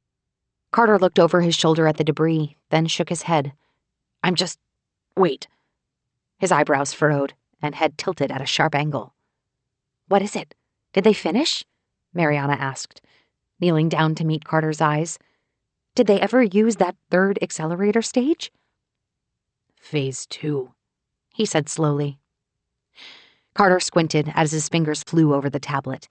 The floor shook, scraps of metal kicking across the floor, drowning out the noise from the security system. "I'm digging," he said. Screens loaded and scrolled, large tables of numbers whipping by, giving way to power diagrams and schematics before going back to data. "This is new," he said, swiping aside a table of data and tapping on a folder. He pointed to the icon, the words Phase 2 underneath it. Mariana blinked, then leaned closer to make sure she'd read that right. "Phase 2? Does that have something to do with the anomalies we've encountered?" "I don't know. Maybe there's more in here." The folder opened up, though its contents remained blurred out, and the words Level 5 Security requires multiple passwords appeared in a floating box over it. His fingers moved with an effortless instinct, putting in the username and password for Beckett that he'd input over and over. But at the second slot, he paused, the cursor blinking in anticipation as the seconds counted down to the end of the loop. He blinked several times, then turned to her. "Got any ideas?" he finally asked. "Does Pratt's not work?" Mariana gave a slight shrug, a reaction that failed to capture the tension growing in her. Despite the collapsing facility, despite the occasional dust and debris shaking from the ceiling and walls, a single name brought more apprehension than physical danger. "Who?" Carter asked before shaking his head. "Maybe I should try hacking through." Before he could finish, she pulled the tablet out of his hands and entered Samantha Pratt and the Italian cooking term he'd written down for her moments ago. The screen flashed green in confirmation, and she avoided Carter's eyes as she handed the device back to him. Down the hall, an explosion blew out the wall, metal and concrete scattering about. The noise brought Carter back to the present, and he started to sift through new folders. Mariana watched over his shoulder, words and names coming to her in pieces too fast to make anything sensible of it. "Ah," Carter said. 60 seconds. I'm gonna take in as much of this as I can." "There they are," a voice called out from down the hallway. Mariana looked at 3 silhouettes emerging, one of them with an arm pointed at them. "Stand up. This is a secure area." Phase 2 is... well, this is complicated. This is showing months and months of planning. A sudden boom rumbled through, the rattling violent enough for Carter to lose his balance, the pen dropping out of his hands and skittering across the floor. He looked up at the swinging lights overhead, then winced as a crack splintered its way across the large adjacent window. Kendra Hall. Who's that? Maybe someone who can help us. It's the best lead we've got. Carter kept scrolling, the tablet reflection shifting in subtle gradations of black text and blue schematics. "There's so much here. It's a whole thing," he said, reaching down for his notebook and pen before checking the time once more. "Look at this. Something about a retrieval protocol. I have no idea what that means. Where's David when you need—" "Don't move!" Security called out again, now halfway down the hall to them. Mariana laughed to herself. Whoever those security guards were, they deserved a raise for sticking to their duties as the whole facility collapsed. "Next time," Carter reached, fingers taking hers and squeezing tight. "We're so close. Next time we'll track her down. Her name, Kendra Hall. Remember that name. She's..." Chapter 33. Carter's eyes opened, but then they closed again. He rolled over, the world still blocked out, and he considered calling in sick today. Not that he necessarily was sick. A quick sanity check showed no signs of sniffles or sore throat in the few seconds of being awake. The other thing the check brought him was the sense of simple comfort in being horizontal, wrapped in comfortable sheets, knowing that his birthday had passed. He'd celebrated informally a week ago, his friends pooling together to go for an evening of dim sum tasting at a place he couldn't normally afford. Yesterday, though, had been a complete communication blackout. One eye opened just enough to see the phone on his nightstand. He reached over and grabbed it. A status notification showed at the top, an octagon icon signaling that any messages or outreach from numbers not in his address book would automatically be filtered out, including his parents and his brother. Should he deactivate the security level and add them back in? Nah. A day or two wouldn't hurt. He would, however, open his phone and load up his contact list for something completely different. The list scrolled through, dragging behind as his finger pulled downward, until he hit a record about halfway down and typed. Hawk Technical Staffing Contact. I'm not feeling great. Gonna take the day to rest. I'll check my current diagnostics remotely and will be available for consultation if there are any emergencies. A green checkmark appeared, sending the message over to his bosses, colleagues, and everyone else flagged to be copied on scheduling messages. A little bit of truth existed in that statement. He wasn't feeling great, but he wasn't necessarily feeling bad either. But something felt off. This morning, that was the only way to put it. Mondays saw a standard routine of fighting off fatigue, dragging himself out from under the covers, and getting going with his day. But the slight headache and a general malaise came out of nowhere, like his body wanted him to break from normalcy and stay still. So he listened. Not just to his body, but his mind, too. A weird haziness to his thoughts. He just lay in bed, a true belated birthday gift to himself. Staying in bed, hiding from anyone that might try to pull him out of this cocoon, at least for a few hours. Carter closed his eyes, ignoring the chirping birds outside as he went back to sleep for a few extra hours. Then maybe he'd go out for a walk or something. Perhaps even a really great lunch. Simply because he could. Chapter 34. This Monday morning, Mariana didn't give Carter much time. She sent a message right away, knowing that he always started the loop earlier than her. When he didn't return it, her suspicions activated. Her outreach hit two barriers: the physical wall of his disappearing memory and the digital divide created by the temporary high-security setting that he needed to reset. Both were tied to his ability to recall the previous loop. Her faith had been tested over the past several ones, and yet even as Hawk exploded around them, his memory showed signs of deterioration. How did Carter not recall Pratt, not just her password, but her name? That information came from the very same loop, the very same morning. The morning news showed no anomaly to pursue, no clues to trace. Whether that meant an anomaly hadn't arrived yet or one didn't exist in this loop, she wasn't sure. It did, however, turn her focus to one path of action. Mariana had prepared for this ever since he'd first showed signs of losing his memory. Losing might not be the correct term. In many ways, it simply regressed back to its original state. If the time loop ended, she figured he wouldn't start experiencing memory loss. But whatever happened during the loop? Something wiped it away. How much, she wasn't sure, but she approached it the only way she knew how. With a box of simple glazed donuts. This was Carter, after all. She moved, the musty hallway of his apartment building a far cry from the clean upkeep, connected technology, and lobby security of hers.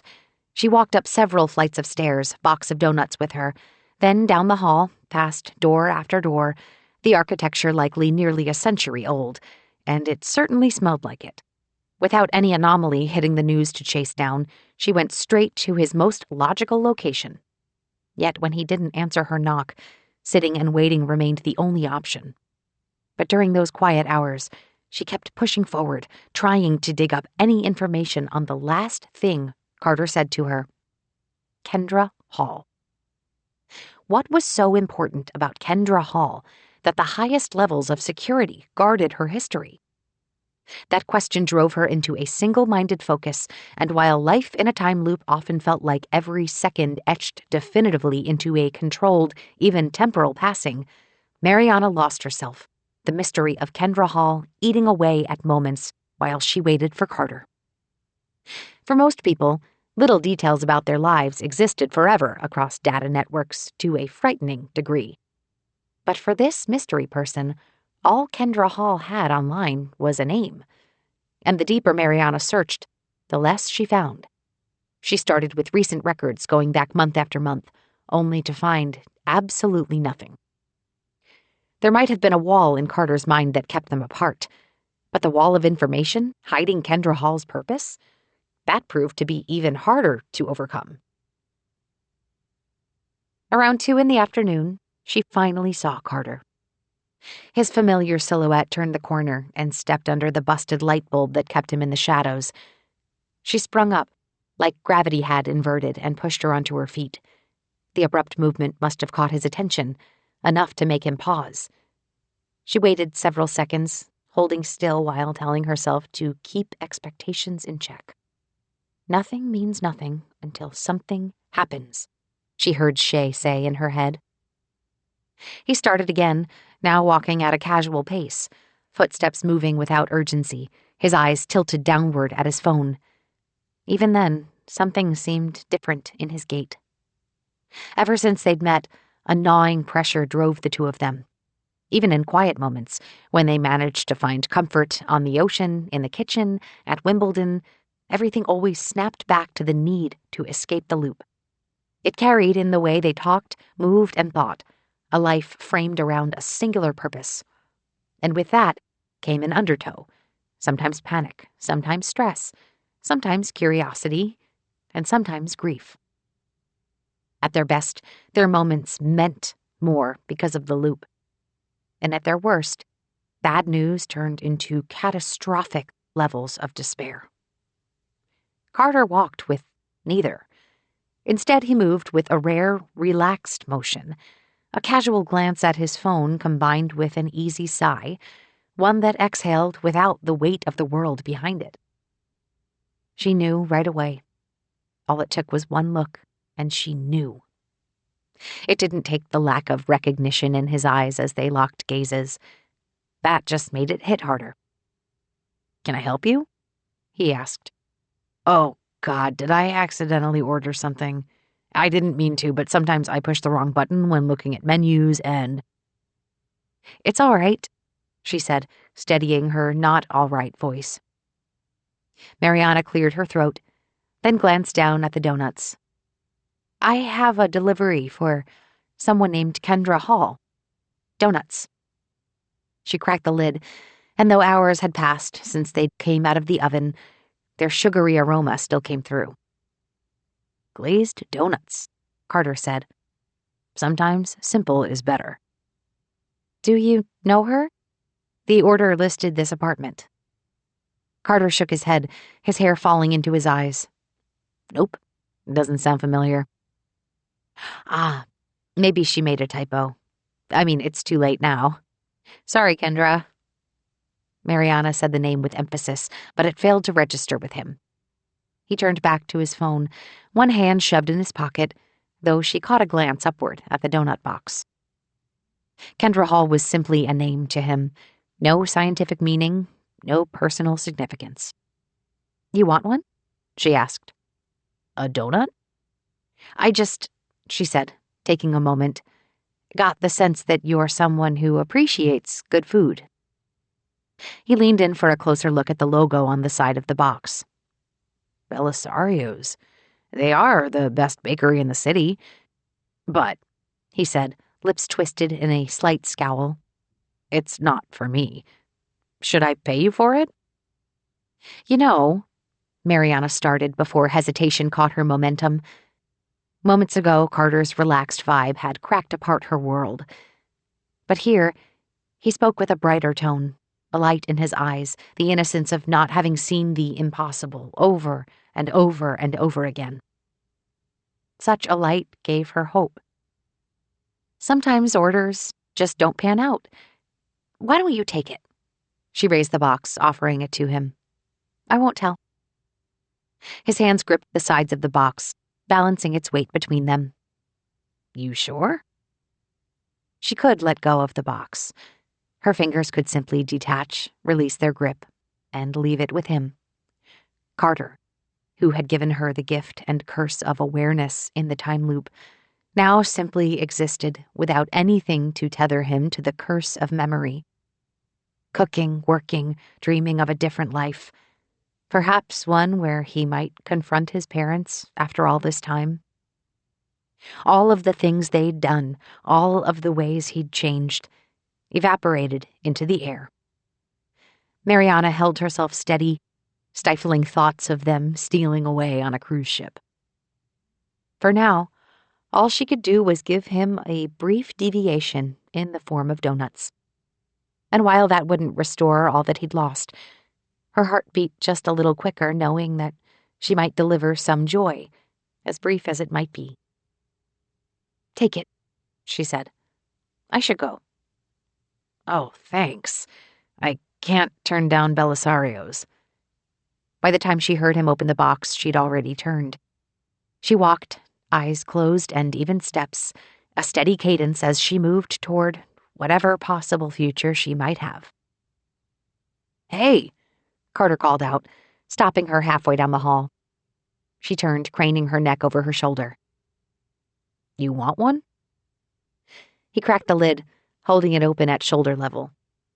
Mariana's eyes darted, first to the open box in his hands, then to the familiar smirk on his face.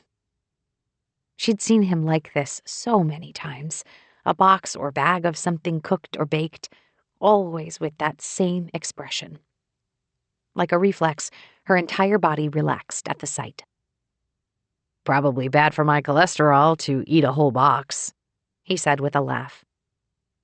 She walked back, her pace quicker than before, and while part of that stemmed from the mix of feelings Carter stirred in her, she also realized that she hadn't eaten anything since her breakfast of a protein shake.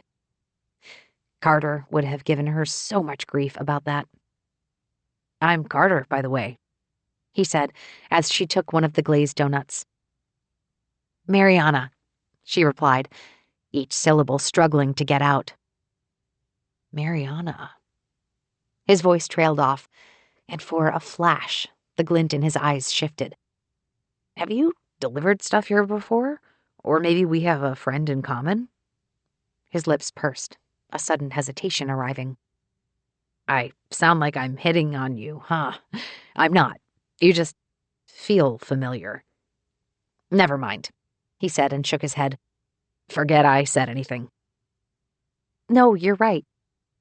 She held the donut, the perfect circle missing a bite-shaped piece, and gauged his reaction. I've been here before. If you've ordered Belisario's before, I just didn't put it together until now. Oh, right. Carter's laugh echoed down the hall, and Mariana resisted the urge to grab him, hold him, find some way to will his memory back into existence. Instead, she ate the donut. Well, maybe I'll see you again someday, he said with a laugh. I order a lot of takeout. San Francisco has too much to offer, you know? This time, it was her turn to remain static as the inside lock whirred. The door slid open, the automatic lights activating from within. And this time, it was her turn to call him back. Hey, she said, with a little more force than necessary. Yeah? He faced her again, the dim lighting around them casting shadows that hid his eyes. You want another one? I mean, I do have a whole box. No, I was just thinking. She'd veered him off his path already. And in a few days, it would snap back to his proper start and finish. And though the mystery of Kendra Hall awaited, a deeper question demanded attention. At least, right now. You seem to be the type of guy who knows a lot about food, she said slowly. Carter's shoulders shrugged, lifting the box up several inches. Guilty as charged. Do you like cooking? The question formed the very tip of a much deeper thought, something she hadn't quite yet figured out how to put into words. Or if it even needed that. Perhaps simply experiencing it would be enough? What I mean is, I'm not very good at it, and I'm trying to figure something out. There's, a lentil soup recipe I've been struggling with. If you might know how to do it right. They stood, only the sound of a neighbor coming and going between them. And though Carter's eyes locked with hers for a glimpse, the only glint came from curiosity, not familiarity.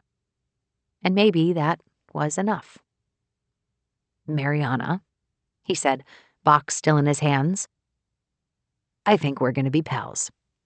Come on in. Chapter 35.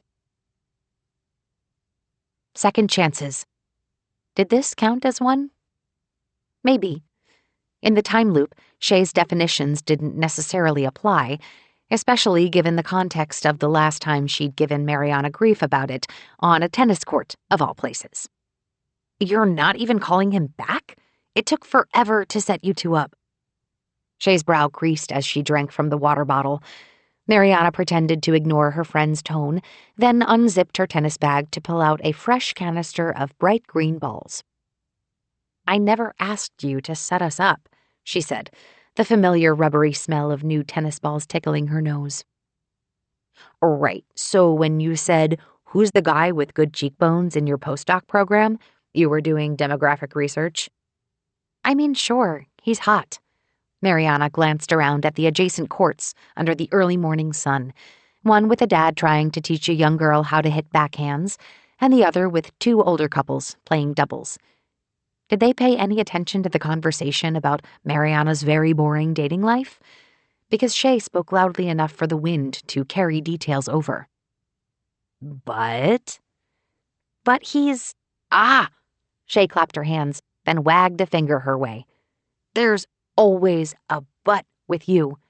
Fact, Mariana's standards are like beyond the galaxy. Hypothesis, she's afraid of opening up to anyone besides her best friend. Experiment.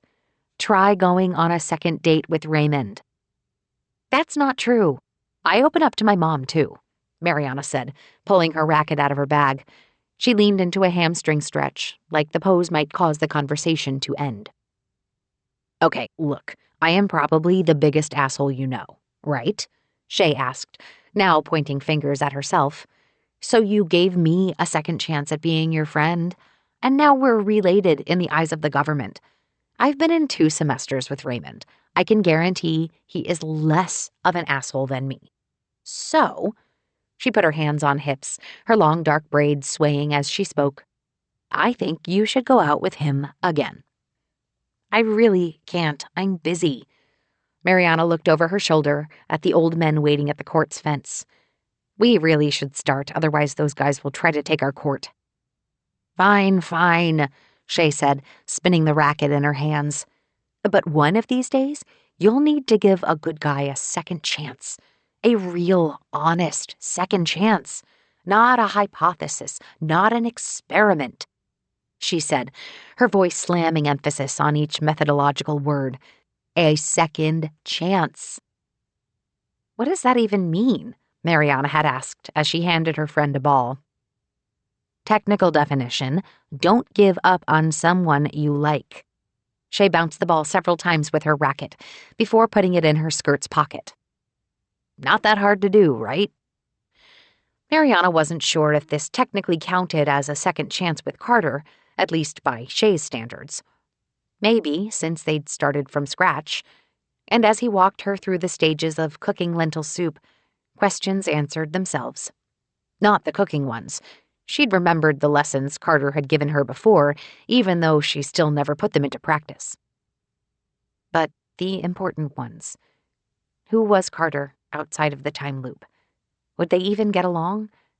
Did they still belong together? Don't give up on someone you like. They started simple, Mariana pulling up the same recipe they'd used loops ago. Carter grabbed his notebook and made a grocery list by hand before tearing it out and leading her to the small market 2 blocks away. Several hours passed, one meal cooked and eaten, along with the dessert of simple glazed donuts. Time stretched out, a question turning into a discussion, into a laugh, into a whole evening. But her answer to all those questions arrived right away. It landed in a clear, obvious way, without any need for the walk to pick up groceries or even the shared meal. Carter had once said that getting her to slow down, even for 5 minutes, would be life-changing. And here, from the moment she'd stepped inside, his very presence showed her the way. Dinner was simply a bonus. Because she'd never, ever be as good a cook as Carter. Now they stood side by side, him washing pots and pans before handing them to her to dry. "I should get going," she said, rubbing a dish towel against the base of a frying pan. "My poor cat is probably wondering where I am." "You have a cat?" Carter stood back, eyes closed and hand to his temples. Wait, let me guess. It's a little dark gray furball, big eyes, fluffy tail, that hides from everyone." "Pretty close," Mariana said slowly, her reaction hidden from him. She barely managed to push out the next question. "How did you know?" "Good guess. I'm not psychic, if you're wondering." He opened his eyes, then rinsed his hands off one more time before shutting the water off. "Photographic memory doesn't count. I mean, eidetic," they both said. Their laughter filled the space, Carter's bright chuckle raising his shoulders and bouncing his wavy hair over his eyes. Mariana matched him, though a heaviness weighed her down. "That's the technical term," she said, handing the now dry pan over to him, followed by the dish towel. "See, I'll remember that," he said, tapping the side of his head, "regardless of what you call it."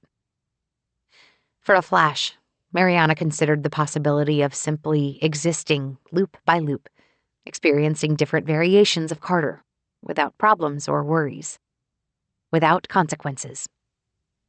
But wasn't that the point?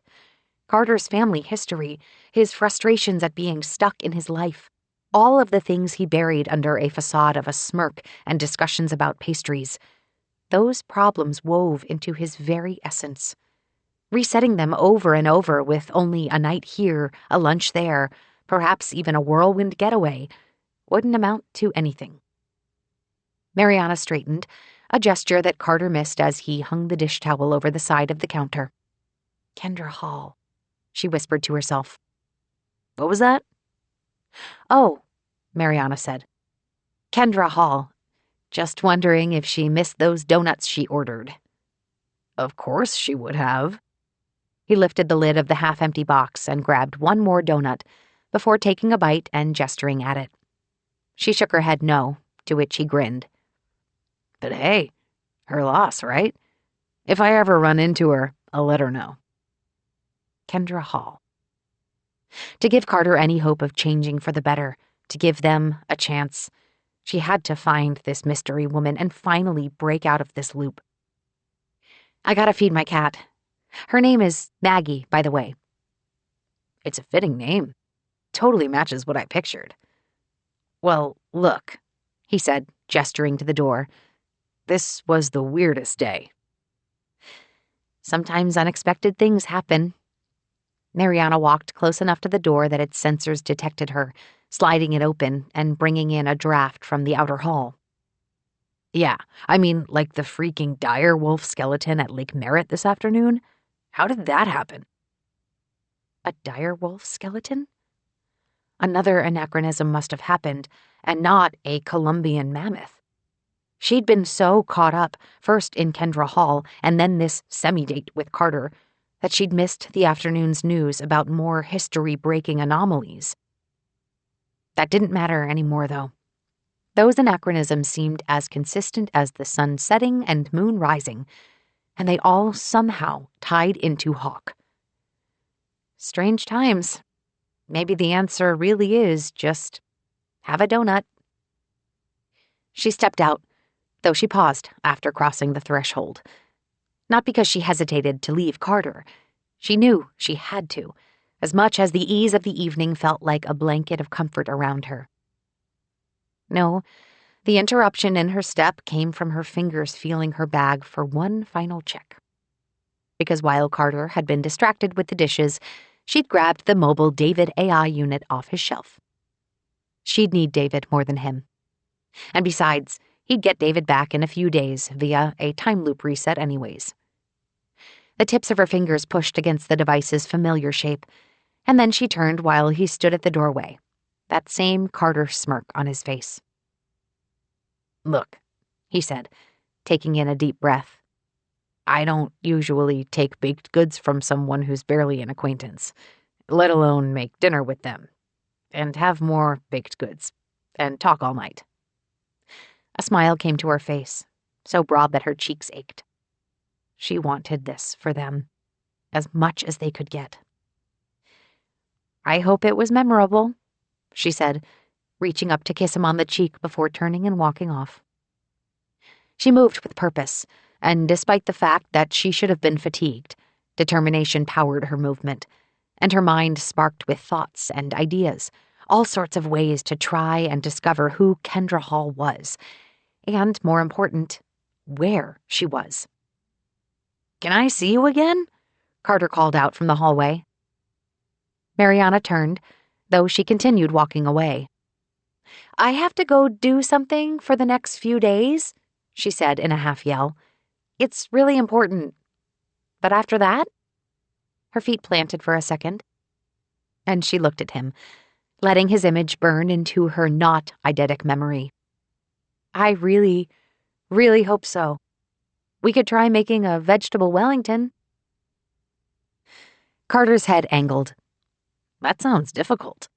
A lot of the juices would make the phyllo soggy." "Oh," Mariana said, picturing the lunch Carter had prepared on the yacht. All of that experience of cooking, loop after loop, not even that remained. "I'm pretty sure you'll figure it out." Chapter 36.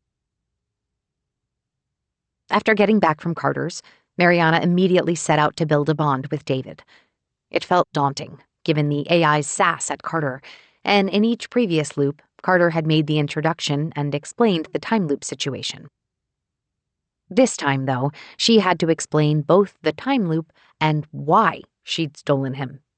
She'd expected a certain amount of pushback, though in true David fashion, he simply said, "Your story is highly unlikely, but not out of the realm of possibility." And that was that. Enough to push into a Tuesday and a Wednesday filled with research about this mysterious Kendra Hall. For the most part, Mariana's initial findings outside of Carter's apartment held up. Layer upon layer of searching failed to bring up any recent history, everything seemingly stopping around 2 years ago. Having David around to process the public information about all of the Kendra Halls in the world helped narrow it down, leading to a pretty certain proclamation of identifying the correct one, though he never gave a percentage to that accuracy. That offered a starting point, but from there, Kendra seemed like a fairly normal person. Mariana took the days to dig up whatever personal history dotted across records.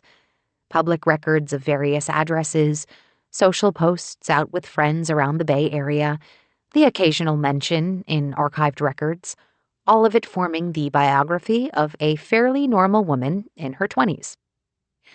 Mariana looked at the stack of data tablets, moving written notes and image captures from place to place to try and find a sensible logic for her complete disappearance. "What do you think, David?" "I'm not a psychologist, Mariana. I crunch numbers, look at probabilities, and sometimes give directions or look up information." "Yeah, but can't you have an opinion about why there's nothing recent about her?" "Because she's in hiding," David said matter-of-factly. "You're certain?" "No, it's just an opinion. A death would have brought news about a funeral and public record. If she'd gone missing, there would be news about a search. Going into hiding lines up with the lack of information." Her social accounts stopped being updated with no notice. Any public activity or tracking vanished. Shay had talked about going off the grid before, one of her extended rants for someone who loved disappearing into the wilderness during a technology-based age. But even she admitted that outside of dying or leaving the country, disappearing from the digital space required actual effort. "Mariana, my power supply is at 20%. You really should charge me." Problem was that she hadn't stolen David's charging station as well. "Go take a nap, David," she said with a sigh. "I'll need you tomorrow, so I'll try to solve this the old-fashioned way." "Use that human ingenuity, Mariana," he said, and before she could respond, he beeped to signify deactivation. Carter could hack David's processing limiter, but couldn't he have done something about the AI's attitude? She shook her head, returning to the task at hand. On the table sat one tablet with a list of things she'd pieced together about Kendra's personal history. Where she grew up, where she went to college, how many siblings she had, even her parents' names. All of that came with just a little bit of effort. But as she looked at the list again and again, a pattern began to emerge. A pattern. But what were the variables? Mariana opened the list's editing tools and tapped away, assigning a highlight color for different things. Red for family, blue for education, yellow for personal, and green for career. She scrolled through the list, minute details getting branded with appropriate colors. An appearance at her cousin's graduation? Red highlight. A mention in a charity 10K run? Yellow highlight. A caption in the local newspaper about students protesting deforestation 8 years ago? Blue highlight. On and on she went, a rhythm to her tapping that painted the list by categorized colors. And when she finished, she scrolled through from bottom to top to confirm her hunch. In the sea of reds, blues, and yellows, only a handful of green records surfaced. As she sorted through them, some young adult jobs showed up. Internships, barista, customer service. Yet no mention of Hawk, despite her name being so important that Carter made her remember it. As Mariana stared at the colors in front of her, the pattern emerged in such an obvious way that she bit her lip hard enough to taste blood. Was this what happened when she didn't have Carter with her to figure things out? She'd spent days scouring through the records and archives, photos and articles, so much data, trying to piece together who Kendra was. But none of that mattered. The only thing that did matter was the fact that she was important to Beckett and the Hawk team. And while Carter thought they would have another loop together to figure it out, that chance had disappeared, absorbed into his regressed memory. Mariana let herself go to bed early, Maggie curled up in a ball by her waist. Tomorrow, she'd go to Hawk, using everything she'd learned, everything Carter had passed on. Because information about Kendra Hall existed somewhere within the top-secret archives of the Hawk Accelerator, and if Carter wasn't able to dig it up himself, then she'd have to. How many times had Mariana walked this path by now? Like she had the first time, she moved with the Relive group through the front entrance of the Hawk Accelerator, and from there she used her well-worn excuse of needing to find a bathroom. She strode forward with precision, a combination of Carter's loops and repetitions based on notes, muscle memory, and visual cues of when to move. Though Carter had said the Columbian mammoth's appearances screwed up the rhythm of sequences, she noticed little on this loop, and maybe a direwolf skeleton just wasn't as much of a big deal as a living, breathing, prehistoric beast. She moved with a preternatural grace, no longer bound by the need to put on a convincing performance. 3 steps forward, then a pause for 5 seconds. 1 step to the left, then a quick dash forward. Twisting sideways to slip between passers-by, then a jog forward. It all brought her where she needed to be, first passing basic security, then plugging David in to grant her access to restricted areas. She didn't even need David reciting itineraries or schedules, with every movement now burned into her memory. but fueled by a determination that never existed before. A group of scientists in lab coats exited a conference room, and Mariana waited 2 breaths before tracking them, a steady gap of 10 feet between. They provided cover for her when the door to the left opened, a man in casual clothing leaving the data center. She paused, pretending to check her phone for several seconds. Then as soon as the door began to slide shut, she turned sideways and slipped through.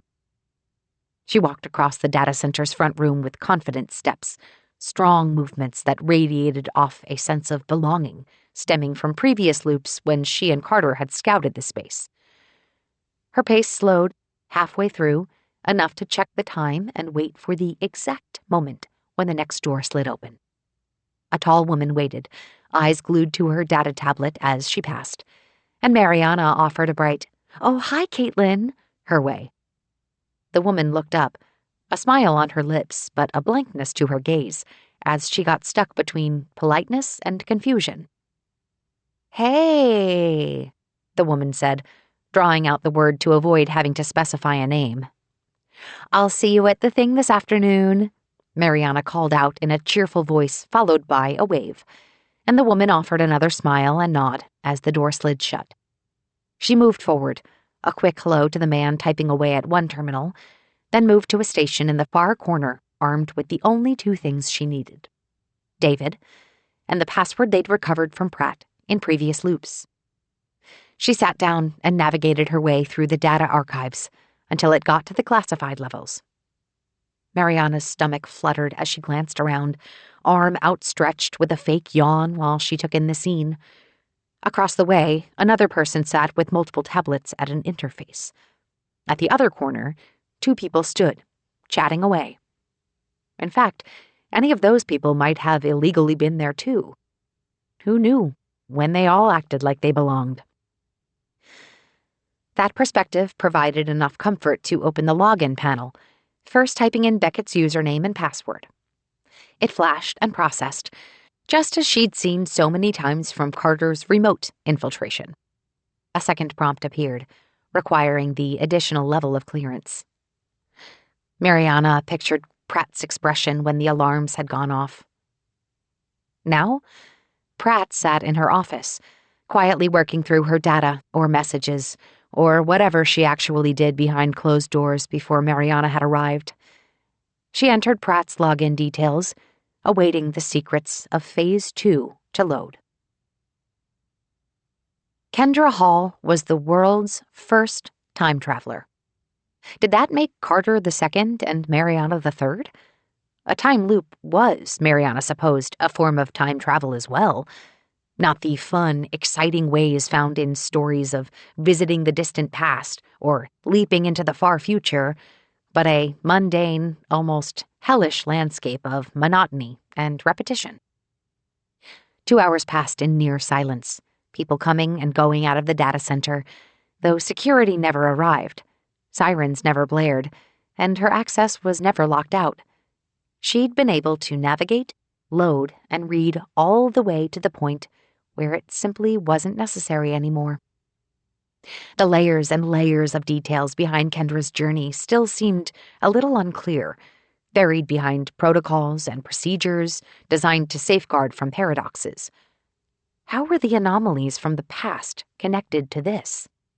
Nothing offered clarity on that, though what mattered most was an address, a location about 2 hours north. Coordinates centered on a cabin surrounded by a large plot of redwood trees and wildlife that the Hawk Foundation had purchased about 2 years ago. And 2 other key dates, 4 months ago and 2 months from now. The how and why of all of that, Mariana didn't have time to figure out. That was the next loop's goal. For now, she simply enjoyed the remaining sliver of this loop with a cup of coffee from the cafeteria. She eased into an empty seat used for work breaks to admire a half-blocked view of the Gardner Preserve.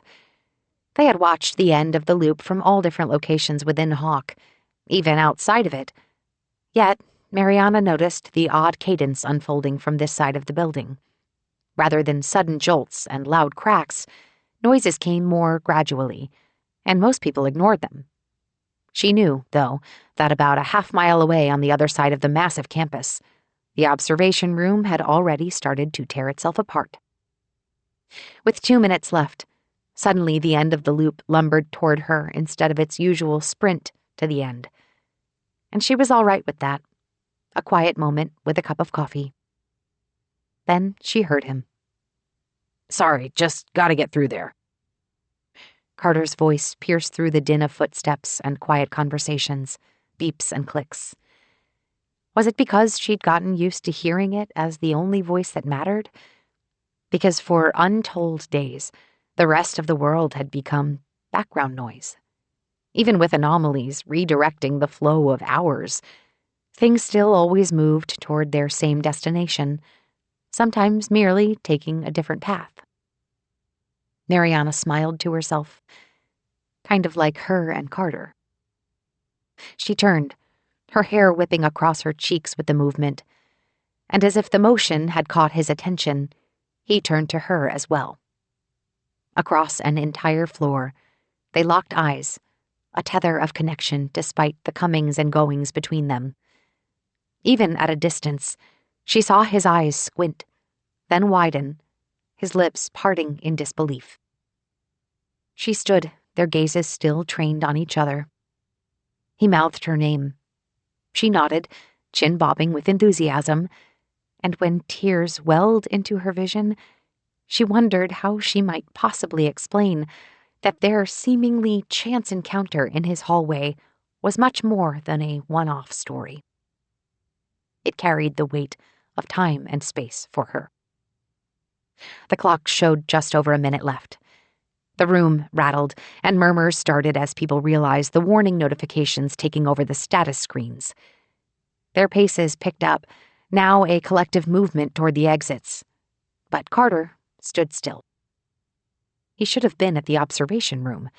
That was his original fix-it assignment, the reason why he got struck by the green beam in the first place.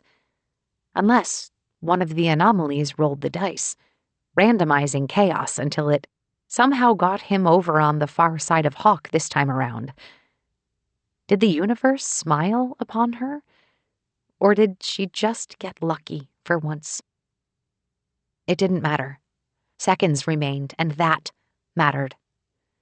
"Reverse jinx," she said under her breath, before turning her voice up. "Carter!" she yelled above the maddening crowd. She jogged through, dipping and dashing around the oncoming panic, until getting face to face with him. What to say? Only moments remained, and she wanted to offer something meaningful and brilliant. A last gasp for them before she dove into wherever the next step took her. "Sorry, I don't have any donuts this time." All around them, people started to hurry. Yet all that mattered was the few seconds that remained, a fragment of time and space for them and only them. She tilted her head up and drew into him. "Next time, maybe," he said in a soft voice, before pulling in until their noses touched. Her cheeks flushed, and her weight tilted as they kissed. She wasn't sure what went through his eidetic memory at this moment, but a wave of thoughts flooded her, images and sounds and feelings from the first time they'd met in the observation room to that quiet time out on the Pacific Ocean. She stayed present, taking in every detail. The barely there scruff on his chin, the weight of his palm on her back, the heat from his body against hers.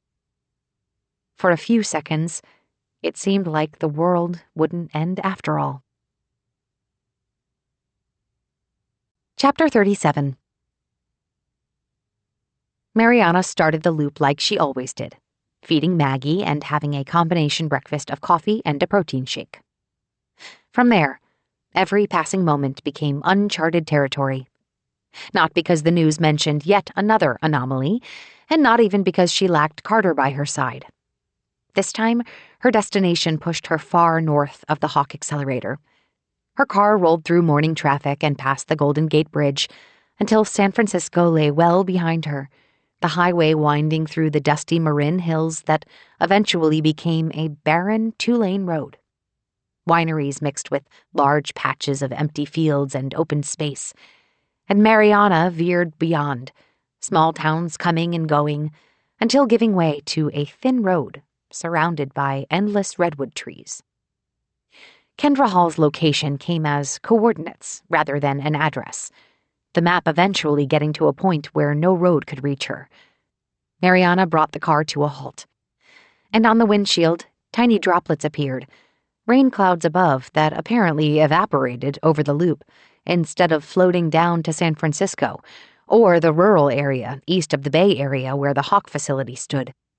She stepped out, head tilted up, as thin streaks of water fell against the backdrop of redwoods stretching skyward. From behind, another car rolled up and slowed until she stepped over to the curb, allowing it to pass. And then she was alone, nothing but the sound of rain dancing between branches and needles. She turned, her back to the road as she held up the glowing map on her phone.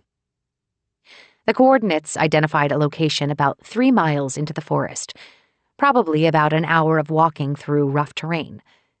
Mariana reached back into her car for her backpack, shaking her head at a sudden realization. She'd forgotten to pack anything to eat. I know, she said to the empty breeze. Guess I really do need you by my side.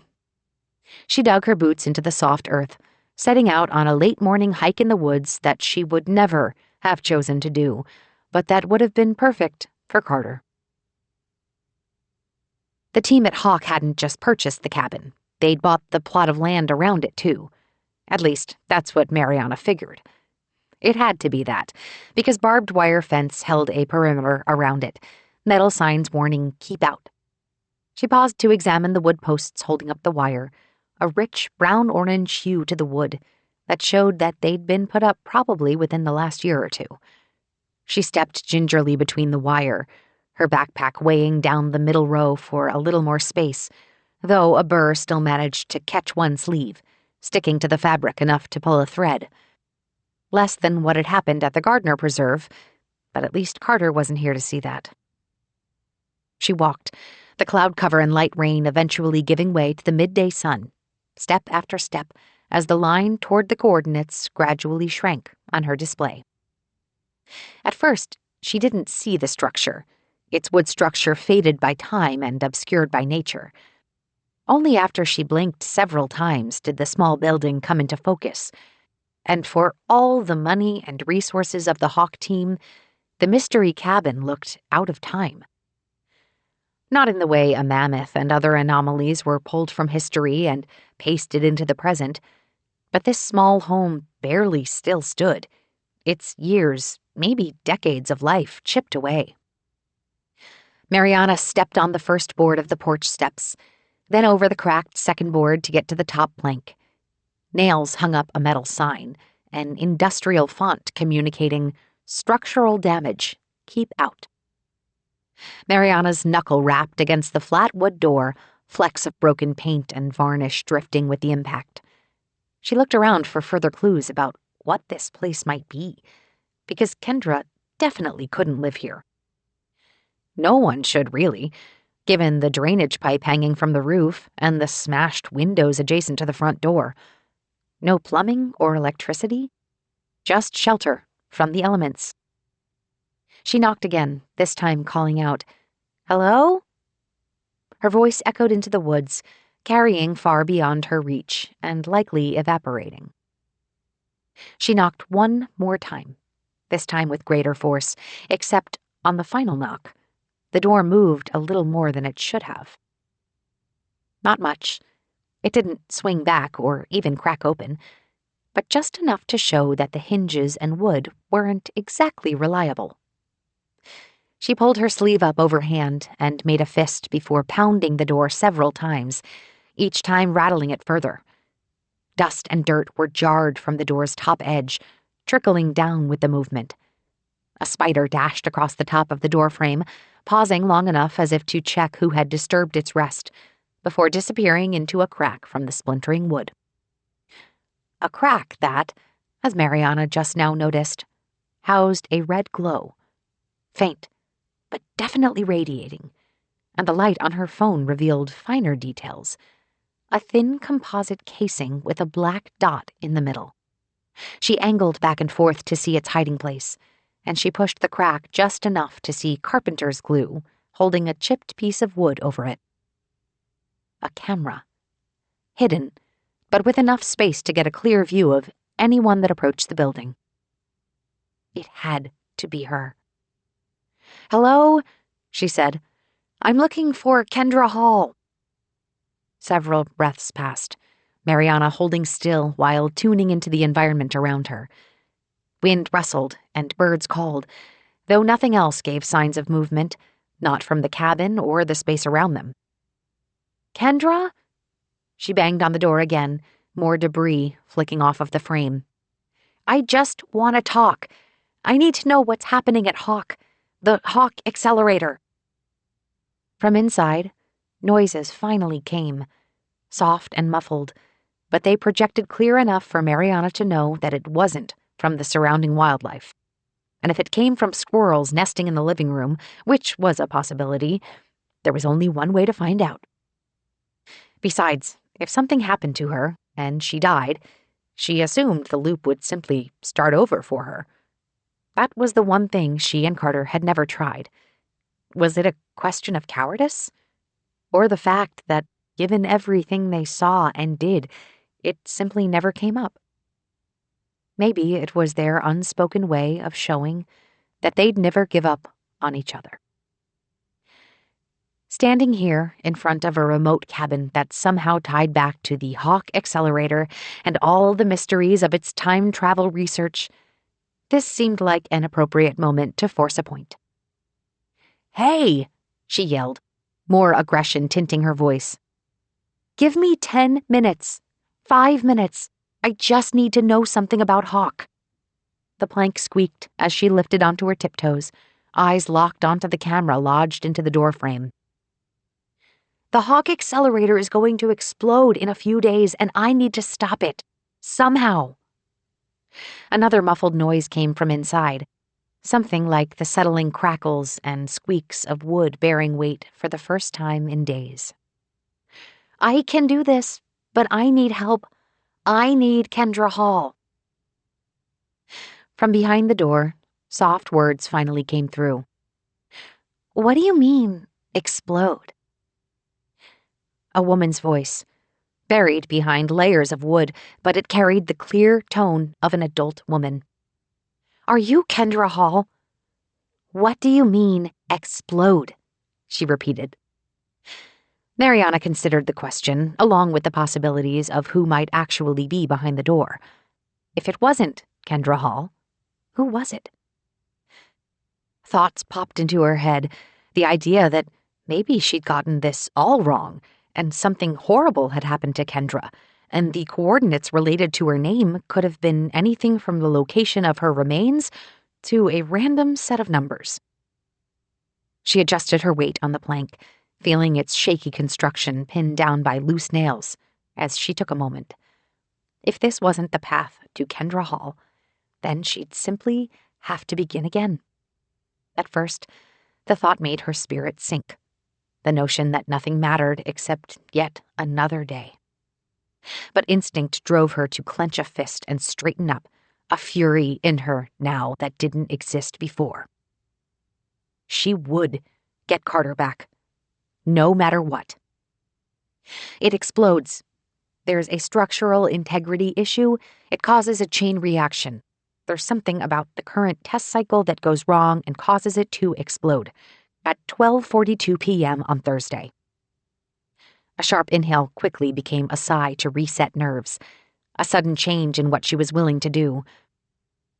"I don't," the woman said, a clear hesitation invading her words. "I don't understand. How do you know this?" "Please, are you Kendra Hall? I think she can help." "Why do you need Kendra Hall?" Mariana looked around her, in all directions, and she listened, focus outstretched for anything that might be something outside of nature. Technology, an observer, anything that might be concerned with the words she was about to say. Yet nothing came. just miles and miles of nature. Because she's a time traveler. The thump in Mariana's chest sped along, gaining in intensity as seconds passed without a response. "And I'm one too," Mariana finally said. "Kind of. It's hard to explain." From behind the door, a floorboard squeaked, the clear, distinct sound of someone moving on the planks of an aged structure. "I'm trying to avoid paradoxes here," the voice said dryly. "You don't have to worry about that with me. I live in 4-day cycles. No one but me remembers anything." A quiet chuckle escaped as her face fell. "You won't even remember me after the explosion. The Hawk explosion caught me in a time loop." Moments passed without a sound, enough that Mariana wondered if the woman on the other side had given up. And if so, should she just bash the door down? But right when she considered violence, locks slid open. A strange whirring sound came, a mechanical churn that felt impossible given the dilapidated state of the cabin. The door swung open, revealing a woman in cozy workout pants and slippers, messy auburn hair framing her brown cheeks. Behind her, the interior of the cabin matched the state of its exterior. But in between the cracked wood and thick cobwebs sat an open hatch, a glowing light beaming upward to illuminate the otherwise dim space. "I'm Kendra," she said, hand outstretched.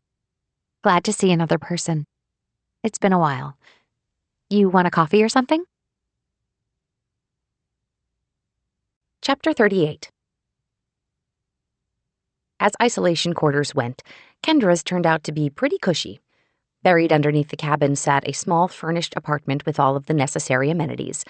Running water, a working stove, which Carter would approve of, full electricity and data connections, and plush furniture, complete with several corgi plushies. Kendra opened the refrigerator to show a healthy stock of fresh vegetables and fruits, stealthily delivered by drones every other week. Mariana turned down the apple she offered, though Kendra took one for herself. On the far wall hung a calendar, dates with large red X's systematically counting down to what looked like 2 months from now. The first time we did this, I only had to prepare for a week, which was easy. I mean, go hide underground for a week to read and relax and nap is no big deal. This has been a little tougher, she said, grabbing a mug from the counter's coffee maker. She pointed to the apartment's far wall, a floor-to-ceiling screen that showed the video feed from the porch. "That helps with feeling the day-night cycle. But the thing is, I can't even check in with Dr. Beckett or anyone on the team. Any human interaction might cause a paradox, so—" Her mouth twisted in a grimace as she shook her head. "Another 2 months to go, then I jump back in time and isolate for another 6 months to bring me all the way back to current times. Then I get to see people again. Everything's a possible paradox with these scientist types. I have to hide from possibly running into my future self after she jumps, or anyone working on the project before I jump, or probably even any squirrels climbing trees." A heavy sigh came out, though it arrived with a crooked grin. "They're lucky they pay well. So many rules. Right now, I just have an AI companion. Hey, Bowie?" The wall screen flashed, the feed of Northern Californian nature disappearing, and in its place stood a near-perfect rendering of a tall, thin man with pale skin and floppy blonde hair, probably in his 50s. A tight black jacket hung over a black t-shirt, and a loosely tied red scarf draped down the middle, and a closer look revealed that his irises were different colors. "Hello there, Kendra," he said, in a London accent that sounded quite familiar. He's modeled after an early-century rock star named David Bowie. "Dr. Beckett is a big fan. He gave me the look circa the 2003 album Reality," he said with a laugh, before tossing his hair back. "Dr. Beckett liked the irony of that." Bowie turned to Mariana. "Hello there." "He can see me?" Mariana asked. "Yes, I can. You're not supposed to be here." "Bowie, don't alert anyone yet," Kendra said. "There's a reason for this." Bowie leaned forward, lines forming on his brow. "There's nothing in my protocols about allowing a visitor. And you're not," he said, pointing to Mariana, on the need-to-know list. Wait, Mariana said. She stood up fast enough that a few drops of coffee spilled over the brim, scalding her knuckle. Your voice. You're the same AI at Hawk. David, the one that greets everyone. Not quite. Consider that version 1.0. I'm the sleeker, sexier older brother. I don't know about that, Kendra said. But smarter, more powerful for sure. Plus, you have a face. How powerful an AI are you? Mariana asked. I've used the one for guests, and I've worked with the one they give staff. But you, she said, pointing at the image on the wall. How much more can you do? Now, that is a strange question. What kind of company are you keeping these days, Kendra? I'm still figuring that part out. She took a bite of the apple, then leaned against the wall, eyes bouncing between Mariana and Bowie. But it sounds like she's here to save the world, or something. Were paradoxes a concern? Kendra abided by a long list of protocols to ensure that she existed within a controlled time travel experiment, the initial set given to her by Beckett and his team, while the rest of it was jotted down by her and Bowie on a work-in-progress list. Mariana, on the other hand, was just there, again and again.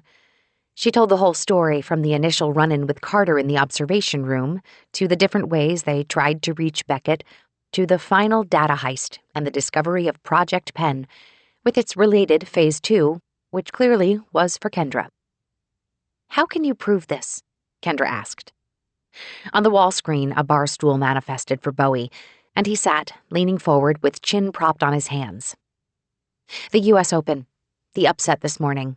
But I know who won for the rest of the day, she said, reciting match finals with precision. Bowie lifted an eyebrow. The morning sessions have finished, he said. The evening sessions haven't started yet. We'll need to wait until tonight to confirm this. Look, I don't have the time to wait. Mariana stood, hands pressed against her temples. She shut her eyes, thinking of that final moment with Carter, the heat of his embrace and the warmth of his lips as everything exploded around them. If I don't get through to you now, we lose a whole day. That's the thing you don't understand about these resets. I can't carry anything through except my own memory. Everything else starts over. Her eyes widened at the epiphany that suddenly came to her. You're a time traveler. Did they give you relive? To buffer the stability of your memory?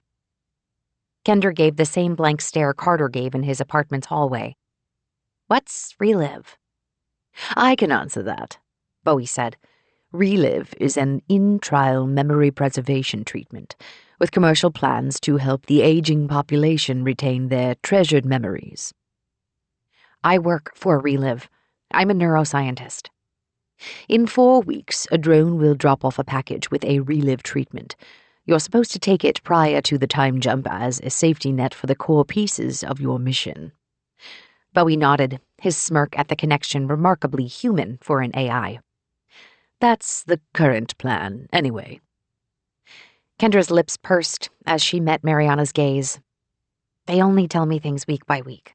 Paradoxes and all that. Okay, Mariana said, slapping her knees. New idea. Let's just assume that I am, in fact, living in a time loop. You'll be able to verify that by the end of the day with the U.S. Open results, right? You might get lucky, Bowie said. Fair point. So, if I'm just lucky, maybe you'll do this out of the kindness of your heart? I'm an AI. I don't have a heart.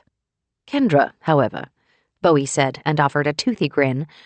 Well, I'm programmed to enjoy her company. But even with that, I can objectively say that she's nice. Aw, thanks, Bowie. Kendra pushed out a large grin, batting her eyelashes for emphasis. If this is your plan to win me over, it's working. So, Mariana said, I'm already here. Let's track the U.S. Open, see if I'm being honest. And in the meantime, can we please figure out how to let the accelerator finish its cycle? On the wall screen, Bowie stood up and his stool disappeared. Next to him appeared a green chalkboard that looked straight out of a 20th century film. Done, he said, snapping his fingers. He turned, scribbling on the chalkboard with the same determination as Carter writing in his notebook across the final seconds of a time loop. Mariana and Kendra exchanged puzzled looks. "Done with what?" Kendra said. "Done with your solution." He tapped the board for emphasis and stepped away, the board back in view. "How do we fix this? It's simple." He reached over, bits of virtual chalk dust appearing on the screen as he drew sharp lines under the phrase time travel. "There's only one way to do this. We send Mariana," he said, finger pointing her way, "to the past." "Well," Kendra said, sinking back into her seat, "you did say you were a time traveler." "Wait a minute," Mariana said, hands up. "To the past? How do I get back?" "You don't." Bowie tilted his head. "That's the catch." Chapter 39. Mariana and Kendra sat, a rapt silence as Bowie broke down his proposal. Based on calculations from his internal AI, he took the structural offset created by the 8.1 earthquake of 2083 and looked at ways to compensate for it. His only conclusion was that no hardware-based solution existed to run a complete cycle of the retrieval program. "Retrieval?" Mariana asked. From Kendra's blank look, she clearly didn't know about this either. "Yes," Bowie said. "Retrieval. The test phase that is exceeding power capacity is not for sending a particle back, or a pen, or Kendra. She's still scheduled for later. This test is for the retrieval process of pulling an object from the past to the present. Makes sense when you think about it." Kendra glanced around at her space. A capsule, no matter how cushy and well-stocked, was still a capsule. "So they can bring people home, instead of having us wait underground for time to catch up." "That's correct. They've scheduled a test phase for this at the particle level while you're awaiting your trip. But more importantly," Bowie said, "are you complaining about the quality of my company?" "Never. You're a great pal," Kendra said with a laugh. "Wait a minute." Mariana stood, pieces suddenly coming together. The anomalies from the past. Were they related to this? Bowie pulled up a graph with oscillations growing larger and larger as it moved along the timeline, an exponentially increasing sine wave. "Under the assumption that everything you've said is true, I've done some thinking. The destruction of the accelerator during the Hawk retrieval pilot test cycle caused this disruption," he said, pointing at the first small blip in the graph. "That's your time loop. Going just a little bit back before resetting. But as the ripple energy of the disruption grows stronger over," he said, a cheeky grin on his face, "time, then these bursts get bigger. And some of them are retrieving things from the past, random things thanks to the facility's destruction breaking all limiting protocols, like a Columbian mammoth from around 10,000 years ago." "This is above my pay grade," Kendra said. "I'm just a technician they bribed to step into the accelerator." "Don't look at me," Mariana said. "I got the wrong doctorate for this. How can you be sure about all of this?" "I'm an AI with enough processing power to keep up with every unfolding current event while monitoring Kendra and the Hawk team. All while being charming, pleasant company and looking like David Bowie." The graphs behind Bowie dissolved back into the green chalkboard as he ran a hand through his hair. "Yes, I can pull it off." The details of the chalkboard became clearer as Mariana approached the wall screen. "You go back 20 years. Augment the design blueprints with a change of 2.4 degrees in construction strut QL89. "That's it?" "Well, then you wait." Mariana shot a look over at Kendra, though she didn't get anything in return. "Wait for what?" Mariana asked. "Wait for 20 years. Then you upload a piece of code into Hawk's system in current times and flip a power switch as it finishes the test cycle of the retrieval process. The construction fix should do it, but these actions also adjust the energy usage by 0.02% to cap it. All of that together should ensure that it bends A bar appeared in Bowie's hands, which he bent into a U shape. And doesn't break. Her calculations with Carter were correct. It all depended on the strut and the earthquake. If only she could reach backward through loops to shake him and tell him that, yes, they were correct. It only needed an AI and 20 years to bring it to fruition. And after that, Mariana asked slowly, I calculate a 94.4% chance that life moves on, the time loop ends. As for you? Bowie's multicolored eyes locked onto hers before jumping to Kendra and back again. I'm not sure. Paradoxes aren't exactly a well-researched subject. You might stay in the timeline. You might just disappear. Carter, Mariana whispered. Despite the nausea rolling through her gut, she forced herself to stand, to feel the ground beneath her feet. Just disappear. What could that possibly mean? What could that possibly feel like? What about Kendra? Will she remember me? Think about this linearly, Bowie said. If you go back in time 20 years, by the time you enter this 4-day period, the other Mariana will have never encountered Carter, never been aware of the loop. Your original path will remain. Kendra shot her a shrug and gestured with her hand sailing over her head. That means that if this works, if the retrieval test process completes and Hawk does not blow up, Kendra will have never met you. This Kendra may exist in a loop in a multiversal offshoot, but that's purely theoretical. Kendra repeated her over-the-head gesture, then pulled her knees to her chest on the couch. Can I wait another loop? I mean, I know we'd have to have this conversation again, Mariana said, hands balled into fists. But hey, I'll know exactly what to say. Next to Bowie, the oscillating graph returned. The AI shook his head as he gestured at the graph. We probably don't want to tempt fate. Things are clearly getting worse. Point to Bowie on that one.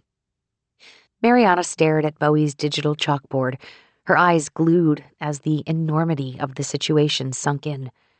Those equations and calculations, she didn't have the training to grasp those. But the words time travel written neatly across the top, well, it didn't take a quantum physicist to understand the sacrifice required.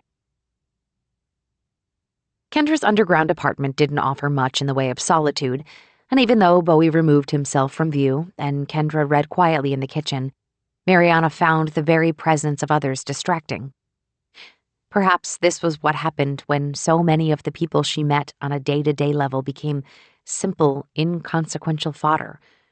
The loop filled her life with moving pawns and a lone partner in crime, so the arrival of a mellow time traveler and a know-it-all AI proved an unexplainable shock to the system.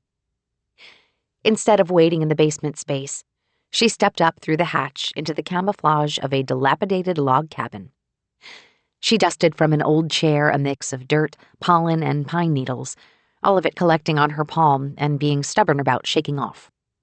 Come on, she muttered, trying to get her hands clean, though it all stuck enough that sitting on the chair suddenly seemed like a bad idea. Just had to get away from us, huh? Mariana turned to see Kendra's head poking out of the hatch. It's a lot to take in, Mariana said, her voice still. I don't know, Kendra said with a sigh as she moved up to the surface. Sounds like you've seen some shit. A quiet chuckle came out, a response to the joke she heard in her head first before saying it out loud. Same shit, different loop. Kendra matched her laugh, but Mariana followed with a real question that had been occupying her thoughts over recent minutes. What's it like, traveling through time? Two different things. Waiting for time to catch up? That's pretty boring. But the actual act of traveling through time? She asked. Like little bits of electricity that tickle you and smash your skull in. Getting electrocuted and hit in the face to save the world? I don't know if that sounds worth it. So that's why you're doing all this, huh? To break out of the loop, to stop weird stuff from being pulled into the present. Kendra's arms went up, palms out in mock admiration. To fix things. Way more noble than me. You're not doing this to go into the history books? Nah, not even close. They pay extremely well. Mariana chuckled, Kendra's practicality winning out over her own scientific curiosity. It's not just about problem-solving for you, is it? I saw the way you looked when you talked about this Carter fellow. I don't know if my AI friend got it, but I did. I'm guessing he was more than just a lab partner. Mariana turned, eyes fixated on an empty space on the cabin wall. Flecks of light poked through, beams that managed to escape the layers of wood and shade to find a way into the space. There was a moment, Mariana said. We were out on the ocean. Just us. He cooked us lunch. A grin snuck on her face as she thought about Kendra's stove downstairs. He loved cooking. Loves, that is. He's out there, right now, she said, gesturing beyond them. That morning we were going to run some tests, do what we do every day, try to escape the loop. But he wanted to take a break, to see the water, to take me to see the water I'd never been out to sea. Whether it was the emotion of the moment or her relive enhanced memory engrams, simply talking about that moment brought it all back. The scent of the water, the sound of the waves, the rock of the ocean beneath them. And the clock ticked down while we sat there. We kissed. We had the water, the air, and each other. That was all that mattered. That kiss. Even now she could feel it against her lips. Then he lost it. It started with that memory. Gone, like it had never happened. Then other memories. Then all of the ones we shared, everything from the loops. But that moment, those 10 or 15 seconds out on the ocean, despite being stuck, despite always searching or testing or researching, despite all of the weird shit that kept happening. Her shoulder tensed, a reaction to the sudden realization of how unfair it all was. For just a sliver of my lifetime, I'd never been happier. So, yeah, I'm trying to get out. I'm trying to fix things. But I'm also doing this to give us a chance. She turned, now meeting Kendra's gaze. We deserve more than 10 or 15 seconds of happiness. The corners of Kendra's lips curled upward, her eyes soft. Good thing a certain AI's not listening. He'd start crying too. I'm surprised he's not chastising you for being upstairs. I asked him to give us privacy. Surprised he's complying. But yeah, I'm not supposed to leave the bunker, Kendra said, and though Mariana stared out into the forest, she knew the woman standing next to her offered a warm smile. Her voice dropped to a whisper. I come up here sometimes, though. So they hired someone who breaks the rules to be a time traveler? Echoes of Shay's voice rang through her mind, variations of the many, many times Shay had gone on and on about breaking rules. For what it's worth, they have me write down when I break a rule, to document the psychological impact of all of this so they can update their protocols. Kendra paused. I'm not going to tell them about you, though. Aren't they going to see the footage of me arriving? See, that's the nice thing about Bowie. He's got a mind of his own. When we started, he was the same AI that they gave technicians at Hawk, more or less. Chatty, friendly, just informational. A little personality to spice it up, but very, what's the word? She took in a breath, eyes turning to the cabin's dirty ceiling. Functional. But after a few weeks, I noticed something about him. He had cool hair. That. And he'd developed a sense of humor. He wasn't just laughing at my jokes, he was making his own. Artificial intelligence, huh? So he makes choices now. I ask him what kind of music we'll play for dinner, or what classic movie to watch, or what philosophical argument to debate. Mariana raised her eyes at that one, which prompted a knowing nod from Kendra. I think I'm going to miss him. Miss who? Bowie? He's getting shut down at the end of my stay here. I leave this place, they wipe him, then I jump back in time 6 months and go hide in Bunker B with a new Bowie. I can't bring his memory core with me. Paradox prevention.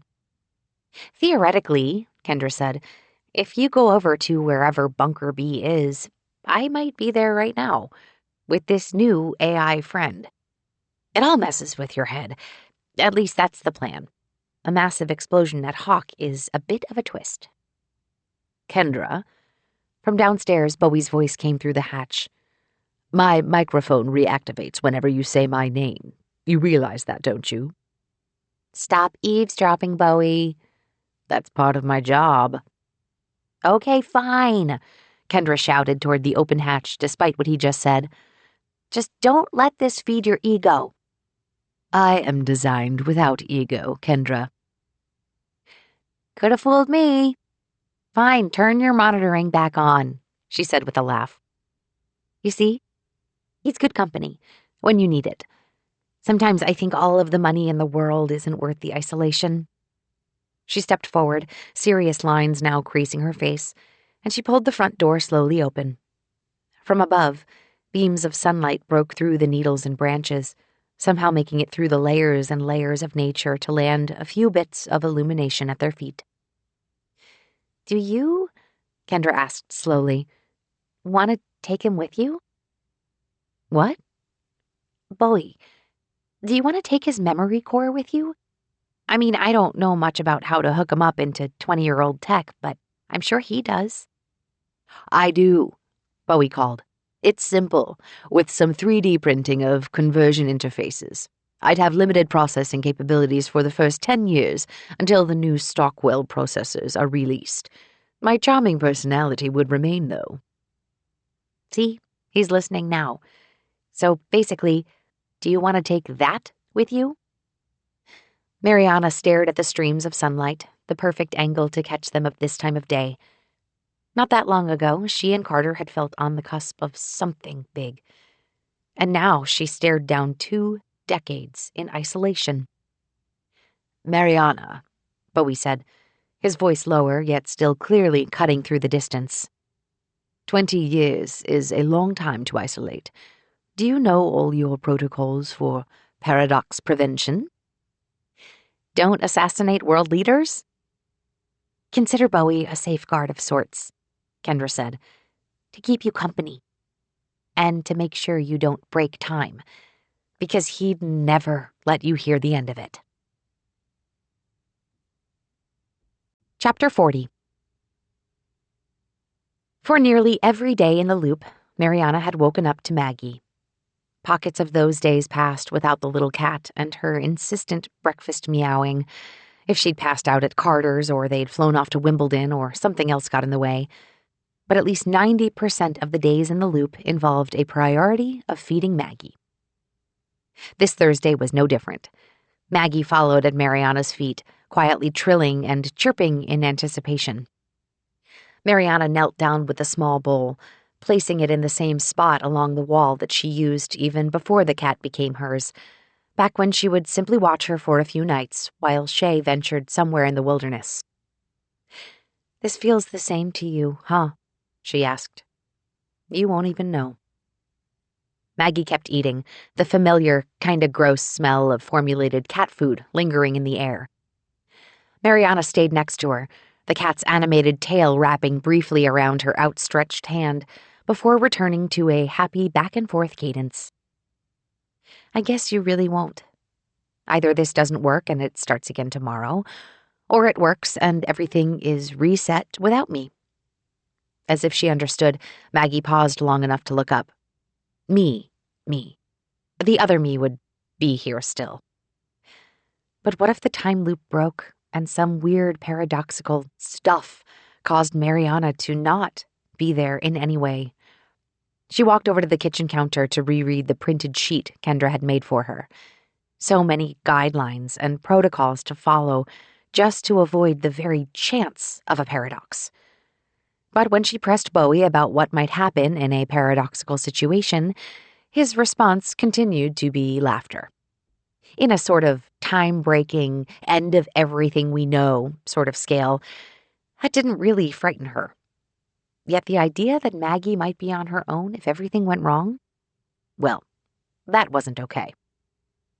Mariana typed out a quick message to her neighbor and building manager, a cryptic note about how she might get pulled away suddenly, and to please keep an eye on Maggie if there were no logged entry records in the building's security data of her returning in a few days. "It's too bad Shay can't just pick you up," Mariana called out to the cat. Maggie looked up, eyes narrowing with a focus and a bright meow seemingly challenging that thought. What if Shay could? This was time travel, after all. Mariana glanced back at Kendra's sheet, a list of both the protocols suggested by Beckett's team and her own notes on isolation. With time travel, couldn't anything be possible? All of their rules had to do with avoiding the detectable past, minimizing any ripples that might rip apart the very fabric of time. Somehow, somewhere within all of that, though, there had to be a way to do something about Shay. Mariana had a long history of following directions. She excelled at that. And while Carter had pointed out that such a strict way of living missed out on happy culinary accidents, that precision ensured that she would safely travel across time. She walked out of the building elevator, details she'd missed over years of residency suddenly standing out. The way the textures on the ceiling tile were slightly misaligned, the tiny crack in the wallpaper adjacent to the elevator door frame, the smudge that blurred sunlight through the window. She looked around, trying to lock in all of the details as images etched into her mind. Would she carry those things with her, the way Carter did? Or would they dissolve into the ether of memory, no eidetic mutation or relive enhancements to make those details feel as real as this moment? In her pack, she checked off each item that Bowie prioritized. His memory core, a series of 3D printed interfaces for historic computer modules when she arrived in the past, and the small comms for her ears, paired to the mobile device to help her get through the next few hours. All of that technology sat tightly nestled in an energy discharge container to protect it from the rigors of time travel, along with a large wad of appropriately dated paper money purchased at several antique stores across San Francisco, something largely ignored by both the present and the past, but honored by banks and collectors. It'd be enough to get situated. Then Bowie said to leave the rest to him, whatever that meant. But if that all failed, then she had a notebook. Simple bound paper with all of the tasks and notes that Bowie offered in an interactive digital checklist, but preserved in the permanence of ink and paper. No power supply, no output interface required, just a failsafe in case things went really wrong. She reviewed the list again in her mind while awaiting her morning coffee. The barista handed the drink over, along with a cake donut. Mariana split the baked sweet in half, part of it for her journey to Hawk, and part of it to bring across the lobby. It was too bad that Monday morning dog biscuits weren't on the menu. Buddy Ed deserved that. As if the dog knew, he perked up from his station, ears up. Approaching the desk, Mariana held up the smaller half of the plain cake donut until the security guard on duty nodded with approval. She offered it, Buddy Ed taking it gently out of her hand before gobbling it down in 3 chews and looking up at her with bright eyes and panting tongue. "You be a good boy, okay, Buddy Ed?" The dog continued panting, and Mariana tried not to humanize the way his wide mouth looked like a grin. "You all right?" the security guard asked. "Yeah, sure." Mariana's lips twisted as she stared the dog in the eye. "Why do you ask?" "I've just never heard you call him by his full name before." The security guard laughed and reached down to scratch Buddy's head. "Sounds like when children are in trouble." "No, he's not in trouble. I'm just," Mariana said, planting a kiss on the dog's nose, "feeling a little sentimental today." "Oh, Ms. Pineda, I saw your message to the building security staff. You're going to be traveling for a while?" She stood, a sudden tightness in her legs from the movement, and took in the scene in front of her. All of those little details she'd tried to imprint into her mind moments ago wiped away, the ephemeral nature of plain old memories leaving her only with the here and now. "Doing something for work," she said. She reached down to pet Buddy one more time for good measure. "But hopefully, it'll be like I never left." Chapter 41. Would this be the last time Mariana did this? In the prior loop, she had moved with purpose. This time, despite knowing the end goal, every step carried a weight to it. Like all those other times, she met with the Relive group and made small talk about the accelerator tour, including apologies for supposedly being ill earlier in the week, while in reality, she'd spent the time planning her leap across time. More importantly, security gave her a mobile David unit to use. And like all those other times, she said she needed to use the bathroom before catching back up with them. She broke free of the group, then checked the time, waiting for 9:42 a.m., like the previous Thursday, before setting out.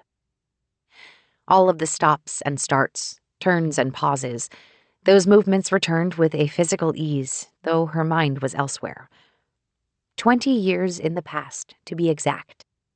And the massive space in between, a journey with no way back and no one to ease the isolation other than an AI. She slipped into the data center, her timing a little off from before, as her greetings and acknowledgments of Caitlin and other passing staff members arrived out of sync by several minutes. But when she finally sat down at a terminal, it was as available and accessible as in the last loop. The only difference was that she had Bowie with her. Part of him, at least. The standard units distributed to Hawk guests weren't powerful enough to contain Bowie's full capabilities, but connecting his memory core to the device at least installed Bowie's knowledge of the situation and the resources he'd prepared yesterday. She just needed to turn him on to see if it all worked. Because this could go really sideways if it didn't. The screen flashed, a green check icon appearing to announce that her hacked mobile AI unit successfully connected to the Hawk mainframe. Mariana tapped through various access screens on it to get to the device's folders of support files, an application that Bowie had labeled, "Do this first." She executed it, prompting various status bars and messages. As she waited, she slid the small comm earpiece onto her outer ear, then watched as the upload process inched toward completion. It finished with a blink, and a message popped up, a prompt to execute the uploaded application that Bowie had prepared right before they left Kendra's cabin. She squinted to make sure she'd read the file name properly. "See you soon." She tapped the confirm button, and the screen flashed once before sitting still, Bowie's AI-powered workings all pushing forward under the surface. For all Mariana and Carter had done, digging through Beckett's archives and hacking into records and databases, all it took was finding the project's secret time traveler and her trusty AI to make things move smoothly. A crackle popped through the earpiece, and soon a familiar voice followed. "I said I'd see you soon, didn't I?" "Mm-hmm," she said, soft enough to avoid drawing any attention before walking out of the data center. "This isn't the real me, of course. Just a fraction of myself hijacking the David AI. Though I must say, David's clothes are a bit uncomfortable." Bowie meant that metaphorically, of course, unless a visual component of David existed hidden from public use. Mariana shook her head at his cheek. 20 years of this? All those times Carter complained about David, he had no idea what he was missing. "Where to?" "I see you're not in the mood for small talk." "I got a lot on my mind." The mobile unit stuck as she pulled, stubbornly refusing to disconnect from the main console until a second, then third tug. It released, and the screen flashed a note that the device had been removed. "Well then," Bowie said, "let's cut the pleasantries and send you to the past." The sheet trembled in front of Mariana's eyes despite the tight grip, pressure between her forefingers and thumbs to hold the piece of paper in place. Kneel down, curl in, close eyes, strong hold, deep breath. She'd written those steps out, little circles next to each point, as if those tiny blobs of ink would make it easier to both remember and survive. "I'll be walking you through the steps," Bowie said. "You don't need to keep staring at it, unless it makes you feel better." "I think it does." "Perhaps if I had my full processing power and data core, I'd understand why." That comment did pull her attention away for a moment to give a quick tap on the electric discharge container strapped to her abdomen. It remained safely bound, despite the discomfort of holding equipment there. She shook her head and looked around, the dome formation of the chamber echoing sounds in strange ways.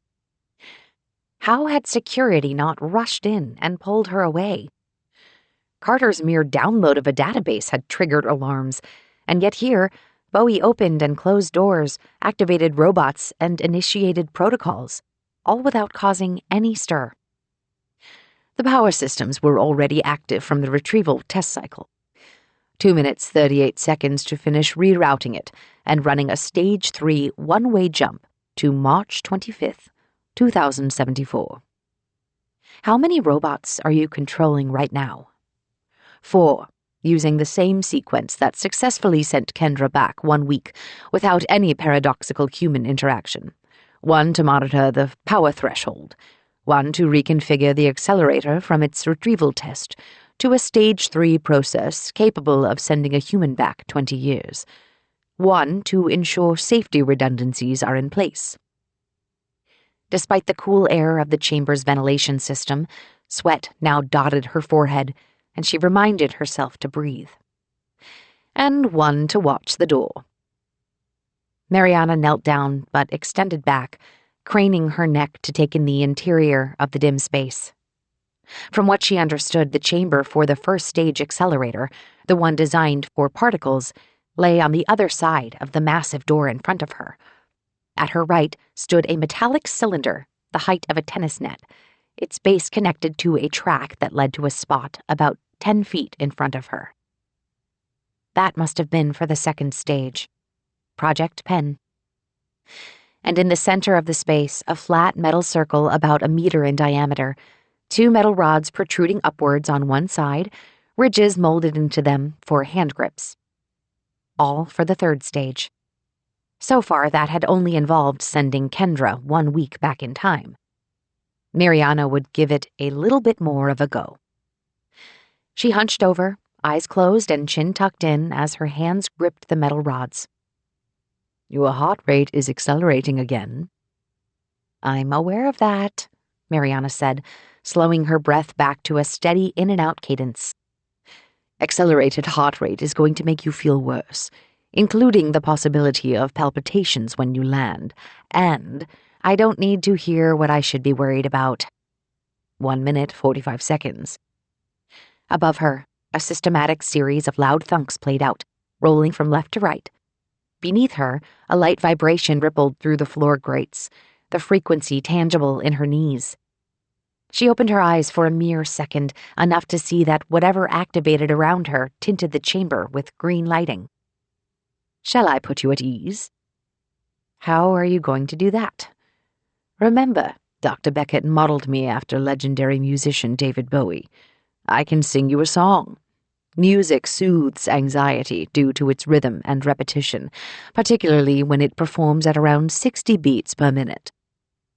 "I know that. I'm a neuroscientist," she said, squeezing her eyes shut. "Oh, well then, pick a song." "I'm really bad about all things music and," she started, before a memory tickled her thoughts. That song, the one Carter sang while cooking. "Actually, there's this one. I don't know the title or who did it." "That narrows it down." "Someone I knew really liked it. A woman singing about having motion sickness and rolling down windows?" Mariana considered where she'd heard it before. "I think it's one of those from like the 20s or so that just lives forever and Motion Sickness by Phoebe Bridges." Maybe? I don't know many singers." Even before Mariana finished the thought, Bowie started, capturing the same melody that Carter sang all those loops ago. Kendra had described the feeling of time travel as little bits of electricity that tickle you and smash your skull in, which, in addition to the whole being displaced by 20 years thing, sounded like a terrible thing to experience. Yet, Bowie sang the song in a soothing voice, likely at exactly 60 beats per minute, with an emphasis on a consistent rhythm and repetition. And it worked, her mind drifting to the cadence of the song and not stuck on, well, everything else. Perhaps it came from the resolution that no matter what happened from here, this would finally be over.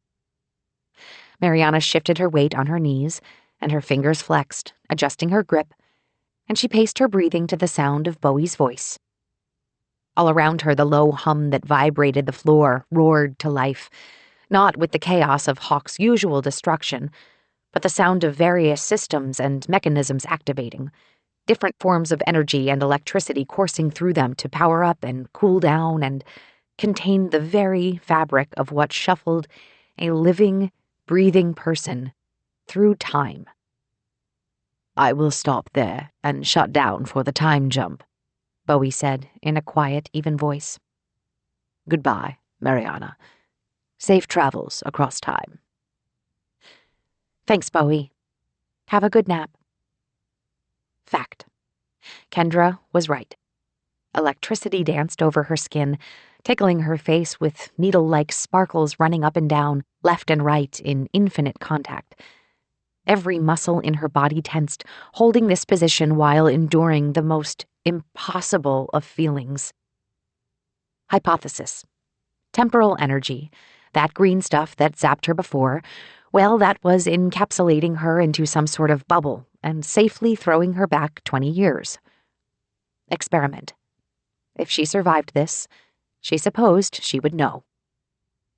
While her right hand still gripped the handle, her fingers moved enough to cross them before reverting. "You're well." The harshest, worst headache of all time hit, like her skull simply imploded despite being completely stable and fine. All around, sound disappeared, a perfect vacuum, and even though her eyes were shut, everything turned to white. Chapter 42. The world spun. Or maybe it didn't. Maybe it just felt that way, and it took several seconds for Mariana to realize she was, in fact, in her own body. And while the dizziness felt never-ending, sensations pressing against her body didn't change. The cold against her cheeks, it wasn't a remnant of the accelerator's energy running through her body. It was nighttime dirt and dew. The tickle against her forehead, that came from her own hair, a light breeze kicking it across her face. And her hands, they gripped nothing, knuckles and joints still angled like they held the grips from the launch pad of the Hawk accelerator. Mariana struggled to open her eyes, a conscious push to look around and fight for whatever information they might bring. She blinked, then blinked again, trying to will some images into her mind until the reality of the situation finally settled in and grounded her. She was sideways, in a dirt field, and she hadn't lost her vision or anything like that. Her sight was perfectly fine, even though it needed a few minutes to adjust. Coherent thoughts muddled their way through the sludge of her mind, eventually taking hold into a little bit of clarity. She'd been sent across time and landed here, at which point she had immediately toppled over onto her left side, everything still poised to hold on the same way she'd started when Bowie counted down. Even her chin remained tucked in, though not out of stiffness or paralysis. She angled her neck, the movement without any of the resistance she'd simply assumed would happen. And as her eyes adjusted, a clarity of focus came in as the tiny bright dots of stars littered across the night sky. The nausea, though, was real. Kendra somehow missed that part. Her hands felt for solid ground underneath, then pushed her onto her knees. She took in breaths, cold air stinging her lungs, and she debated whether or not to actually stand up right now or just pass out here and hope for the best. Nausea rolled in again, a crashing sensation that caused her to clutch her stomach with one free hand, though her palm landed on something very different, yet no less important. Bowie's data core, strapped to her abdomen in a protected discharge container, along with a temporary power system, mobile interface with limited capabilities, some 3D printed interfaces to adapt to computer systems over the next 20 years, and a small earpiece. And money. Money to get her situated here, now, in the past. Her free hand planted itself on cold earth, damp soil and broken leaves pressing against her palm. She took several more breaths, the dizziness settling down from spinning into more of a rigorous sway, though the nausea remained. Think, she told herself. She was just at Hawk's time jump pad. Bowie controlled the robots and internal configuration to send her back 20 years. She had hardware with her, things she needed to set up to get situated in this new place. She just needed to go. But where? She unbuckled the container from her body, and the very action of doing so knocked her off balance, putting her back onto one knee. She looked down, what little light from the starry sky above disappearing with this shift in focus, and she blinked, trying to get her eyes to adjust. The container came into focus, a near black rectangle among a field of black, and instinct drove her fingers to snap open the access panel. She felt around until she found the small earpiece.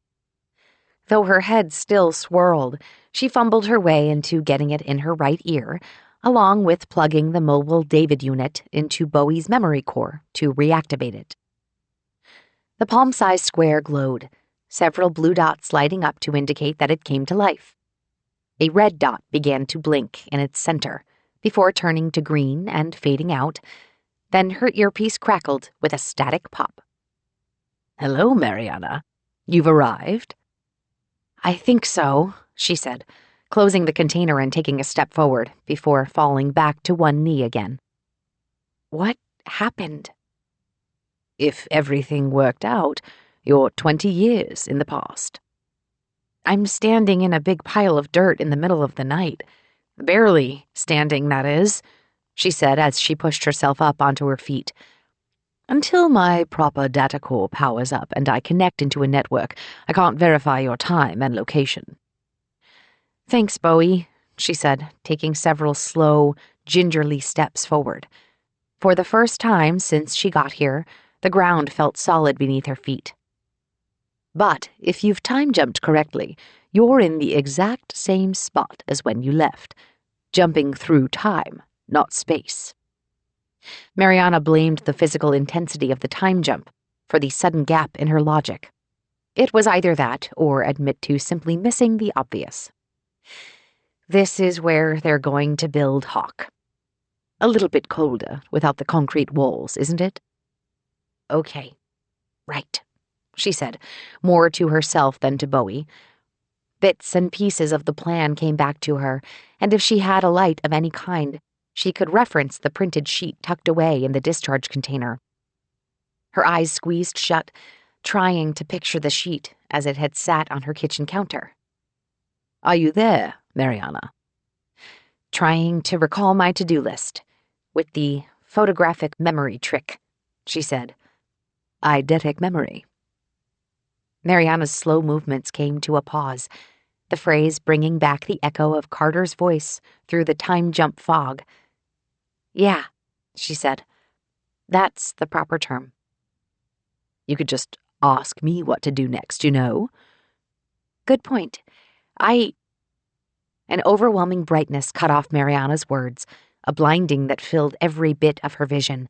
She blinked and blinked again, the visual disorientation creating a dissonance in her mind. Could this be a fragment of the time jump? Which was really weird, because the nausea and dizziness had subsided and she was actually able to move. "Mariana?" "Hold on, Bowie. I'm just feeling a little weird," she said, squeezing her eyes shut. "That's not you. That's a security drone. How well can you run?" Chapter 43. "Try this trick," Bowie said. "Close your eyes, then open them very slowly." Mariana followed Bowie's advice, and from there the overwhelming brightness became a manageable blinding beam. She turned her head, eyes focused on the ground, weeds and dirt now visible from the ambient illumination. "Move, you can't get caught."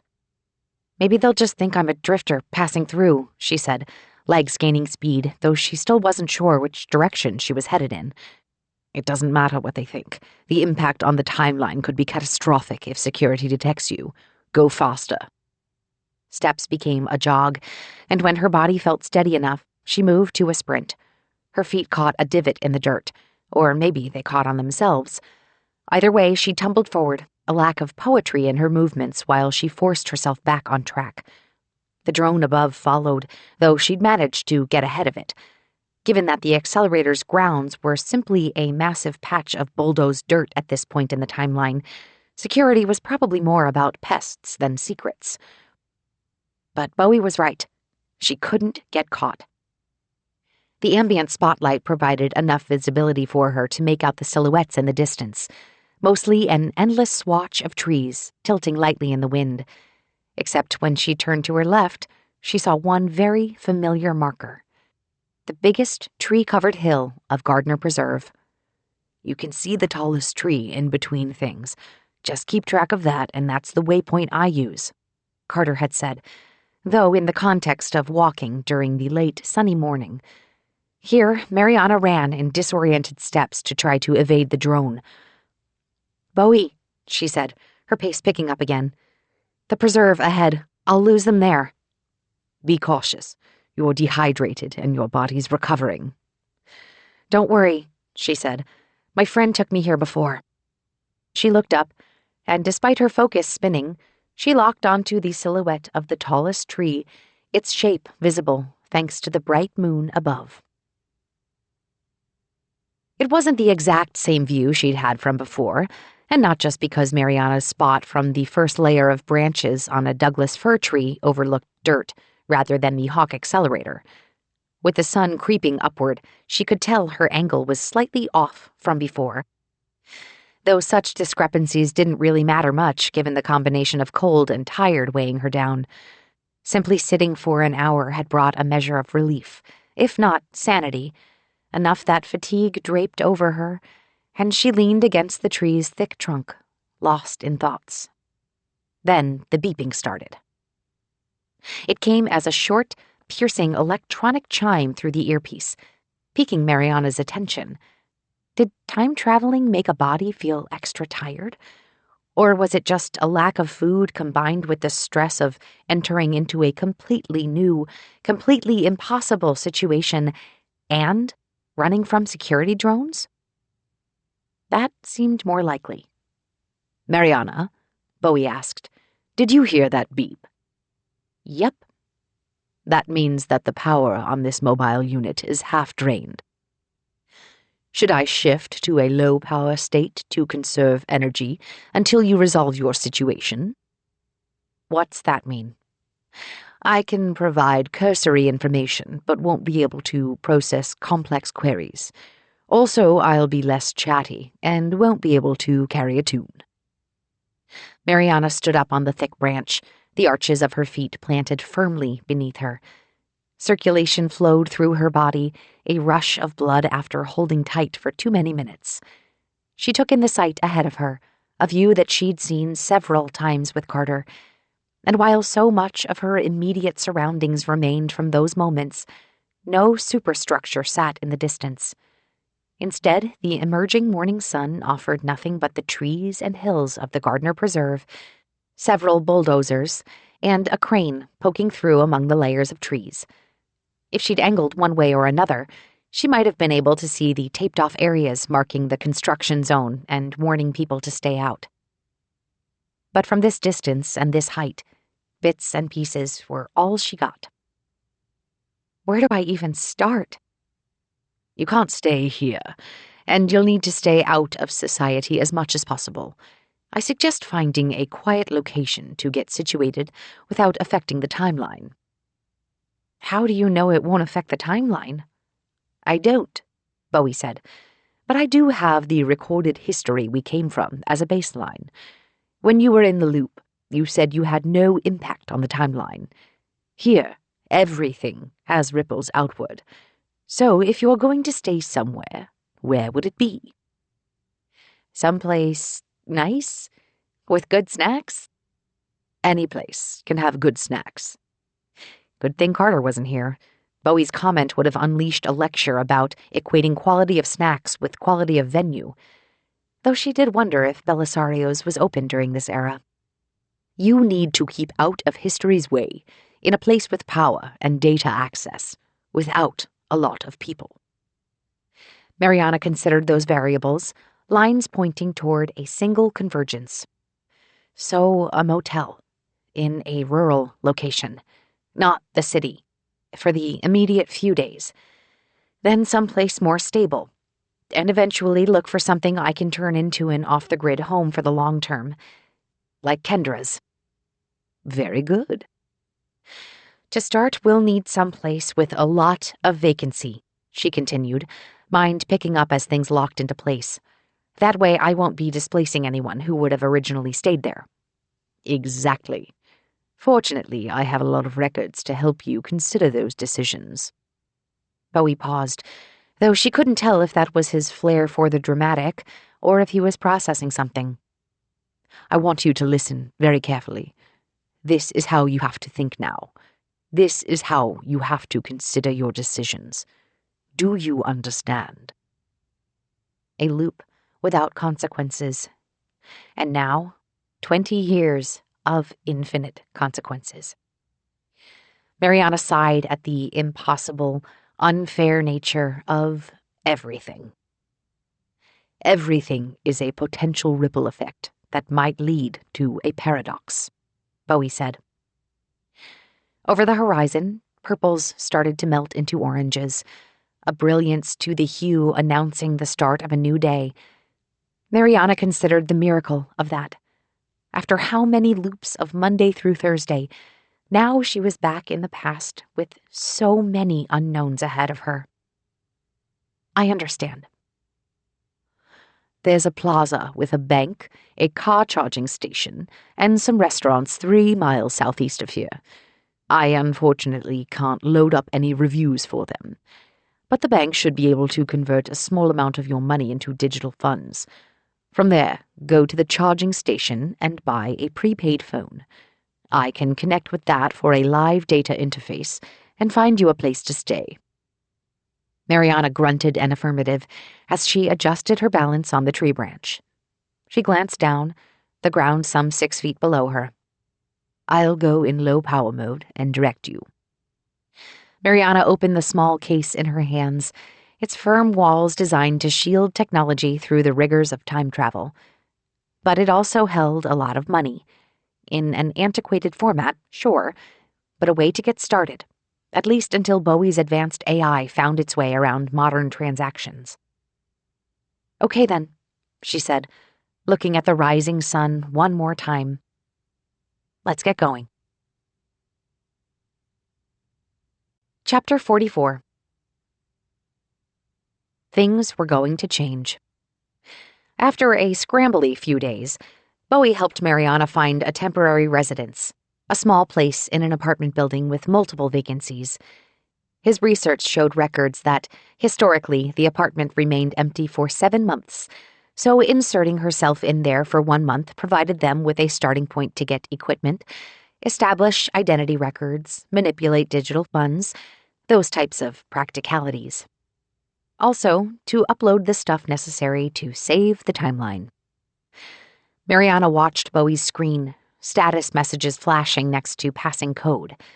Line upon line scrolled, status bars and other technical ephemera processing, her only option to sit and watch while Bowie hacked into design schematics and construction documents with the advantage of future AI processing power. Her life, the timeline, possibly the fate of everything would shift once all those status bars on the screen hit 100%. Such a fundamental pivot seemed both simple and daunting at the same time, and a relive-enhanced memory of the last time she faced such a crossroads burned in Mariana's mind. That night, Shay stood at Mariana's side as they paused at the top of the historic home's patio stairs, and while they walked down together, Shay leaned over to whisper, "Look at this shit. If I ever get married, we're going to sign a piece of paper and then disappear onto an island." "Smile and wave," Mariana said, marching in step like they practiced. "Sister." "Ha! Governmentally sanctioned siblings," Shay said, while they moved down the courtyard path together. "I have no idea what I'm going to say." "Wait, you didn't prepare a speech?" Mariana asked. "I thought about it, but, it was hard." "Fuck it, I'll improvise." "Maybe I'll go first," Mariana said, as they approached the large table with photos of their now legally united parents. The DJ handed them each a microphone, and though Mariana had given plenty of academic presentations at this point, this marked something far more nerve-wracking. "It's usually customary for the parents of the bride and groom to give speeches at this time," said Mason, the tall DJ with short-cropped blonde hair, black straps of their dress revealing tattooed arms. "But here, we've got the daughters of the happy couple to do the honors." They held a pair of mics out, and while Mariana hesitated for a second to remember her speech outline, Shay grabbed one and stepped right in. "Hi, everyone. I'm Shay. I'm Sam's daughter. Hey, Dad," she yelled with a wave, prompting a laugh across the courtyard tables. "Hey, Mom," she said, which prompted a bigger laugh and applause. Shay looked at Mariana, and above her usual toothy grin, Mariana caught the light shifting in her eyes. Shay had an idea. "So, you all, this is my legal sister, Mariana, Renee's daughter." Sprinkles of applause came from the audience, and Mariana braced herself for what was in store. "So here's the thing about me and Mariana.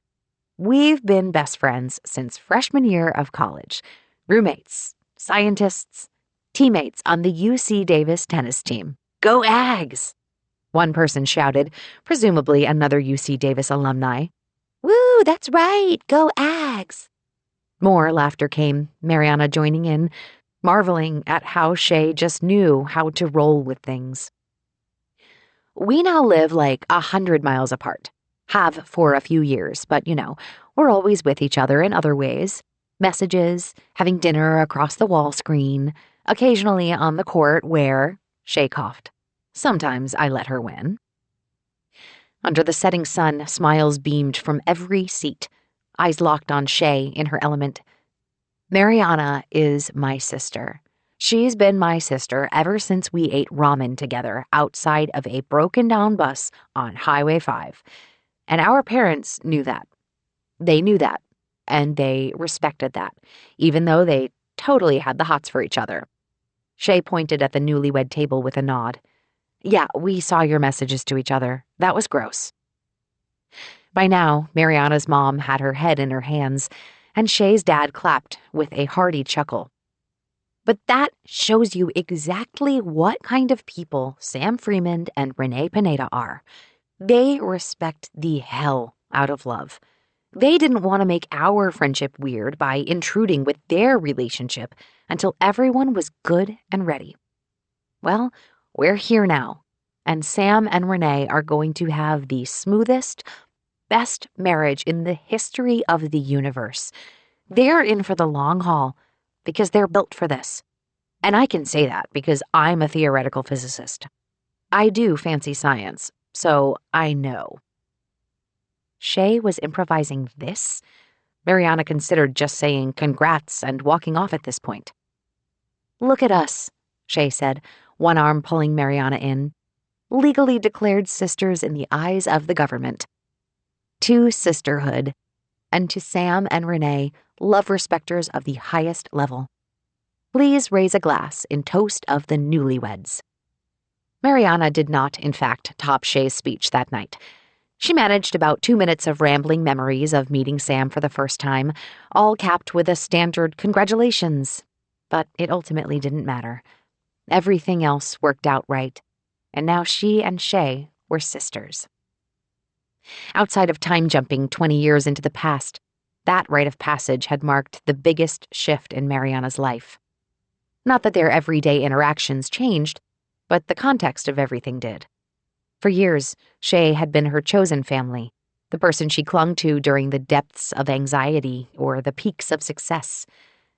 But from that moment onward, their lives became intertwined in different ways, a permanence that started with matching dresses and a little too much champagne. Built for the long haul. Here, Mariana's life shifted again. Getting to the past meant the hurdles of time travel, getting oriented, finding sanctuary. But the true milestone came less than 24 hours after she'd established a minimalist encampment within a small apartment, once Bowie had access to both a power source and a data stream. His memory core still output through the mobile unit, her earpieces and his well-clothed self displayed on a book-sized portable screen. One by one, the status bars hit 100% and disappeared. The new angle for strut QL89 has been written and saved in the design blueprints. The future is saved, at least for now. For now. Though this theoretically should correct things, Bowie had a final task at the end of their journey, several safety nets to add into the Hawk power cycle as it finished its process. But all that would wait. A very, very long time from now. That's it, Mariana said. That's it, Bowie said with a laugh. I'm much more than just a talking box, you know. Don't remind me. I'll continue to check the status of the construction every week to ensure that the angular alignment remains proper. Mariana knelt down, going face to face with the small device that housed Bowie's voice. This seems too easy. Yes, it was easy. The tone of his voice came with a stare from his different-colored irises, offering equal parts empathy and intensity. Her lips pursed, wondering if there had been any other way to do this simple injection of design data. Because in the end, she'd simply been a taxi driver for Bowie. Yet maybe that was what mattered. Not the actual execution, but finding a way to the past safely. The hard part? Bowie asked. We're going to be stuck together for a while. I'm sorry to say the real challenge is just beginning. Point to Bowie, because he was right. The hard part came in the form of a complete shift in thinking. That was even more difficult than finding a suitably off-the-grid home, converting money into a reasonably untraceable source, and getting practical things like furniture and solar panels while minimizing timeline risks. Even powering Bowie became a pragmatic choice, the AI fully transferred into a series of CPUs and servers in her home. The mobile unit safely packed up to preserve its integrity until the appropriate time came. After all of the loops she'd experienced with Carter, everything here was executed with a forward momentum, a gradual digging of another clue, another layer of information, another possibility. This was different. Very different. So different, in fact, that all of the desperation that had previously existed became muted. Instead, everything bound to a new goal of maintaining an absolute status quo. Bowie watched over her every move, calculating any potential risk of interfering with the timeline. And in the first few months, as Mariana learned to focus on stability over progress, she let one very crucial point slip. Mariana, Bowie said, in a tone that she'd come to learn was his voice when she'd crossed a specific line. For all his AI capabilities, he didn't realize that she'd pick up on these things. Yeah, Bowie? She asked, staring at her tablet. Shay Freeman. Mariana jolted straight up in her chair, enough that the coffee in her mug nearly spilled out. On the data tablet itself was a picture of Shay making recent headlines as a 16-year-old tennis prodigy. Oh, what about her? She died 3 months before you time jumped. Yeah? Mariana almost argued that a body was never found. She did. I hope you're just looking at old news for nostalgia's sake and not planning anything further. We have rules to live by. Shay lit up her screen, the vibrancy of her powerful arms in the middle of a two-handed backhand swing. You know, Shay would say that she liked to smash through the rules. Shay was not trying to prevent the destruction of the Hawk accelerator or break a time loop. Mariana set the tablet on the small table next to her, then curled up her legs on the couch. She took a long, slow sip of coffee and met Bowie's gaze on the wide, wall-mounted monitor. Despite his so-called vision being a combination of sensors, cameras, and microphones placed around the cabin, he knew exactly where to look. You have an impossible task ahead of you, he continued. Let's not make it worse by doing something that will create a paradox. How will you know that I don't? But I do calculate probabilities. And I know that every single moment leading up to the point you time-jumped is recorded in history. Some of your interactions with the outside world are inevitable. It's my job to make them as benign as possible. But Shay Freeman, she's off limits. Bowie's mouth turned grimly serious, the usual cheeky half-smile completely gone. Do you understand? There are rules. Mariana stared at the image on the tablet, Shay's mid-swing form gradually dimming as the device timed out to a blank screen. I understand. There are rules, she said firmly, though a small part of her refused to believe it. Chapter 45. 17 years, 6 months, and 22 days. Mariana stared at the countdown calendar on the screen. Some days she turned it off. Some days she walked past it without even noticing.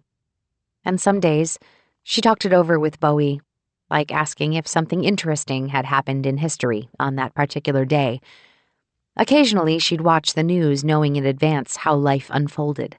A surprise election result, a moment of cultural significance, a societal shift playing out in impassioned riots. Today wasn't like any of those days. Today she only stared at the large red digits on the screen, eyes fixated on them in a way that urged them to fast forward.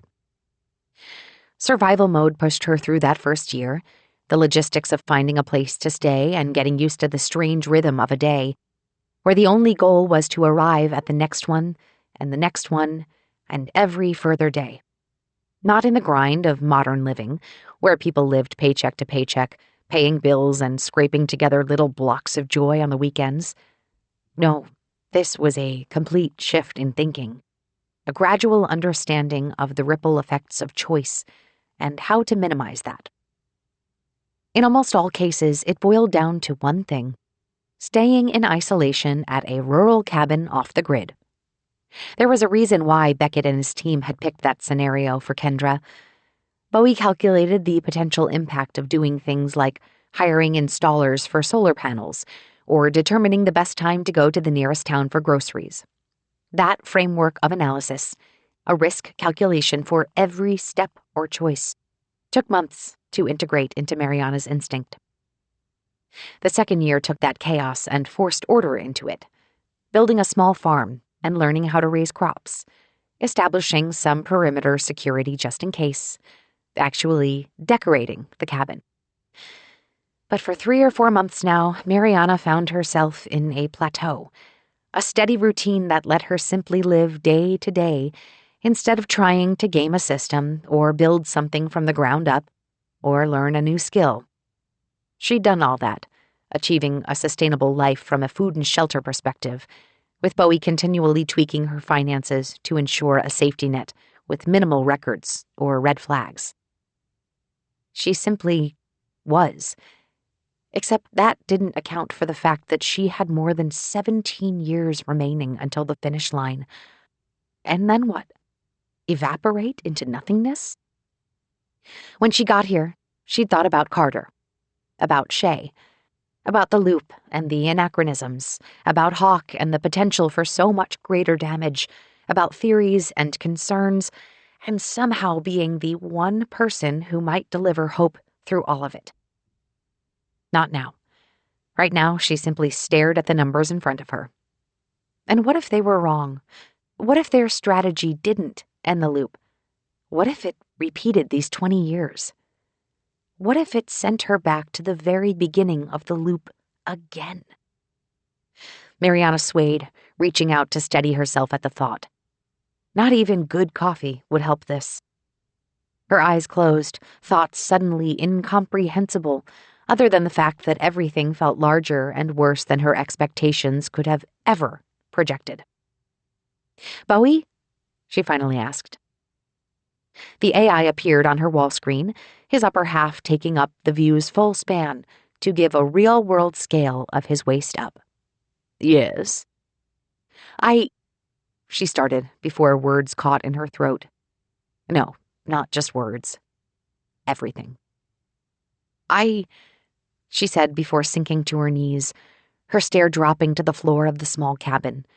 She adjusted, now sitting but with knees pulled up to her chin, head tucked in. "Are you feeling all right?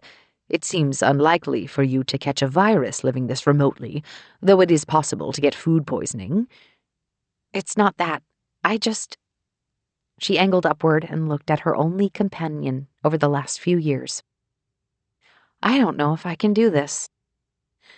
Bowie's brow furrowed at the statement. "Define this." "This," she said, a shaking anxiety laced in the word as she gestured around her. This life, for how many years?" "Yes, but there's one point you're missing." His words took on a solemn, gravelly texture despite their curtness. "You have to." "Do I?" Mariana blurted, a reflex more than anything else. Yet the question sank in, rooting itself in the sudden defiance of her mind. "Do I really?" "I cannot predict the future, but I can process probabilities. And there's an 84% chance that the proper completion of a retrieval test cycle will break the loop. Uploading data patches on the final day to limit power usage increases that to 94%. "So what?" she asked, with an indignation that probably hadn't existed since a night out with Shay featuring too much alcohol and not enough sleep. "Mariana," he said, his voice soft, "I'm sensing you are troubled." 17 years! The words came out louder than she expected, but she straightened up, buoyed by the surge in her chest. 17 years! Now they pushed out with force, a blend of desperation and fury. "I can't be alone for 17 years. "I will be with you." "Yeah? What if you break? It's not like I can bring someone here to fix you." "I have prepared 3 layers of redundancy and multiple parallel ongoing diagnostic cycles, including a mobile state that can last for 3 months without charging. Outside of you shutting me off," he chuckled, though his eyes showed it came from sympathy rather than mockery, "I think you're stuck with me." "That's not enough." "I'm going to pretend not to be insulted by that." Mariana looked all around her, the small cabin with a few potted plants scattered about exercise equipment, and a large desk with all of Bowie's equipment. She'd read stories of surviving peril, of course, fictional tales of astronauts getting stranded on alien planets, or pirates living on a mystery island, even time travelers visiting hundreds of years ago. All of those offered an uplifting morality, a supposed triumph of the human spirit that powered through the pain and ugliness and overwhelming isolation of it all. She supposed she was lucky, in a way. Those people didn't have a funny AI that looked like a legendary rock star. So her truth proved to be stranger than fiction, which made it harder than fiction. "Look, I like you, Bowie, but it's not enough. This isn't a mission. I'm not military. I never signed up for this. It's a fluke. It's a complete fluke." Her eyes shut, blacking out the world, and she willed a memory into a full image, Carter's pleading face as he tried to get her to stand in just one spot. What would have happened if she'd never done that? "This is Carter's fault," she said, her voice inching toward a yell with each passing word. "He dragged me into this. If I was stuck in the loop, like everyone else, I wouldn't know. No one knows. Now I'm just here with an AI to talk to and shitty homegrown vegetables, and I drive into town at weird hours to avoid potential car accidents. And remember when my car got stuck and I had to walk back here because calling a tow truck might create a paradox?" Her fingers pressed against her temples, breath rippling through her as her chest rose and fell. Paradoxes. Everything is about paradoxes. Who cares about paradoxes? Maybe creating paradoxes is the way to get out of this. Ever think of that? Actually, I have. There is a 1.1% chance that a specific paradox of very lengthy explanation and highly coordinated timing solves the loop, but also a 93% chance that creates a catastrophic space-time event. How do you know, though? Mariana, you have a science doctorate, so I am assuming you understand mathematical basics. And in mathematical basics, dividing by 0 is very bad. "Living like this is very bad," she yelled, loud enough that her voice probably escaped the cabin. "You're synthetic. You're not real. Your sense of time is not based on, like, I don't know, just the holy shit factor of all of this. 17 years. I have an internal chronometer that understands the passage of time. But does it ever speed up when you're happy? Slow down when you're lost? That moment with Carter." She stopped, catching herself. Which moment with Carter? Bowie was her confidant, collaborator, and protector, but also her overseer. He made the rules. And while so much of this was about setting the world right, only one thing made her heart surge at just a thought. Wimbledon, donuts, the ocean. All of those moments when minutes passed in a blink.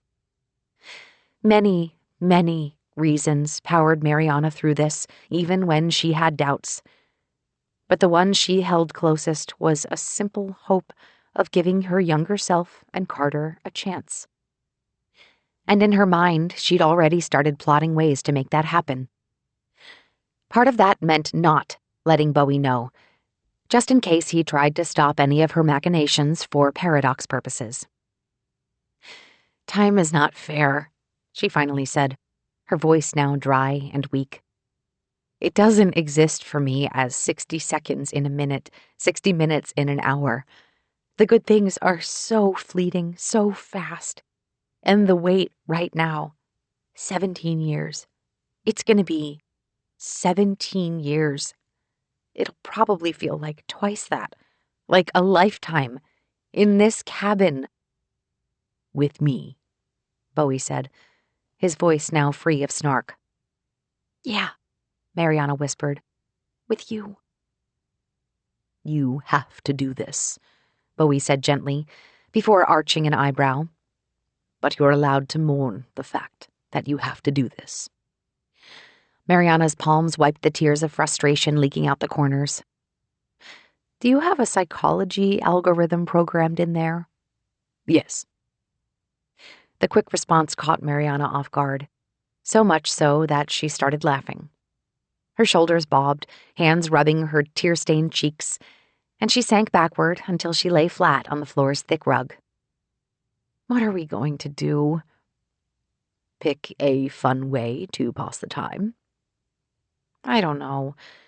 I mean, even in zombie survival stories, the lone hero has a dog at his side."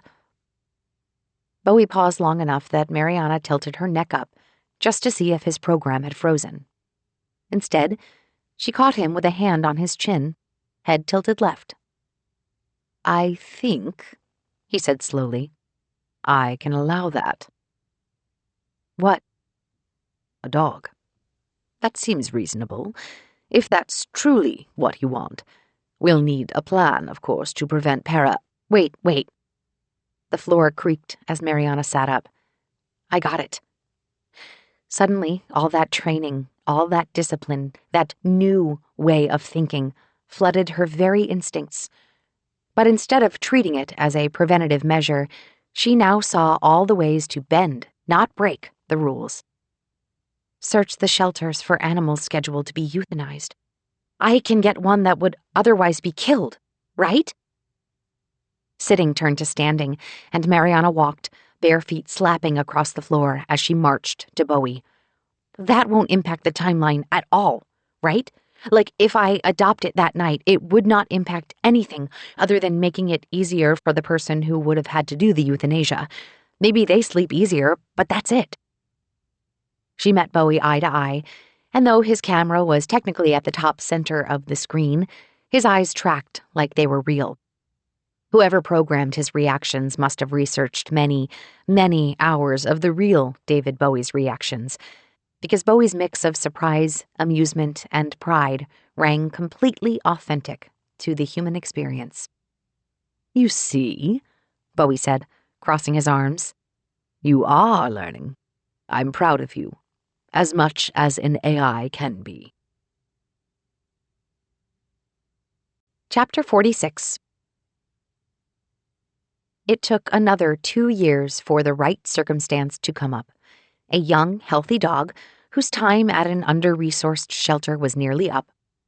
There had been others that Mariana felt were right, but Bowie rejected, and while she had the urge to throw money at the shelters and keep the dogs alive, Bowie always reminded her at the risk of tampering with things like that, no matter how much she wanted to help.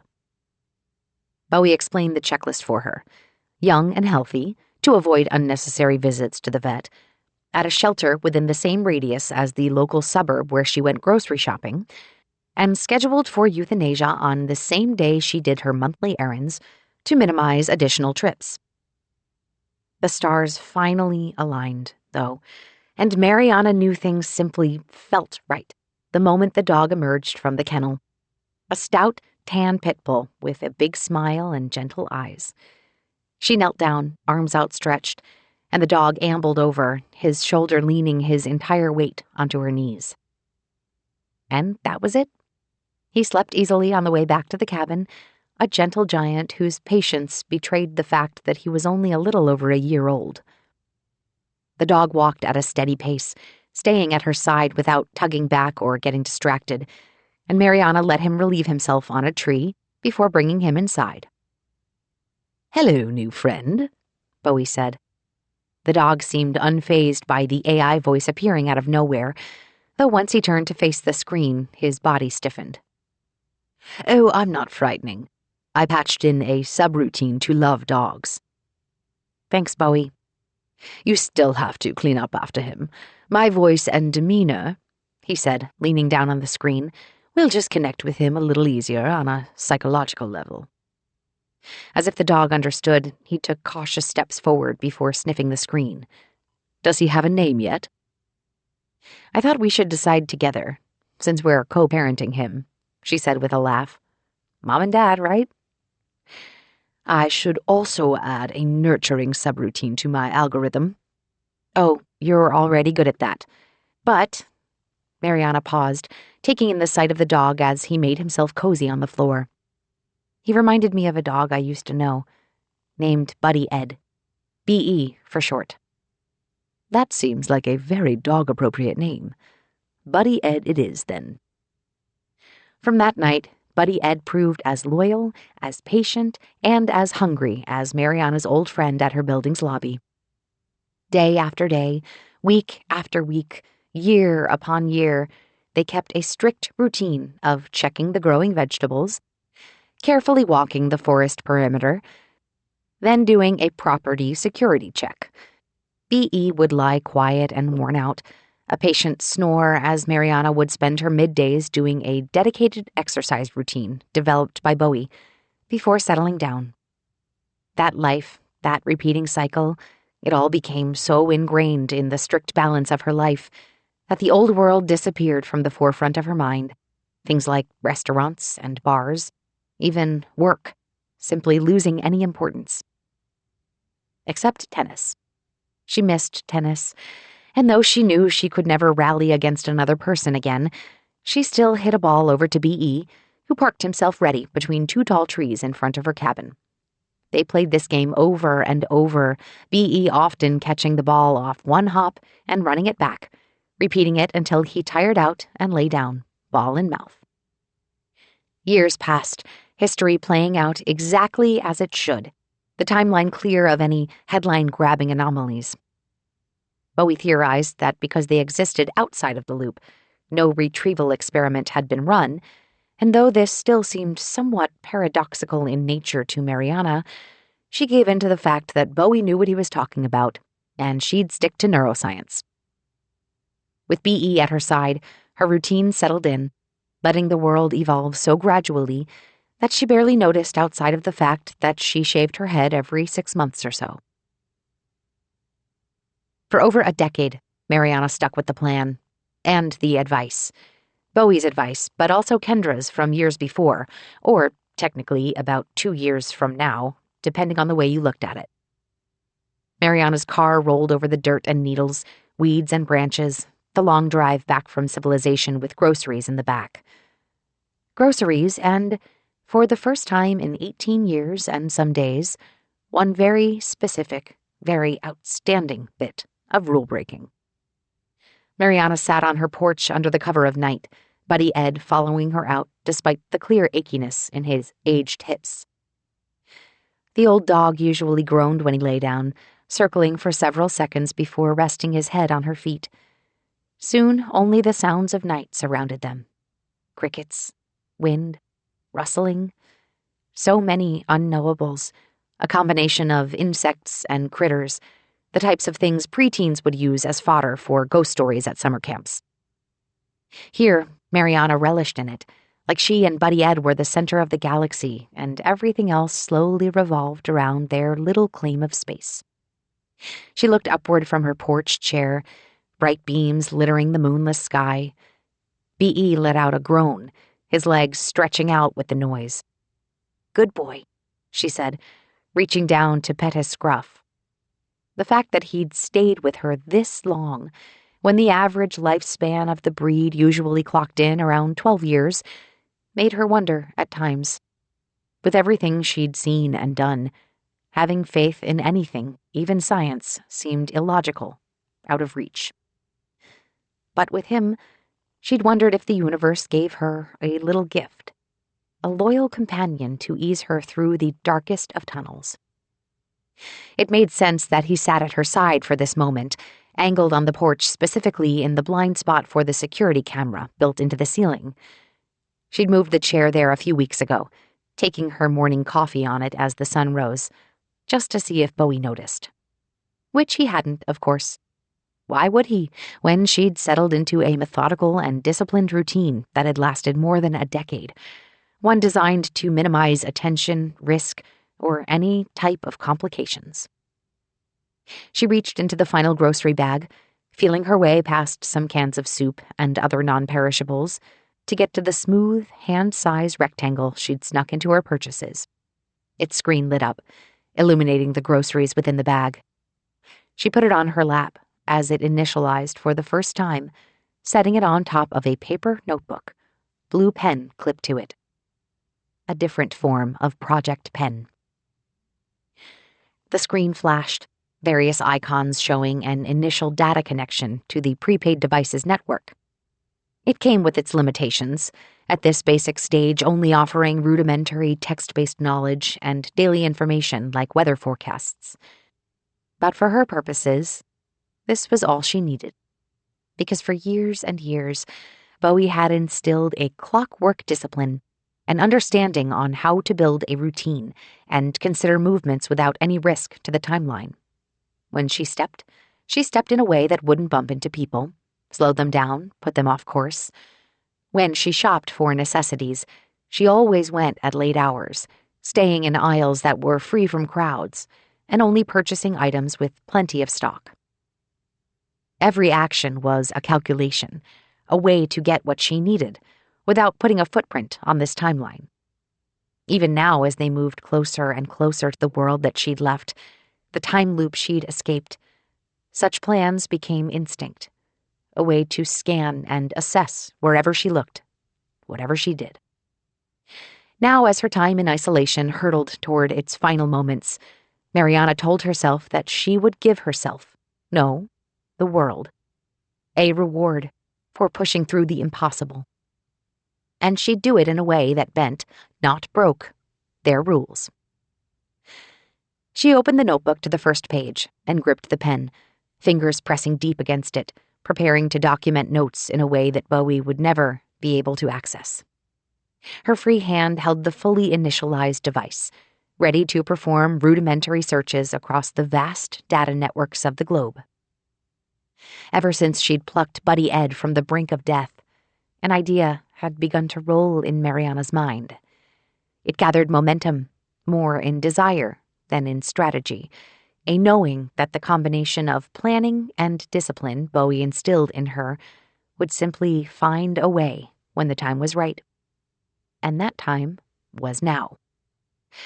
With Bowie's ears still picking up and processing noise, she didn't address the device as system to activate a search prompt. Instead, she clicked an icon of a magnifying glass and typed on the digital keyboard on the screen. Shay Freeman. Chapter 47. The word hung in the air, a clear siren call to another world and another life, despite being muttered under breath across a courtyard. Motherfucker. Shay looked down at the bag sitting on another bag stacked on top of the massive mountaineering backpack before sighing, an expression that Mariana hadn't seen in nearly 20 years. Yet everything about her expression lit up places in Mariana's thoughts and memories, like they were just at a tennis tournament, their parents' wedding, hanging out on Shay's couch. Her familiar scowl, twisted pursed lips, and crunched brow that caused her eyes to squint fired through Mariana's brain, unifying the past and present and future into a singular moment. Motherfucker, Shay said again, this time in a whisper, and she began checking through her different bags. Something was clearly missing, though Shay's mumbles were too low for Mariana to catch what exactly her friend forgot. God damn it, she finally said with a sigh. Then her apartment door slid open. Maggie's meows came from inside, a distinctive, enthusiastic whine that punched nearly as hard as seeing Shay again. The door shut behind as Shay stepped inside, though her luggage remained in the hall. Urges tugged within Mariana, some telling her to linger and just watch and take in her friend's existence again. Others pulled her to break in and sweep Shay up for a hug tight enough to protect her friend from whatever fate awaited her. But 20 years of discipline activated, a clear understanding of the opportunity presented here. She dashed over to Shay's bags, then placed a thick manila envelope on the top bag. It refused to stay in place, taking several tries before she finally got it in a steady, balanced spot. Be good for Mariana, Mag, Shay yelled through the closed door. Mariana dashed down the second-story hallway, the dusk light dim enough that turning the corner provided enough cover as Shay came back out, arms stretched overhead as she let out another sigh before turning. At first, she missed the envelope, her hands fumbling to move all of the bags in a delicate balance. But then her head tilted, and even at this distance, Mariana saw her eyes squint. What the hell? She said to herself. Not loud enough for Mariana's ears to pick up, but the motion of her lips made it very clear. Paper? An entirely different path suddenly presented itself. To Shay, to Mariana, to the world. Mariana's pulse quickened, and her fingers crossed as she watched from afar. Shay pulled out the note in the envelope, held it long enough to read, then looked in the envelope again. Shay glanced up, then over her shoulder. Mariana took the moment to duck fully behind the corner beam that obscured her, then listened. The sound of rustling came through, along with Shay muttering obscenities to herself. Mariana peeked around the corner again once things got quiet. She saw Shay staring at the envelope, holding it still while doing so, as if the very act of looking at it could reveal its secret origins. "Fuck it," she said, this time loud enough for Mariana to hear, and she knew exactly what that meant. Shay only said that once she'd made a choice. Mariana exhaled, a full-body relaxation at the moment. Shay would go do something else besides Joshua Tree. She'd follow the letter's advice, access the dummy bank account Mariana had set up, and go anywhere else in the world, and then... Except Shay didn't show any immediate change in plans, or even demeanor. Instead, she motioned her hand, the door sliding open once more. Maggie meowed from inside again, though Shay shook her head. "No, I'm not back. Just leaving this here. I'll deal with it when I get back." Maggie trilled again, her floofy silhouette visible. "Okay, last pets," she said, kneeling down to stroke the cat's back. "I swear I got the neediest cat in the world. Okay, gotta go. Joshua Tree awaits. Be good." Joshua Tree. The very name caused Mariana to sway in place, 20 years of planning and care about to evaporate into desert air. The motion must have caught Shay's attention. She glanced over long enough to see someone in the hall, but didn't linger to make out any details.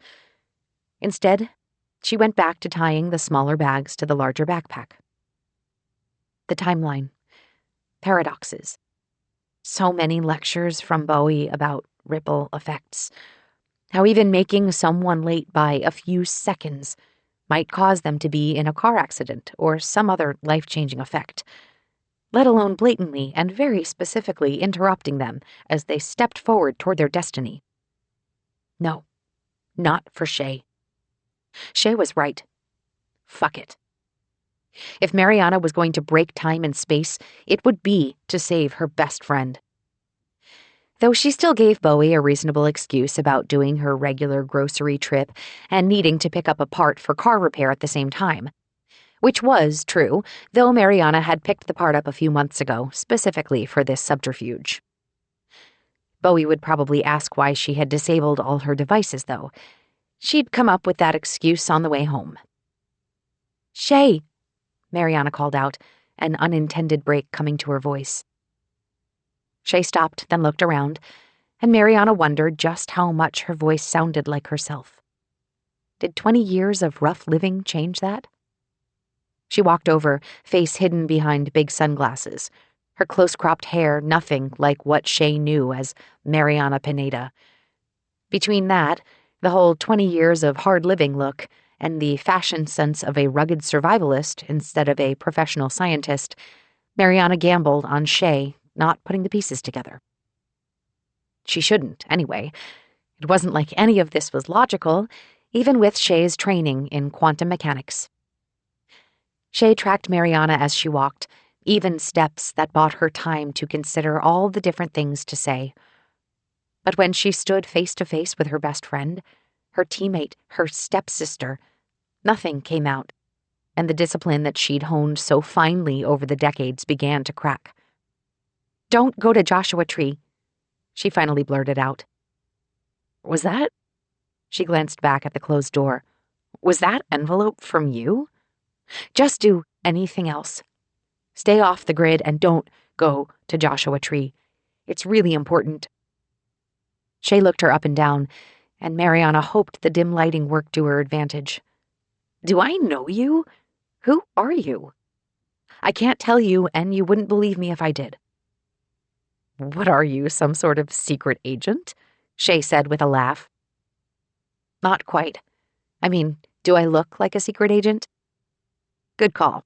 Point to you."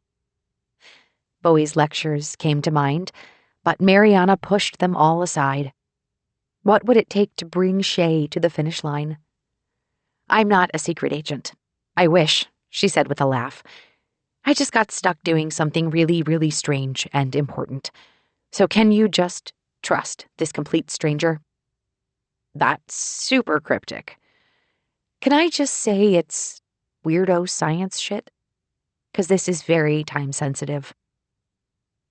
Shay's head tilted at the phrase, her whole posture tightening. She looked Mariana over again, drawing out a long breath. "So let's say you're right," she said slowly. "What do I need to do to avoid whatever really strange and important means?" "Just follow the stuff in the envelope. Leave right now. Take the funds. Go to, I don't know, Iceland for a little while. Just go away. Don't leave a trace. Make everyone think you went to Joshua Tree. Don't even check the news or your phone during this time," Mariana said. "Just go commune with nature, and then come back on the date I wrote down." "Then what?" "Tell people where you went. Play dumb. Make up a story about how you got stranded without data access and you're sorry if you scared people. And then resume your normal life." Shay's normal life. What could that possibly be after this? Mariana caught herself smiling at the thought. "Don't mention me, of course. There are rules. You stick by the rules and everything will be fine. Better than fine." The smile grew to a laugh, a gesture born out of the collision of grief and joy.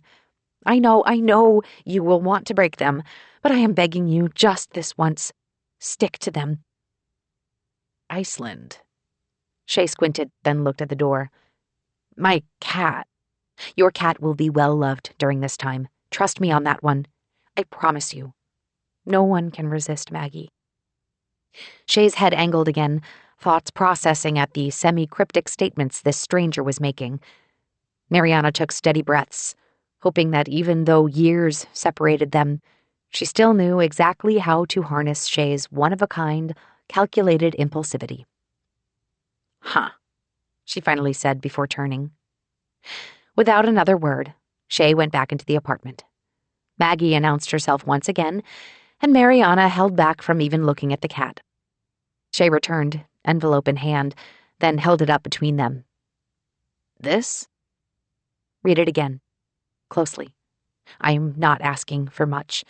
Just a different place for an extended vacation. All expenses paid. All you have to do is not tell anyone."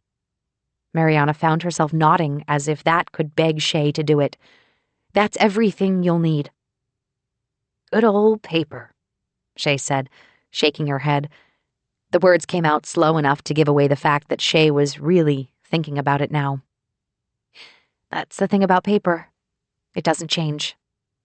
Shay looked up at that, and Mariana locked in, thinking back decades now to the moment they'd stood outside a tiny shop in the rain. At that moment, she made a choice in what to say, a clear, decisive hint at what was actually happening. "It captures who you are right now." Shay's sudden inhale told Mariana that she should leave before anything went paradoxical. Bowie's playful but sharp chastising rang in her head again, an inner shame that drove her back to the discipline that had got her to this very moment. That would have to be enough, or at least all she could do for now. Paradoxes and all of the time-breaking warnings Bowie went on and on about, she'd edged very close to it.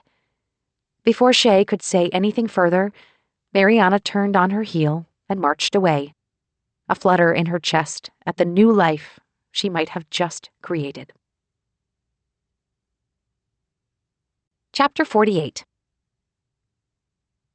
"Are you ready?" Bowie awaited a response, lingering in perfect silence as Mariana considered the very essence of his question. Was she? 20 years had passed since she'd stepped into the Hawk accelerator and emerged in the middle of a large roped-off construction zone. 20 years since she'd seen Kendra Hall and learned what Dr. Beckett and his team were really up to. 20 years since breaking out of the loop, since saying goodbye to Maggie, since seeing anomalies pulled out of time and land in modern society. Since kissing Carter as Hawk exploded all around them. Mariana walked over to the cabin's small window, looking past the tired eyes in the reflection to the small mound about 20 feet away. Buddy Ed's final resting spot sat between a pair of redwood trees that stretched to a seemingly infinite height, the same location where he'd caught countless tennis balls. The dirt still lay fresh, a distinctly different shade of brown compared to its surroundings, only a handful of needles and leaves on top of it. 3 weeks had passed since Buddy Ed simply hadn't woken up after a long night's sleep. That morning she knelt, as she always did during his senior years, with a few gentle scratches to wake her longtime companion up. And though he felt warm to the touch, Mariana knew immediately that something was wrong. She rested her hand on Buddy's abdomen, waiting for the rise and fall of deep sleep, but nothing came. "Oh," she said, bending over to cradle the dog on the floor. For years, Buddy Ed had remained faithful and patient, affectionate despite the occasional flair for chewing on a chair leg. When he hit 12 years old, Mariana knew that breed expectations were out the window, and despite the arthritis and fatigue of old age, he stayed at her feet as much as possible. "It happened 2 hours ago, when you were sleeping," Bowie said as she cradled the limp dog. "Did he suffer?" "No. I monitor both of your vitals through various environmental sensors. Buddy Ed stopped breathing at 4:18 a.m. Bowie paused, as if putting his virtual hand on her shoulder. "His life just ended." Mariana took in the sight, the peaceful simplicity of his current state. "Bowie, erase our plan to arrange for his care after I leave," she said with dry words. "That's unnecessary now." "Done." Bowie remained quiet after that, a good minute or two passing while Mariana held her dog, taking in his smell one more time.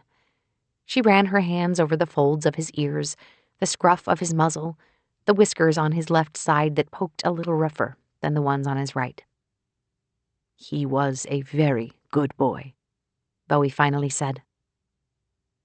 Strange how all of that discipline Mariana had built up for years became so critical in controlling her emotions when she encountered Shay. Yet in this moment, in the face of a deep, grievous pain, no tears fought to come out. Emotions stirred in her, the agony of loss, fighting the relief at peace. But above all, it marked the finality of the days. She found herself whispering things to Buddy Ed, words forming without conscious thought, though in the end one phrase came out, an endless loop as she held him. "Thank you for staying," she whispered. So many times she lost count, though those 4 words painted a complete picture of Buddy Ed. He stayed, even when his joints hurt and hips ached, well past when his time should have been up. She had no tears for him. Instead, she found herself smiling at his serene expression, the way it had simply ticked down the clock to 0 without any qualm, any fuss. Mariana wondered if she would be so lucky. She spent the bulk of that day digging a hole for him between those trees, arms and shoulders burning from the effort needed to go 4 feet deep. She set his bed down in the space before putting his body on it and tucking him in with his favorite blanket. And right before she started to cover him, she made sure to nestle one tennis ball between his paws. That was several weeks ago, a final gateway for Mariana's mind to lock onto what she needed to do. Years back, she told Bowie that she wasn't military, that she wasn't on a mission. And yet, as she stood in the cabin, pondering Bowie's simple question, "Are you ready?" everything felt as much like a mission as possible. She'd trained her own sense of discipline. They'd crafted a plan. They'd built a list of tools and equipment, and she'd mentally prepared, using simulations on Bowie's display, the computer-generated images mirroring what she remembered about the Hawk facility as closely as could be. And she remembered, something that she rooted deep in herself through the process of simply writing down what she knew using a pen and paper. So, was she ready? "Yeah, I am," she said, looking at the clock. It was 6:04 a.m., about 6.5 hours before the Hawk accelerator would explode.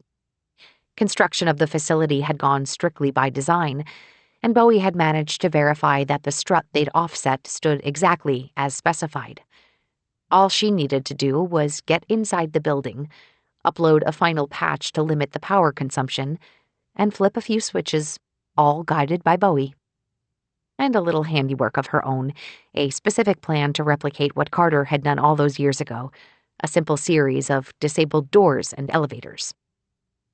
As for Carter, well, when she asked Bowie a few days ago about voltage limitations in power conduits around the observation room, she'd posed it as a way for her to know what to look for, a comparison against the original catastrophe. But in this case, overloading one of the circuits enough to require a replacement, that would be enough to put Carter at the right place at the right time. And herself? She wasn't sure. No one could possibly know. And though Bowie ran his own calculations on this quite regularly, in the end she decided it wouldn't matter. She'd either live or she'd die. Well, not necessarily die, but cease to exist. If she lived, life would play out unplanned for the first time in far too long. There was a surprising amount of comfort in either of those options. As she stared at the fresh soil between two redwood trees, a serenity draped over her nerves, the type of dreamscape that only came with acceptance. "Very good, Mariana. I'll begin downloading into the mobile unit. We preserved it well over 20 years. It passed all of its diagnostics. I've started the countdown to self-delete and factory reset all hardware in this cabin." It held up well, didn't it? Everything we put together in here. This is why every plan requires regular diagnostics and triple redundancy. I appreciate your sentimentality, Bowie. She looked over at the couch, where she'd laid out the final items in almost ritualistic fashion last night. Overalls to mimic a technician's uniform, the very same mobile David unit she'd arrived with in the past, and an earpiece. "Are you sure you're not forgetting anything?" Mariana shook her head, but instead of checking equipment, she scanned the space around them one final time. There wasn't much left at this point. Bowie had suggested a gradual disposal of items into dumpsters as she drove into town for groceries, eventually leaving a sparse cabin to minimize evidence of her existence. But she did leave the plants she'd gradually learned to keep alive, a handful of succulents with thick round leaves, and a hanging spider plant in a macrame hanger. And a bowl on the counter, half filled with fruit from her final trip into town. Of course, a snack, just as Carter would suggest. "I'm good," Mariana finally said, grabbing the last apple from the basket on the counter. She took one last look at the mound between redwood trees, then blew a kiss to Buddy Ed's final resting spot. Let's go save time and space. Chapter 49. From time to time, Bowie would show Mariana photos of the Hawk accelerator, particularly during the long years of its initial structural build. Despite the fact that the building and the technology housed inside ruled so much of her life, she never ventured out to see it in person. Viewing it again with her own eyes, not as an image captured by a camera on a stream or clip, felt strangely enough like coming home. Memories overlapped with real-time images, the people crossing the street, the way the clouds diffused the sun above, the chill wind tickling her ears. All of it triggered an unexpected nostalgia that almost slowed her down. But she stuffed those feelings away, squashing them as she walked toward the Hawk entrance. As if Bowie could read her thoughts, his voice popped into her ear. "It's a bit like a reunion, isn't it?" "I'm getting those feelings," she said. But it wasn't quite as sentimental. That would have meant wisps of nostalgia coloring memories and heartstrings. In this case, the situation was more like muscle memory. The crosswalk signal flipped, and Mariana set forward from the same spot she had during countless loops. And though she walked earlier than she normally did during the loop, enough of everything remained the same. Crosswalks timed on the same frequency, doors opened and closed at the same cadence, security staff greeted visitors with the same phrases.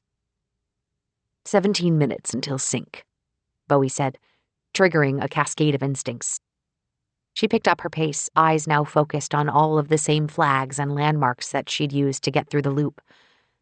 Bowie started spouting off the list of time markers they'd practiced, but getting through the door and into the facility proved just as easy now as it had years ago, perhaps even more so, given that she blended in with staff thanks to technician coveralls.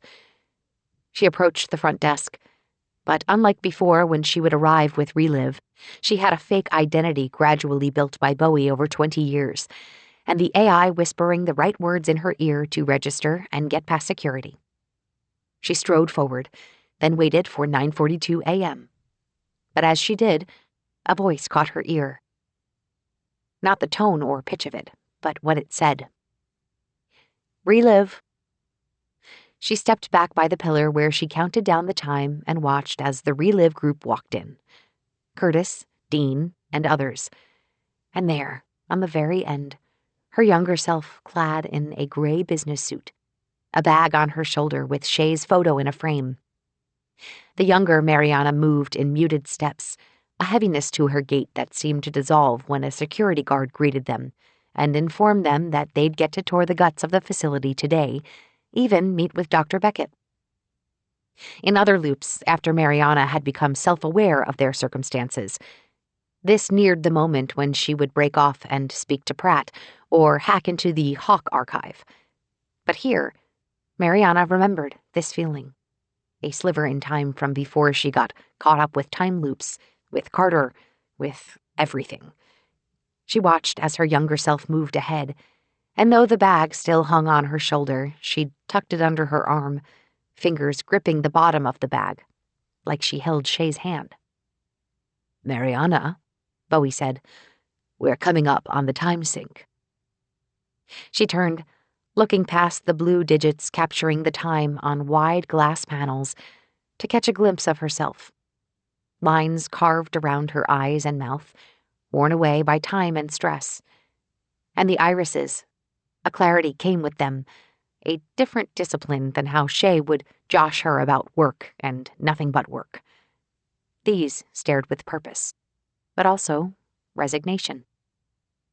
If she simply disappeared, maybe all of the grief she'd so neatly sewn up over the past 20 years would too. It was almost 9:42 a.m. The clock turned, and Mariana snapped to attention, then set out. She moved in an exact replica of how she had before, and even the data center proved simple. She strode past the data analyst named Caitlin, offering an identical smiling hello as she had on one of her final loops.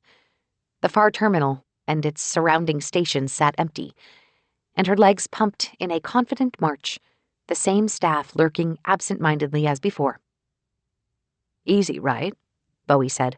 Don't answer out loud. No need to draw attention to yourself. If Bowie could read thoughts, he would have picked up on Mariana's snark about how the AI simply wanted to hear himself speak right now. Instead, he only recited steps for connecting the mobile unit to the console and applying the data patch to tweak power limitations during the retrieval process. Mariana watched as the status bar ticked upwards, a process that hung at 54% for far too long, until leaping forward to 78% and finally ticking up to 100.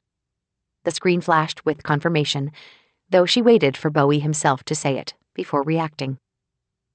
Good job, he said, prompting a bigger exhale than she would have liked. Let's get you to the secondary power control room. Mariana's teeth dug into her lip. One more thing, she said under her breath, pulling up a file titled Temporal Corruption Lessons Learned from the Memory Core. This. Can you send this to Beckett? Right now? No. A quick glance around the room showed that either no one noticed or no one cared that she was muttering to herself. If they did, they probably just assumed she was using comms. Right before I leave. This file is our daily log, Bowie said. It is. I cleaned it up a little bit the other night. All the rules you made me follow. The document opened on the screen, probably from Bowie trying to prove a point. Protocols to prevent temporal corruption. You even explain your encounter with Kendra. I do appreciate this last line, though. By the way, I like Bowie. He's a good guy. I also snuck in some pictures of B.E. And like you said, if this works, Kendra won't remember me. She stared at the bright green text in front of her, 20 years of knowledge and discipline and mistakes put into about 500,000 words. I don't know if I just want someone to have a record that I existed or what, but I figure Beckett would know what to do with it. If nothing else, refine their protocols, but maybe just brighten their day with Buddy Ed, if it makes it through. I mean, there's a chance that it might disappear if I disappear, right? Temporal causality is largely theoretical at this point, but if I was a betting man, I'd say that makes it through. However, Bowie said, his tone shifted to color in a hint of parental-esque disappointment. Sending this is temporal corruption in itself. Ah, see? Mariana knew Bowie would say that, and she came prepared. If you send it right before we finish, you know Beckett won't open it immediately. He's giving the tour. There's no way it'll corrupt anything. It'll only take up empty space on a server for a few minutes, maybe even a few hours. Clever. The display flashed several times, boxes opening and closing, followed by another status bar that quickly filled. I've taught you well. Bowie's words came with a rare pride in his tone, and Mariana tried not to let the AI sense how satisfying that felt. Mariana started to notice the smallest signs of deviation. She walked through the technical wing of the facility, moving past workers dressed like Carter or staff wearing semi-casual clothes, the preferred look for scientists and engineers when no presentations or meetings were on the docket. And through all of them, a sense of calm, of normalcy, took place.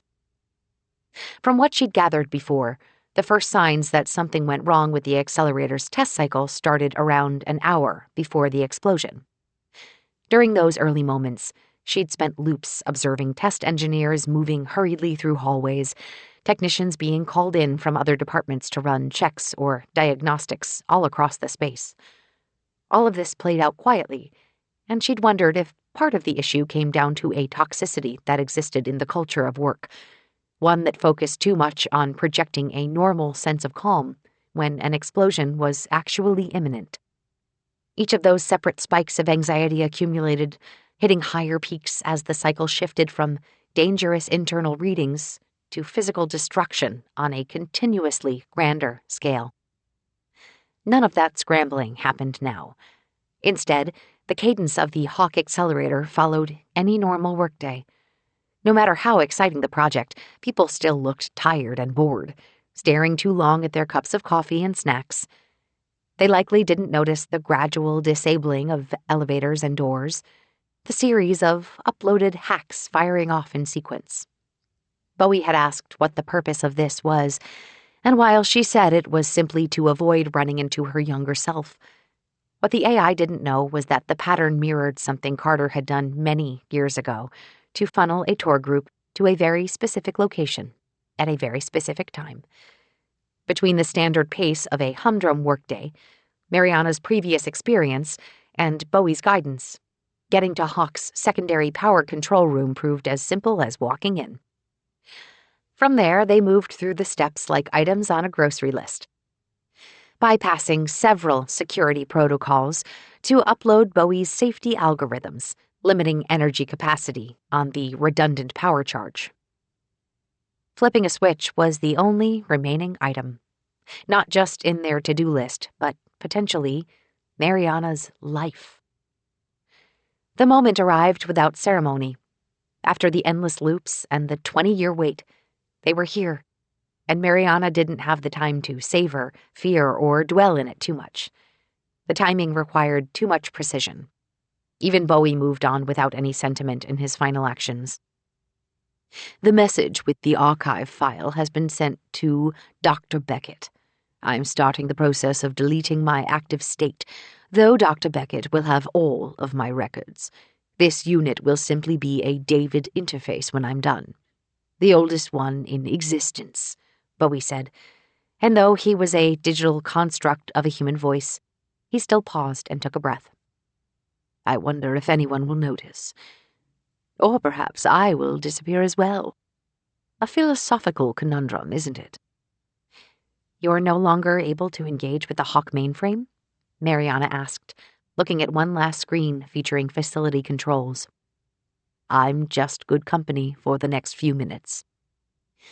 Wordless, Mariana tapped through the screen until she got to the status of power conduits by strut QL89.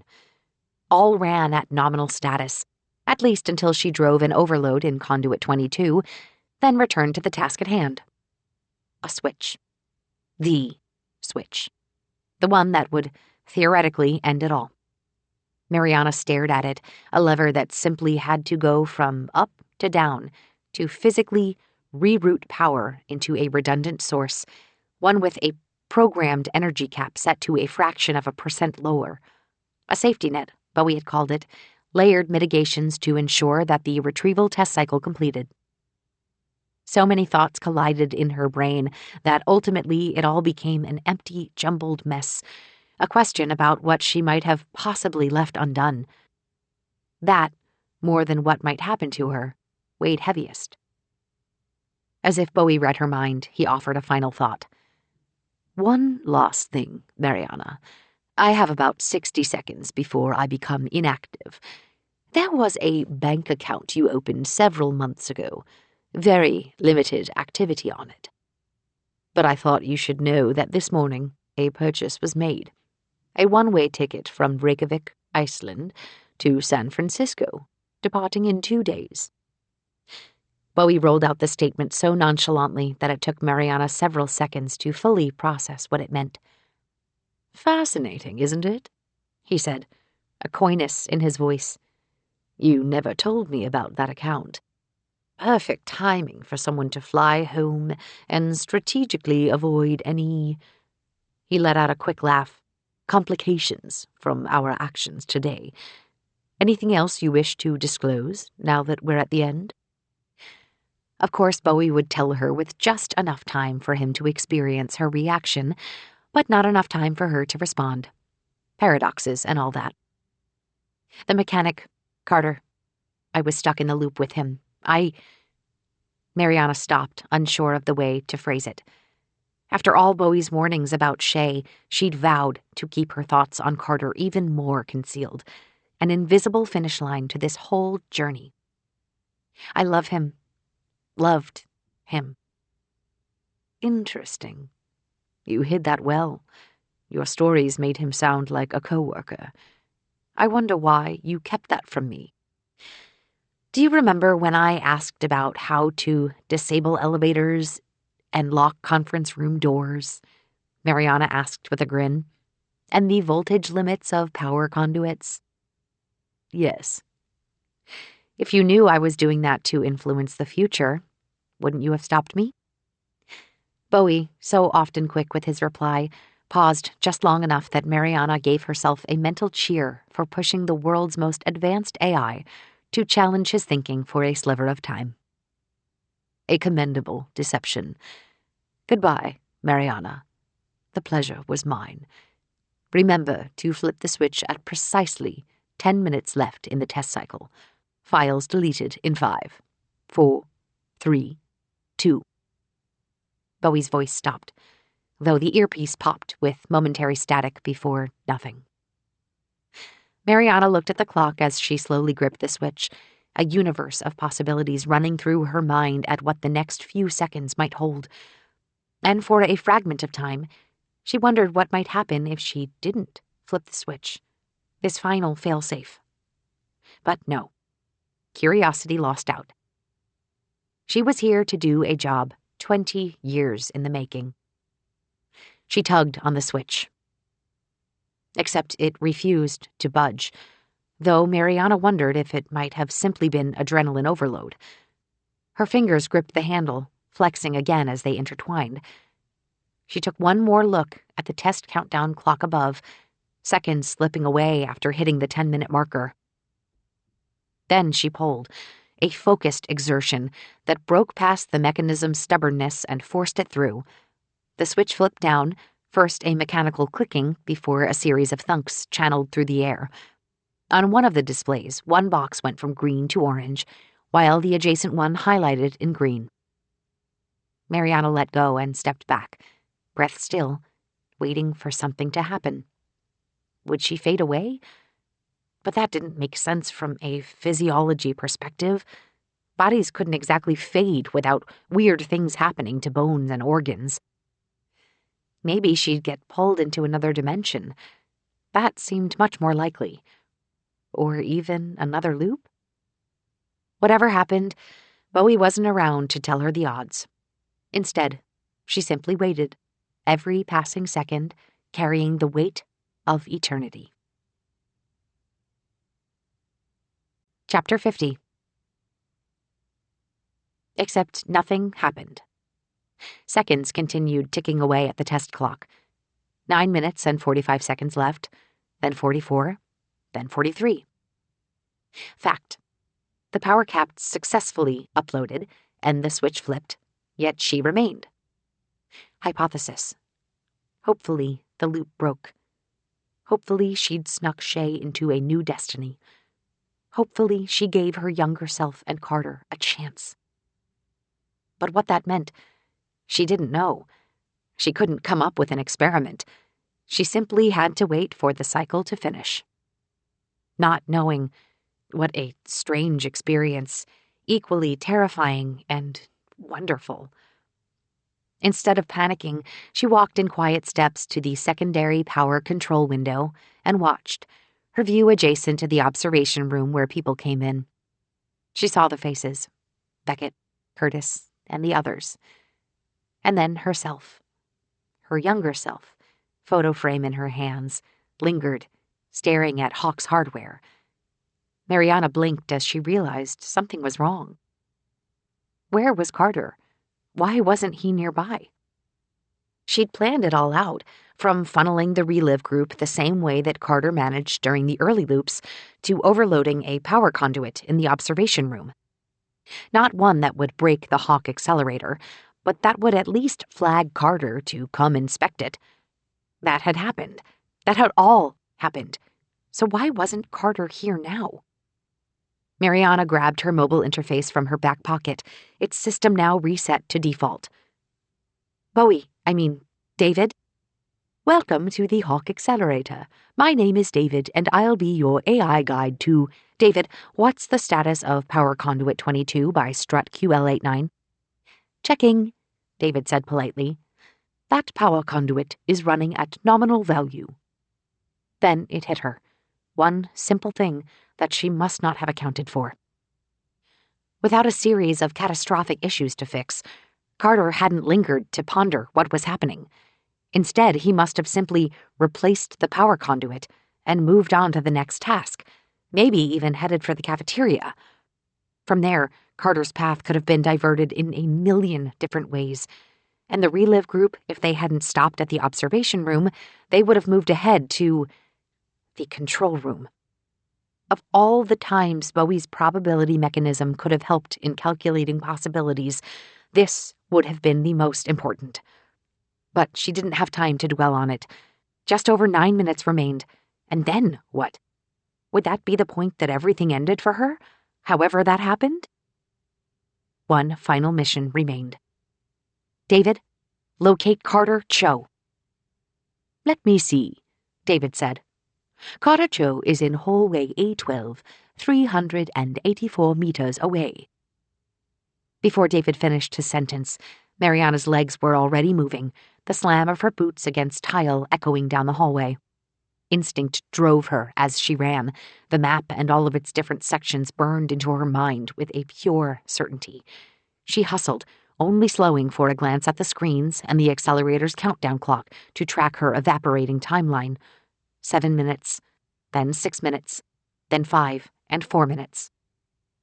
She moved around the corner, ducking and dodging past puzzled staff coming out of meetings or walking to lunch or taking a breather, 20 years of discipline giving way to a few fleeting minutes of desperation.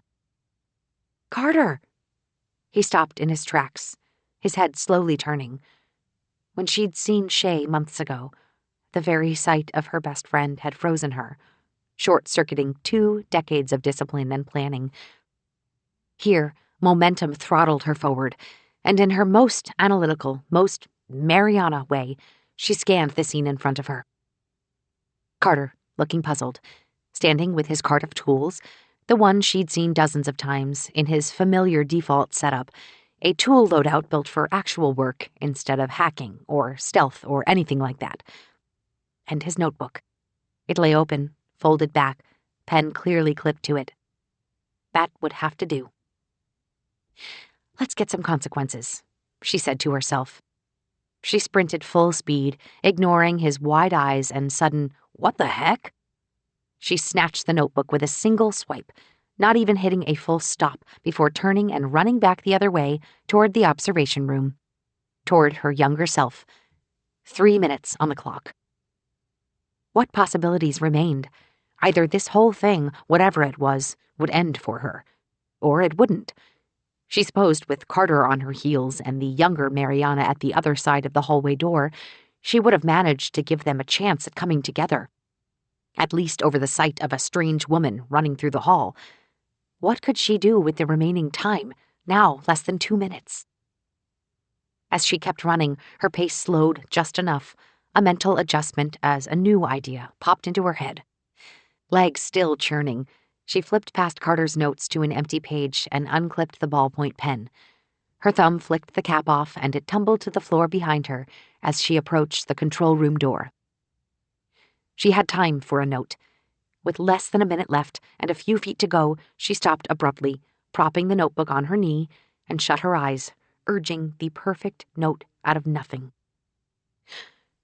What might possibly join Mariana and Carter together, knowing that all of their time, all of their experiences had been erased, sacrificed to give the world a chance to move forward? Her eyes opened, and she scanned the different screens lining the walls. Most carried the test cycle's countdown clock and various live data to go with it. But halfway down the hall, one screen carried completely different information, something unrelated and unnecessary to particle acceleration, but absolutely necessary to the human condition. The cafe menu. She glanced at the clock one more time, and all those long days in the loop, the never-ending stretches of nothing during the years in the cabin, what she would have given to steal a fraction of those dull, empty moments right now. Her fingers gripped the pen as the seconds whipped by, a precarious balance against her knee, as she scribbled down the last, best chance she had at connecting 2 people who would never have given each other the time of day, might never have even passed each other.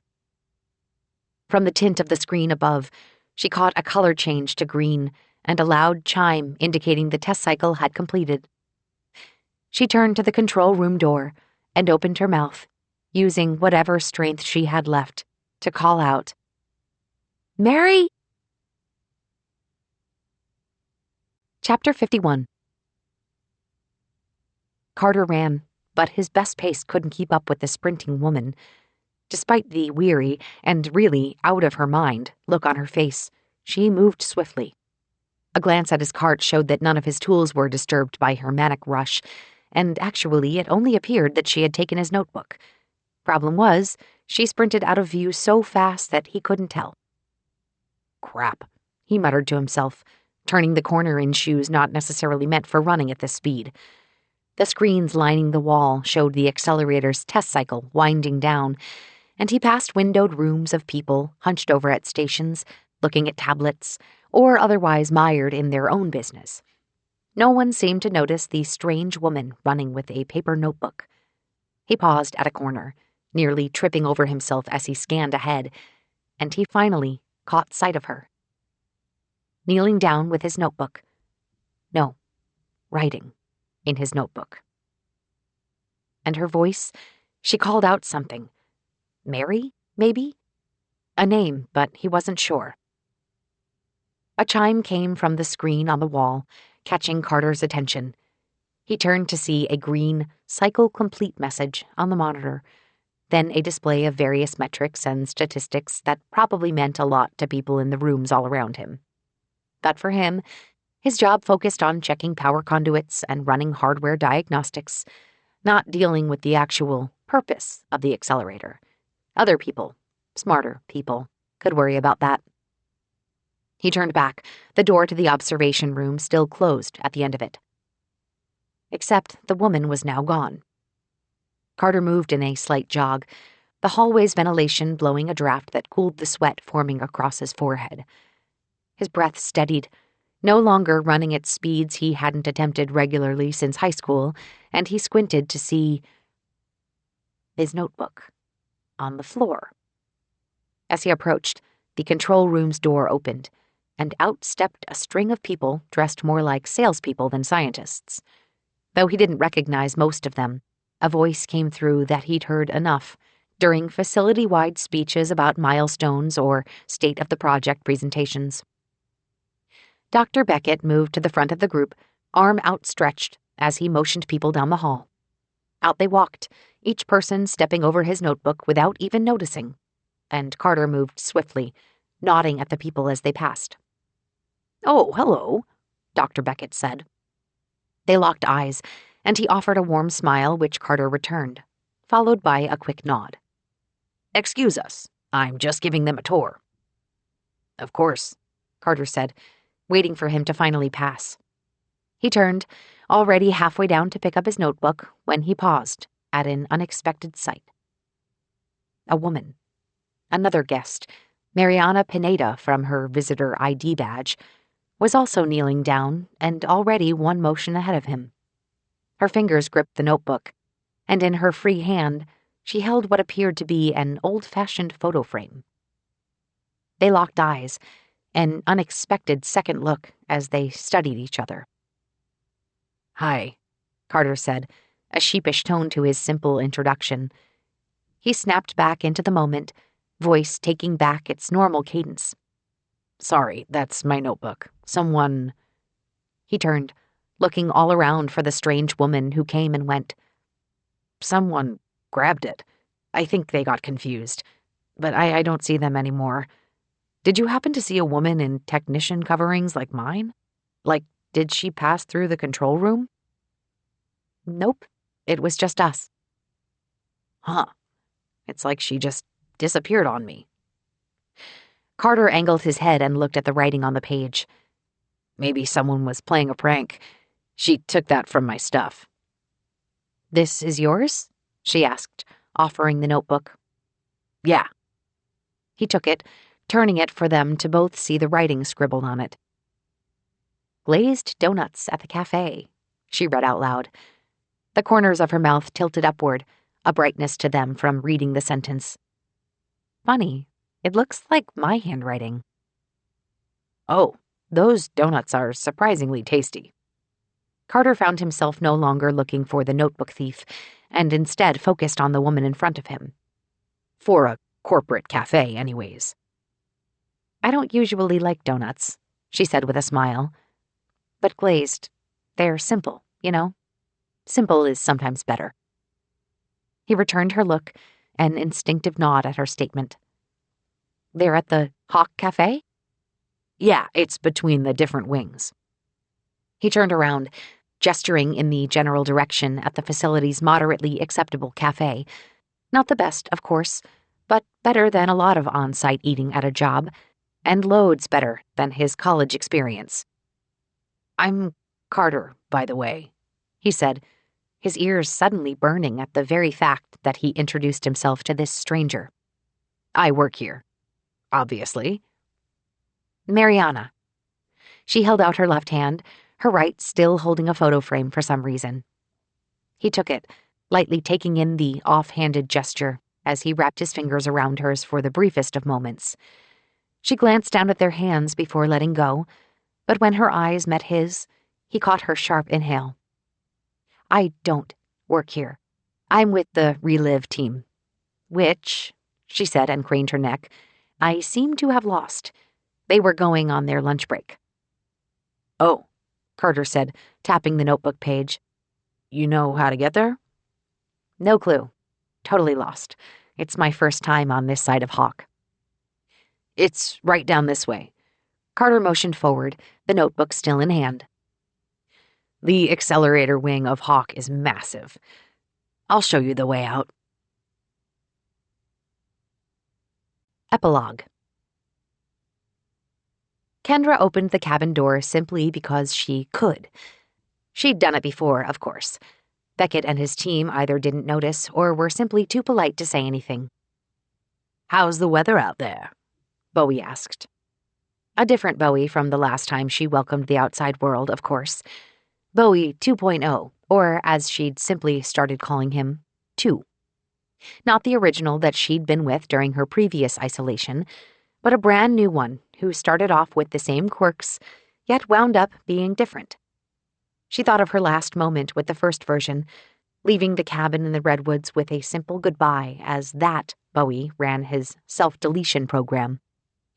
Apparently, nature versus nurture still applied to AI companions during time travel experiments, and though Kendra thought of many people and places she planned on visiting now that she was legally allowed to step back into the world, she couldn't help but think she'd miss Bowie. "It's early.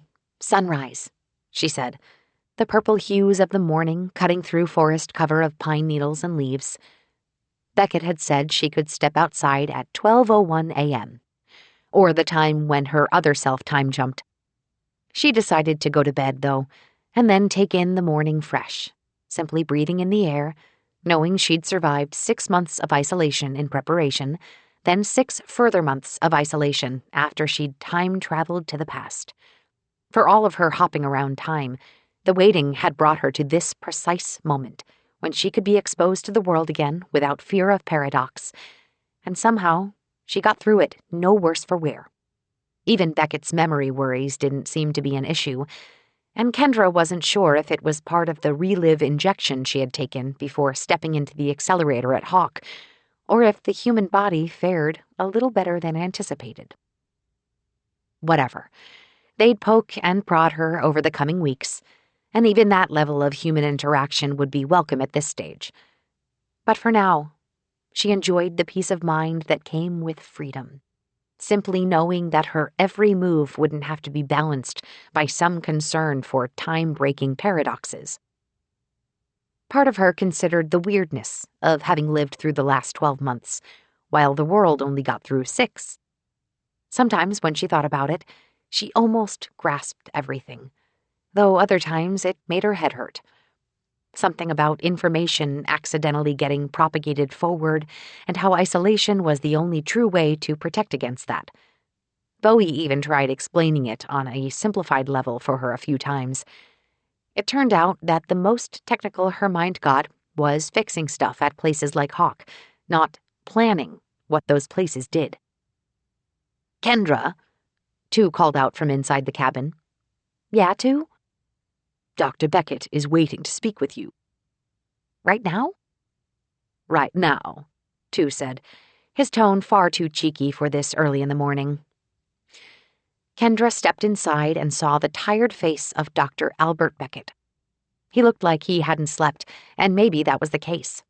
She apparently wasn't the only one excited about this day coming. "How is our time traveler?" "Ready to return to the present." The next 10 minutes passed by, Beckett firing off questions about Kendra's mental acuity, physical condition, and other things that made this seem like a routine health inspection, rather than, "How are you after isolating and time traveling and then isolating again?" "No memory issues?" he asked, though his eyes focused off-screen, probably at biometric data forwarded by Bowie. "Nope. Whatever was in that relive stuff must have worked." "Ah, relive. That's good to know." Beckett's head tilted, lines forming across his face and a curious glint in his eye. "I want to ask you about that. I was just discussing some of its long-term efficacy with Reliv's lead scientists." His mouth opened, but it took several seconds for words to come out. "They toured here a few months ago," he finally said. "Good group." This was the most Kendra had ever heard about Reliv, even when she was tasked with administering the injections and handling the memory preservation protocol herself. Of all the things to ask her after she got to the project's finish line, did Beckett really want to talk about relive scientists? "By the way," Beckett said, "does the name Mariana Pineda mean anything to you?" Kendra's lips pursed in thought at the strange question. She considered why Beckett would ask such a thing. Everything during this process came down to an extremely meticulous set of rules, checks, and redundancies. Not once had the name Mariana Pineda come up, unless it was some kind of code word or something that she was supposed to remember. Kendra considered the different ways to answer the question, though she ultimately chose the simplest one. "Nope." "Ah," Beckett said, though his face remained inscrutable. "Should it?" No. She's just someone who works for Relive," Beckett said. "I thought you two might have met before." He leaned back in his chair, arms stretched overhead. He glanced off screen, eyes focused for several seconds before his mouth suddenly turned upward, ever so slightly. "My mistake."